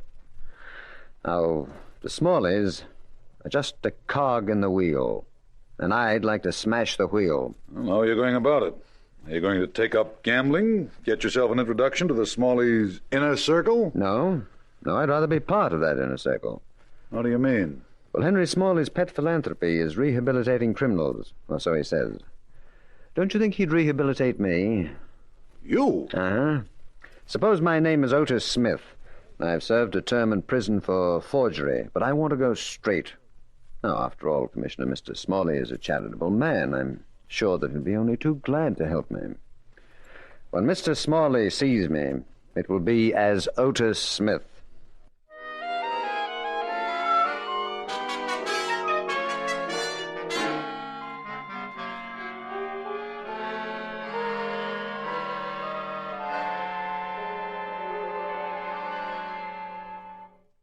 So your name is Otis Smith, and you served a term for forgery, eh?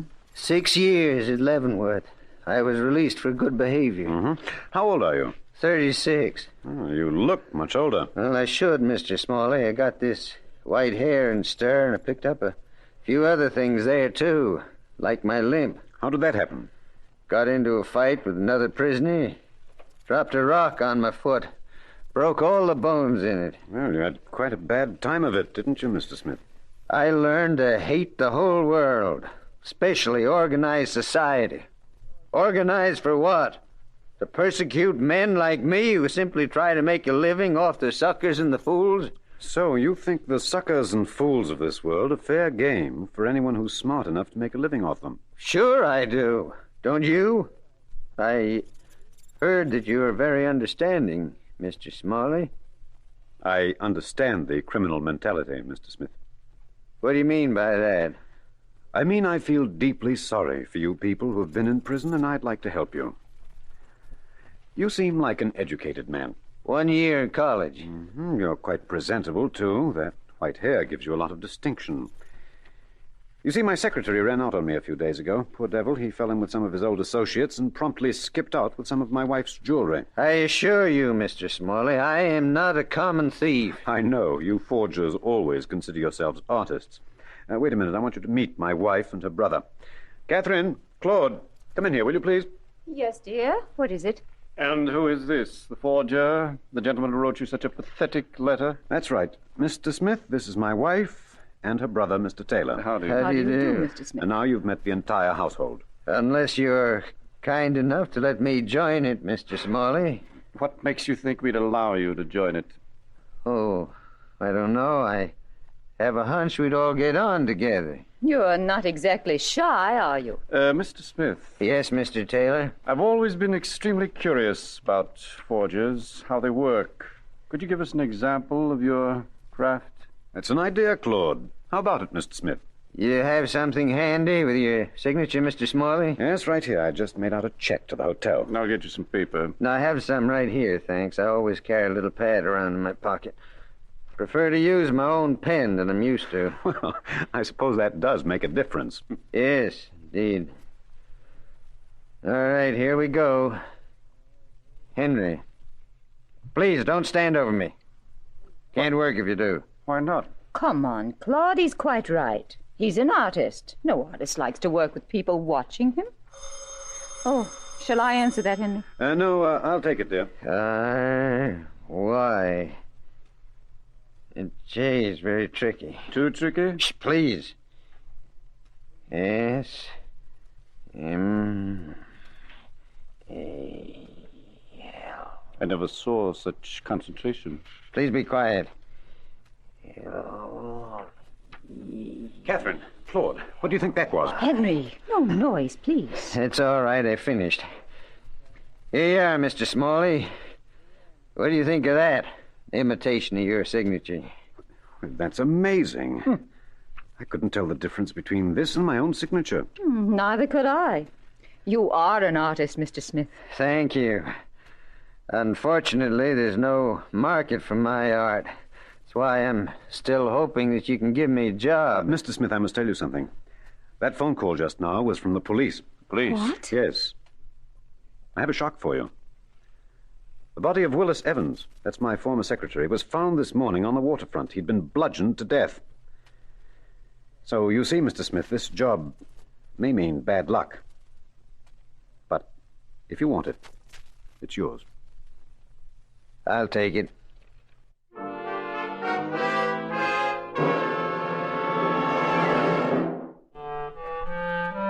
Mr. Chameleon and the case of the game of death continues in just a moment.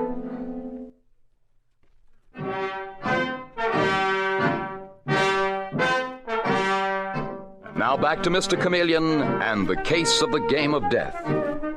It is a week later, and we find Mr. Chameleon at Central Headquarters in the office of the police commissioner with Detective Sergeant Dave Arnold. As Dave says, And that's all I could dig up on the Smalleys. Their source of income is certainly dubious. None of them worked, not even Mrs. Smalley's brother, Claude Taylor, and Mr. Smalley's small inheritance couldn't possibly take care of them. Not at the Coronet Hotel, it couldn't. What do you say, Mr. Chameleon? Oh, no, hardly. I've been working for the Smalleys for a week now as their secretary. There's no question in my mind as to their source of income. And there is also no question as to who shot Helene Cunningham. The former secretary? Mm-hmm. Certainly, Commissioner. Then possibly he blackmailed them, or they felt that they couldn't trust him. So he was killed. And who do you think did that, Mr. Chameleon? I don't know, Dave. My guess is the brains of the whole outfit. That could be Smalley, or his wife, or her brother, Claude Taylor. Whoever it is, my personal ambition is to put them behind bars and keep them there. You feel very strongly on the subject, don't you, Chameleon? You know my motto, Commissioner. The innocent must be protected, the guilty must be punished. A vicious organization like this poisons innocent lives like Lois Cunningham's. And what about her? Well, I was in the kitchen last night mixing drinks in my role of Otis Smith's secretary. The Smalleys were having one of their parties. And suddenly I heard someone come into the pantry. Lois and her boyfriend, Edgar Williams. Lois was saying... I can't stand it, Edgar. I've got to get out of here. But, Lois, darling, what is it? There's something terrible going on here. I'm sure of it now.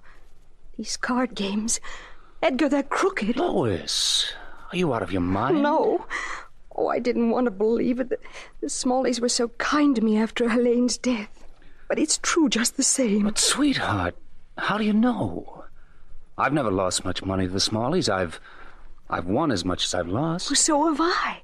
But other people have lost tremendous sums. The Carters, for instance, and Babette Dixon, and... Edgar, I introduced all those people to the Smalleys. Sweetheart.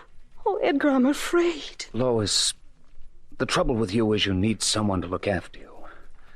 You've had the jitters ever since your sister's death. I haven't told you, but someone's been following me every time I've gone out. What? Well, there's something I haven't told you. Right after Helene's death, I got a permit to carry a gun. I've got it right here with me. If anyone tries to harm you, I'll... Put that gun away. All right. But at least you know now I'm able to protect you. Oh, darling, you're wonderful. Really, you are. You're the sweetest, the most naive. Naive? Yes, naive. Especially about the Smalleys. Oh, Edgar, I do love you so much. I'm so terribly afraid. Lois. Who was that? Is there someone in the kitchen? I'm sorry, sir. It's only me. I'm Otis Smith, Mr. Smalley's secretary. What the devil were you doing there? Eavesdropping? No, sir. Well, I hope you got an earful. I hope I made it clear that I love Miss Cunningham, and I intend to protect her. And Lois Cunningham needs protection, Commissioner. Right now, she's in just as much danger as her sister was. What are you going to do about it, Mr. Chameleon? Dave, I have one little chore I want you to take care of, and then I'd better get back on the job as Smalley's secretary. They're giving another party next week. Well, Chameleon, does it occur to you that you may be in danger, too? That's something new. Commissioner, I am determined to smash that outfit. And I want to get them all. Not just the cogs in the wheel or the spokes, but the hub. The very heart and center of the group. The one who holds them together and makes them go round.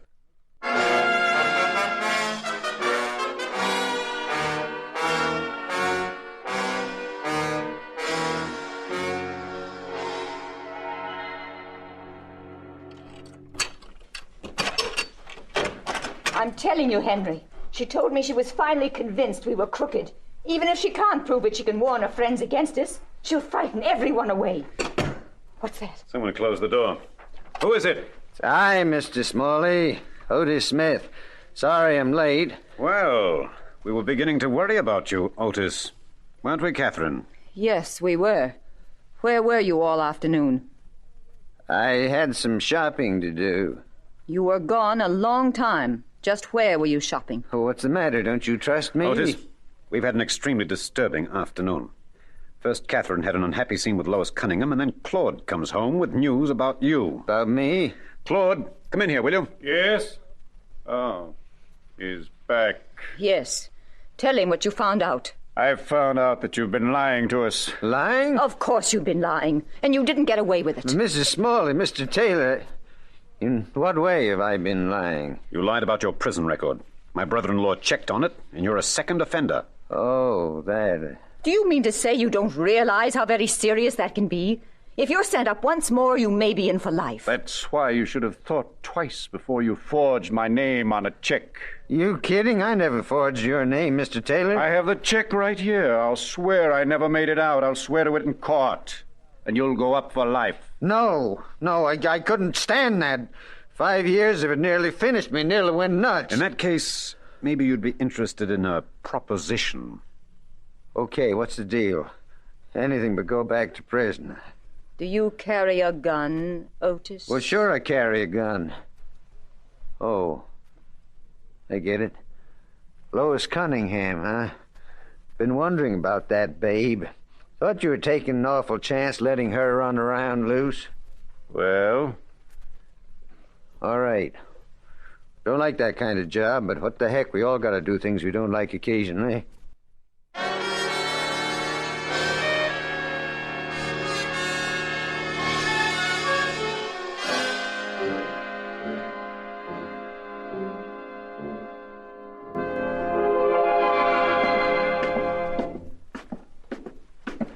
Now, look, Dave. You stay out here by the stairs. Don't come crashing in unless you hear a shot. Mr. Chameleon, I feel so blasted useless. You have been anything but useless. That last bit of information you dug up was priceless. May turn the trick. You think they'll all be there? They'll be right at my heels. They're going to make sure I pull off this job, that I kill Lois Cunningham. And if I don't, then they'll try to kill me. Or at least one of them will. And whoever does that is the one that we're looking for. Now, here is Lois Cunningham's apartment. See you later, Dave. I hope. Good luck, Otis Smith. Yes? Oh, Mr. Smith. Let me in, quick. Thank heavens you're here, Mr. Williams. Did you think I wouldn't be when you phoned me and said Lois was in danger? I came immediately. Good boy, shut the door, will you? But don't lock it. I may want to get out in a hurry. Edgar? Oh, Mr. Smith, it's you. Why did you call Edgar and say I was in danger? Because you are, Miss Cunningham. Edgar. It's all right, sweetheart. I'm here. I won't let him hurt you. Oh, I don't intend to hurt him, Mr. Williams. See, that's the point. Got quite a story to tell you, kid. But first, I got a favor to ask you, Mr. Williams. I know you have a gun. We should put it on the table. What? What, do you think I'm crazy? No, I'm willing to lay mine on the table. Now, there you are. There's mine. Please, Mr. Williams, I feel much safer. A kid like you isn't used to handling guns. Go ahead, darling. I want to hear what he has to say. Very well, Lois. There. Now, Smith, tell us about the Smalleys. Well, as you know, I've been working as their secretary. This afternoon, they gave me orders to bump off Miss Cunningham. What? Then they were responsible for Helene's death, too. Sure they were responsible. Someone closed the outside door. The Smalleys. Edgar! Here, Mr. Williams, here's your gun. Now we're ready for him. Come on out. We know you're there. No funny business either. Mr. Williams and I both got guns. So you went back on us, did you, Smith, you dirty little punk? We should have known you would. We never should have trusted you. Never trust a forger. You mean never trust a card sharp, Smalley? That's the way I've always heard it. Be careful, my friend. If you go to the police... Don't move. You stay right where you are, all three of you. You got him covered, Mr. Williams? You bet I have. Good. Because I want them to stand there and listen. Want them to listen carefully, not miss a word. I not only have enough on you to send you to jail, I know which one of you is the head of the whole gambling ring. What? You heard me. The party in question is a cold-blooded individual without nerves or heart. Plays a fine game of bridge. Started playing young. Expelled from school at 16 for cheating at cards. Thrown out again during the first year of college. The name, as you know... Edgar! What are you doing? Shut up, Oates! What's the matter with this gun? What's the matter with it? It's empty, Mr. Williams. I switched guns on you. I gave you mine. They're just alike, as you can see now. Put it down. That's the time you played the wrong card. You shouldn't have tried to kill me. I was pretty sure you would. Edgar! Are you accusing me of being head of this ratty outfit? Me? Yeah, you, Mr. Williams. You with your boyish face and your naive charm. Served you well, too, haven't they? Even fooled this poor girl, Lois. Well, I've had my eye on you ever since Detective Sergeant Arnold dug up your school record. But I don't understand. What does Detective Sergeant Arnold to do with you? Are you a stool pigeon? No, just a detective. You know, that, monster that some of your jailbird friends told you about. Chameleon. Chameleon. Yes, I'm Chameleon of the cops. Doing the perfect impersonation of Otis Smith, forger. Well, thank you, Smalley.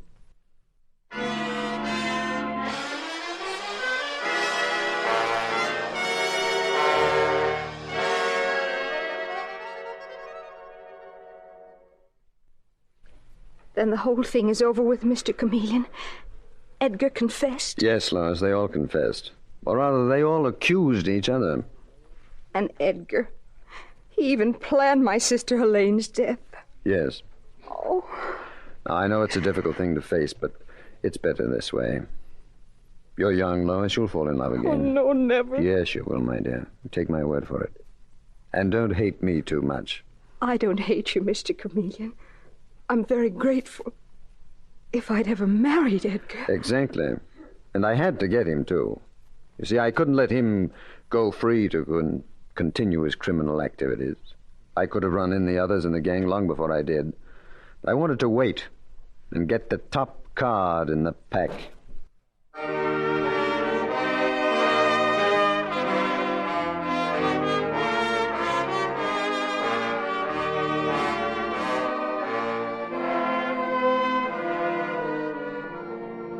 And with these words, Mr. Chameleon concludes tonight's murder case.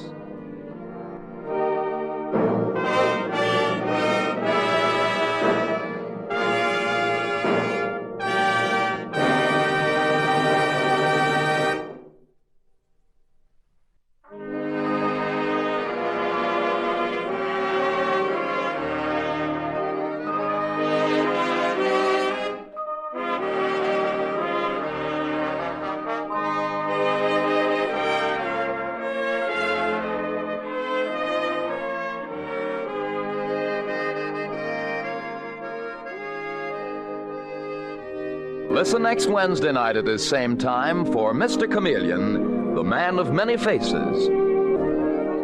The part of Mr. Chameleon is played by Carl Swenson, with dialogue by Marie Baumer, from the original story by Frank and Ann Hummert. Music directed by Victor Arden. Your announcer is Dan Seymour.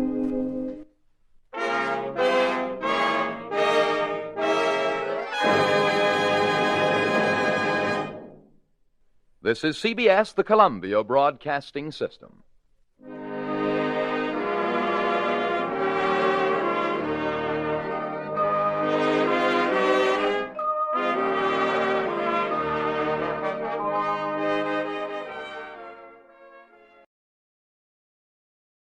Old Dutch Cleanser, famous for chasing dirt, presents Nick Carter, famous for chasing crime.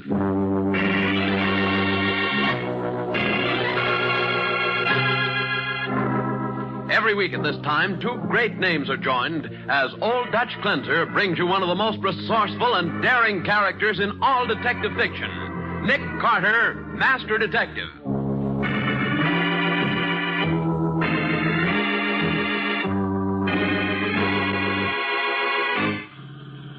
All set, Patsy, for our little accident? I guess so, Nick. I feel like a Hollywood stunt woman about to be pushed off a cliff. Just do as I told you. There shouldn't be any danger. The Underwriters Association's going to feel awfully bad about having this nice new car wrecked. Not if it gets results, they won't. All right, hold tight. Here's the curve. And here we go.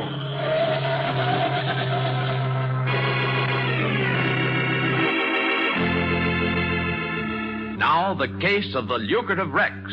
Today's exciting Nick Carter adventure brought to you by Old Dutch Cleanser. Our story begins with a young couple, Bob and Peggy Anderson, trying out their brand new car. Listen to that motor purr, Peggy. Oh, it feels good to be at the wheel of a new car again. Bob, this hill is steep. Maybe there's a curve at the bottom. If there were a curve, it would be marked. You don't see any marker, do you? No, but... Bob, there is a curve. What? Gosh, hold tight, Peggy. The fence! We're going through the fence!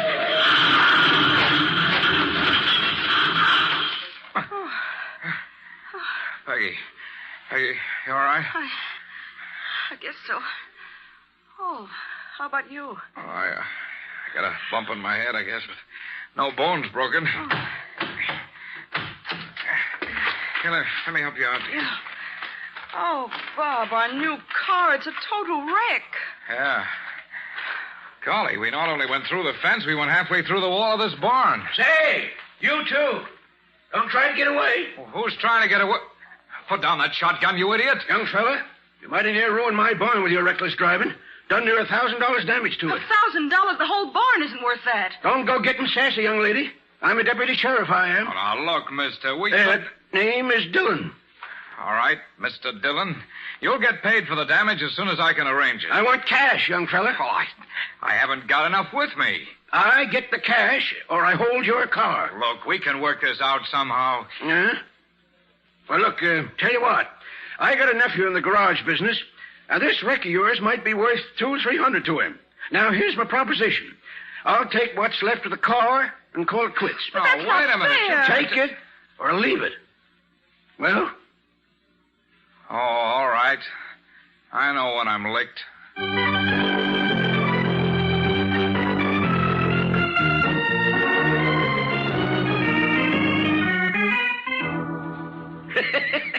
Yeah, Base. Another wreck this afternoon. Mighty nice new Royal Coupe. Here's the bill of sale. Good work, Dillon. Arranged another wreck by taking down that sign that says warning curve ahead, did you? I sure did, Rocky. Okay, Dillon. Make out that bill of sale to Elmer Eustace. Same as usual, huh? Right. And, Rocky. Yeah? Look in the files and see if we got a wine-colored Royal Coupe, model 76. Okay, Ace. Got a customer for a new job. Just itching to pay a big price. Well, there's no Model 76 Royal Coupe listed in the boss's files. Ah. All right, Rocky, come on. Let's go out and see if we can pick one up.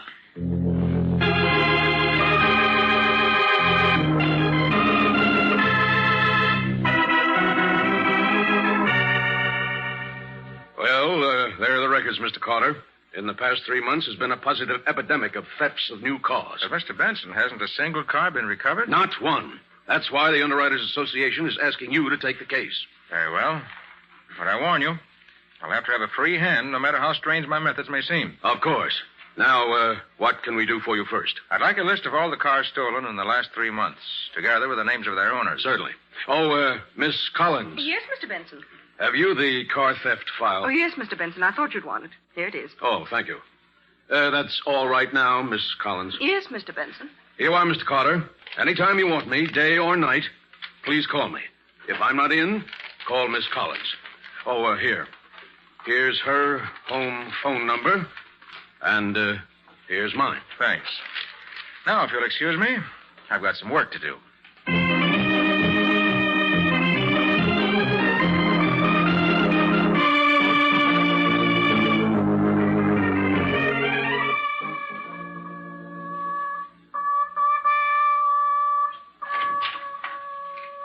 Oh, Nick.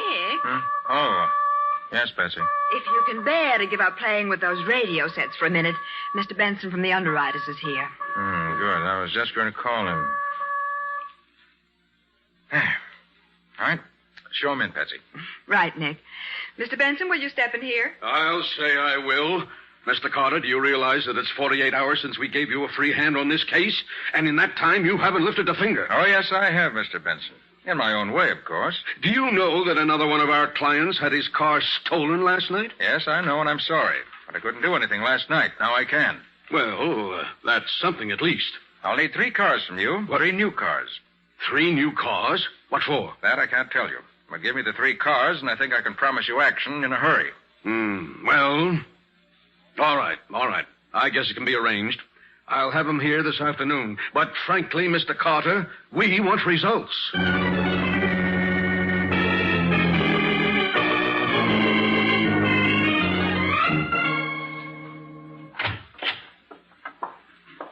Well, Nick, I just left the last of those 3 cars at 7th and Washington Streets.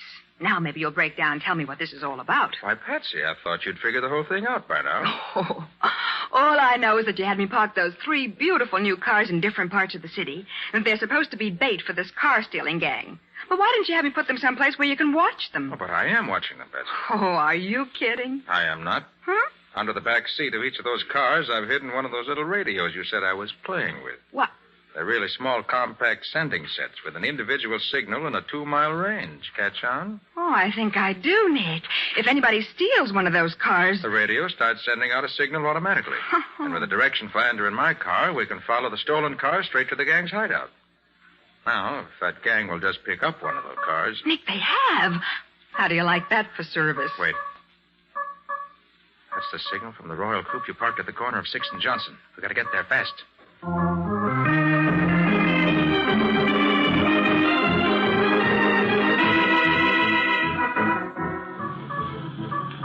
It must be straight ahead of us, Nick. The signal's been getting louder ever since we turned that last corner. Yeah. Thieves are taking it out this road. Must be headed for someplace in the suburbs. But there's nothing in sight, except that big truck up ahead. Why don't you pass it? Because that wouldn't do any good. Huh? What do you mean? I mean, the stolen car's on that truck, under that big canvas. Why, I never thought of that. Neither did I. Not until I saw that the truck was the only thing in sight. Pretty clever way of transporting a stolen car, isn't it? Oh, I'll say it is. A freight train coming. Yeah, I better stop back here. I don't want to get too close to the truck. They might... Nick, the truck's not stopping. Great Scott! They're going to try to get across the tracks in front of the train. Oh, Nick! Confound it, they made it. But we can't. And look at the length of this train. It must be a mile long. Worse than that, it's stopping. How do you like that? I don't. Before this darn thing gets out of our way, that truck will be so far away we won't be able to pick up the radio signal. Certainly looks as though luck's against us.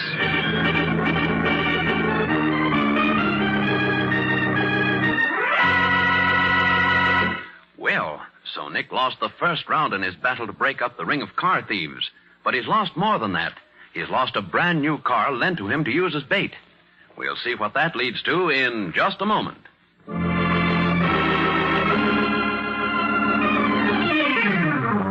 Now back to the case of the lucrative Rex. Today's Nick Carter adventure brought to you by Old Dutch Cleanser. It is the following afternoon, and Nick and Patsy in Nick's car are cruising around town, hoping to pick up a signal from one of the other cars they planted as bait.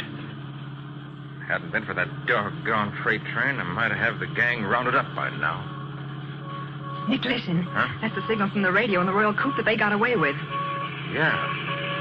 It's getting louder. Now it's getting faint again. And did you notice that it got louder just as that wine-colored Royal Coupe ahead passed us? Say, that's the car that was stolen from us. It's not getting away from us again. Or to force it to the curb. Hey, pull over. What's the big idea? Pull over and stop. Why, you stupid! Watch out! Say, what's going on here? You tried to wreck me. No, I didn't. I just want to stop you. It's a stolen car you're driving. Stolen car? You're crazy. I just bought it an hour ago. Paid spot cash for it. Maybe, but it's still a stolen car. Now, see here. I'm Judge Pearson, and if you think Judge Pearson, my name is Carter, Nick Carter. Oh, sure. I've heard of you, Mr. Carter. But I still say I bought this car legally. Look, here's the bill of sale. Mm-hmm. Sold you by a man named Elmer Eustace. Address 3192 Grand Avenue. Well, bill of sale's in order, all right. Well, the engine number it gives is wrong. But it can't be wrong. Look at the number on the engine and see for yourself. Thanks, Judge. I will. This is the car, all right. I recognize that tiny scratch on the door. So do I. The engine number will clinch it. Just let me get the hood up. Mm-hmm. Now, let's see. D477789. Why, that's the number on the bill of sale.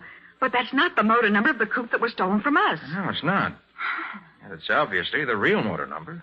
Hasn't been tampered with in any way. Well, are you satisfied? Yes, I guess I've made a mistake, Judge. I told you so. Next time, better make sure of your facts. Well, Nick, you let him go. You didn't even look to see whether the radio was under the back seat. Didn't have to, Patsy. That's the car that was stolen, all right, even if the engine number is different. Well... Patsy, listen. Go down to the Motor Vehicle Bureau and find out who originally registered a Royal Coupe with motor number D477789. Right. Where are you going? Going to drop in on Mr. Elmer Eustace, the man who sold that car to Judge Pearson.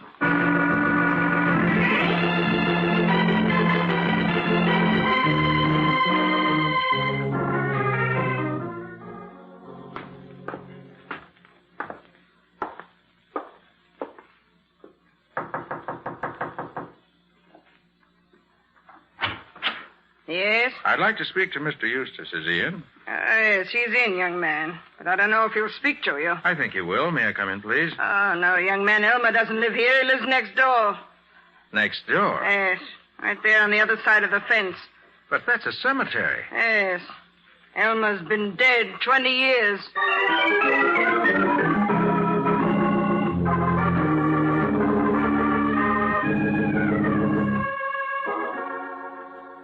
So Elmer Eustace has been dead for 20 years. Yes, Patsy, very dead. Huh. And what did you find out at the Motor Vehicle Bureau? Oh, well, the car you asked about was registered several days ago by a man named Robert Anderson. He lives only a few blocks from here, so on the way back, I stopped in to see him. What did he say? Well, his story, Nick, is that he bought a wine-colored Royal Coupe and wrecked it the same day. Huh. He gave the wreck to a man named Frank Dillon to pay for damage the car did to Dillon's barn when it ran off the road. The car, I mean, not the barn. That backs up my theory completely. Hmm? Patsy, how would you like to join me in a nice cacophonic auto accident?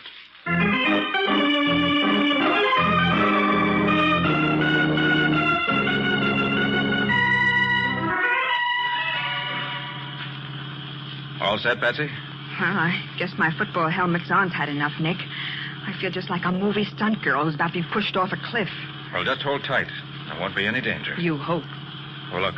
There's Dillon's barn, just around the turn, down at the bottom of the hill. I can see it in the headlights, Nick. My hunch is right. Dillon's part of the gang. My bet is that he's responsible for the accident young Anderson had. And somehow or other got Anderson to turn the wrecked car over to him. But if you think the gang also stole the Royal Coupe we used as bait... It was the same model as Anderson's, Patsy. Only they took the engine out of Anderson's car and put it in the stolen car. But why would they do that? Because they got the bill of sale from Anderson. Then, when they put the engine from his car into the car they stole, the whole deal looked very legal. So that's how they disguised the cars they stole. That's how. And now we're going to have the same kind of accident Anderson had. Okay, Patsy, here's the curve. Hold tight.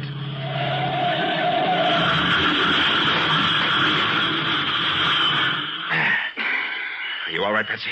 Well, all things considered. Quick, give me your helmet. I'll put it in the suitcase with mine. Here you are, Nick. There. Now they're out of sight. Hey, you!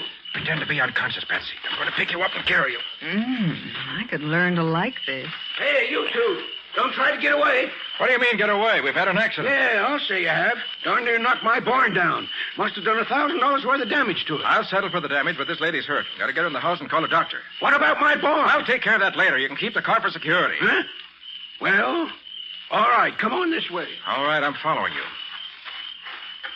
And keep on following him, Carter. What? This is a gun against your back, so no funny business.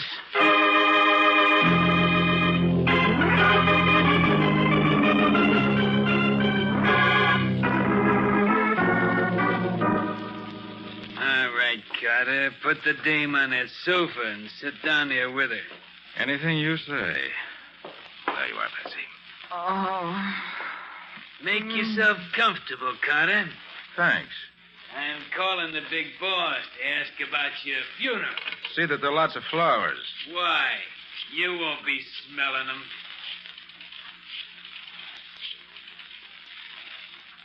Hello, boss. This is Ace Williams. Listen, Rocky and me are at Dillon's. We were giving him his payoff tonight when in walks Nick Carter. Yeah, tried to pull a fake accident, but me and Rocky got the drop on him. Now, look, boys, I got an idea. He's already wrecked his car, see? So why don't we put it on the truck and haul it out to the old Morgan quarry? It's about 60 feet deep. Nick. Quiet. Sure, we can put him and the girl in the car and push it off. They're going to kill us. Easy, Patsy. We're not dead yet. That's the idea. Yeah, just a nice, clean accident. Okay, goodbye. Well, Carter, you can pick up the dame again. The four of us are going for a little ride. But only me and Rocky are coming back.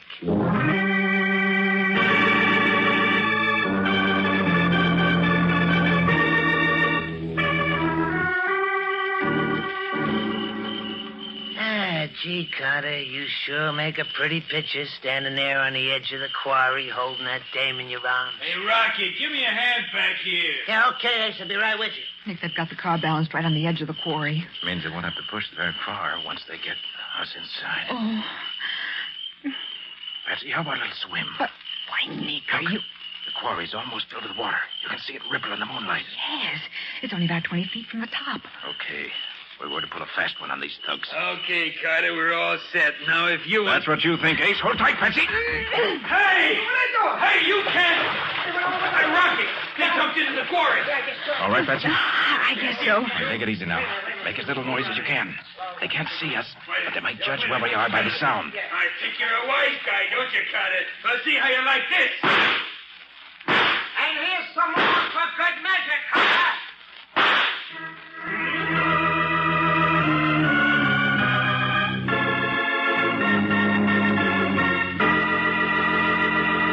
Well, for the moment at least, Nick and Patsy have beaten the crooks at their own game. But they're not out of danger yet. We'll see what happens next in just a moment.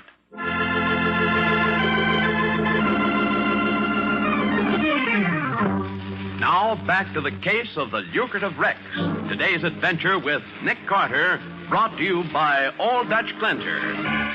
We pick up our story with Nick and Patsy in the water in the old quarry. Ace and Rocky, standing at the edge of the quarry, are shooting at them through the darkness.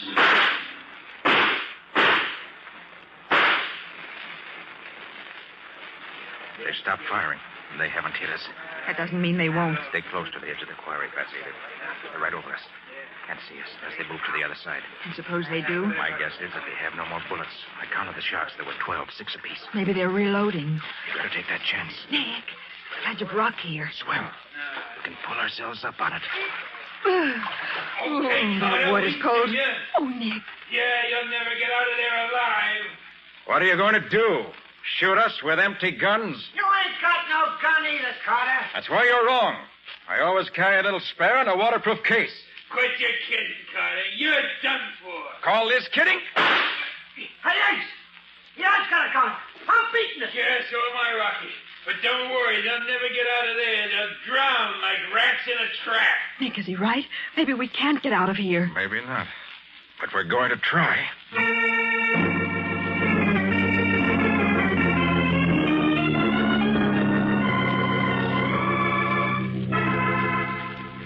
Well, Patsy, that wasn't so bad, was it? Oh, now that it's all over, it wasn't so bad. But for a few minutes, Nick, I thought we'd never live to get back here to the office. Well, we made it, and that's all that counts. Dry clothes help, too.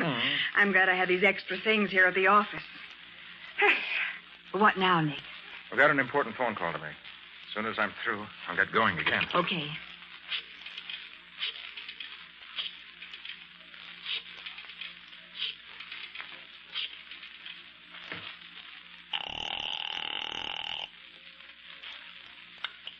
Hello?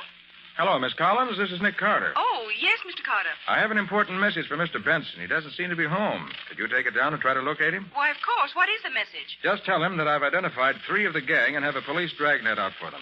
Hope to have them in custody by morning. Well, Mr. Benson will be delighted to hear that, Mr. Carter. I'll see that he gets the message as soon as possible. Thanks very much, Miss Collins. Good night. Well, that's that. And now I'm going out to find that gang's headquarters. Find their headquarters. But, Nick, they didn't give us a single clue to its location. Oh, yes, they did. Just one clue. Huh? And I'm going to build that clue into a whole court full of convictions. But, Nick... You stay here by the phone. And when I call, come running with Sergeant Matheson. And every man he can get his hands on.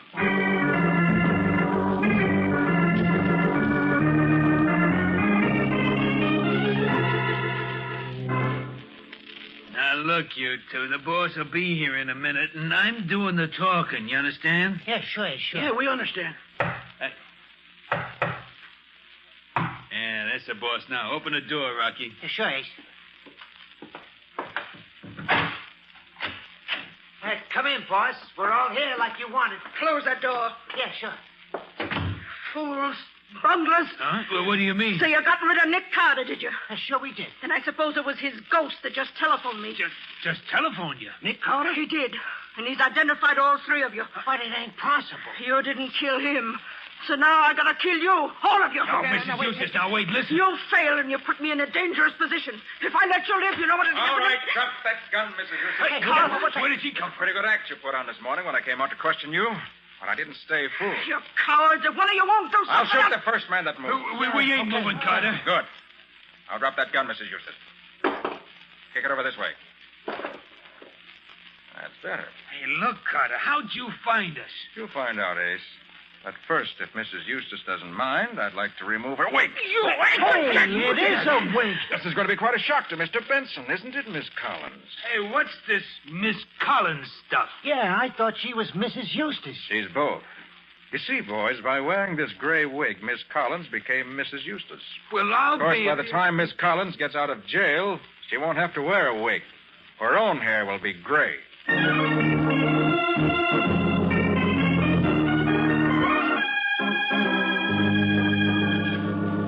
Well, I'll be darned. So Miss Collins was the mastermind of the car-stealing ring. That's right, Patsy.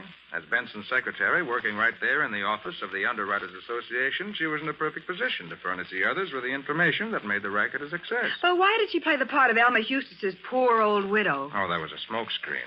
To hide her real identity from the gang. Oh. I imagine her original plan was that when the racket petered out, Mrs. Eustace would just vanish. And since none of the gang knew that she was also Miss Collins, they wouldn't be able to blackmail her later or implicate her in any way. But I still don't see what made you suspect her. That one clue I mentioned, Patsy. When Ace phoned from Dillon's place, I counted the clicks as he dialed. 333-444 was the number he called. That was the same number Benson had previously given me in case I ever had to call Miss Collins. That was all I needed to know. Gee, but it sounds simple. When you explain it. Now perhaps you'll tell me how you found the hideout. Oh, that was easy. You see, when I phoned Miss Collins and in that way let her know you and I had escaped, I knew she'd head straight for the hideout. Why, of course. Well, I got to the place she lives just before she left. Oh, but how'd you find out where she lived? Had Matty trace her phone number. He gave me her address this morning. And where did she live, Nick? Right smack across the street from where Mrs. Eustace lives. Well, what do you know? From there on, it was a cinch. I saw her when she came out of the house fixed up at Mrs. Eustace, and then followed her straight to the hideout. Any more questions? Oh, yes, teacher. Who owns that spiffy new sedan parked outside of the curb? That? Well, Patsy, it just happens that was on order for Miss Collins. But since she won't be needing a car for 10 years or so, the underwriters bought it and insisted on presenting it to me. Well, oh, that's wonderful. Miss Bowen, may I give you a ride home? Why, Mr. Carter, it will be a pleasure. It isn't every day that a poor working girl... Oh, Nick, that truck. It's going to skid right into my car. Oh, Nick, if that isn't the darnest break. Here I get a brand new car and don't even get a chance to blow the horn.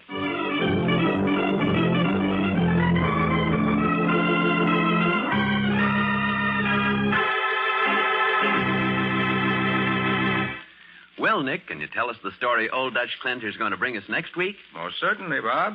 Next week, we're going to meet one of the deadliest killers I've ever fought.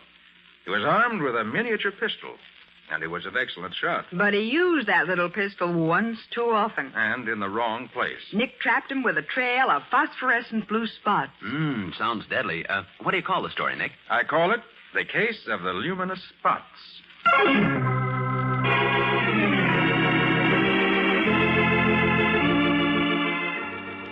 Nick Carter, Master Detective, is presented each week at this time and over these same stations by the Cudahy Packing Company, makers of Old Dutch Cleanser.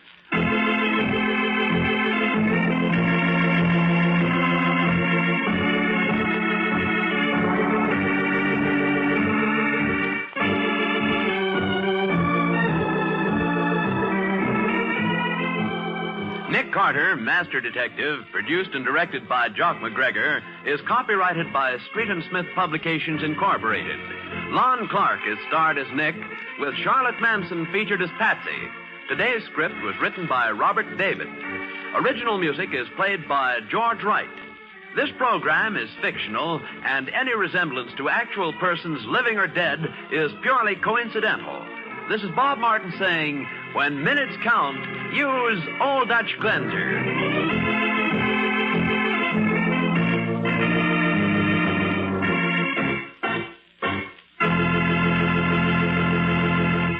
This is the Mutual Broadcasting System.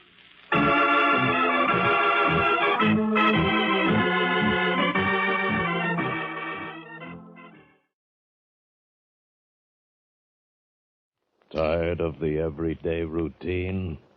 Ever dream of a life of romantic adventure? Want to get away from it all? We offer you Escape. Escape, designed to free you from the four walls of today for a half hour of high adventure.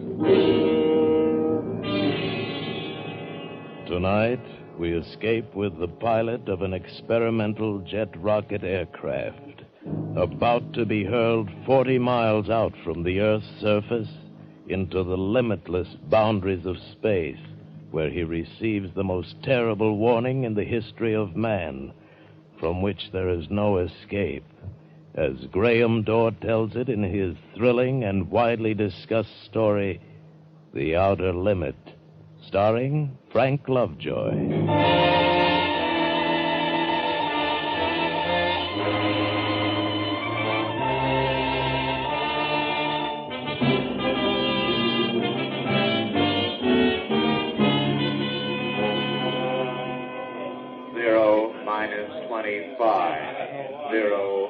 All right, men. Settle down. Settle down, men. Okay, Colonel. Yes, sir. All of you will want to know why we took you out of whatever warm bed you were in. Got a reason. The RJX-1. Yeah, that's right. The RJX-1. The top secret experimental rocket jet aircraft. We've been babying it, nursing it, staying up nights with it for 16 months now. This morning, Major Westfall is going to wean it. Bill is going to take her out and beat her up to death. I can't impress upon you men how extraordinary this flight is. It's an 8-rocket ship. That's what I said, 8 rockets. 8 rockets designed to take man into areas of space that have never been explored before. and at a rate of speed to which no pilot has yet been subjected. Some of you men have already flown many times the speed of sound, so I don't have to tell you very much. Joe? Yes, Colonel? You'll lead the F-86s. You and the other 3 jet boys will be Bill's chase planes. We want observation at 35,000 feet. Yes, sir. Okay, here's how it plays. Pull the curtains on the map, will you, Sergeant? Yes, sir. You see it circled here, your rendezvous point. We designate it Point X. It's roughly over Boulder Dam. 0 hour is 0900. Joe, you and your jets will take off at 0-15. You got that? Yes, sir. You F-86s will make conventional climbs to 30,000 feet. Rendezvous at Point X and call in to meet control at 35,000 feet. Right, Joe? That cuts it, Colonel. Oh, no, wait a minute. Not quite. Now we hear about the weather. Pete? Yes, Colonel. Well, the weather's very pretty out, boys. All clear, ceiling unlimited. Winds aloft at 10,000, 80 mph, 25,000, 140 mph, 40,000, 150 mph. Estimated temperature, 45 below at 40,000 feet. There's some scattered clouds northwest of Point X at 15,000 feet. Stratus at 30,000 feet, 30 miles east of Point X, east. We expect no change for 3 hours. That's it, sir. Okay, Pete. Joe, you and your boys go unwrap your F-86s. Have a nice time. Yes, sir. Come on, boys. Major Westfall. Major Westfall, stick around. I want to talk to you. Okay, Hank. How you feeling, Bill? Why? You worried, Hank? Don't worry. Look, Bill, you've got only 10 minutes of rocket fuel. Get rid of those jets before you fire the rockets. Fire only one rocket at a time. Yeah, that's right. Now, look, I'll be listening in on the public address of control. I won't bother you until you're airborne. It'll be between you and the tower until then. All right, don't worry, Hank. I'm going to fly that baby higher and faster than anybody ever did before, just like you said. I'm going to take it up and I'm going to bring it back. And then you and I'll have dinner together. 0-3.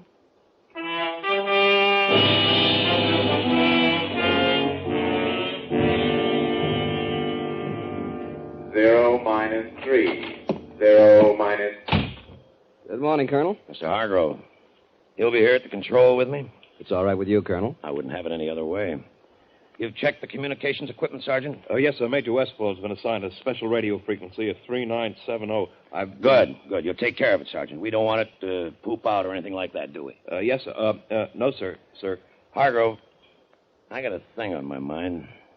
That boy in the plane you geniuses designed, he's my best boy. It's our best plane, Colonel. It better be.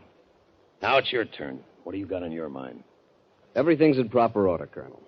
Recording equipment, the television cameras in the cockpit, everything. Every known scientific device, even some unknown. They've been very We're talking about a man, Hargrove. That's all I really want to get back out of this. What about the man? There may be one difficulty. Tell me about it. I'd like to know. The takeoff, with all that load. The jets, the rockets, all at maximum fuel capacity. Never been tested that way before. Go on, Mr. Hargrove. Well, it's just that Major Westfall has only 6,000 feet to get his ship airborne. If he accelerates from 0 to 160 miles per hour in 6,000 feet, he should be airborne in 7 seconds. 7 seconds, that makes 0 plus G. Yes, Colonel. Beyond 0 plus G, well, beyond that, we don't know. We just don't know. Thanks. Thanks for everything, Mr. Hargrove. Sergeant. Yes, sir. Flip your switch on Major Westfall. I hear he's got a swell program. Flip them all, will you, Sergeant? Yes, sir. RJX-1 to tower. Any change in weather? Tower to RJX-1. Barometer reading 29.7. Set your altimeter accordingly. Roger. Wind 15 miles from south. Take off runway 27. Runway 27. Got it. 0-130. 0 RJX-1 to control. 30. Over. Control RJX-1. Go ahead. This is just for you, Hank. Cabin pressure, okay. Oxygen pressure, okay. All right. Get off the dime, kid. Take a pill, Hank. You'll need it to settle your stomach. 0-1. 0 RJX-1 to crew chief, over. Crew chief to RJX-1. Go ahead. I'm ready to fire. Hold it. Okay. All set to fire. Clear? Clear. Starting right, jet. Starting left, jet. 0-30 Tower seconds. to RJX-1. 0-30 seconds. RJX-1 to tower. Go ahead. Western Airlines convoy reported over Ventura. Got it. Eastbound Constellation at 17,000 over Salt Lake. Roger. Western Airlines DC-4 on Base Lake at 1,000 over Burbank. The rest of the air is yours. Thank you so much.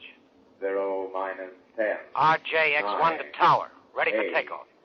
Tower to RJX-1. 6. Clear for takeoff. 5. Good luck, Bill. 4, 3, 2, 1, 0. He's rolling. Plus. He's rolling. B, C, D, E, Bill, F, lift it. G, Lift it. H. Lift it, Billy. He made it. Bill made it, Mr. Hargrove.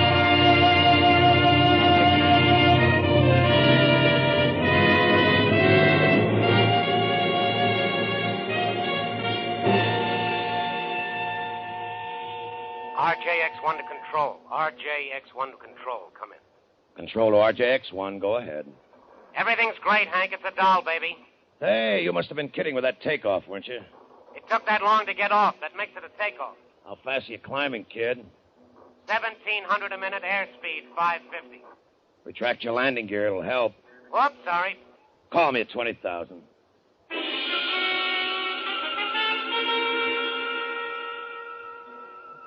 Heading is 87. Everything is real good. Come in, Hank. How do you feel? I like it here. Pressure okay? Okay.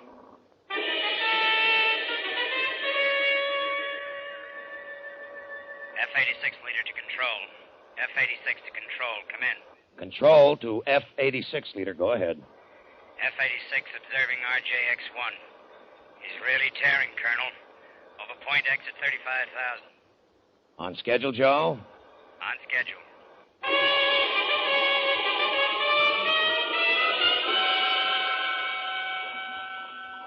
RJX-1 to control. RJX-1 to control. Come in. Control to RJX-1. Go ahead, Bill. 40,000 feet, Hank. Still it down, baby? Still is. Ready to pressurize. Can you hear me okay, Hank? Coming in fine. Pressurize. Ready to prime rocket system in 5 seconds. Primed. Dropping right jet. Dropping left jet. All clear. Good luck, Bill. Firing number 1 rocket. Fired. Oh! Taken back. Firing number 2 rocket. Fired. Hey, Hank! Okay, Bill, what is it? Bill! Bill, are you receiving me? Control to RJX-1. Come in. Come in, RJX-1. Hello, Bill. Come in. Control to F-86 leader. Control to F-86 leader. Come in. F-86 leader to control. Go ahead. What about it, Joe? F-86 observing RJX-1. RJX-1 at approximately 60,000 feet. Maintaining a heading of north-northwest. I can barely make him, Colonel. Try calling. Okay. F-86 leader to RJX-1. F-86 to RJX-1. Come in. Come in, RJX-1. Come in. Mr. Hargrove. F-86 to RJX-1. Share it with me, Mr. Hargrove. F-86 to Sit here and RJX-1. run your fingers Come through in. your hair and Come in, RJX-1. wait and think about it and share it with me. F-86 to RJX-1. F-86 leader to control. F-86 leader to control. Come in. Go ahead, F-86 leader. We've lost him, Colonel. Stay up there, Joe, for as long as you can. What do we do now, Colonel? I just told you, Mr. Hargrove. We wait. You and me, we wait.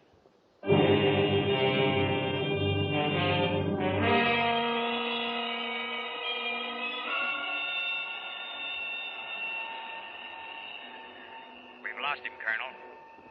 You haven't lost me. I can hear you, Joe. Stay up there, Joe, for as long as you can. Hello? Hello? Hello? I'll try another frequency, Joe. RJX-1 to F-86. Can you make me?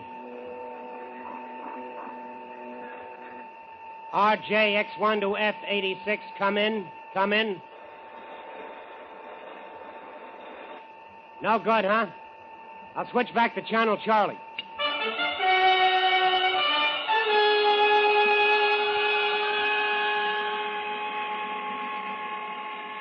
still can't get you, Joe. I'll keep sending. Firing number 8 rocket. Fired. Oh, brother! Oh, brother! RJX-1 to all you ships at sea, to all you people anywhere. This is Bill Westfall approaching 210,000 feet. That's 40 miles straight up in the air, all you people, and that's where I am. You never saw anything like it. No clouds. A color no one ever named before. And silence. 8 rockets roaring at my tail, and I can't hear them. Their sound will never reach me at 1,800 miles an hour. Silence so complete that the ticking of the clock on my instrument panel is a hammer in my brain. Silence. Otherwise, nothing. Nothing except... No, nothing at all. Wait a minute. Yes, there is something all right at 2 o'clock high. Oh, that's really something, brother. Maybe a flying disc, and this is a big one. Spinning like a top, and it's coming toward me. Can you hear me? Can you hear me? Listen. Something has just happened. Something, a missile, a shot, maybe, through the canopy. My pressure is going down. Something is happening to me. This thing, it's like a magnet. I'm being pulled toward it. I've lost control of my ship. I've no control. I'm going through decompression. I'm on the verge of unconsciousness. I'm blacking out. I'm black. Can you hear?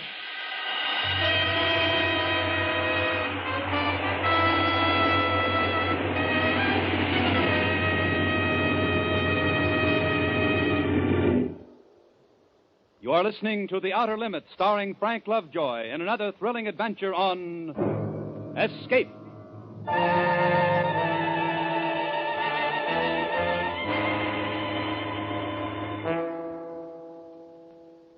He had only 10 minutes fuel.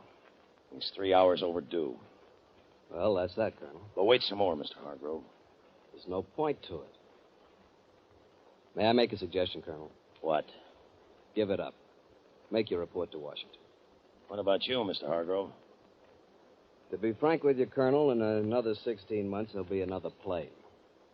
The RJX-2. And the Army will give us another man to fly it. Not till we're certain about this man, and we're not certain. What do you propose to do? The things that are in the manual. We'll organize search parties and put spotter planes up in the air. Maybe Bill came down on the ocean. We'll call the Navy in. Colonel, if the RJX-1 came down on the ocean, it would sink in 3 minutes. You know it had no life preserver equipment on it. The added weight of the We'll call the Navy in. Whatever you say, Colonel. My guess is... What's your guess, Mr. Hargrove? My guess is that sometime, somewhere, on some beach or in some field, someone will pick up a piece of torn metal. That someone will be holding what's left of the RJX-1.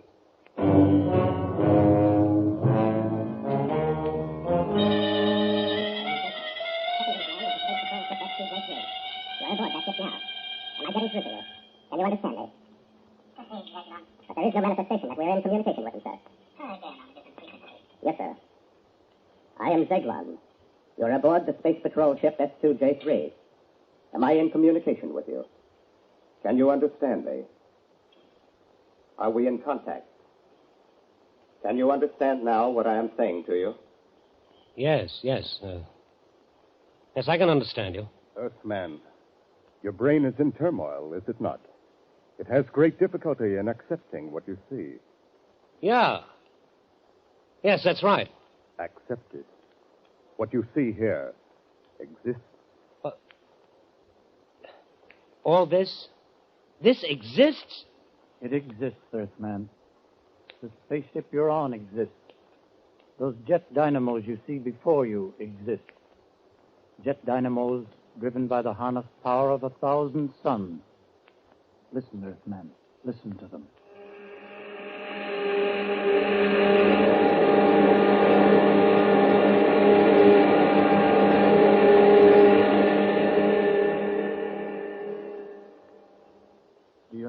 happened as you listened, Earthman.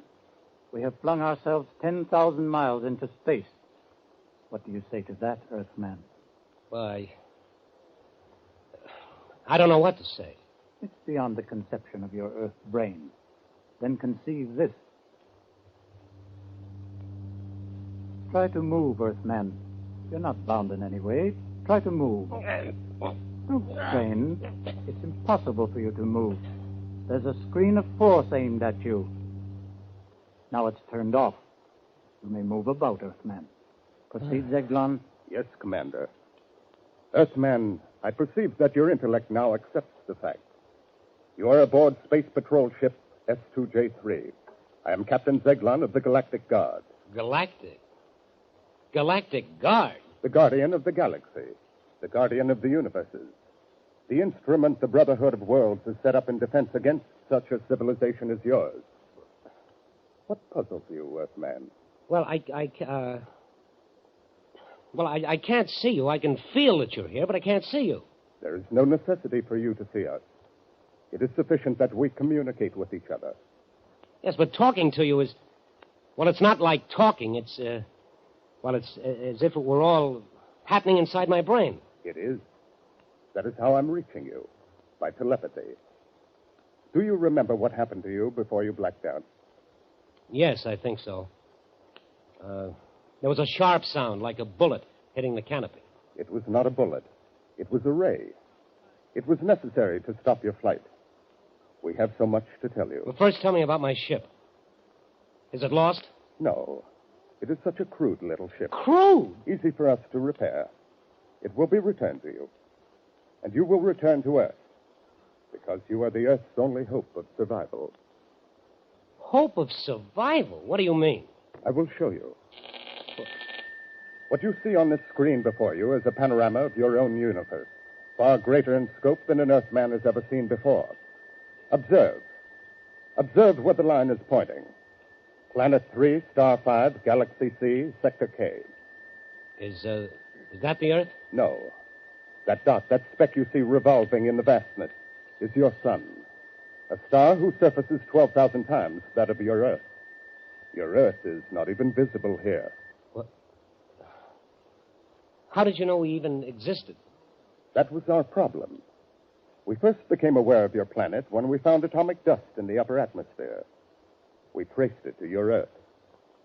It was that important to you? Quite. We determined that you were setting off atomic bombs.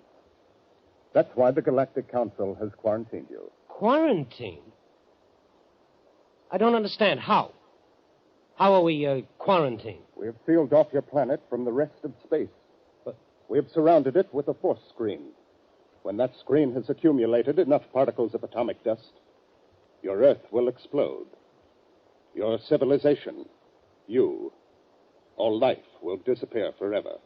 Listen to me, Earthman. Listen. We've had our own wars. Wars that almost destroyed our civilization.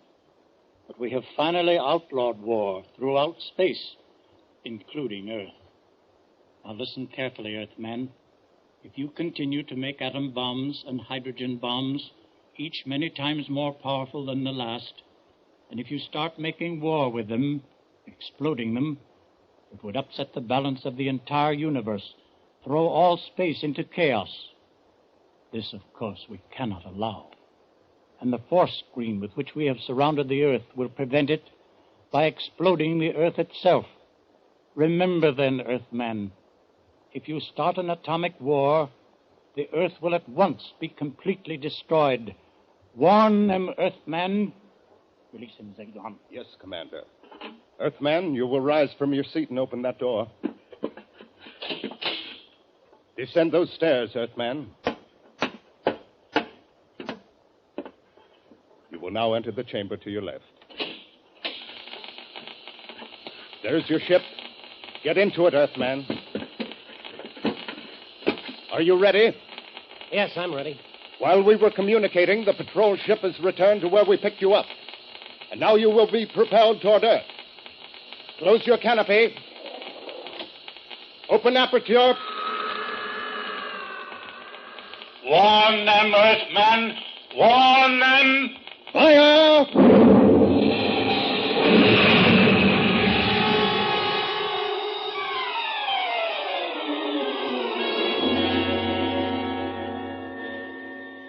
RJX1 to tower.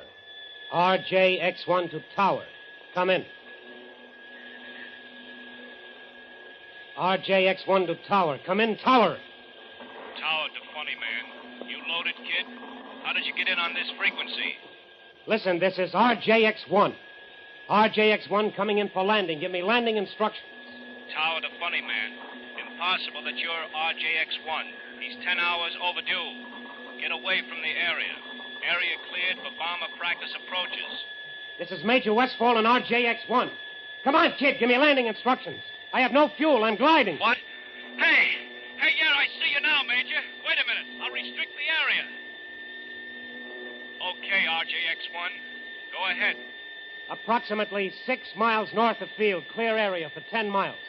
Being cleared. What's your altitude? 10,000. Estimate 6 minutes to land. Tower to RJX1. You are cleared to land. Runway 9. Wind east-southeast 15. Roger. Coming down.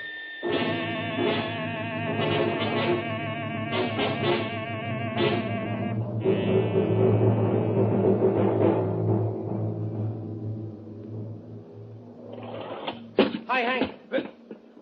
Bill, what happened? Hank, you won't believe it, but you've got to. I know you won't believe it. It'll knock you over. Just take it easy, Bill. Sergeant. Yes, sir. Have the ship gone over by Geiger counters for radioactivity and seal it. What? Oh, yes, Hank, you better mount a 24-hour guard on it.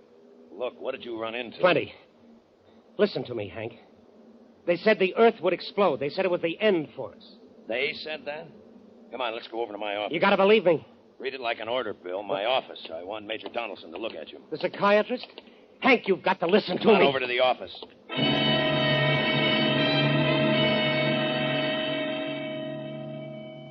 Well, that's the story, Major Donaldson. I see. Well, Hank, you believe it, don't you? Well, Major, what do you think? I'm not sure. Bill, these men from Mars. I didn't say they were from Mars. Did you hear me say anything about men from Mars?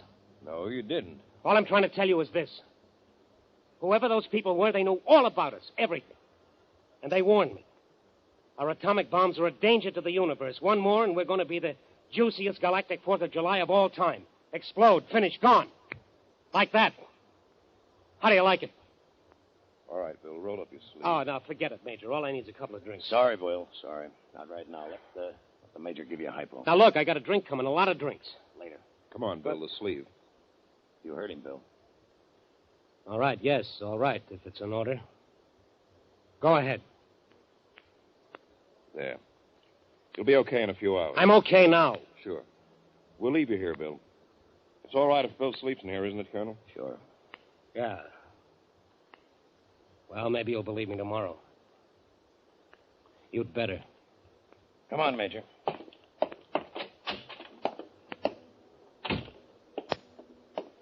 He'll be okay by himself, Major? He's been under a strain, but he'll sleep a long time. You better explain it to his wife somehow. I'll talk to him tomorrow. Tough. I've heard he's one of the best. He's the best. A combination of nerve and loyalty and lightning reflexes that comes once in 10 million times. What about it, Major? How does Bill look to you? I can't tell yet. Maybe a week, 6 months, 6 years. I'll need a whole lot of time with him before I can tell. I see. Well, we'd better get some sleep, too. Right. And don't worry, Colonel. He's a strong boy. Best nerves I've seen. I'd say things will be all right. Delusions like Bill's latched onto... Well, delusions like this... Major. Yes, Colonel?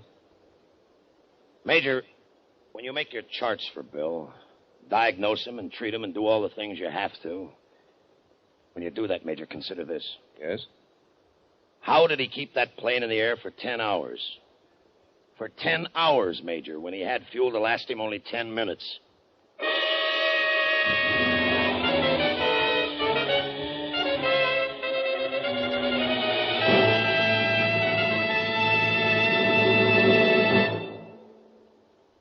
Escape is produced and directed by William N. Robeson, and tonight starred Frank Lovejoy in The Outer Limit by Graham Dorr, adapted for radio by Morton Fine and David Friedkin. Featured in the cast were Charles McGraw as the Colonel, Jeff Corey as Major Donaldson, Stan Waxman as Zeglon, and Ian Wolfe as Zill. Special music was arranged and conducted by Del Castillo. Actual flight details were authenticated by rocket test pilot Gene May, Sergeant Hartley Caldwell of the Air Force Section of the Armed Forces Public Information Office, and by the Douglas Aircraft Corporation. Next week. You were on the Baltic Sea within sight of the Soviet coast, where your Russian wife is secretly waiting to escape with you to England. And on the cold, dark waters behind you, an armed patrol boat is about to discover your small sailing craft. If it does, you will never escape. Next week, we escape with Roger Bax's thrilling and timely tale of a man and woman who dared to defy an entire government in order to be together. 2 if by sea. Goodbye, then, until this same time next week, when once again we offer you Escape. 2 all-star bouts are promised on CBS this Wednesday night. Bing Crosby faces Fred Allen across the CBS mic to battle it out on who's funnier, singers or comedians. And in the second attraction, Gracie Allen and a smashed fender team up against not-so-gorgeous George Burns and a guilty conscience. This Wednesday also brings you Groucho Marx, his ad-libs on You Bet Your Life, and a Dr. Christian story about 2 redheads in love. Fun, action, variety. They're all yours with Dr. Christian, Groucho Marx, Bing Crosby and Fred Allen, and George and Gracie on most of these same CBS stations Wednesday night.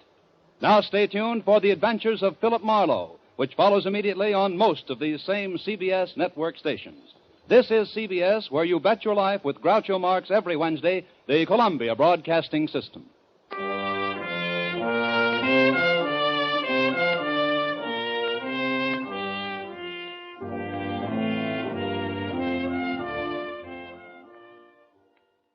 Get this and get it straight. Crime is a sucker's road, and those who travel it wind up in the gut of the prison of the grave. This time each carried a torch, and each was burned by it. The heel, the hero worshiper, and the hard-bitten blonde. And all because of a woman already 2 days dead. From the pen of Raymond Chandler, outstanding author of crime fiction, comes his most famous character in The Adventures of Philip Marlowe.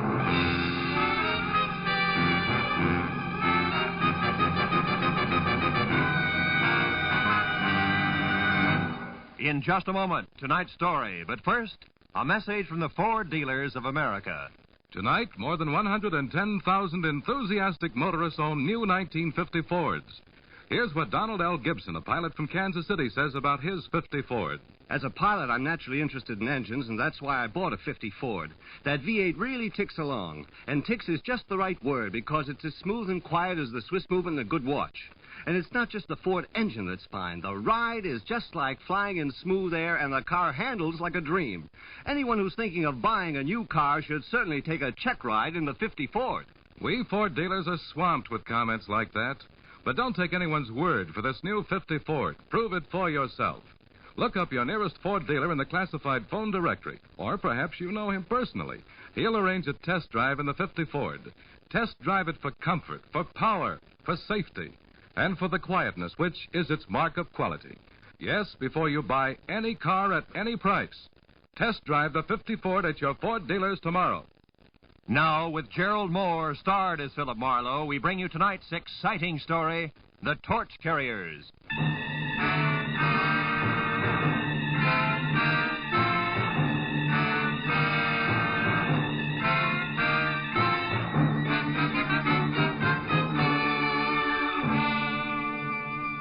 The 8 hours that had just slipped away had been a noisy assortment of big people with little troubles I hadn't wanted to help, and little people with big troubles I hadn't been able to help.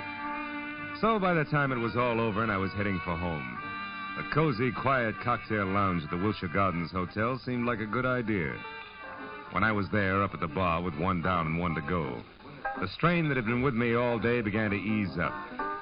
But even as I relaxed, the tension between the couple sitting at my left became more and more apparent. I looked down the bar. The girl was young, pretty, and obviously afraid of the little man with her, who had only asthma where a voice should have been.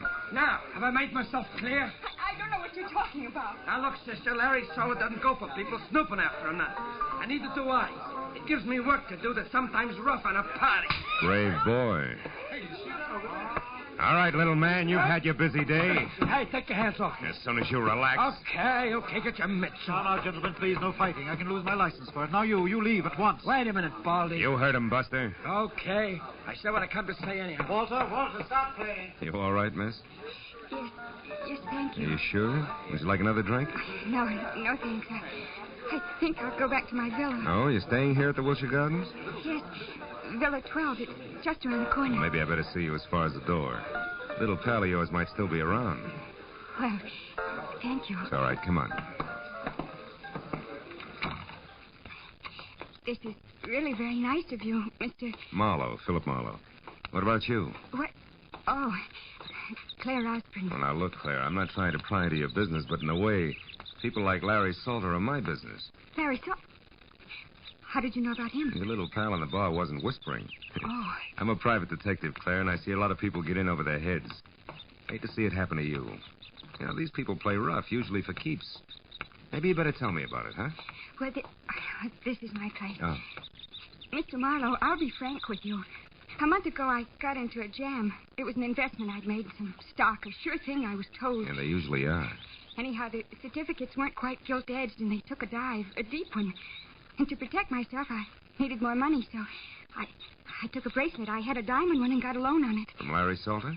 Yes, from Salter.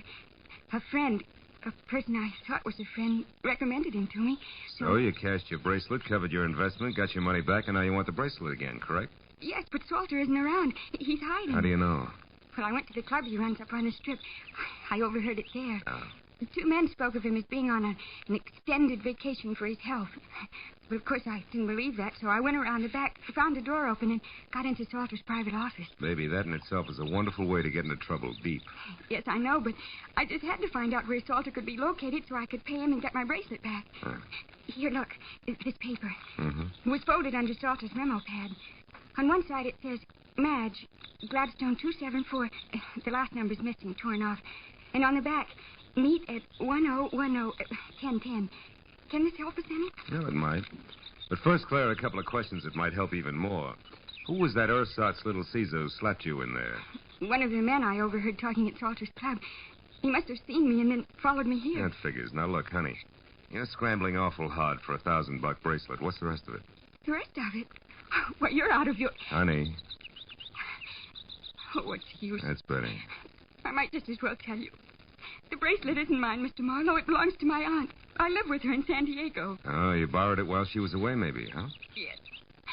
Oh, please, I've learned my lesson. I only want to get that bracelet back now, Mr. Marlowe. Please, will you help me? I'll pay you anything. Never mind that now. Oh, please, I must know where Larry Salter is. Okay, Claire, we'll try to find out, but on one condition, huh? Which is what? That you go inside, lock all doors and windows, sit next to the phone, and until you hear from me again, do absolutely nothing on your own. Agreed? Oh, yes. Agreed, Mr. Marlowe. Thank you very much.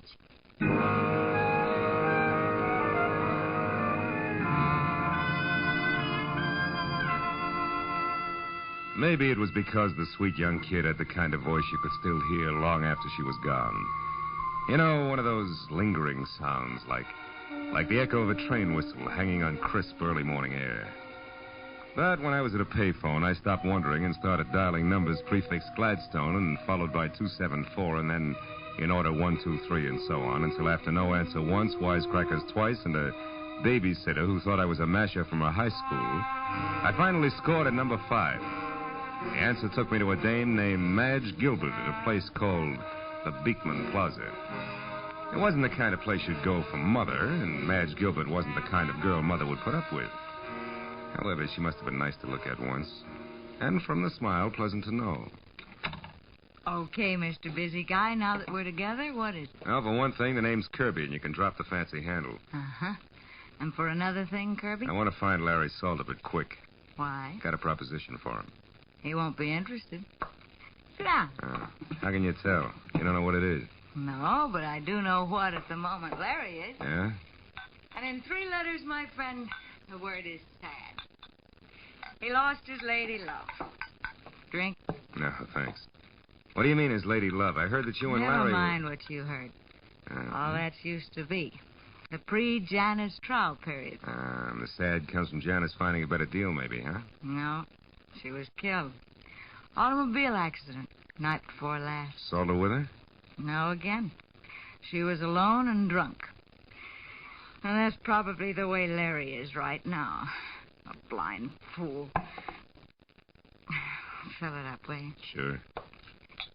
Look, baby, believe me, it won't put out the torch you're carrying. Shut up. I'm sorry I broke the whole thing up. Now, what was that proposition you mentioned? For Larry exclusively, where is he? At the foundry on Cushing? Where? The foundry in East Los Angeles. Hey, wait a minute, Kirby. You seem kind of lost for a friend of Larry's. I'm just fuzzy on locations, that's all. How about numbers? The address down there, what is it? Come on, fast. 1010. Unless it's been changed recently. It hasn't. Okay, busy guy, you're still all right. Thanks. And if you play it real close, I think you'll be, too. See you, Madge.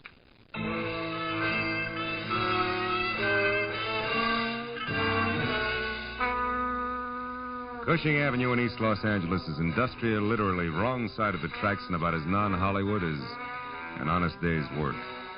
And all the way there, I kept blessing the dumb luck that had made me answer 1010 for the address before I'd even had time to think. When I pulled up and parked away from the place, I hoped that luck would continue.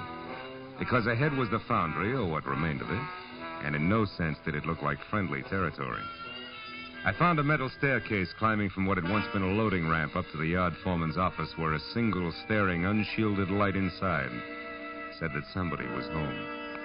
And when I'd quietly gone up those stairs, I saw through a glass door who that somebody was. Larry Salter, alone next to a telephone and pitching darts at a smiling face on a calendar across the wall that read, January 1928. And I knocked with the barrel of my .38 on the dirty glass door. Told me to come in without looking up. Make yourself at home, neighbor. Be with you in a minute. Aha! I did it. Her front tooth have been trying for that all night. So glad you made it. Now it won't be on your mind while we talk. About what? Bracelets. Bracelets? Neighbor, this is an iron foundry. What you want is a jewelry shop. Let's save each other a lot of time and level, huh? I'm a private detective named Marlowe, Salter, and at the moment working for Claire Osborne, who now has the price of a bracelet. Wants it back in a hurry. Do we do business? No, we don't. And it's not because I don't like you, neighbor. But because, one, I never heard of any Claire Osborne. And two, bracelets are stuff for second-story men, which I am not. And three, you ought to get yourself a pair of sneakers, stupid. You've been followed all the way through the yard, up the stairs, and into this room. It's an old gag, Salter. No gag. So while you still can, you better put that gun away, because my boy Cover takes a strange delight in messing people up. Real bad. You're bracketed, chum. You better drop it fast. Yep. That's better. Now, Marlowe, without any double talk about babes and bracelets, let's have it. You're one of Freeman's best boys, aren't you?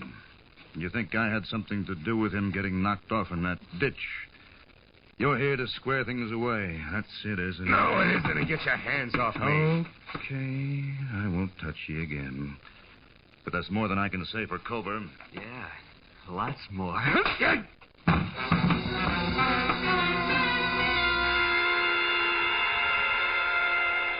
Oh. It was a toss-up whether Cover's gun on the side of my head or the side of my head on the floor had done the damage. But either way, it didn't seem to matter. Because I couldn't make it back any further than Larry Salter's voice. It sounded like it was coming from the bottom of the well. Even though I could see him talking it at the telephone. Okay, my place later. Oh. It's 8100 North Lucerne in Hollywood. But then, I couldn't even see that anymore.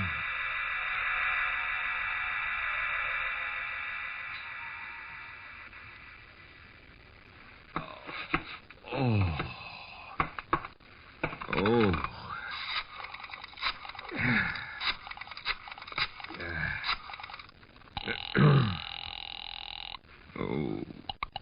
Good evening, Wilshire Gardens Hotel. Villa 12, please. Yes, sir. One moment, please. Oh. Hello? Marlowe, Claire. Listen, I'm over in East Los Angeles. Mr. Marlowe, did you find him? Do you know where Larry Salter is? Yeah, I think so. 8100 North Lucerne. It's up in Hollywood near you. Now listen, Claire, about the bracelet. There is no bracelet. What? There was no trouble on the stock market and no loan made. Why do you want to know where Salter is? What do you want from him? His life. Goodbye, Mr. Marlowe. Wait a minute, Claire. Claire, listen to me. Oh, my head. Oh. I wouldn't try it, What? chum. Hey, Culver, listen, Shut up. You don't have to go no place until Larry Salter comes back and says so. Now relax, chum.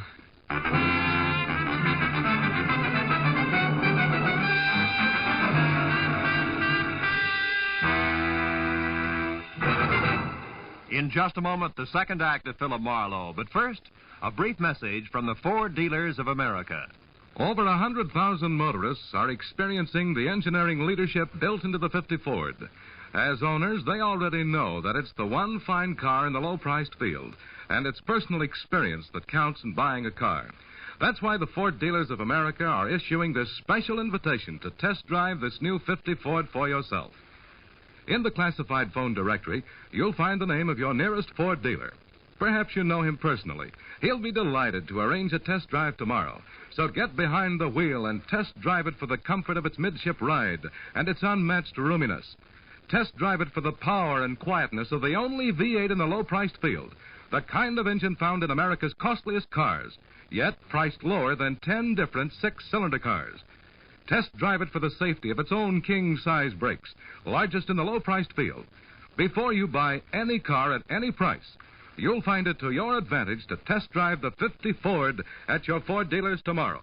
Now, with our star, Gerald Moore, we return to the second act of Philip Marlowe and tonight's story, The Torch Carriers.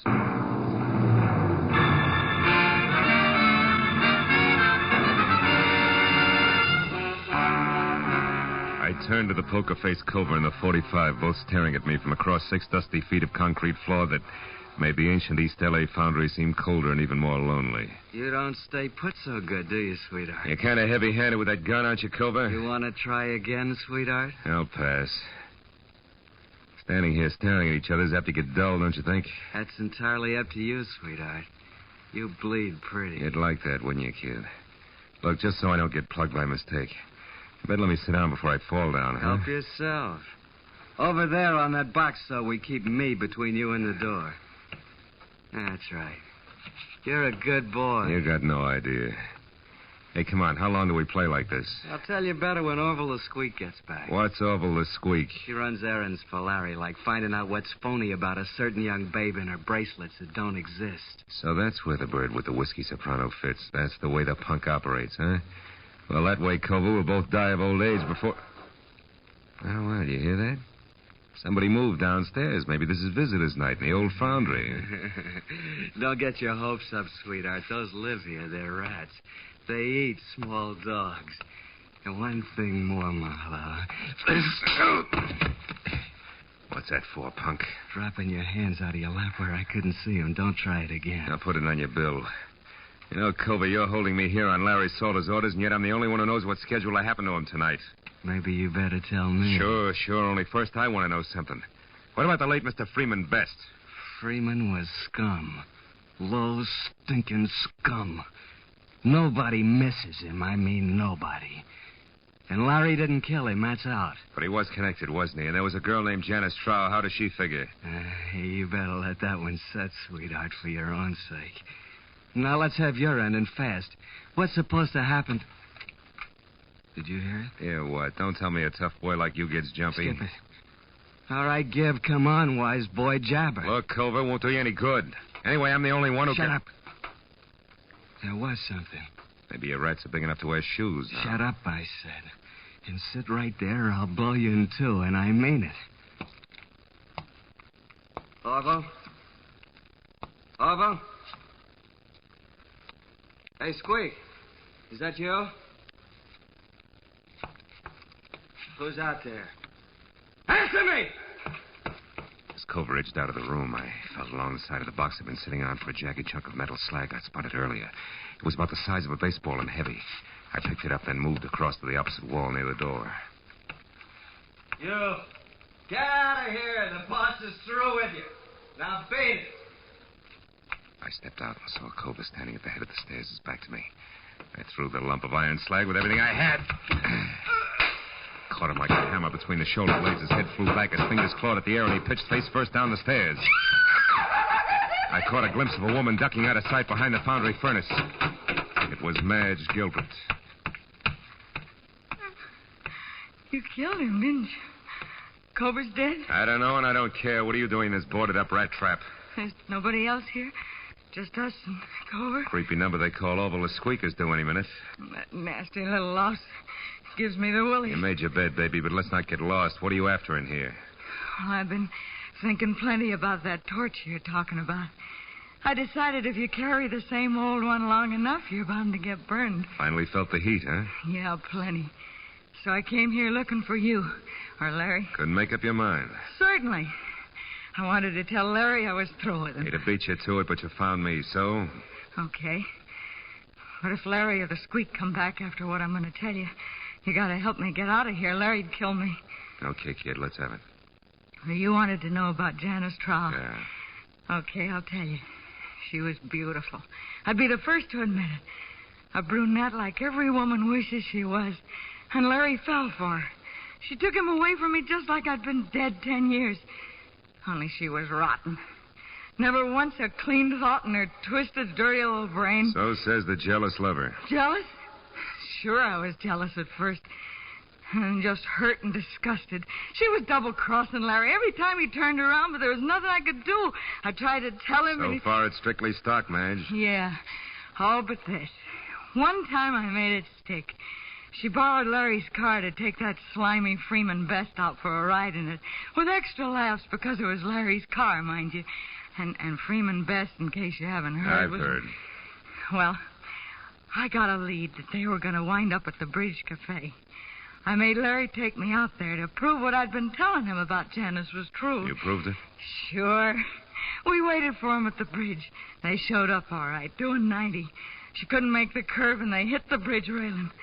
He killed them both. Wait a minute. You're stretching, baby. Freeman Best's body was found 30 miles south. Sure it was, because Larry couldn't bear the idea of Janice Trout being found with Freeman Best. He tried to protect her and keep everybody from finding out what a tramp she really was. He pulled Freeman's body out of the wreck and hauled it clear down to Long Beach and dumped it. I watched him do it. And all this business is just to keep that secret about Janice Trout, huh? Sure. Gee, can you imagine a love like that going to waste, huh? Why, even with her dead, even now, he won't as much as speak to me. I'm not so bad. I've tried and I've waited. But he won't drop it. So it's all yours, Kirby, and take it. I hope you put it right where it hurts you the most. No dice, baby. Kirby was a stall. I'm Marlowe, private detective. What? Gee, how cheap did I sell out, anyway? It depends. The only axe I'm grinding is for a girl named Claire Osborne. Ever hear of her? No. That's funny. For some reason, she hates Salter even more than you. Listen, it's horrible. It's horrible. You stay where you are.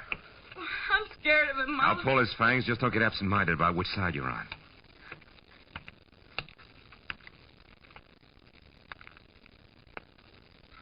Hello, Orville. Where's Larry? I don't know. I've been waiting for him. Where's Cover, then? I got something important. Cover? Oh, why, he went out for a few minutes. Yeah? I don't like this, sister. You in here all by yourself. Something's wrong. What is it? Come on, what's the matter? Mom! Hold it, Orville. What? You. Why the gun? Guess. What do you know about Claire Osborne? I don't think I know the party. Sure you do. A cute little brunette named Claire Osborne. I want the straight dope on her, and I want it now, not later. Hey, Cover! Hey, Cover! Answer my questions, you creep. You won't get anything out of me. Larry will take care of both. You jerk. Now, maybe there's something on it'll give me an answer without talking back. Look, he always wrote things down in a little notebook. It's inside his jacket. Yeah, you're right. Here it is. Let's see. Oh, sure, this is it. Claire Osborne arrived from San Diego last night by plane. Registered at Wilshire Gardens as Claire Osborne, but according to driver's license, her real name is... For Pete's sake, no wonder. I'll see you, kid.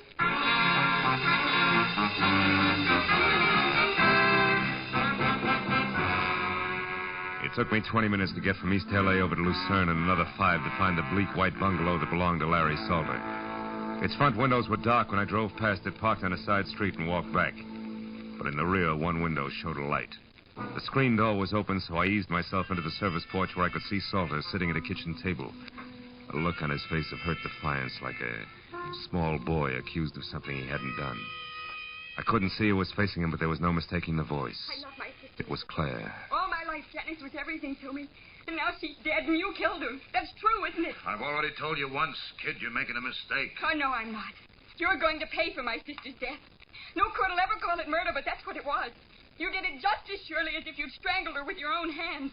And now I'm going to get even for Janice. Claire. Hey, Marlowe, you crazy fool. Why did you come here? Give me that gun, Claire. I know you stay out of this. You can't stop me. Nobody can. Even if you shoot me, Marlowe, I'll kill him Now, listen to first. me. Before you start pulling that trigger, you better know all the facts. Everything Salter here has done since your sister's death has been to shield and protect what little she herself left of a good reputation. She turned bad, Claire. You're lying. No. What reason have I got to lie? I'm telling you this because it's true and I can prove it. I don't believe you. You're trying to trick me. It was your big sister who tricked you years ago. She was no good. She was that double-crossing, dirty cheat who wouldn't shoot square for 5 minutes. Stop it. No, there's more. The night she died, she was two-timing Larry. But even in spite of that, he risked his neck to move the body of the other guy just so she wouldn't be found with the kind of cheap trash she'd been running around with. And do you know why? Because Larry Salter there loved your sister, loved her every bit as much as you did. Loved her? Yeah. I know. No, this can't be true. Yes, it's true, kid. All of it. I loved her, all right. Just too bad that Janice went like she did. Oh, Marlowe. Okay, baby, the hard part's over. Come on. Give me the gun. You don't want to shoot anybody. Not now.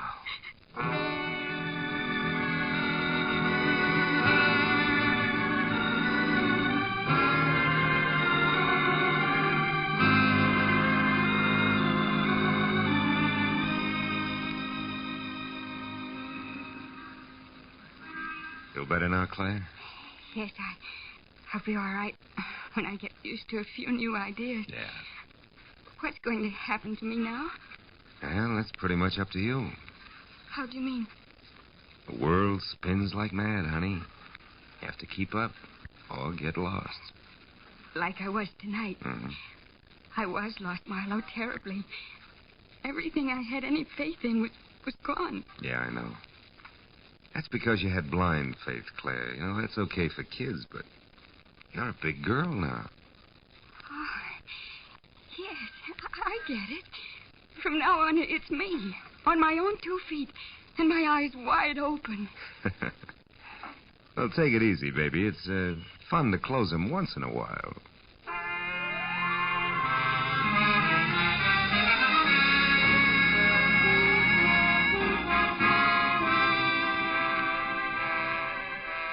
After I dropped Claire off at her hotel, I remember the drink I'd started out to get and left half finished on the bar.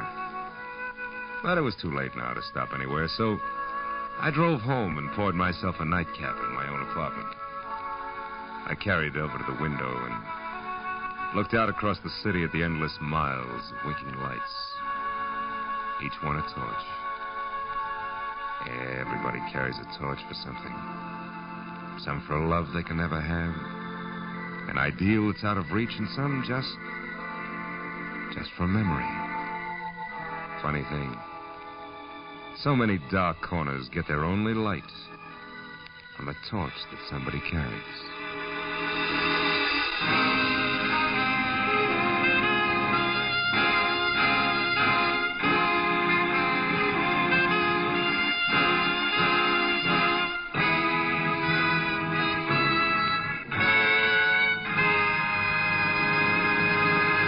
Philip Marlowe will be back in just a moment. But first, here's a message from the Ford dealers of America.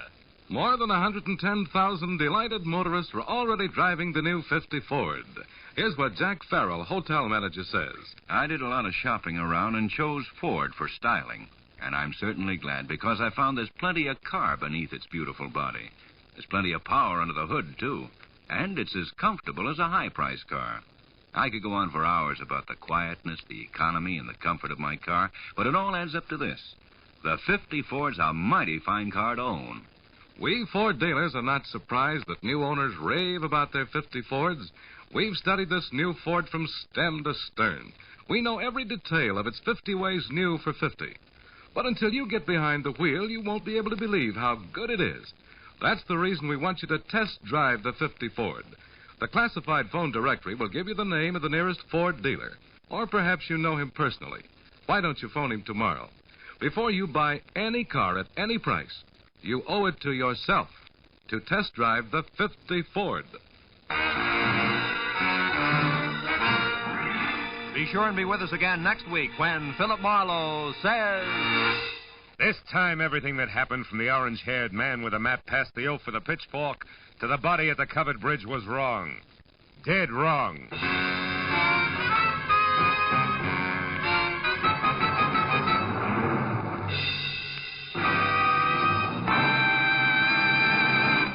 The Adventures of Philip Marlowe, bringing you Raymond Chandler's most famous character, star Gerald Moore, are produced and directed by Norman MacDonald, and are written for radio by Robert Mitchell and Gene Levitt. Featured in the cast were Sammy Hill, John Daner, Vivi Janis, Harry Bartell, Wilms Herbert, and Edgar Barrier. The special music is composed and conducted by Richard Orant. This is Roy Rowan speaking. Stay tuned now for Gangbusters, which follows immediately on most of these same CBS stations. This is CBS, the Columbia Broadcasting System.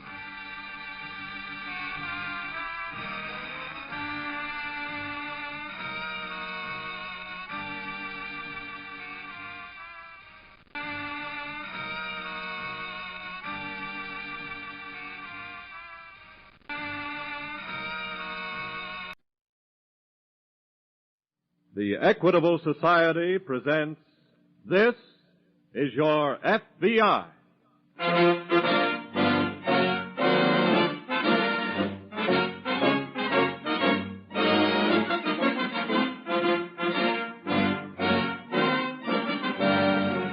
This is Your FBI, an official broadcast from the files of the Federal Bureau of Investigation, presented as a public service by the Equitable Life Assurance Society of the United States. To your FBI, you look for national security, and to the Equitable Society for financial security. These two great institutions are dedicated to the protection of you, your home, and your country.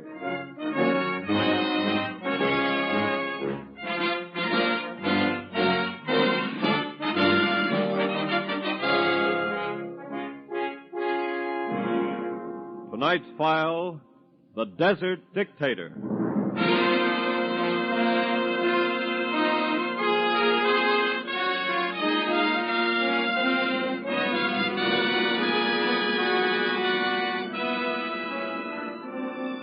There is an ancient proverb which says, "The sword of the wicked shall break against the wisdom of the righteous." History bears witness to the inexorable truth of that proverb. And likewise does tonight's case from the files of your FBI, in which a ruthless criminal, a killer, is defeated by it.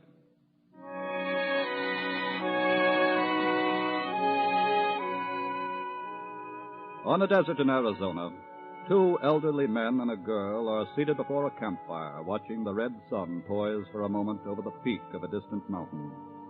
Gradually, the red turns to pink, then to purple, then indigo. Now it is night. Doc? If I freshen up that fire, you could see a little better. See better? Yeah. He didn't hear a word you said, Mesa. No? Now, Larry. Uncle Harold, you know that when you're making notes, you get so engrossed you could do it in the dark. You exaggerate my talent.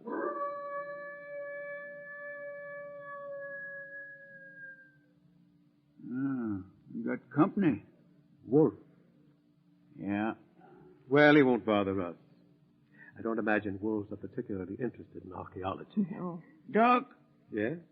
I'd like to ask you something. Go ahead. I like you, and I like your niece here. You're paying me good money to guide you around the desert. Well, Just what satisfaction do you get out of digging stuff out the ground that's been there for hundreds, thousands of years? Well, now, that's a fair question. Let me answer it, Uncle Harry. Sure. You see, Mesa, the past can be a guide to the present. It's important to know what made one period of civilization die in order that this one shall survive. Uh-huh. In other words, Mason, what Larry means is, if Hitler had used archaeology instead of mythology, he would have known better. Well, that makes sense, all right. Now, we came out here, Mesa, to compile data on the 3 ancient Indian cultures that followed each other in this country. The first period was called Basket Maker Number 1. See, at that point, the Indians were nomads, hunters. And then Basket Maker Number 2... What's wrong? It's just the horses, Larry. That wolf may be flirting around with them. I better take a look. What's the matter with you critters? What you got your noses in the wind about? Settle down now, settle down. They all right, Mesa? They are now, Miss Larry. Has that wolf upset them? I don't know, but something has. What do you mean? I got a feeling that we ain't by ourselves out here. What? What's that? I think I'll just get the old carbine ready. Drop that gun, mister. You hear me? I said drop it. Now, look, I'm in the dark and you're in the light. That makes you a real easy target. I ain't dropping no gun. I'll leave it lay there. The next one slams into you. Are you all right, Mesa? Yes, ma'am. You Wild West boys ain't the only ones that can shoot, you know. Who are you? This company? Well, you're not exactly welcome. That ain't what I'm after. His arm is bleeding, It's Uncle been Harry. bleeding all day. Does it worry you? No. Thanks. What's the setup here? Well, speak up, one of you. Talk. I'm an archaeologist. If you know what that means. I know what it means. Mummies. Well, that would be the common Egyptologist. Never mind connotation, that. Where do you fit in the picture, sweetheart? Me? Yeah. This old Guy your husband? He is my uncle. That you couldn't help. Who's Buffalo Bill here? Our guide. I thought maybe you dug him out of the ground. Now, just a minute. Shut up. Got any bandage, sweetheart? Bandage. For my arm. Go get it. When I'm fixed up, I'll tell all of you what you gotta do to be able to see the next sunrise. Okay?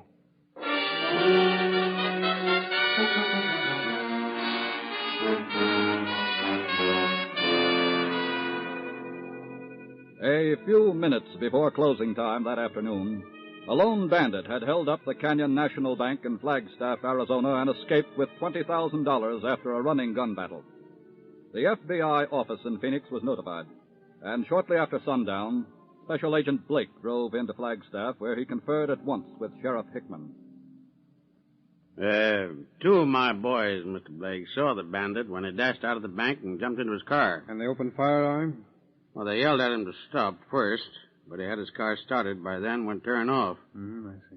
The boys fired a couple of shots, commandeered a car, and took after him. How did he make his getaway, Sheriff? Well, he managed to shoot out a tire. Was he hit at all, do you know? The boys weren't sure about that. But once after they fired, they saw his car swerve a little. Well, which way was he heading? He went east on the road leading through the Painted Desert. Sheriff, did you get a description of him at all? Yes, I got it written down here for you. Thanks. I've already phoned all sheriffs between here and New Mexico. Oh, good. He was driving a black Buick sedan. Here's the license number. California. No, probably stolen. Well, we'll put out a 3-state alarm right away. And after we check with California, we'll start fanning out men all over the state. All right. But if he gets off in that desert country, it's going to be hard to find. Well, he can't stay in there forever. Sheriff, hand me the phone, will you? We'll get that alarm out.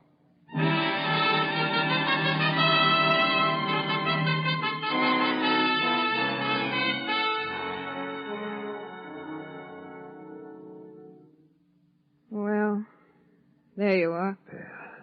Thanks, sweetheart. Yeah, it's a real good bandage. You put it on with love and care. I put it on because I had to. Stop being a female. He's evidently evolved a theory, Larry, that you're really fascinated with. Never mind the book talk, Doc. Let me give you the real fill-in on me. Please do. I suppose you've all guessed by now that I didn't get shot cleaning a pistol.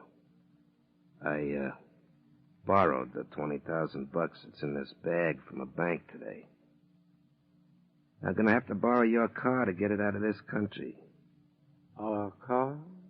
That's right. I didn't waltz 2 miles across this desert to your campfire just to get a little first aid.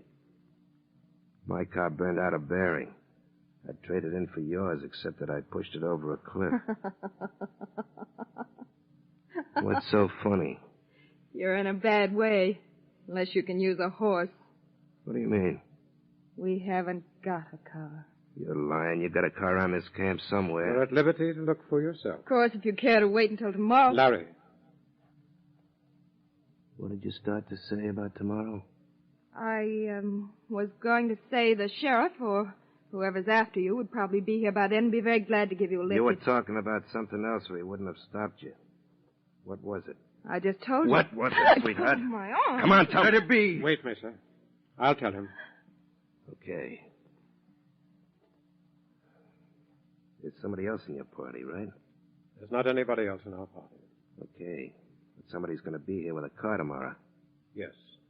We're expecting supplies. I'm sorry, Uncle Harold. Don't be sorry, sweetheart. That helped. I was beginning to figure I was in a pretty bad spot. Well, since you think you see your way out of this now, perhaps you won't mind if we all retire. Sure, go ahead. But you'll have to hit the ground right here by the fire. Oh, yes, of course. And, Doc. Yes? In case you think you got an edge because you went to college, I just got out of San Quentin University last week. Apparently it didn't teach you much. I taught myself, Doc. I taught myself how to stay up 3 days and nights without sleeping. Oh? Yeah. So go ahead with the sleeping act. But don't count on me passing out. I'll be sitting right here waiting to say good morning to all of you. And a very special good morning to whoever's coming with that car.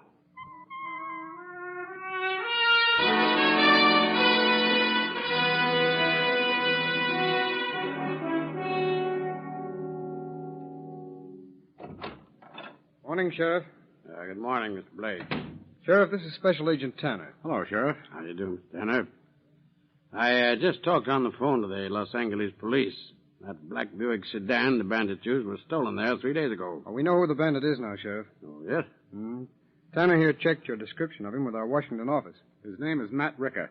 He just got out of San Quentin last week. Well, gone back to work again already, huh? Here's his full description. 5 feet 10, 165 pounds, black hair, dark skin, has a knife scar on his right cheek. Want me to put that out? We've already sent it out as a follow-up on your first alarm. Sheriff, have you had any reports from any of your men? No, sir. But by now, they're pretty well spread out over this part of the state. Oh, good.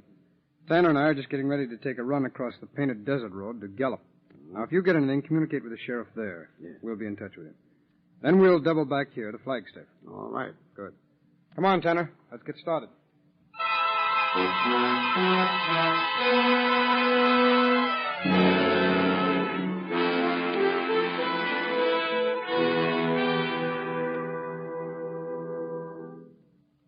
Well, how did everybody sleep? How do you think? You should have knocked it off real good, knowing somebody was standing by, watching over you. That was very comforting. Thanks. Hey, Pop, pour me another cup of that... Hey, what are you doing there? Just fixing the fire. Why? You're lying. You're doing tricks with the smoke, trying to make a signal. Get told away you from I there was before I only- slam lead in you. And pour me a cup of that Java. I ain't waiting on you. I said pour me a cup of that Java. I'll get it for Pop's you. gonna get it for me. I ain't getting you nothing. Okay, Pop, you asked No, for don't. it. Wait a minute. Listen. Oh. This is what I've been waiting for. All right, just stay put. If anybody lets out a crack before I get that guy under control, there'll be some blood on his sand.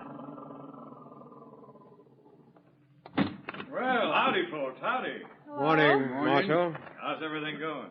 Just fine, Mr. Marshal. I got a good mess of supplies for you. Is that so? Yeah. Well, looks like you took on a new member since I was out here last, Doctor. That's right. Who is he? He just joined us last night. That's funny. What's funny? You look quite a bit like a man I heard about yesterday. A man they're looking for back in Flagstaff. And if I'm not mistaken, his name is Matt Ricker.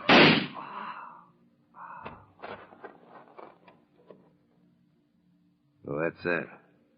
It didn't help you, Ricker. What do you mean? Look at the car. Huh? Your bullet pierced the gas tank. Instead of shooting your way to freedom, you've destroyed your only avenue of escape.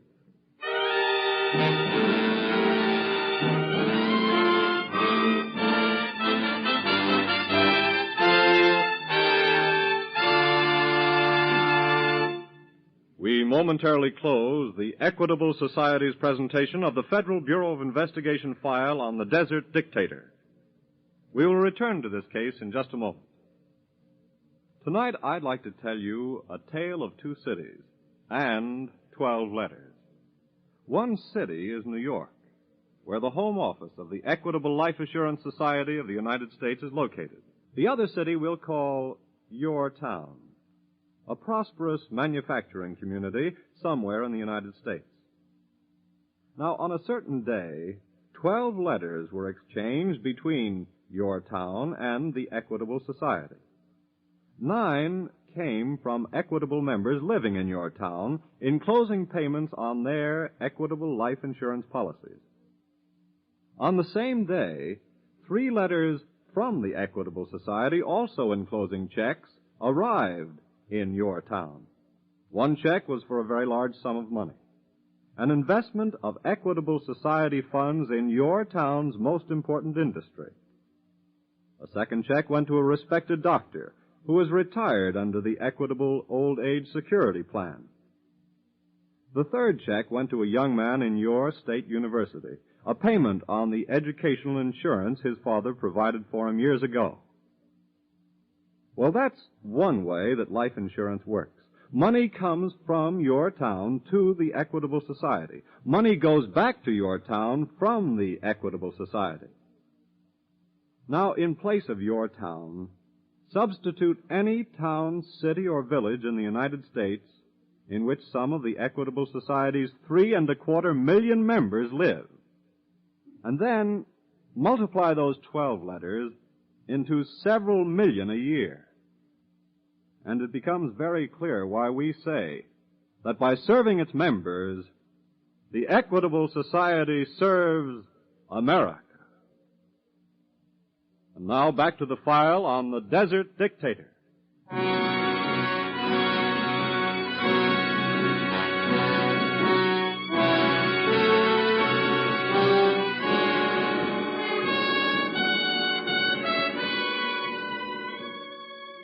The cynical irony of quicksand is that the more desperately one struggles to escape from it, the deeper one sinks into it. Matt Ricker feels the grim touch of this same irony as he watches the gasoline flow from a bullet hole in the tank of the automobile in which he had hoped to escape from the desert and the vicinity of his crime of bank robbery. All right, so I blew that chance for getting out of here. Don't waste any breath laughing at me, because I'm not worried a bit. We'd hardly laugh with the body of an innocent man lying there. You got a lot more to answer for now, mister. You don't think I'm going to sit here and wait for the law to come and get me, do you? Ricker, I wasn't very interested in you before, but now I am. What do you mean?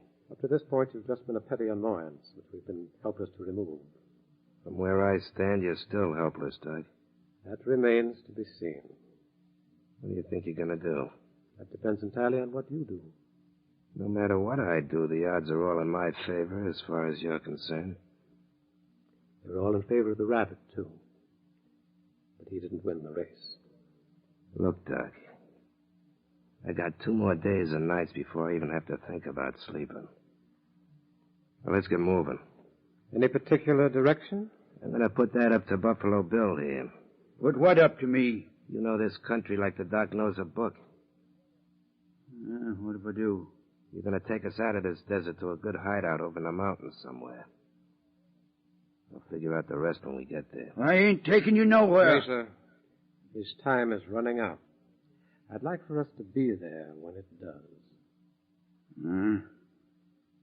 Whatever you say, Doctor. We'll pack up and let's get moving. Oh, maybe this will get a word out of you, sweetheart. Well? I'll have to ride double with somebody. Guess who I've picked? Thanks. That way I won't have to look at you. Stop playing hard to get. Okay, let's get out of here.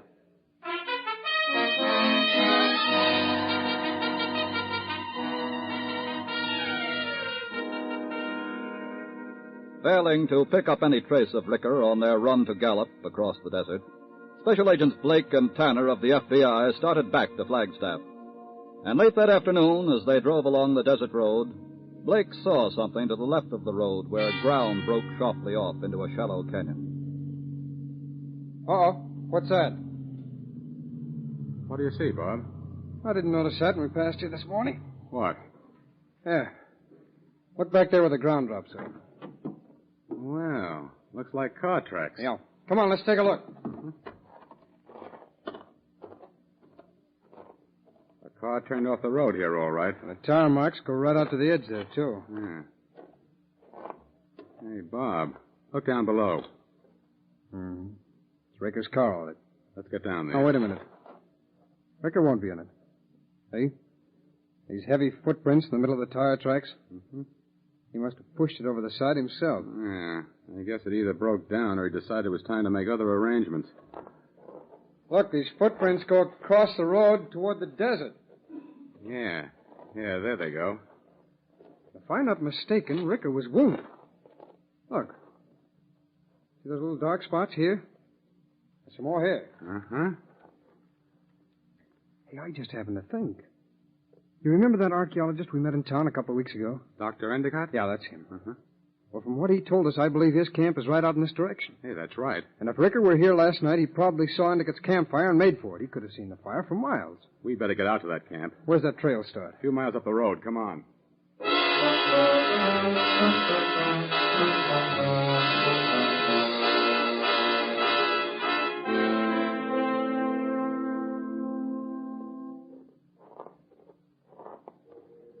Isn't that Tom Marshall's car there? Yes.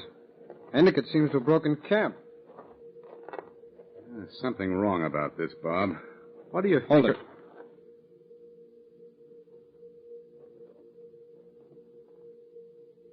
It's Marshall. This must be Ricker's work. He's evidently taken Endicott's party with him. There are no supplies here. Well, then he's trying to get somewhere to hide for a while. Come on, it's getting dark fast. Look around for any sign of what direction they took.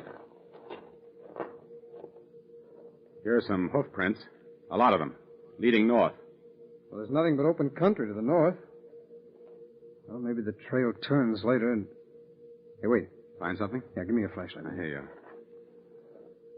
Now, look at that. Looks like somebody's been drawing pictures in the sand. Well, those are Indian symbols. Well, that's your dish, Bob. What do you make of it? Well, I'd say Dr. Endicott left him. That first sign is a snake. Ricker. Yeah.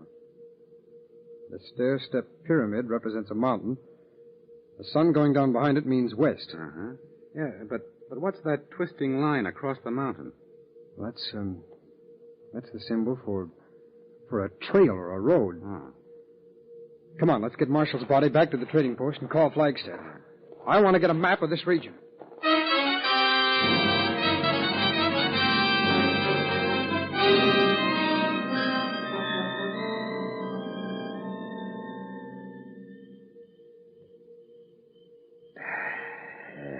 This is real nice. I like mountains. Smells good, don't it? With you around, Mr. Ricker, it's difficult to tell. I get it, Doc. Very funny. How about you, sweetheart? Don't that moon kind of hit you? I have to agree with my uncle. Thanks. Hey, wait a minute, Pop. I told you not to fool around with that fire. I'm just putting on some more wood. Well, none of that signal stuff. I said I'm just putting on wood. Okay.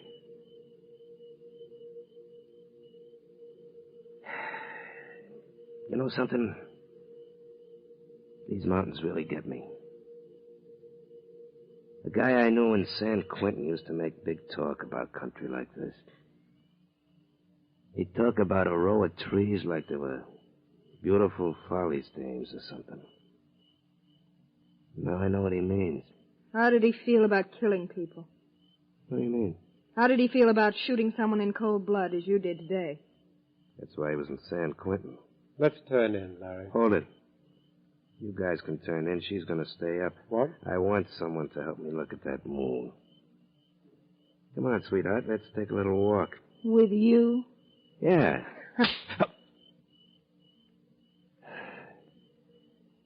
You're going to be sorry you done that. All of you are going to be sorry. I'm just about fed up with all this fooling around. The car. Car? A car way up here? I forgot to tell you there's a road runs 50 feet west of here. Put out that fire. You're a little too late, Mr. Ricker. Oh, no, I ain't. Give me that gun. You... Let go of me. All right, Ricker. Drop that gun. Drop it. Okay. Thank you, Mr. Blake. I gather you found the symbols. Yes, Dr. Endicott. There's one you neglected to draw, sir. The electric chair.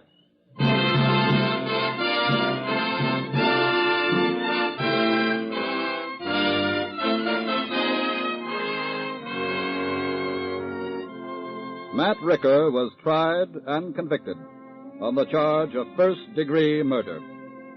He was put to death in the state penitentiary. The career of crime is a losing game, and neither the criminal's wit nor his cunning nor his guns can overcome it, for they are no match for the thing which inevitably defeats him, the collective skill and intelligence of those who enforce the law. He is but one. They are many. He is fallible. They are sure-footed. He is wrong. They are right. And as the ancient proverb says, the sword of the wicked shall break against the wisdom of the righteous.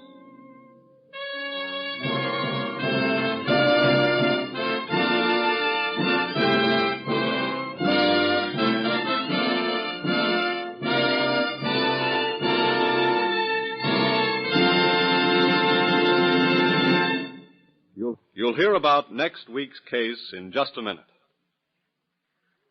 This week, at the Equitable Society, Thomas I. Parkinson, president of the Society, showed me a letter he'd received from an American mother who was mighty proud of her son.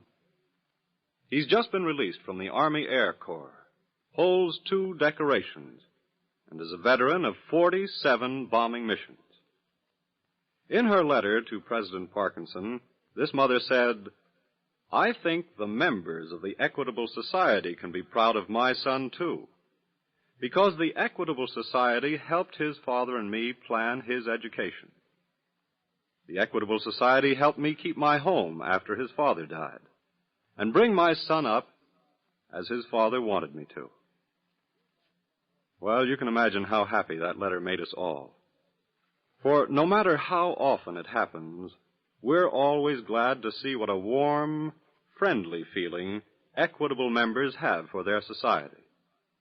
Also, that letter reminded us that years ago, when that mother's son was still a baby, the Equitable Society's management was just as alert to the needs of the future as the Equitable management is today. It made us happy to know that as we work hard today to keep the Equitable Society progressive and forward-looking, we're following a great tradition. Yes, this week and every week for over 86 years, the Equitable Society has been building security for you, your home, and your country.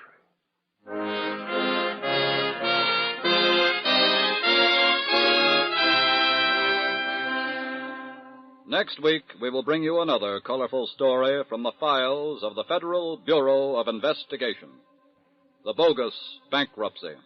The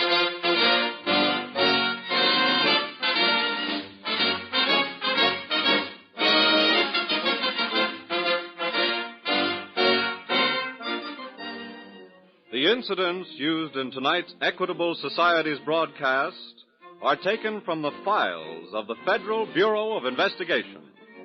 However, all names used are fictitious, and any similarity thereof to the names of persons living or dead is accidental. Programs in this series of particular interest to servicemen and women are broadcast overseas through the worldwide facilities of the Armed Forces Radio Service. Tonight, the music was under the direction of Frederick Steiner, the author was Frank Ferries, and your narrator was Dean Carlton. This is Your FBI is a Jerry Devine production. And now this is Carl Frank speaking for the Equitable Life Assurance Society of the United States and inviting you to tune in again next week at this same time for This is Your FBI.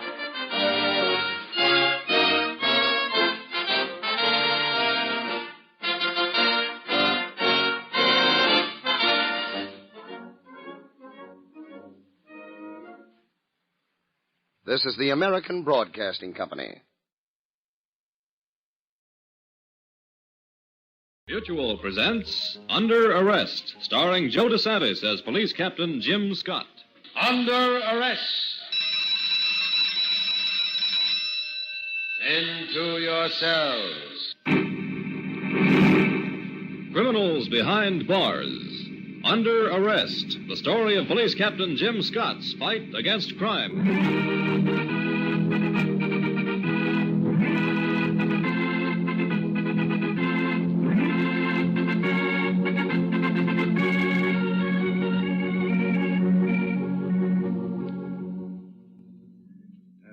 Sit down, Mrs. Mollison.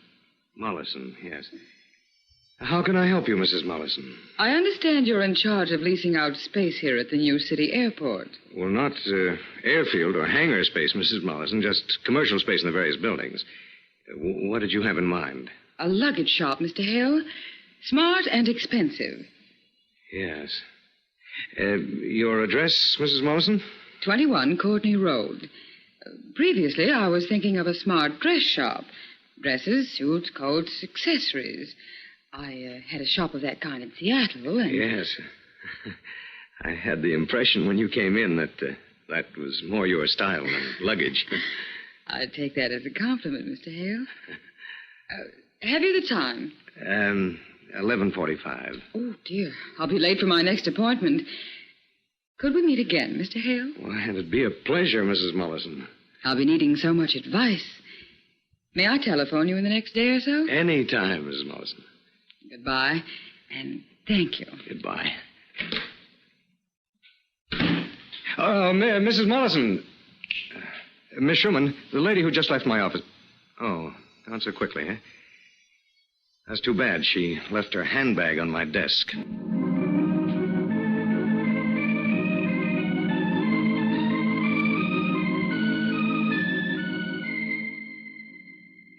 Captain Jim Scott speaking.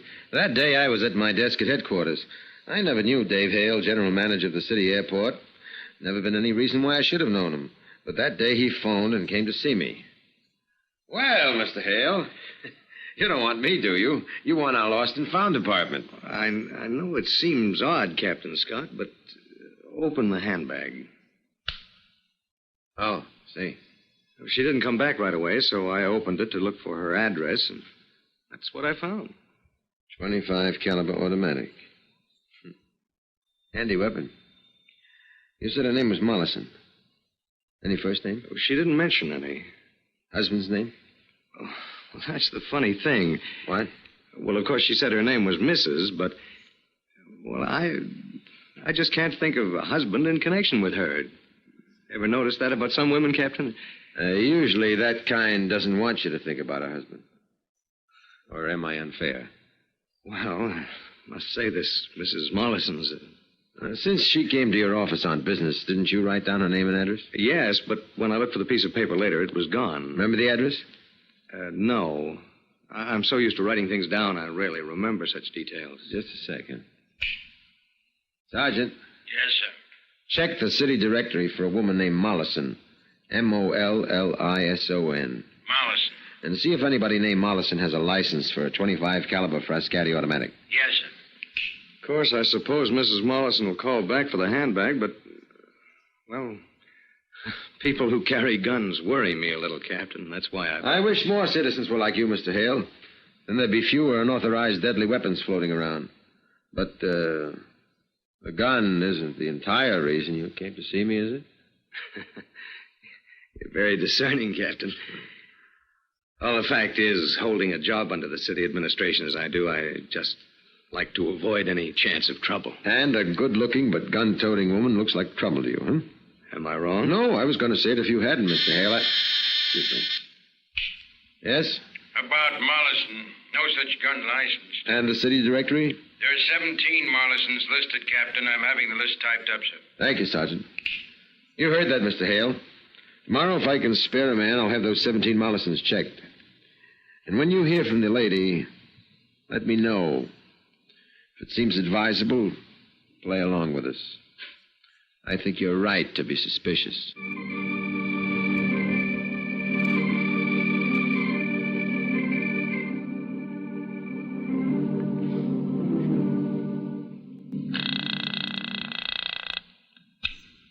David Hale speaking.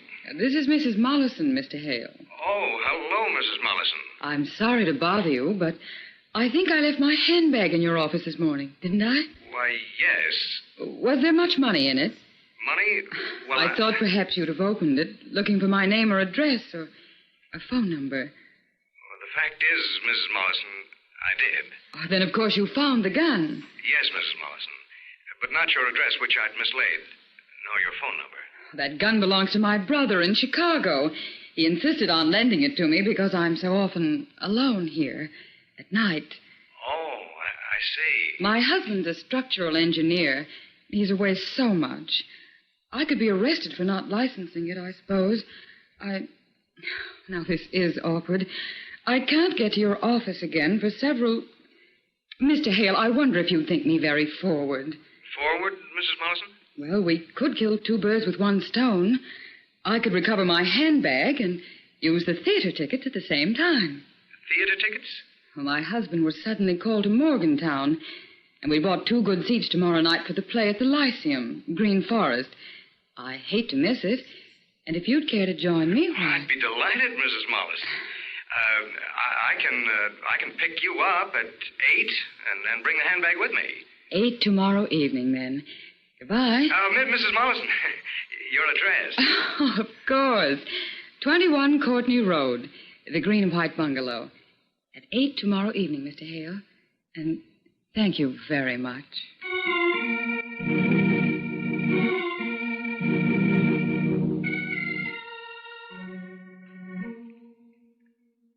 Oh, hello, Mr. Hale. I heard from Mrs. Mollison, Captain Scott. She explained the gun quite satisfactorily.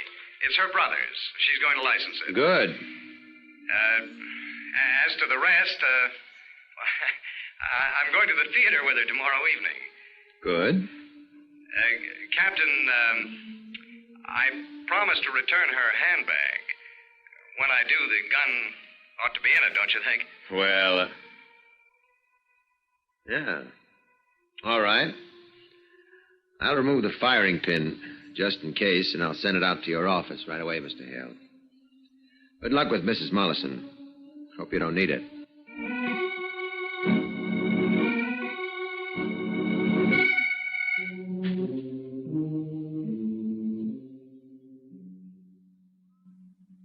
You've made this evening a lot of fun, Dave. I'm very glad you enjoyed it. I'm glad you invited me. How about coming in for a nightcap? If you hadn't said it, I was going to say it myself. Come on. What's more, I'm delighted your husband's away. Well, I'm delighted he's away, too, Dave. Oh, that's odd. I was sure I put out all the lights when we left. Well, anyway, I can give you a... Good evening, darling. Bob, I thought you were in Morgantown. No, I got halfway there and got a wire on the train putting over our conference for a week. This gentleman is. This is Mr. Hale, my husband. How do you do, Mr. Mollison? Nice of you to entertain my wife, Mr. Hale. I hate to think of her being bored while I'm away. Vera, no doubt you were giving Mr. Hale a nightcap. I'll join you. I think I ought to be going, Mr. Mollison. Oh, why? You came in for a drink. You're going to have it. I'm taking a light scotch. Vera takes sherry. What can I give you? Light scotch would be fine. Plain water, no ice. I was very disappointed about my trip, Vera. Of course. How was the play, darling? The play? Well, the fact is, Mr. Oh, it's Mollison... a wonderful performance, Bob. You'll have to go and see it yourself. Mrs. The first act's dull. I didn't like the father at all, but the rest is very exciting. Didn't you think so, Mr. Hale? Well, maybe you'll see it again, Vera, with me. I'd love to. Your drink, Mr. Hale. Not too light, I hope. Thank you. Your sherry, darling. Thank you. Did you have any trouble getting the right seats, darling? What? When I left yesterday afternoon, I put the tickets here on the desk. They're still here. Oh, yes. I assume you forgot them and explained that to the doorman. That's right, Mr. Mollison. I mean, Mrs. Mollison did forget them, but we didn't go to the theater at all. I just told that little fib, Bob. I didn't want you to know I was careless and let the tickets go to waste. I'm sorry. Oh, I don't mind. Yes, actually... we went over to the Gedneys. I wanted Mr. Hale to see Bill Gedney. We played canasta and came home. Nice fellow, Bill Gedney, isn't he, Mr. Hale? Until he starts talking about his car. You know the way some people can be so dull about their cars? Oh, yes, very. Vera, now I realize how you met Mr. Hale. Oh? Just putting two and two together. Mr. Hale is manager at the airport. You were there yesterday. You must have forgotten something, possibly a handbag. Mr. Hale returned it to you. Good guess? Perfect, Mr. Mollison. You have it back, darling. May I see? Well, it's in my hand. Isn't that enough? I want the gun, Vera. The gun? May I? Here. Thank you. I don't like you to carry a gun, Vera, no matter what. I'm going to send this back to your brother. I'm glad it's not loaded. Now, what's this? What? In your bag, one of those stupid noisemakers that they give away in nightclubs. This one is from the Club Serpentine. You didn't go to the theater. You didn't go to the Gedneys either, did you? You went to the Club Serpentine. Mr. Mollison... Oh, I don't mind the Club Serpentine, Mr. Hale. But I violently object to being lied to by my wife and another man. Bob, please. Mr. Mollison, I don't quite understand... Leave this all to me. I think you'd better go. That's the point my wife and I both agree on at this moment, Mr. Hale. You're going. Yes. Good night. Oh, this is all my fault, Mr. Hale. I'm truly sorry. Good night, Mrs. Mollison. Well, Bob, I think I've hooked him for you very neatly.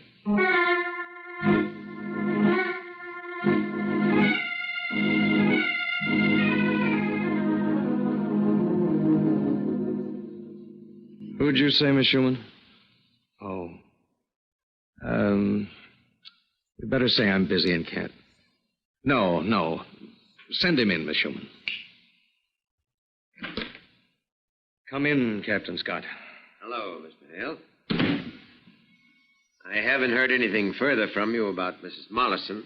No, sit down. Thanks. What happened? Well, fact is, I felt rather silly. That's why I didn't call you. Silly? I told you she invited me to the theater.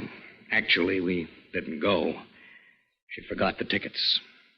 We went to the Serpentine instead, and later to her home for a nightcap. Unexpectedly, her husband was there. For some reason, Mrs. Mollison lied to him about where we'd been. I was very embarrassed. Mollison ordered me out. Hear from her since? No. You said she lied for some reason. Yes. Occur to you what the reason might be? She may figure what Mollison didn't know wouldn't hurt him. I figure she lied just to put you on a spot. Involve you in a relationship with her. She doesn't seem that kind of woman. She's very intelligent. She's lovely. Why else would she have lied? Captain, maybe your profession leads you to read all sorts of sinister meanings into trivial incidents. For a reason, Mr. Hale. Many a trivial incident has a sinister meaning. Blackmail is one of the sleaziest crimes there is. Blackmail? Blackmail. It's one of my duties to nab it. I suspect some kind of blackmail scheme is in the wind. And now, Mr. Hale, I'm not going to ask you to keep me informed. I'm warning you. That's rather high-handed, isn't it, Captain Scott? For your own good. Cut that dame cold, or if you do see her, let me know what happens. You invited me into this situation. When I'm convinced it's nothing, as you want to believe, I'll be the first to invite myself out. Goodbye, Mr. Hale.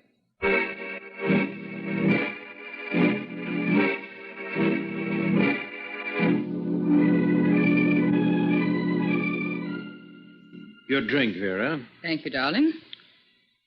Dear, you're a better judge of male character than I am. What's your opinion of David Hale's state of mind after the last 6 days? Well, You needn't be modest with me. I only want to be accurate. I'd say he's in a state of high curiosity. Mm-hmm. He's a nice man, so he can't figure out just what I was doing lying that night. I seem to be a nice woman, so why would I lie? You don't think he's a cynic, do you? A cynic? A man who thinks all women lie? I don't know what he thinks about all women. I only know what he thinks about me. For instance? He fell for me. Hard. I hope you're right. That's why he's so curious. Even if he's scared of you, for instance, he's curious. Vera, don't estimate him for a fool. I inspected your supposed brother's gun. Did you know that the firing pin was removed? Well, he's a cautious man, isn't he? Well, it's a warning to us to be careful. It's time for the next step, isn't it? I think so. The embarrassed wife calling a sincere friend to explain the little business of the other night. A tear in the eye, a hint that your husband is an unfeeling brute. I know. In short, if he's on the brink of falling in love with you, push him over the cliff. Darling, we've been invited to Mabel Spinner's party next Monday night. She has a penthouse apartment, you know. Suppose I call Hale and say you're away again, and that I want to explain. Yeah, I think that'll do it, Bob. Pressure my drink, will you?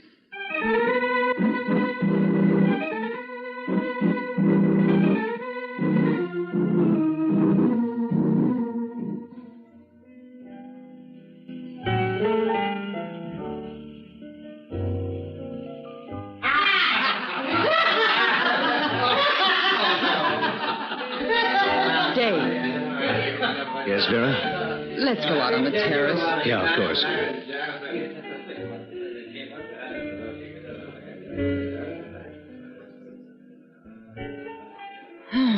It's like being in another world. Oh, what a beautiful night. Dave, please don't be angry. Angry? I'm not angry. You're angry because I still haven't explained why... It's not important. Dave, I don't want to lose you as a friend so soon.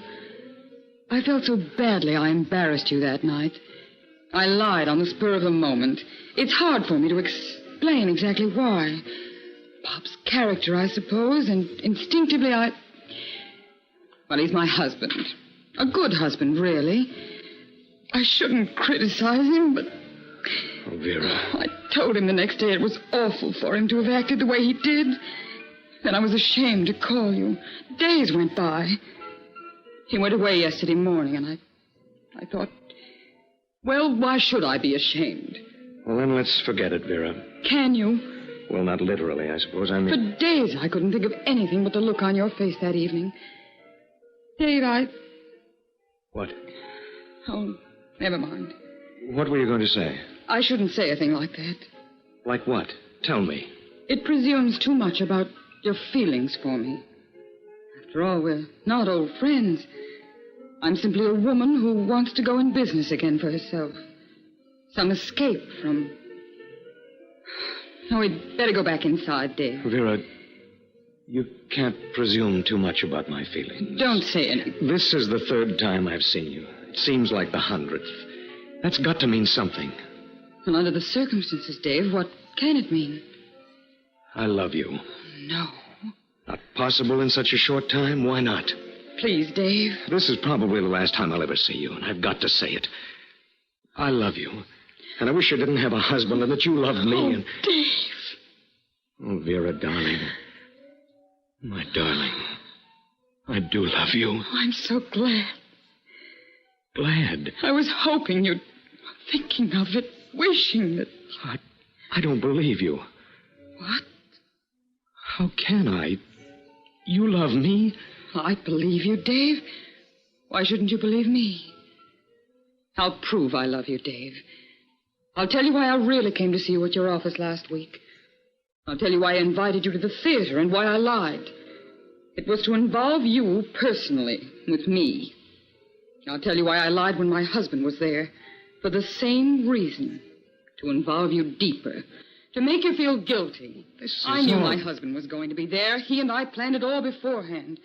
Including my bringing you here tonight. Bob Mollison poses as a consulting engineer. He has an office, all right, but he's no engineer. I never ran a shop in my life.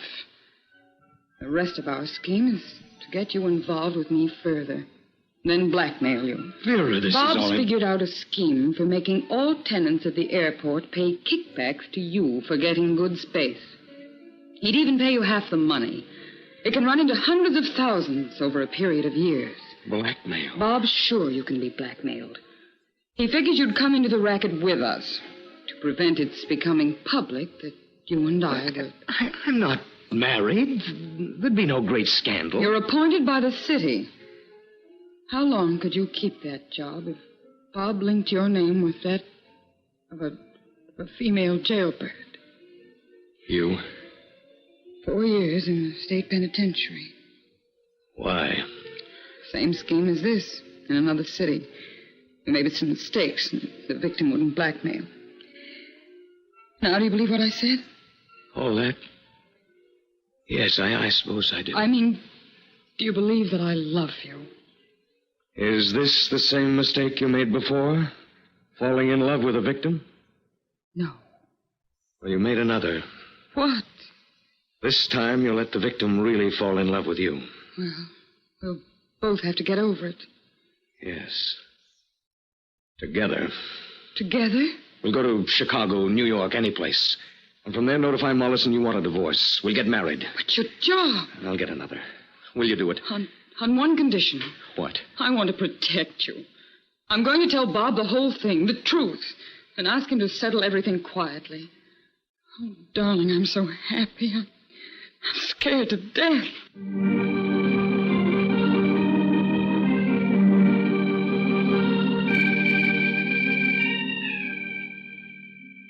Can we talk here privately, Captain Scott? Sergeant. Yes, sir. No interruptions, no phones, no nothing till I tell you. Yes, sir. Last night, Captain, I saw Vera Mollison again. She and I really have fallen in love. We're leaving the city. She's going to divorce Mollison. We're going to get married. Have a cigarette, Mr. Hale. I can see that speech took all the nerve you've got. Yeah. Thank you. Light?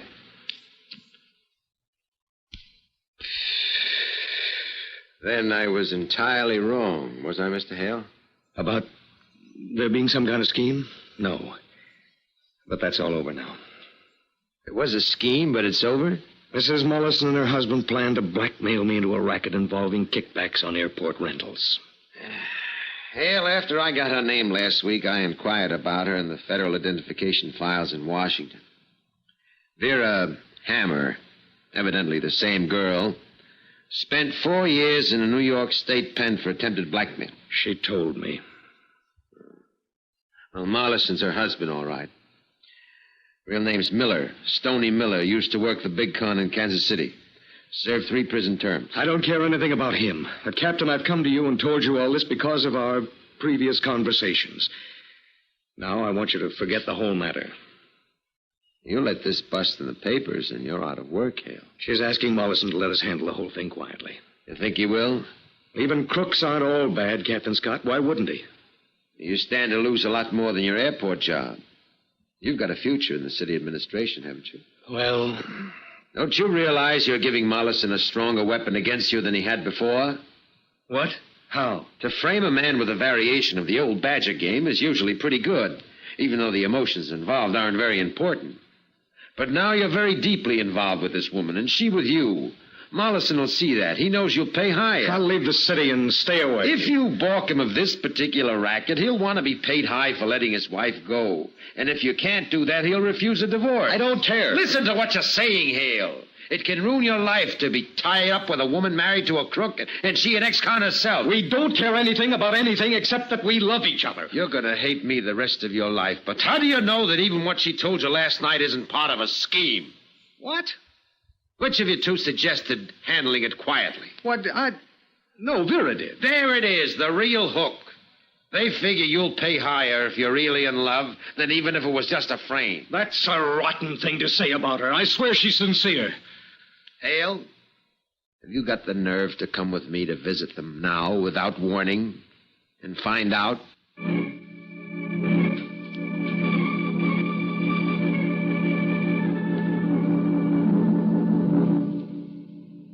Well, this is all wonderful, Vera. Wonderful. Then you'll let me handle the divorce thing quietly? Oh, sure. Why not? Oh, Bob, I'm sorry I disappointed you. It hasn't been bad with you, taking everything together. No, it hasn't. You can find a new partner who won't let you down. If it's all the same to you, I'll move to a hotel. Darling, you're getting ahead of yourself.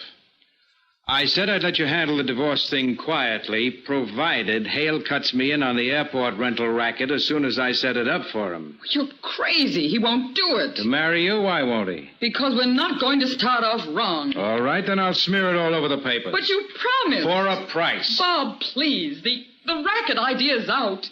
Can't you leave us alone? Well, sure, but not for nothing. All right. I'll go away. Alone. Away from you and from him. All right, I'll smear him anyway. I'll yell he knows where you went. You rotten crumb, you. You better put down that phone. If you hurt Dave, I'll tell the one thing about you that'll finish you for life. Oh, stop kidding. You were in on it, too. I don't care anymore what you do to me, but I will help Dave. Put that phone down. Operator, I want police. Oh.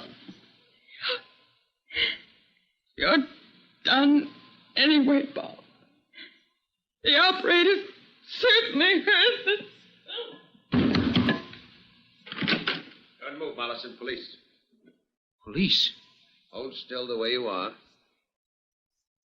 Be that gun. You get handcuffs. Police? Hello? Hello? Captain. She's dead. Hello? Hello, operator. This is Captain Scott, police. It's all right. Oh, thank you, sir. Mollison, I'm arresting you for the murder of your wife. Scott, she's dead. He killed her, the murdering. Oh. Leave him alone, Hale. But he killed her. We'll all take care of him for that and for a previous murder. Now, I was hoping I wouldn't have to tell you, Hale, but through you, 2 vicious murders have been caught. 2? Yeah. Because of the inquiries I made in Washington, I learned that Bob and Vera Miller, these 2, were wanted for 2 years for the planned murder of a man in Philadelphia. Oh, no. I'm sorry, Hale. It just couldn't have worked with you and her. Operator, police headquarters, please.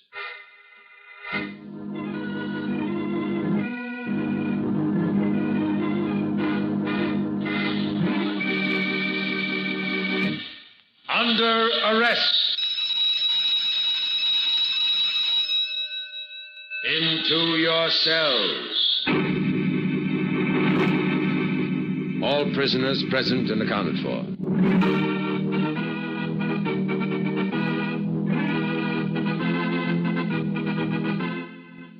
You have heard Under Arrest, presented by Mutual and starring Joe DeSantis as Police Captain Jim Scott. Today's case was especially dramatized for Under Arrest by Paul R. Milton. Original music was composed and played by Al Finelli. Heard in today's cast were Rita Lynn as Mrs. Mollison, Eric Dressler as her husband, and Court Benson as Mr. Hale.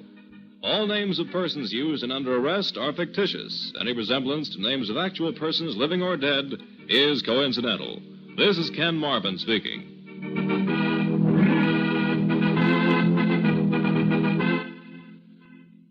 program came from New York.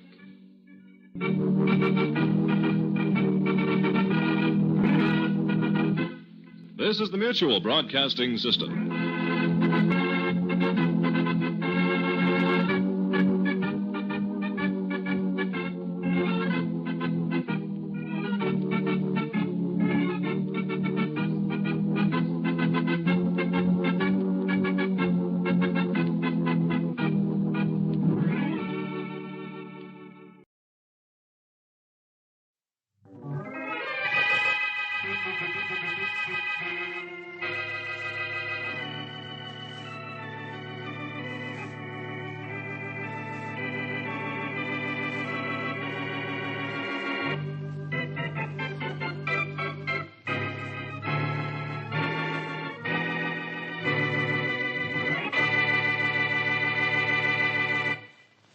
Carter.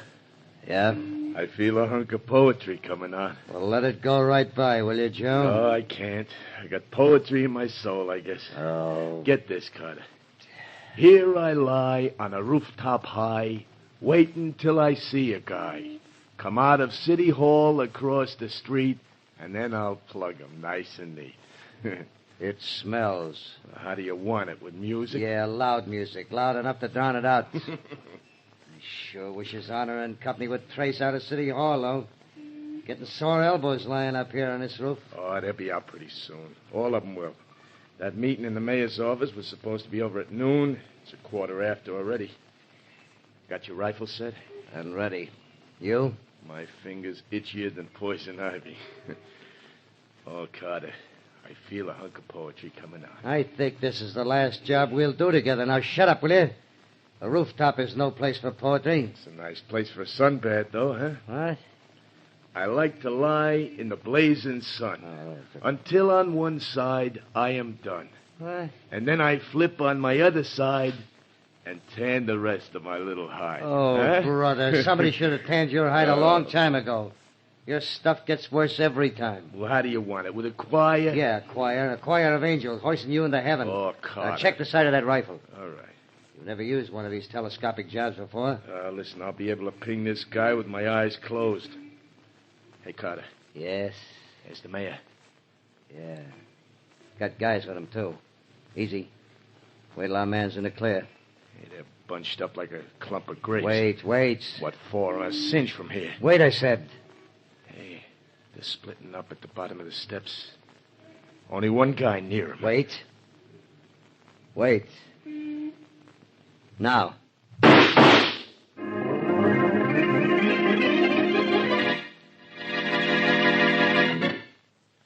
And now on to Dick Calmer as Boston Blackie. Enemy to those who make him an enemy. Friend to those who have no friend.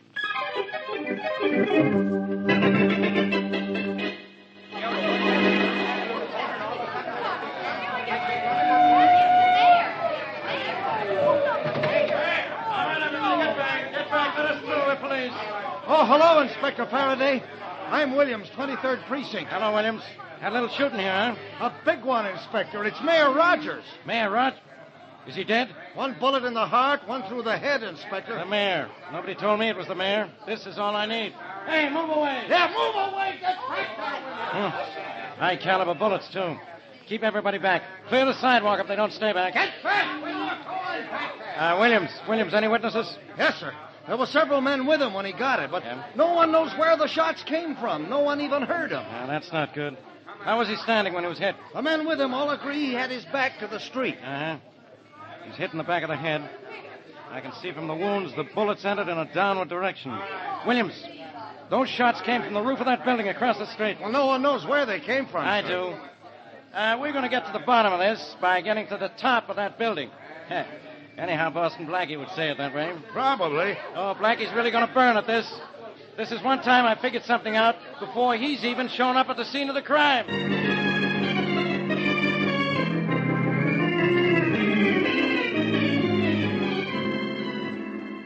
Mary, I told you if we came up to the roof of this building, we'd find where those shots were fired from. Here are 2 exploded rifle shells. Well, I don't know how you knew it, Blackie. I saw the commotion and everything in front of City Hall at the same time that you But, did. Mary, did you see anyone running away or hear anyone yelling, stop? No, I didn't. Well, that's how I knew the shots came from up here. They certainly couldn't come from any of the offices in this building. They didn't come from the street. And they didn't come from City Hall because no one is going to use a rifle to shoot a man in the back from so short a distance. Well, all right, but I still don't see why you chose this rooftop. There are other buildings in the block. This is the only one with a clear view of the steps and doors into City Hall. Obviously, Oh, Oh, the man... That's the roof up here, man. Okay, Chief. I'll guarantee you'll find proof that those shots were fired from up here. Blackie, it's Inspector Faraday. I heard. Hello, Faraday. Blackie. Beat it. The short way. Jump off the roof. I'm sorry, Faraday. I'd do it for you, but I have Mary. Now, use her for ballast. Now, beat it. I don't want you annoying me as usual. Annoying? Well, now, how can you say that? How can I? I'm admiring the view of the city. Of course, I've also figured that this is the place from which Mayor Rogers was shot. So you figured that, too? Of course. Mayor Rogers was shot from up here. Here are 2 exploded rifle shells, 30 caliber. I'm surprised you're here, but congratulations. You're almost as smart as I am. You're smart, huh? Just because you know those shots came from up here. Well, what help is that? Doesn't prove who murdered Rogers, or why. Find out why someone would want to kill the mayor, and you'll have the someone who killed him, Faraday. And if you need any help, call on someone like me.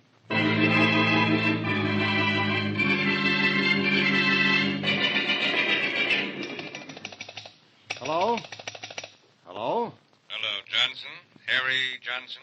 This is Johnson speaking. Well, this is Martin, Rex Martin. Oh, yeah. Yes, your favorite business rival. You were with the mayor when he was shot, weren't you?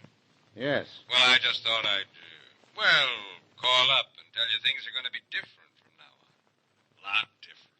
Are they? You ought to know they are. Times have changed. I don't think so. You're hard to convince, aren't you, Johnson? Maybe.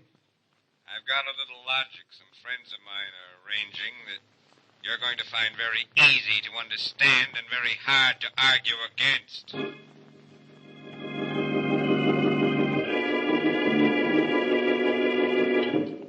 Harry, I wish you'd let me fix you something to eat. You didn't touch your dinner. I'm sorry, Anne. I can't think of eating. I keep seeing Mayor Rogers being shot down not 2 feet away from me. And that phone call I got from Rex Martin today... I know, darling. I know you're terribly upset about the mayor, but think, darling. It might have been you. I almost wish it had been. Oh, maybe it's the weather that's making you so depressed.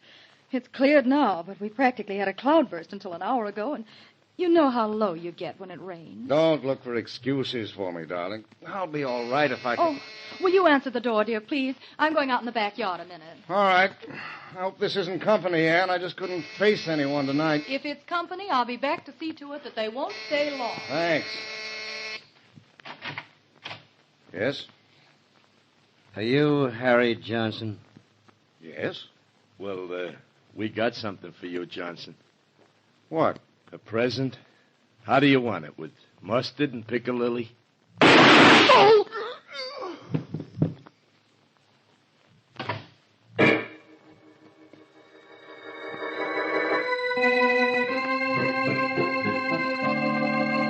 Mrs. Johnson, where were you when your husband went to this door? Well, I'd just gone out in the backyard, Inspector Faraday. Out in the yard? Doing what? I went to see if the wash was dry. I see. Did you... Oh, Inspector Faraday. Yes, Sergeant. I just talked to the man from next door. He didn't see anyone around at the time of the shooting, sir. That's fine. Nobody saw anything or anyone. Mrs. Johnson here claims she was out in the backyard. Yes, I was. That's right, she was, Inspector. The man next door says he saw her out there at the time he heard shots. Thanks, Sergeant. Yes, sir.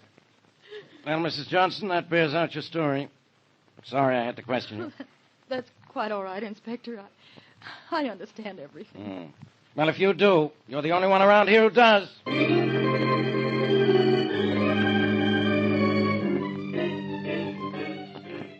There's the city recorder's office at the end of the hall, Mary. Blackie, I hope you find what you're looking for. I think I will. Mayor Rogers was obviously shot by accident by the same person who later shot Johnson. That's why the bullet hit the mayor in the back of the head. He probably walked over to Johnson just as the gunman fired.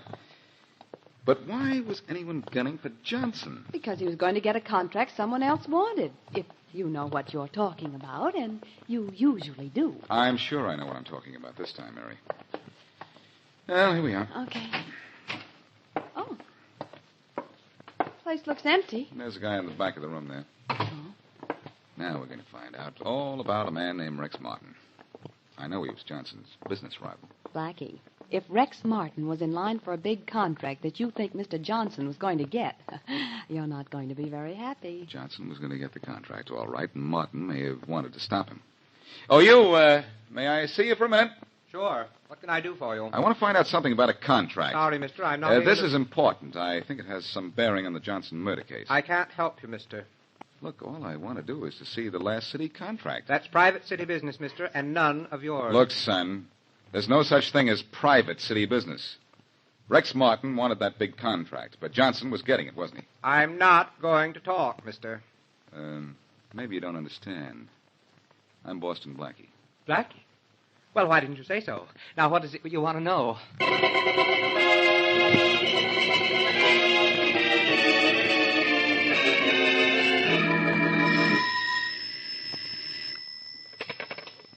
Hello? Hello, Carter. This is Joe. Oh, yeah, Joe. Did you get the money? Part of it. And, Carter, I feel a hunk of poetry coming on. Never mind the poetry. Come on up here with that dough, will you? Okay, I'll be right up. Nobody's around. What difference does it make if anybody's around? Nobody saw us get the mayor. Nobody saw us kill Johnson. We don't have anything to worry about. You sure? Positive. The cops got the only worries. Oh, boy, I gotta laugh. The cops have the answer to everything right under their noses, but they'll never know it's there. Yeah, that's right. You know something, Joe? What? I feel so good, I could even listen to some of your lousy poetry. Okay, then listen. Yeah? Whenever I think of the racket we're in, I close my eyes and I just gotta grin. Yeah? Maybe we're nuts, but we sure have fun killing two birds for the price of one.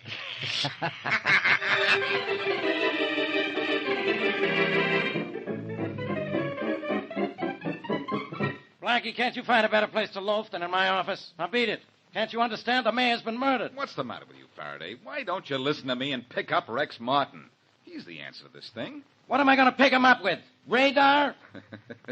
He's out of town. He won't be back till tomorrow. And I don't have any reason to pick him up. What's he got to do with this? You get a look at the last city contract, and you'll have a reason.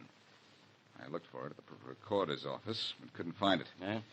I'll bet anything that it was going to Harry Johnson. And I know Martin's been trying for years to get a big city job. So when Johnson was due to get the contract, Martin had Johnson killed. Yeah, what about the mayor? Martin kill him, too? No, Blackie, stop trying to confuse me. Faraday, the mayor was killed by mistake. Look, ask Mrs. Johnson if her husband wasn't set for a big contract. She doesn't know anything about anything. She was at home when her husband was killed, wasn't she? She was out in the backyard. A neighbor saw her. She went out to see if her wash was dry. She's no help, and neither are you. That's what you think. What? I'm going to see Rex Martin when he gets back to town tomorrow. And then this case will be closed as tight as your mind.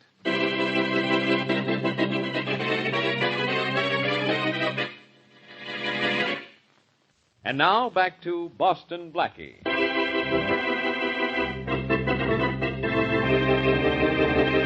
From a rooftop, a gunman named Carter and his partner Joe shoot and kill Mayor Bob Rogers as he walks out of City Hall with friends. Later, the same two men murder Harry Johnson, who was with the mayor at the time of the assassination. So far, neither Boston Blackie nor the police have any clue to the identity of the killers or reason why Johnson was killed. The mayor, obviously, was murdered by accident. As we return to our story, Carter and his friend Joe are in their hideout. Come on, Joe, come on. Tell me how much you got for killing Johnson. Carter, I feel a hunk of poetry coming out. Never mind your poetry. How much did you get? I told you, 1,000 deposit. I thought we were getting 15 grand. We got one. The rest later. I don't believe it, Joe. Now, wait a minute. Now, look, you're holding out on me. And so help me if you are. Now, take it easy, Carter. You can bust bones grabbing a guy like that. And the bones will be in your neck if I ever found out that you... All right, let me go, stupid, and go answer the door. We'll take this up later. Anytime you like. Go on the door. Okay. Hello, Mr. Carter. Oh, Mrs. Johnson. Come in.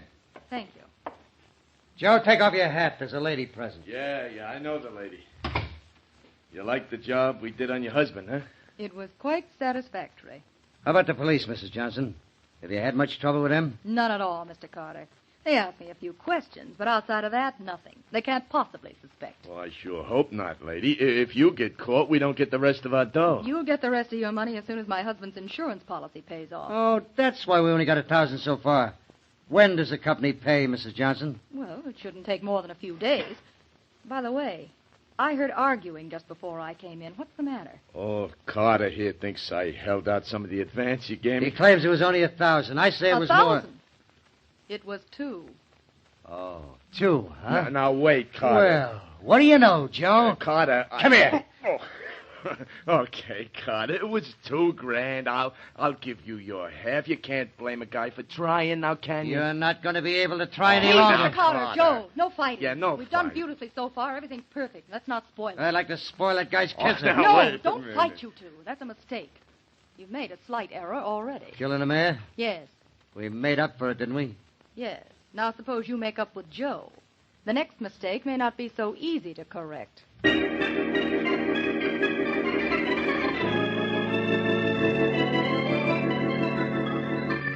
How much longer do I have to wait to see Mr. Martin, Miss Beautiful? Thank you, Blackie. And the name is Joanne. And the phone number? My husband doesn't like me to give it out. I'll just write that. Huh? Well, that's different. And may I use this telephone here to make a call while I'm waiting for Mr. Martin? Of course, there's one on the desk there. I'll give you an outside line. Thank you, Mrs. Beautiful. How long have you worked for Rex Martin? About a year. Lucky Martin. Faraday speaking. Hello, Faraday, old pal. This is Blackie. Don't old pal me. Okay, old pal, I won't. Instead, I'll old pal Rex Martin. Rex Martin? Why don't you leave him alone? Faraday, I've told you I know just why Johnson was killed, and Rex Martin is it. Sure. Tra-la. And I'm the Queen of the May. Well, look, Queenie. Johnson was killed by someone working for Rex Martin because Martin wanted a city contract that Johnson got, or was going to get. I told you that. Now I'll prove it. Oh, Blackie, Mr. Martin will see you now. Thanks, Joanne. I'll call you back in 5 minutes, Faraday. Yeah. Because I'll prove Johnson took a contract away from Martin and sew up your case for you when it won't take longer than that. This way, Blackie. Thank you. Mr. Martin, Mr. Boston Blackie. Come in, Blackie. That'll be all, Joanne. Yes, sir. Sit down, Blackie. No, thanks. I'd rather stand. Martin, are you in the habit of killing all your business rivals? What? What did you say? You heard what I said. Yes, I did. But I'm afraid you're in the wrong office. Or am I? You're the head of the wrong company, Martin. The company that didn't get a big city contract it wanted. Am I? You know you are. Johnson's company got it, or was about to get it. That's why you had it killed. I checked at City Hall and found out you and Johnson were bidding for the same job. That's right. We were. And Johnson got it. So you sent a gunman or two to give him something else while you were out of town. You base your assumptions on that contract, do you, Blackie? Certainly. With him out of the way, the contract would be yours. I see. Blackie, take a look at this. Here's the contract Johnson and I were bidding for. And I got it. Signed, sealed, and delivered. 2 days ago. The day before he was killed.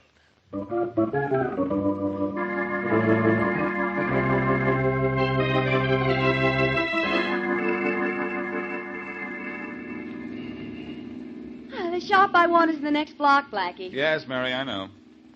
You're really upset about this case, aren't you? The case is upset, too. Something funny about this somewhere, and I don't know what it is. Martin's not the man I want. Maybe your reasoning's been all wrong. Maybe. I know it's been all wrong.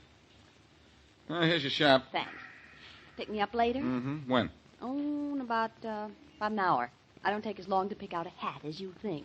A hat? Again? Yes. What's wrong with the bonnet you bought the day Johnson was shot? I didn't buy one that day. It was raining cats and dogs. Remember? Oh, yes, of course. Well, I'll be... Mary, I've got it. You've just solved this case. I have. It wasn't only raining cats and dogs that day. It was raining clues. And I've been all wet for not figuring what happened till now.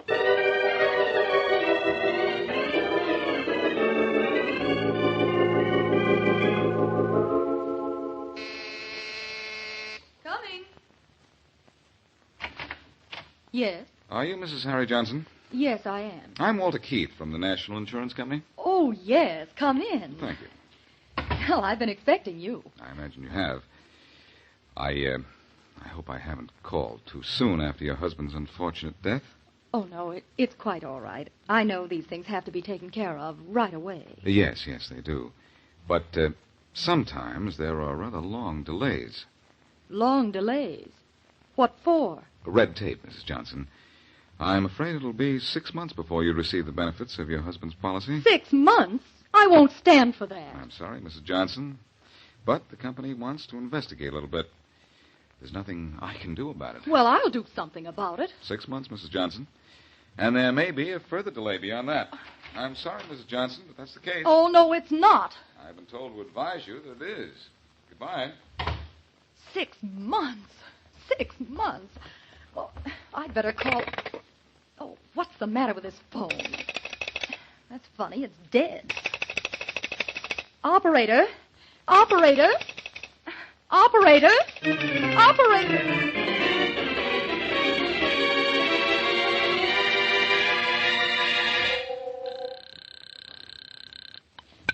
Hello? Mary, this is Blackie. Oh, hello, Blackie. Well, how did Mrs. Johnson take the news about her insurance? The same way she'd take a dose of medicine. She didn't know me, I'm sure of that. Only I hope my plan works. Oh, certainly a long shot, Blackie. But it's worth a try. She had to come into the store to use the phone any minute now. I hope so. I think she'll be here.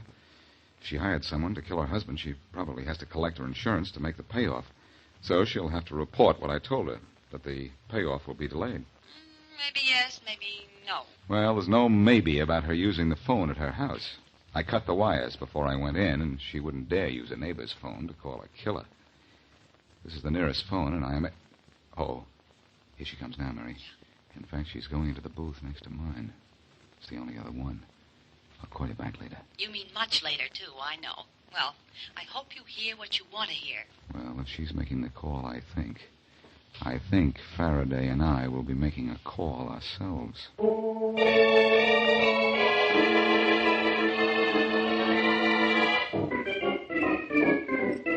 Carter, I feel a hunk of poetry coming on. Oh, save it, will you, Joe? Keep packing. I'm We packing. gotta get out of here fast.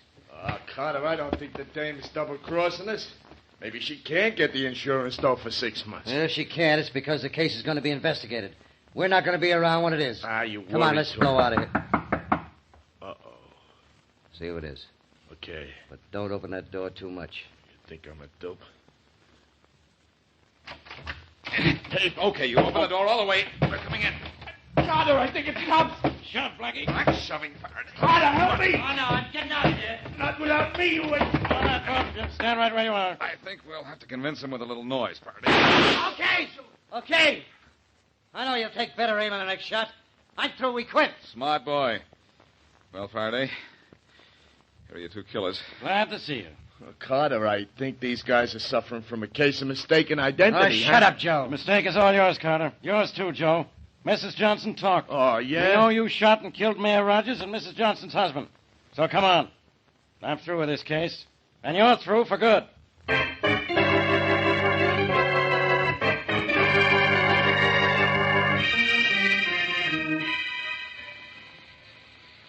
Rain, rain, go away. Little Mary wants to go out and buy a new hat. I hate rain. You hate it. Imagine what Mrs. Johnson thinks of it. Blackie, how long did it take her before she confessed? No, not long. As soon as I told her she couldn't have gone out in the yard to see if the wash was dry, because it had just stopped raining, well, that broke her down. All she wanted to do was have an alibi for the time that her two hired killers shot her husband. And when her neighbor saw her in the yard at the time the shots were fired, she was in the clear. She thought. How did you find the two killers, Blackie? You never told me. Well, it was Mrs. Johnson's phone call to Carter that led me to them. When I heard the number she called, Faraday took it from there. From the phone number, Faraday got the address, and then it was an easy... You think that was a stroke of genius, don't you? Oh, the stroke of genius was the idea to cut the wires to her phone at home. Oh. I had to force her to call Carter from a phone where I could hear her talking. But it really wasn't such a clever stunt. No, I wouldn't brag about that. Well, I want to do a little bragging. I gave you the hint about the rain when I didn't buy my hat the day of the murder. Yes, you did, Mary. You know, one of the characters in this case had a yen for poetry. You know how he'd sum up this case? How? It rained, and so you got no hat. That's true, and is no bosh. Yes. But the rain broke down an alibi. It all came out in the wash. Oh, Blackie.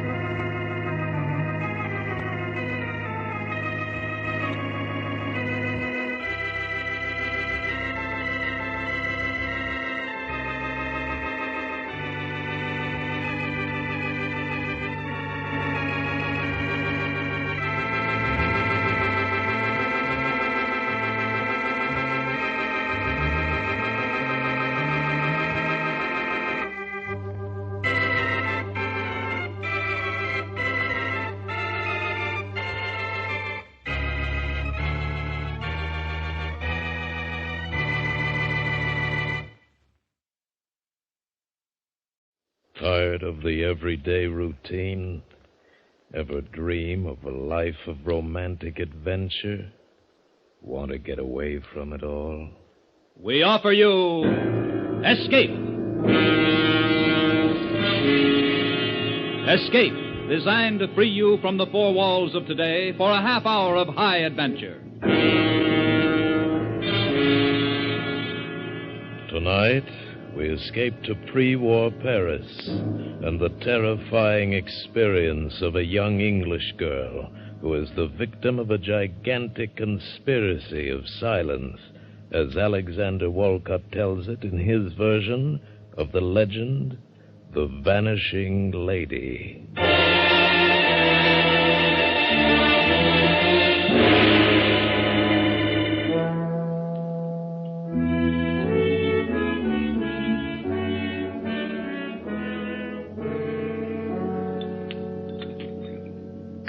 A cup of tea, Bruce? No, thank you, my dear. I think I'll just have a Johnny Walker and soda and take a look at the Evening Standard. I'd like another, please, Mother. Oh, all right, Alice. Only one sugar, dear.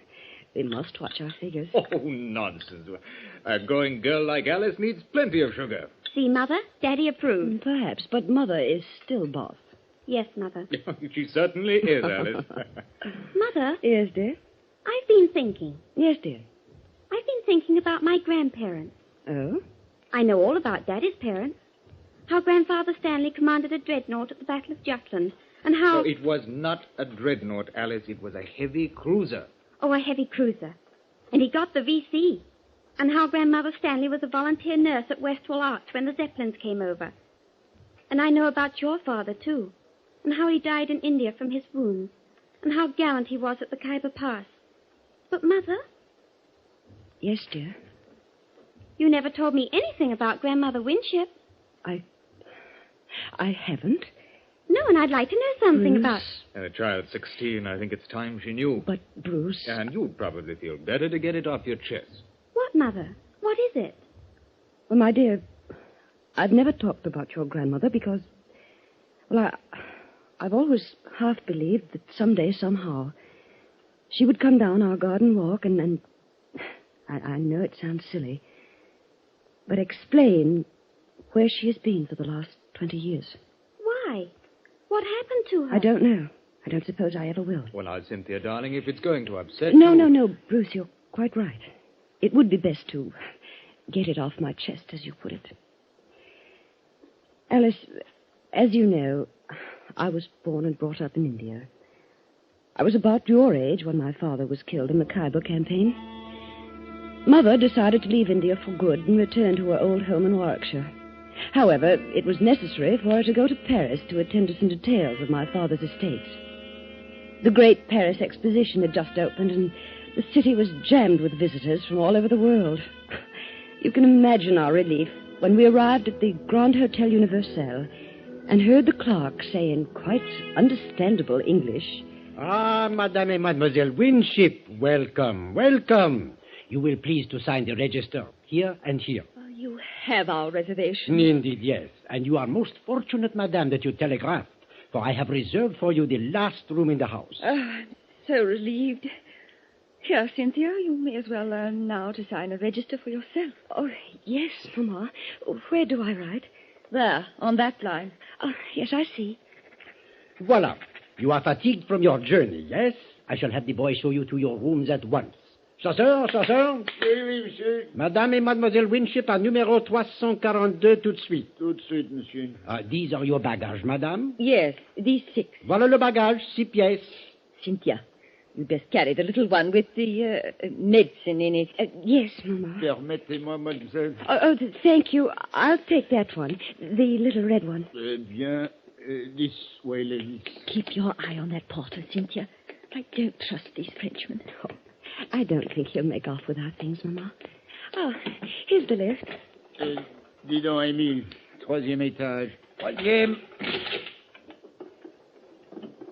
I do wish we could have gone straight on to Southampton. But you'd only have had to come back across the channel to see the solicitor. We'd really save time this way. I suppose I wish we hadn't had to come to Paris at all. It's such a sinister place. Oh, Mama. Voilà. 3e. This way, ladies. The right. 338, 340, 342. Voilà. Entrez, ladies. Oh, what a lovely big room. Oh, look, Mama. French windows. Oh, and the park out there. And that square with the statues on it. Ladies désirent no, quelque thank chose you. en plus? Here. Oh, merci. Thank you, ladies. Oh, Mama, it's like something out of a book. Yes, my dear, that's the trouble with Paris. It's so attractive. But underneath, it's evil. Oh, the furniture. The gilt clock. This lovely marble table. Oh, Mama, everything's so French. Well, I'll be very glad to be on my way to where everything's English by this time tomorrow. Now, come away from that window and help me get into something comfortable there, dear. Oh, yes. Yes, Mama. I don't know when I've been so tired. I just can't seem to catch Mama! Mama, what's the matter? Mama, speak to me. Oh, here. I'll get you up in the bed. There. Now, let me loosen your corset. Here, Mama. Here are the smelling salts. Breathe deeply. Mama. Oh, the telephone. I've got to get a doctor. Oh, please hurry. Please.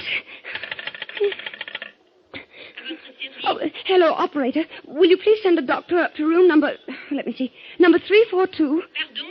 Qu'est-ce que mademoiselle désire? Will you please send a doctor to room number 342? Je ne comprends pas. Qu'est-ce que mademoiselle désire? A doctor, please, a doctor. Ah oui, un docteur. Oui, mademoiselle, tout de suite.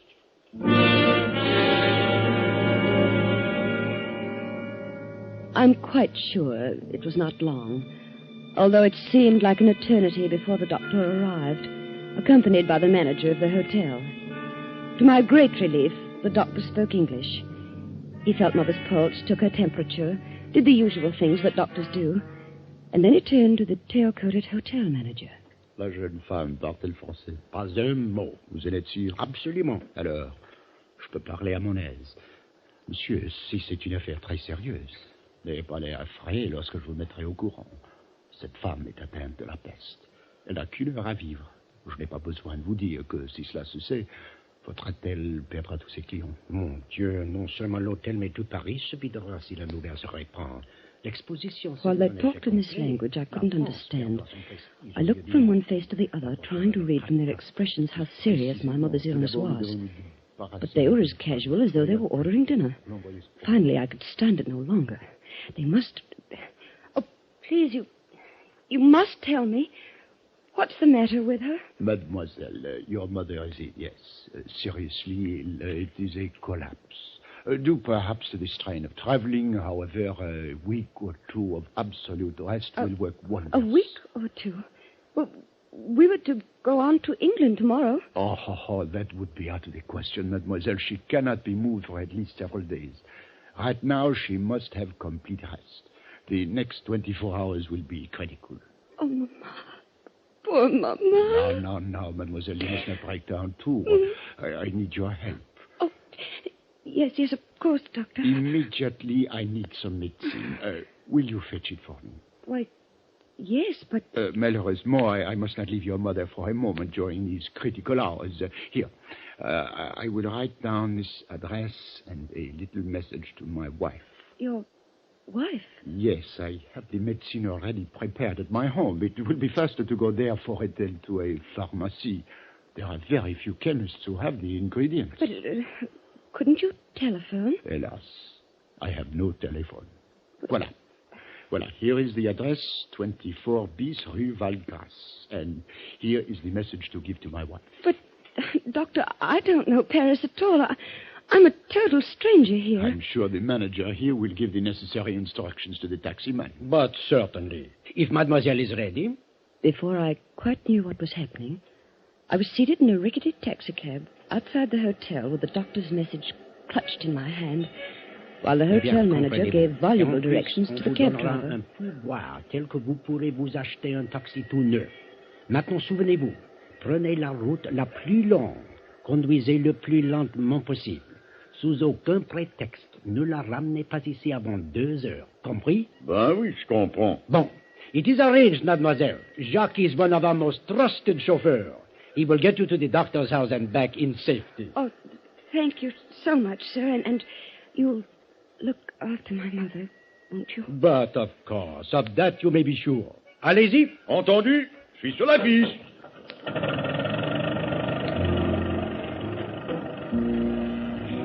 When we left the hotel, we crossed a huge square with statues around it and turned into a wide avenue which led up a gentle incline, at the top of which was a huge arch. But before long, we turned off to the right into narrower streets. It must have been 20 minutes later when we turned into another wide boulevard, and I saw another huge arch up ahead. Or was it the same arch? Driver? Mademoiselle? Haven't we passed that arch before? Regardez, mademoiselle. Voilà l'Arc de Triomphe. Voilà la Tour Eiffel. Oh, please, I don't want a sightseeing tour. I want to go to this address directly. Don't you understand? Now, please, take me there at once. On fait ce qu'on peut, mademoiselle. Mais soyez tranquille donc. Elle est bien vieille, cette bagnole. Mais elle marche. At last, we turned into a narrow street and pulled up before a grim, grey house. The blue enamel sign on the wall read number 24 bis. I jumped out of the cab almost before it stopped, rushed up the 3 stone steps, and pulled at the brass bell knob. Oh, hurry, hurry, hurry. Please, please, hurry. Bonjour, mademoiselle. Monsieur le docteur n'est pas là. The doctor sent me for some medicine. Here, read this, please.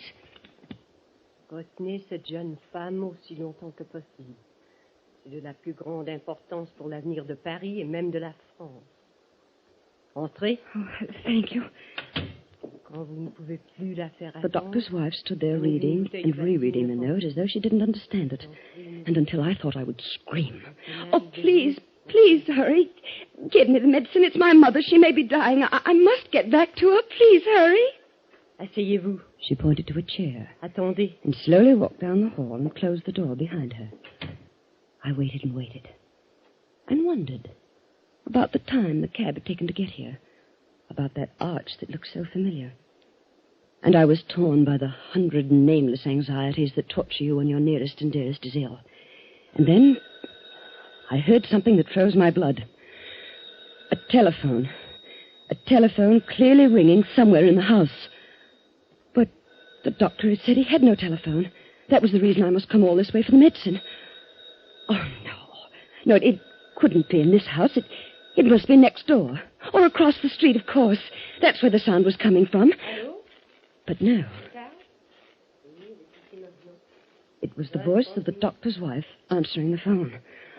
Oh, no. No, what monstrous plot was this? I felt my scalp crawl with terror. My brain pounded and my head felt as though it would burst. I wanted to scream.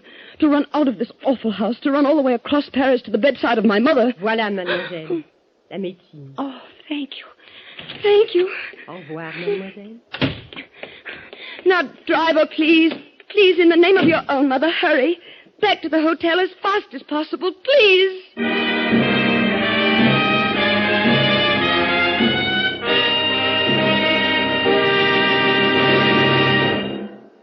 In just a moment, we continue with the second act of Escape. But first, no, you won't be hearing double. That'll be Groucho Marx appearing on 2 different CBS shows tomorrow night. First, in his own hilarious ad-lib quiz, You Bet Your Life, and then immediately following as Bing Crosby's guest. Don't miss this great meeting on CBS tomorrow night. And now we return you to Escape.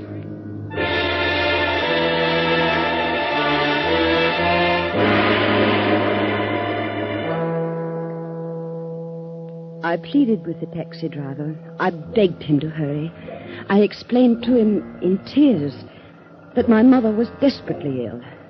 But the taxicab never increased its speed. We crept across Paris just as slowly as we had come. Until at last, we pulled up before the entrance of the hotel. Voilà, mademoiselle. I jumped out of the cab, and then I saw the sign over the hotel entrance. It said, Hotel Ritz. Driver, you've taken me to the wrong hotel. I'm staying at the Grand Hotel Universal. Ben non, mademoiselle. Je vous ai ramassé au Ritz et je vous ramènerai au Ritz. Et il y a 25 francs 50 au compteur. Et j'aimerais recevoir immédiatement, en plus le pourboire. Please, I don't understand what you're saying, but I want you to take me to the Grand Hotel Universal. Et c'est ici que je vous ai pris en charge et c'est ici que je vous ramène. Et maintenant, c'est mon heure d'aller dîner. Donc, si vous aurez l'obligeance de me payer... Oh, you stupid, stupid man. Can't you understand my mother is ill? You've taken more than 2 hours to get me to that doctor's house and back. Can't you understand my mother is sick, perhaps dying? Mademoiselle, vos problèmes ne me regardent pas. Donc, si vous aurez l'amabilité de me payer le 25 francs, en plus le pourboire... I looked around me. A small group of passers-by had stopped and were listening curiously to the argument. And then they joined in, taking sides. Everywhere I looked were foreign faces, strangers, enemies. And then, shouldering through the crowd, I saw the bare-headed young man in tweeds with a pipe planted in his teeth. And before he had a chance to speak, I knew that help had come. Are you having some trouble? Oh, thank heaven, an Englishman. Yes, that's right. Now, what seems to be the matter? I told him rapidly as I could. And he paid the mulish cab driver. Merci. Popped me into another cab, and 5 minutes later, we walked into the lobby of the Grand Hotel Universal. The manager was behind the desk. Please, my mother. Is she all right? I beg your pardon? My mother, Mrs. Winship, in 342. Is she all right? There is no Madame Winship in 342. What? 342 is occupied by Monsieur Auguste Noray, a permanent guest. Oh, please, don't you remember me? I'm Cynthia Winship. 2 hours ago, you put me into a taxi to go to the doctor's house for some medicine for my mother. No, I'm afraid mademoiselle is mistaken. I have never seen her before in my life. Well, now, look here. What is this? No, listen, I swear to you, it is as I say. We signed the register less than 3 hours ago. We got in on a train from Marseille. Well, now, let's have a look at the register. Oh, yes. I'll show you. I'm in 342. Where is the register? It is here, mademoiselle. You may see for yourself. See, today's date. 14 guests registered, but I don't see any mademoiselle or Madame Winship. Do you? But this is monstrous. It's impossible. My mother is somewhere in this hotel. What have you done with her? What have you done with her?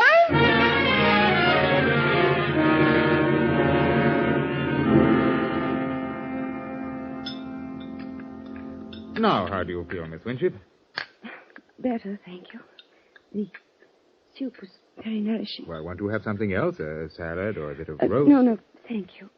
Just a cup of tea, perhaps. Why, yes, certainly. Garçon. Monsieur? Just the thé pour mademoiselle. Tout de suite, monsieur. I don't know how to thank you, Mr. Do you realize I don't even know your name? Well, it's Bruce. Bruce Stanley. I'm glad to meet you, Mr. Stanley. Well, it's a pleasure, Miss Winship. Mr. Stanley, you believe me, don't you? Of course I do, Miss Winship. We did register at that hotel. We were in room 342. Why, I can even describe the furnishings. There was a big window that went from the ceiling to the floor. Every hotel room in Paris has windows like that, Miss Winship. Oh, they do? Yes. Oh. Well, in this room, the draperies were plum-colored, and there was a marble-top table, black marble it was, and a gilt clock. It had run down. The hand stopped, I remember, at 20 minutes past 3. The walls were covered in rose brocade, and the bedspread was a washed-out yellow. Oh, if I could only get into that room, you'd see that I'm not making this up. No, I'm sure that you're not. And perhaps I can find a way to make them let you in the room. You can? Yes. You see, I'm with the embassy. I'm the secretary sort of thing. I believe that the British Empire has enough influence to change the mind of an obstinate Paris innkeeper. Well, then let's do it right away. Oh, well, I'm afraid the might of Britain can't move that fast. It's past dinner time. But tomorrow we shall see. Tomorrow? Oh, but I must get in that room tonight. I have no money and nowhere to sleep. Well, we can do nothing with the people at the hotel. You saw that. We'll just have to be patient until tomorrow. And I'm sure that I can find a room for you tonight in a pension near the embassy. You're so very kind. How can I ever thank you, Mr. Stanley? You might begin by calling me Bruce. Thank you, Bruce. Thank you, Cynthia. Oh! Well, what is it? I've just thought of something. The doctor. The doctor? Yes, the one the hotel manager brought in to look after Mother. I still have his address somewhere here in my bag. Just a minute. Yes, here it is. Oh, we must go there immediately. He can tell us about Mother. 24 bis Rue Val de Grace. Well, that's not far. That's just off the Boulevard Raspail. It's near the Gare Montparnasse. How long would it take to get there by taxi? About 10 minutes. But it took over an hour this afternoon.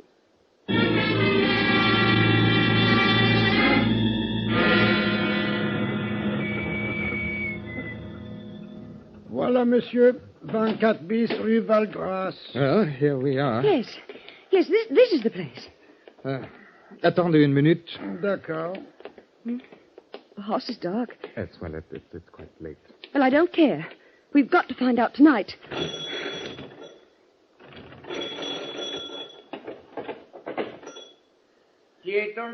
Oh, where is he? Oh, he's there at the upstairs window.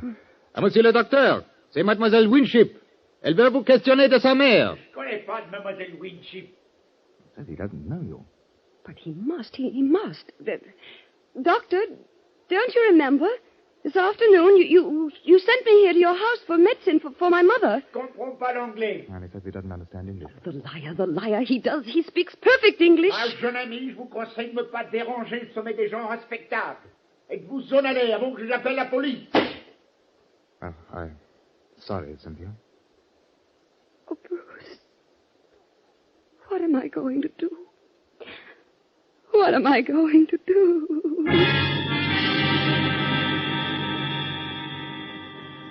If it hadn't been for Bruce, I'm certain I should have gone out of my mind that dreadful night. He found a room for me at the pension near the embassy, where I spent a sleepless night. I tossed and turned and worried myself in an agony almost beyond endurance. Where was my mother? What had they done with her? Bruce called for me at 10:30 the next morning and took me back to the hotel. To my surprise, the attitude of the manager had changed completely. But, of course, mademoiselle may inspect room 342.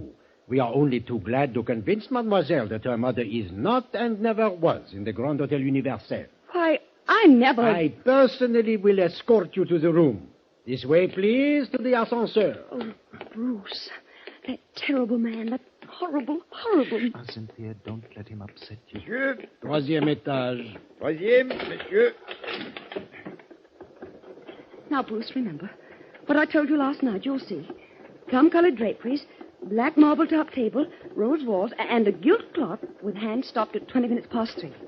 You'll see. Yes, Cynthia. Voilà. Troisième. This way. It was room 342 you wish to see, mademoiselle. Yes, that's right. Third door to the right. So, here we are. Oh, you see, Bruce, I know where it is. Yes, my dear. Voila. Enter, please. Now, Bruce, now you'll see the yellow bedspread and... Oh. Not quite the room you just described in the elevator, mademoiselle. The drapes are royal blue. Oh. A little dusty, I fear. I must have this room renovated. There is no marble-top table. No. The clock, as you notice, is running. No. And right on time, it seems. The walls are not rose brocade, but yellow flower No. wallpaper. Now, my dear mademoiselle, you see how thoroughly mistaken... No.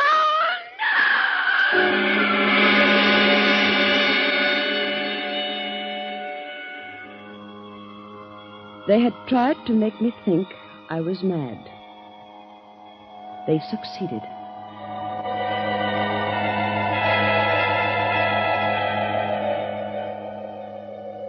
I remembered nothing until I awoke in my aunt's house in England 2 weeks later. Thanks to Bruce, who never left my side during those terrible days when my sanity hung in the balance. Well, Alice, that's the story. And that's why I've never been able to talk to you about your grandmother Winship. Oh, Mother, how horrible. Because all these years, I've clung to the foolish hope that somehow she'd come back and tell us herself what happened. You poor dear. You may as well dispel that hope forever, Cynthia. What? Well, since you've at last brought yourself to discuss your mother's disappearance, I think it's time you knew the true facts. Bruce. Your mother died 20 minutes after you left the hotel on that fool's errand for the doctor. Oh, no. She died of the bubonic plague. She'd caught it in India before she sailed. The doctor recognized the symptoms the moment he examined her. He told the hotel manager in French in your presence. They agreed that the matter must be kept completely secret. If the news leaked out that there was a case of plague in Paris, the city would have been emptied of visitors and the exposition would have been a failure. Bruce. The conspiracy of silence began in the hotel. The bellboy was paid to claim he never saw you. The taxi driver was paid to take you to the doctor's house by the most roundabout route. The note to the doctor's wife advised her to detain you as long as she could.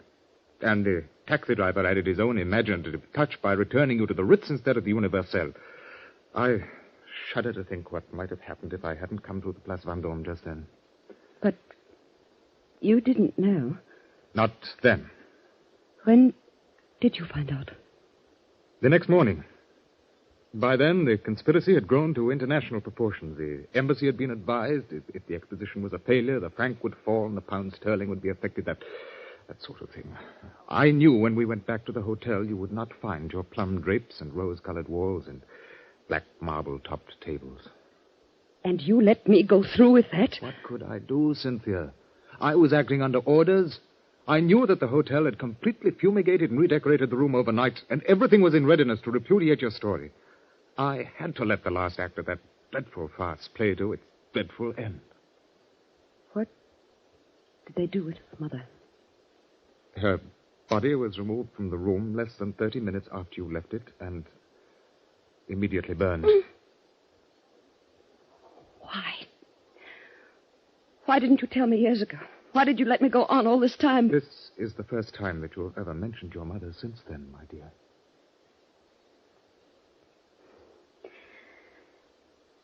Alice. Yes, Mother? There's a new issue of the Tatler in the library. Wouldn't you like to look at it? But, Mother, I want now, to know dear, about... there's a good girl. I want to have a talk with your father.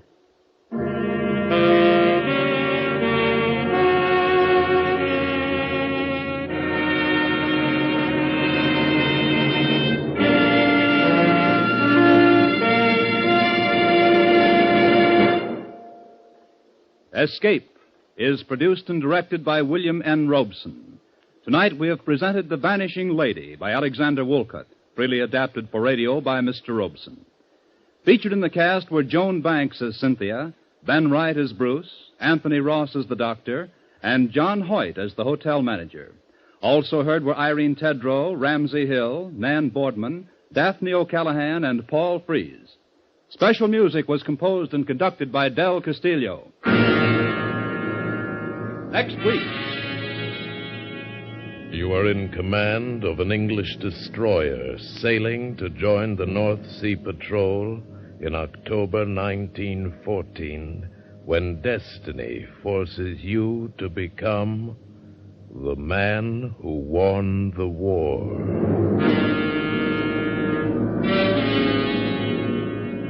Next week, we escape with one of the classic stories of the First World War, Robert Buckner's famous and unforgettable tale, The Man Who Won the War.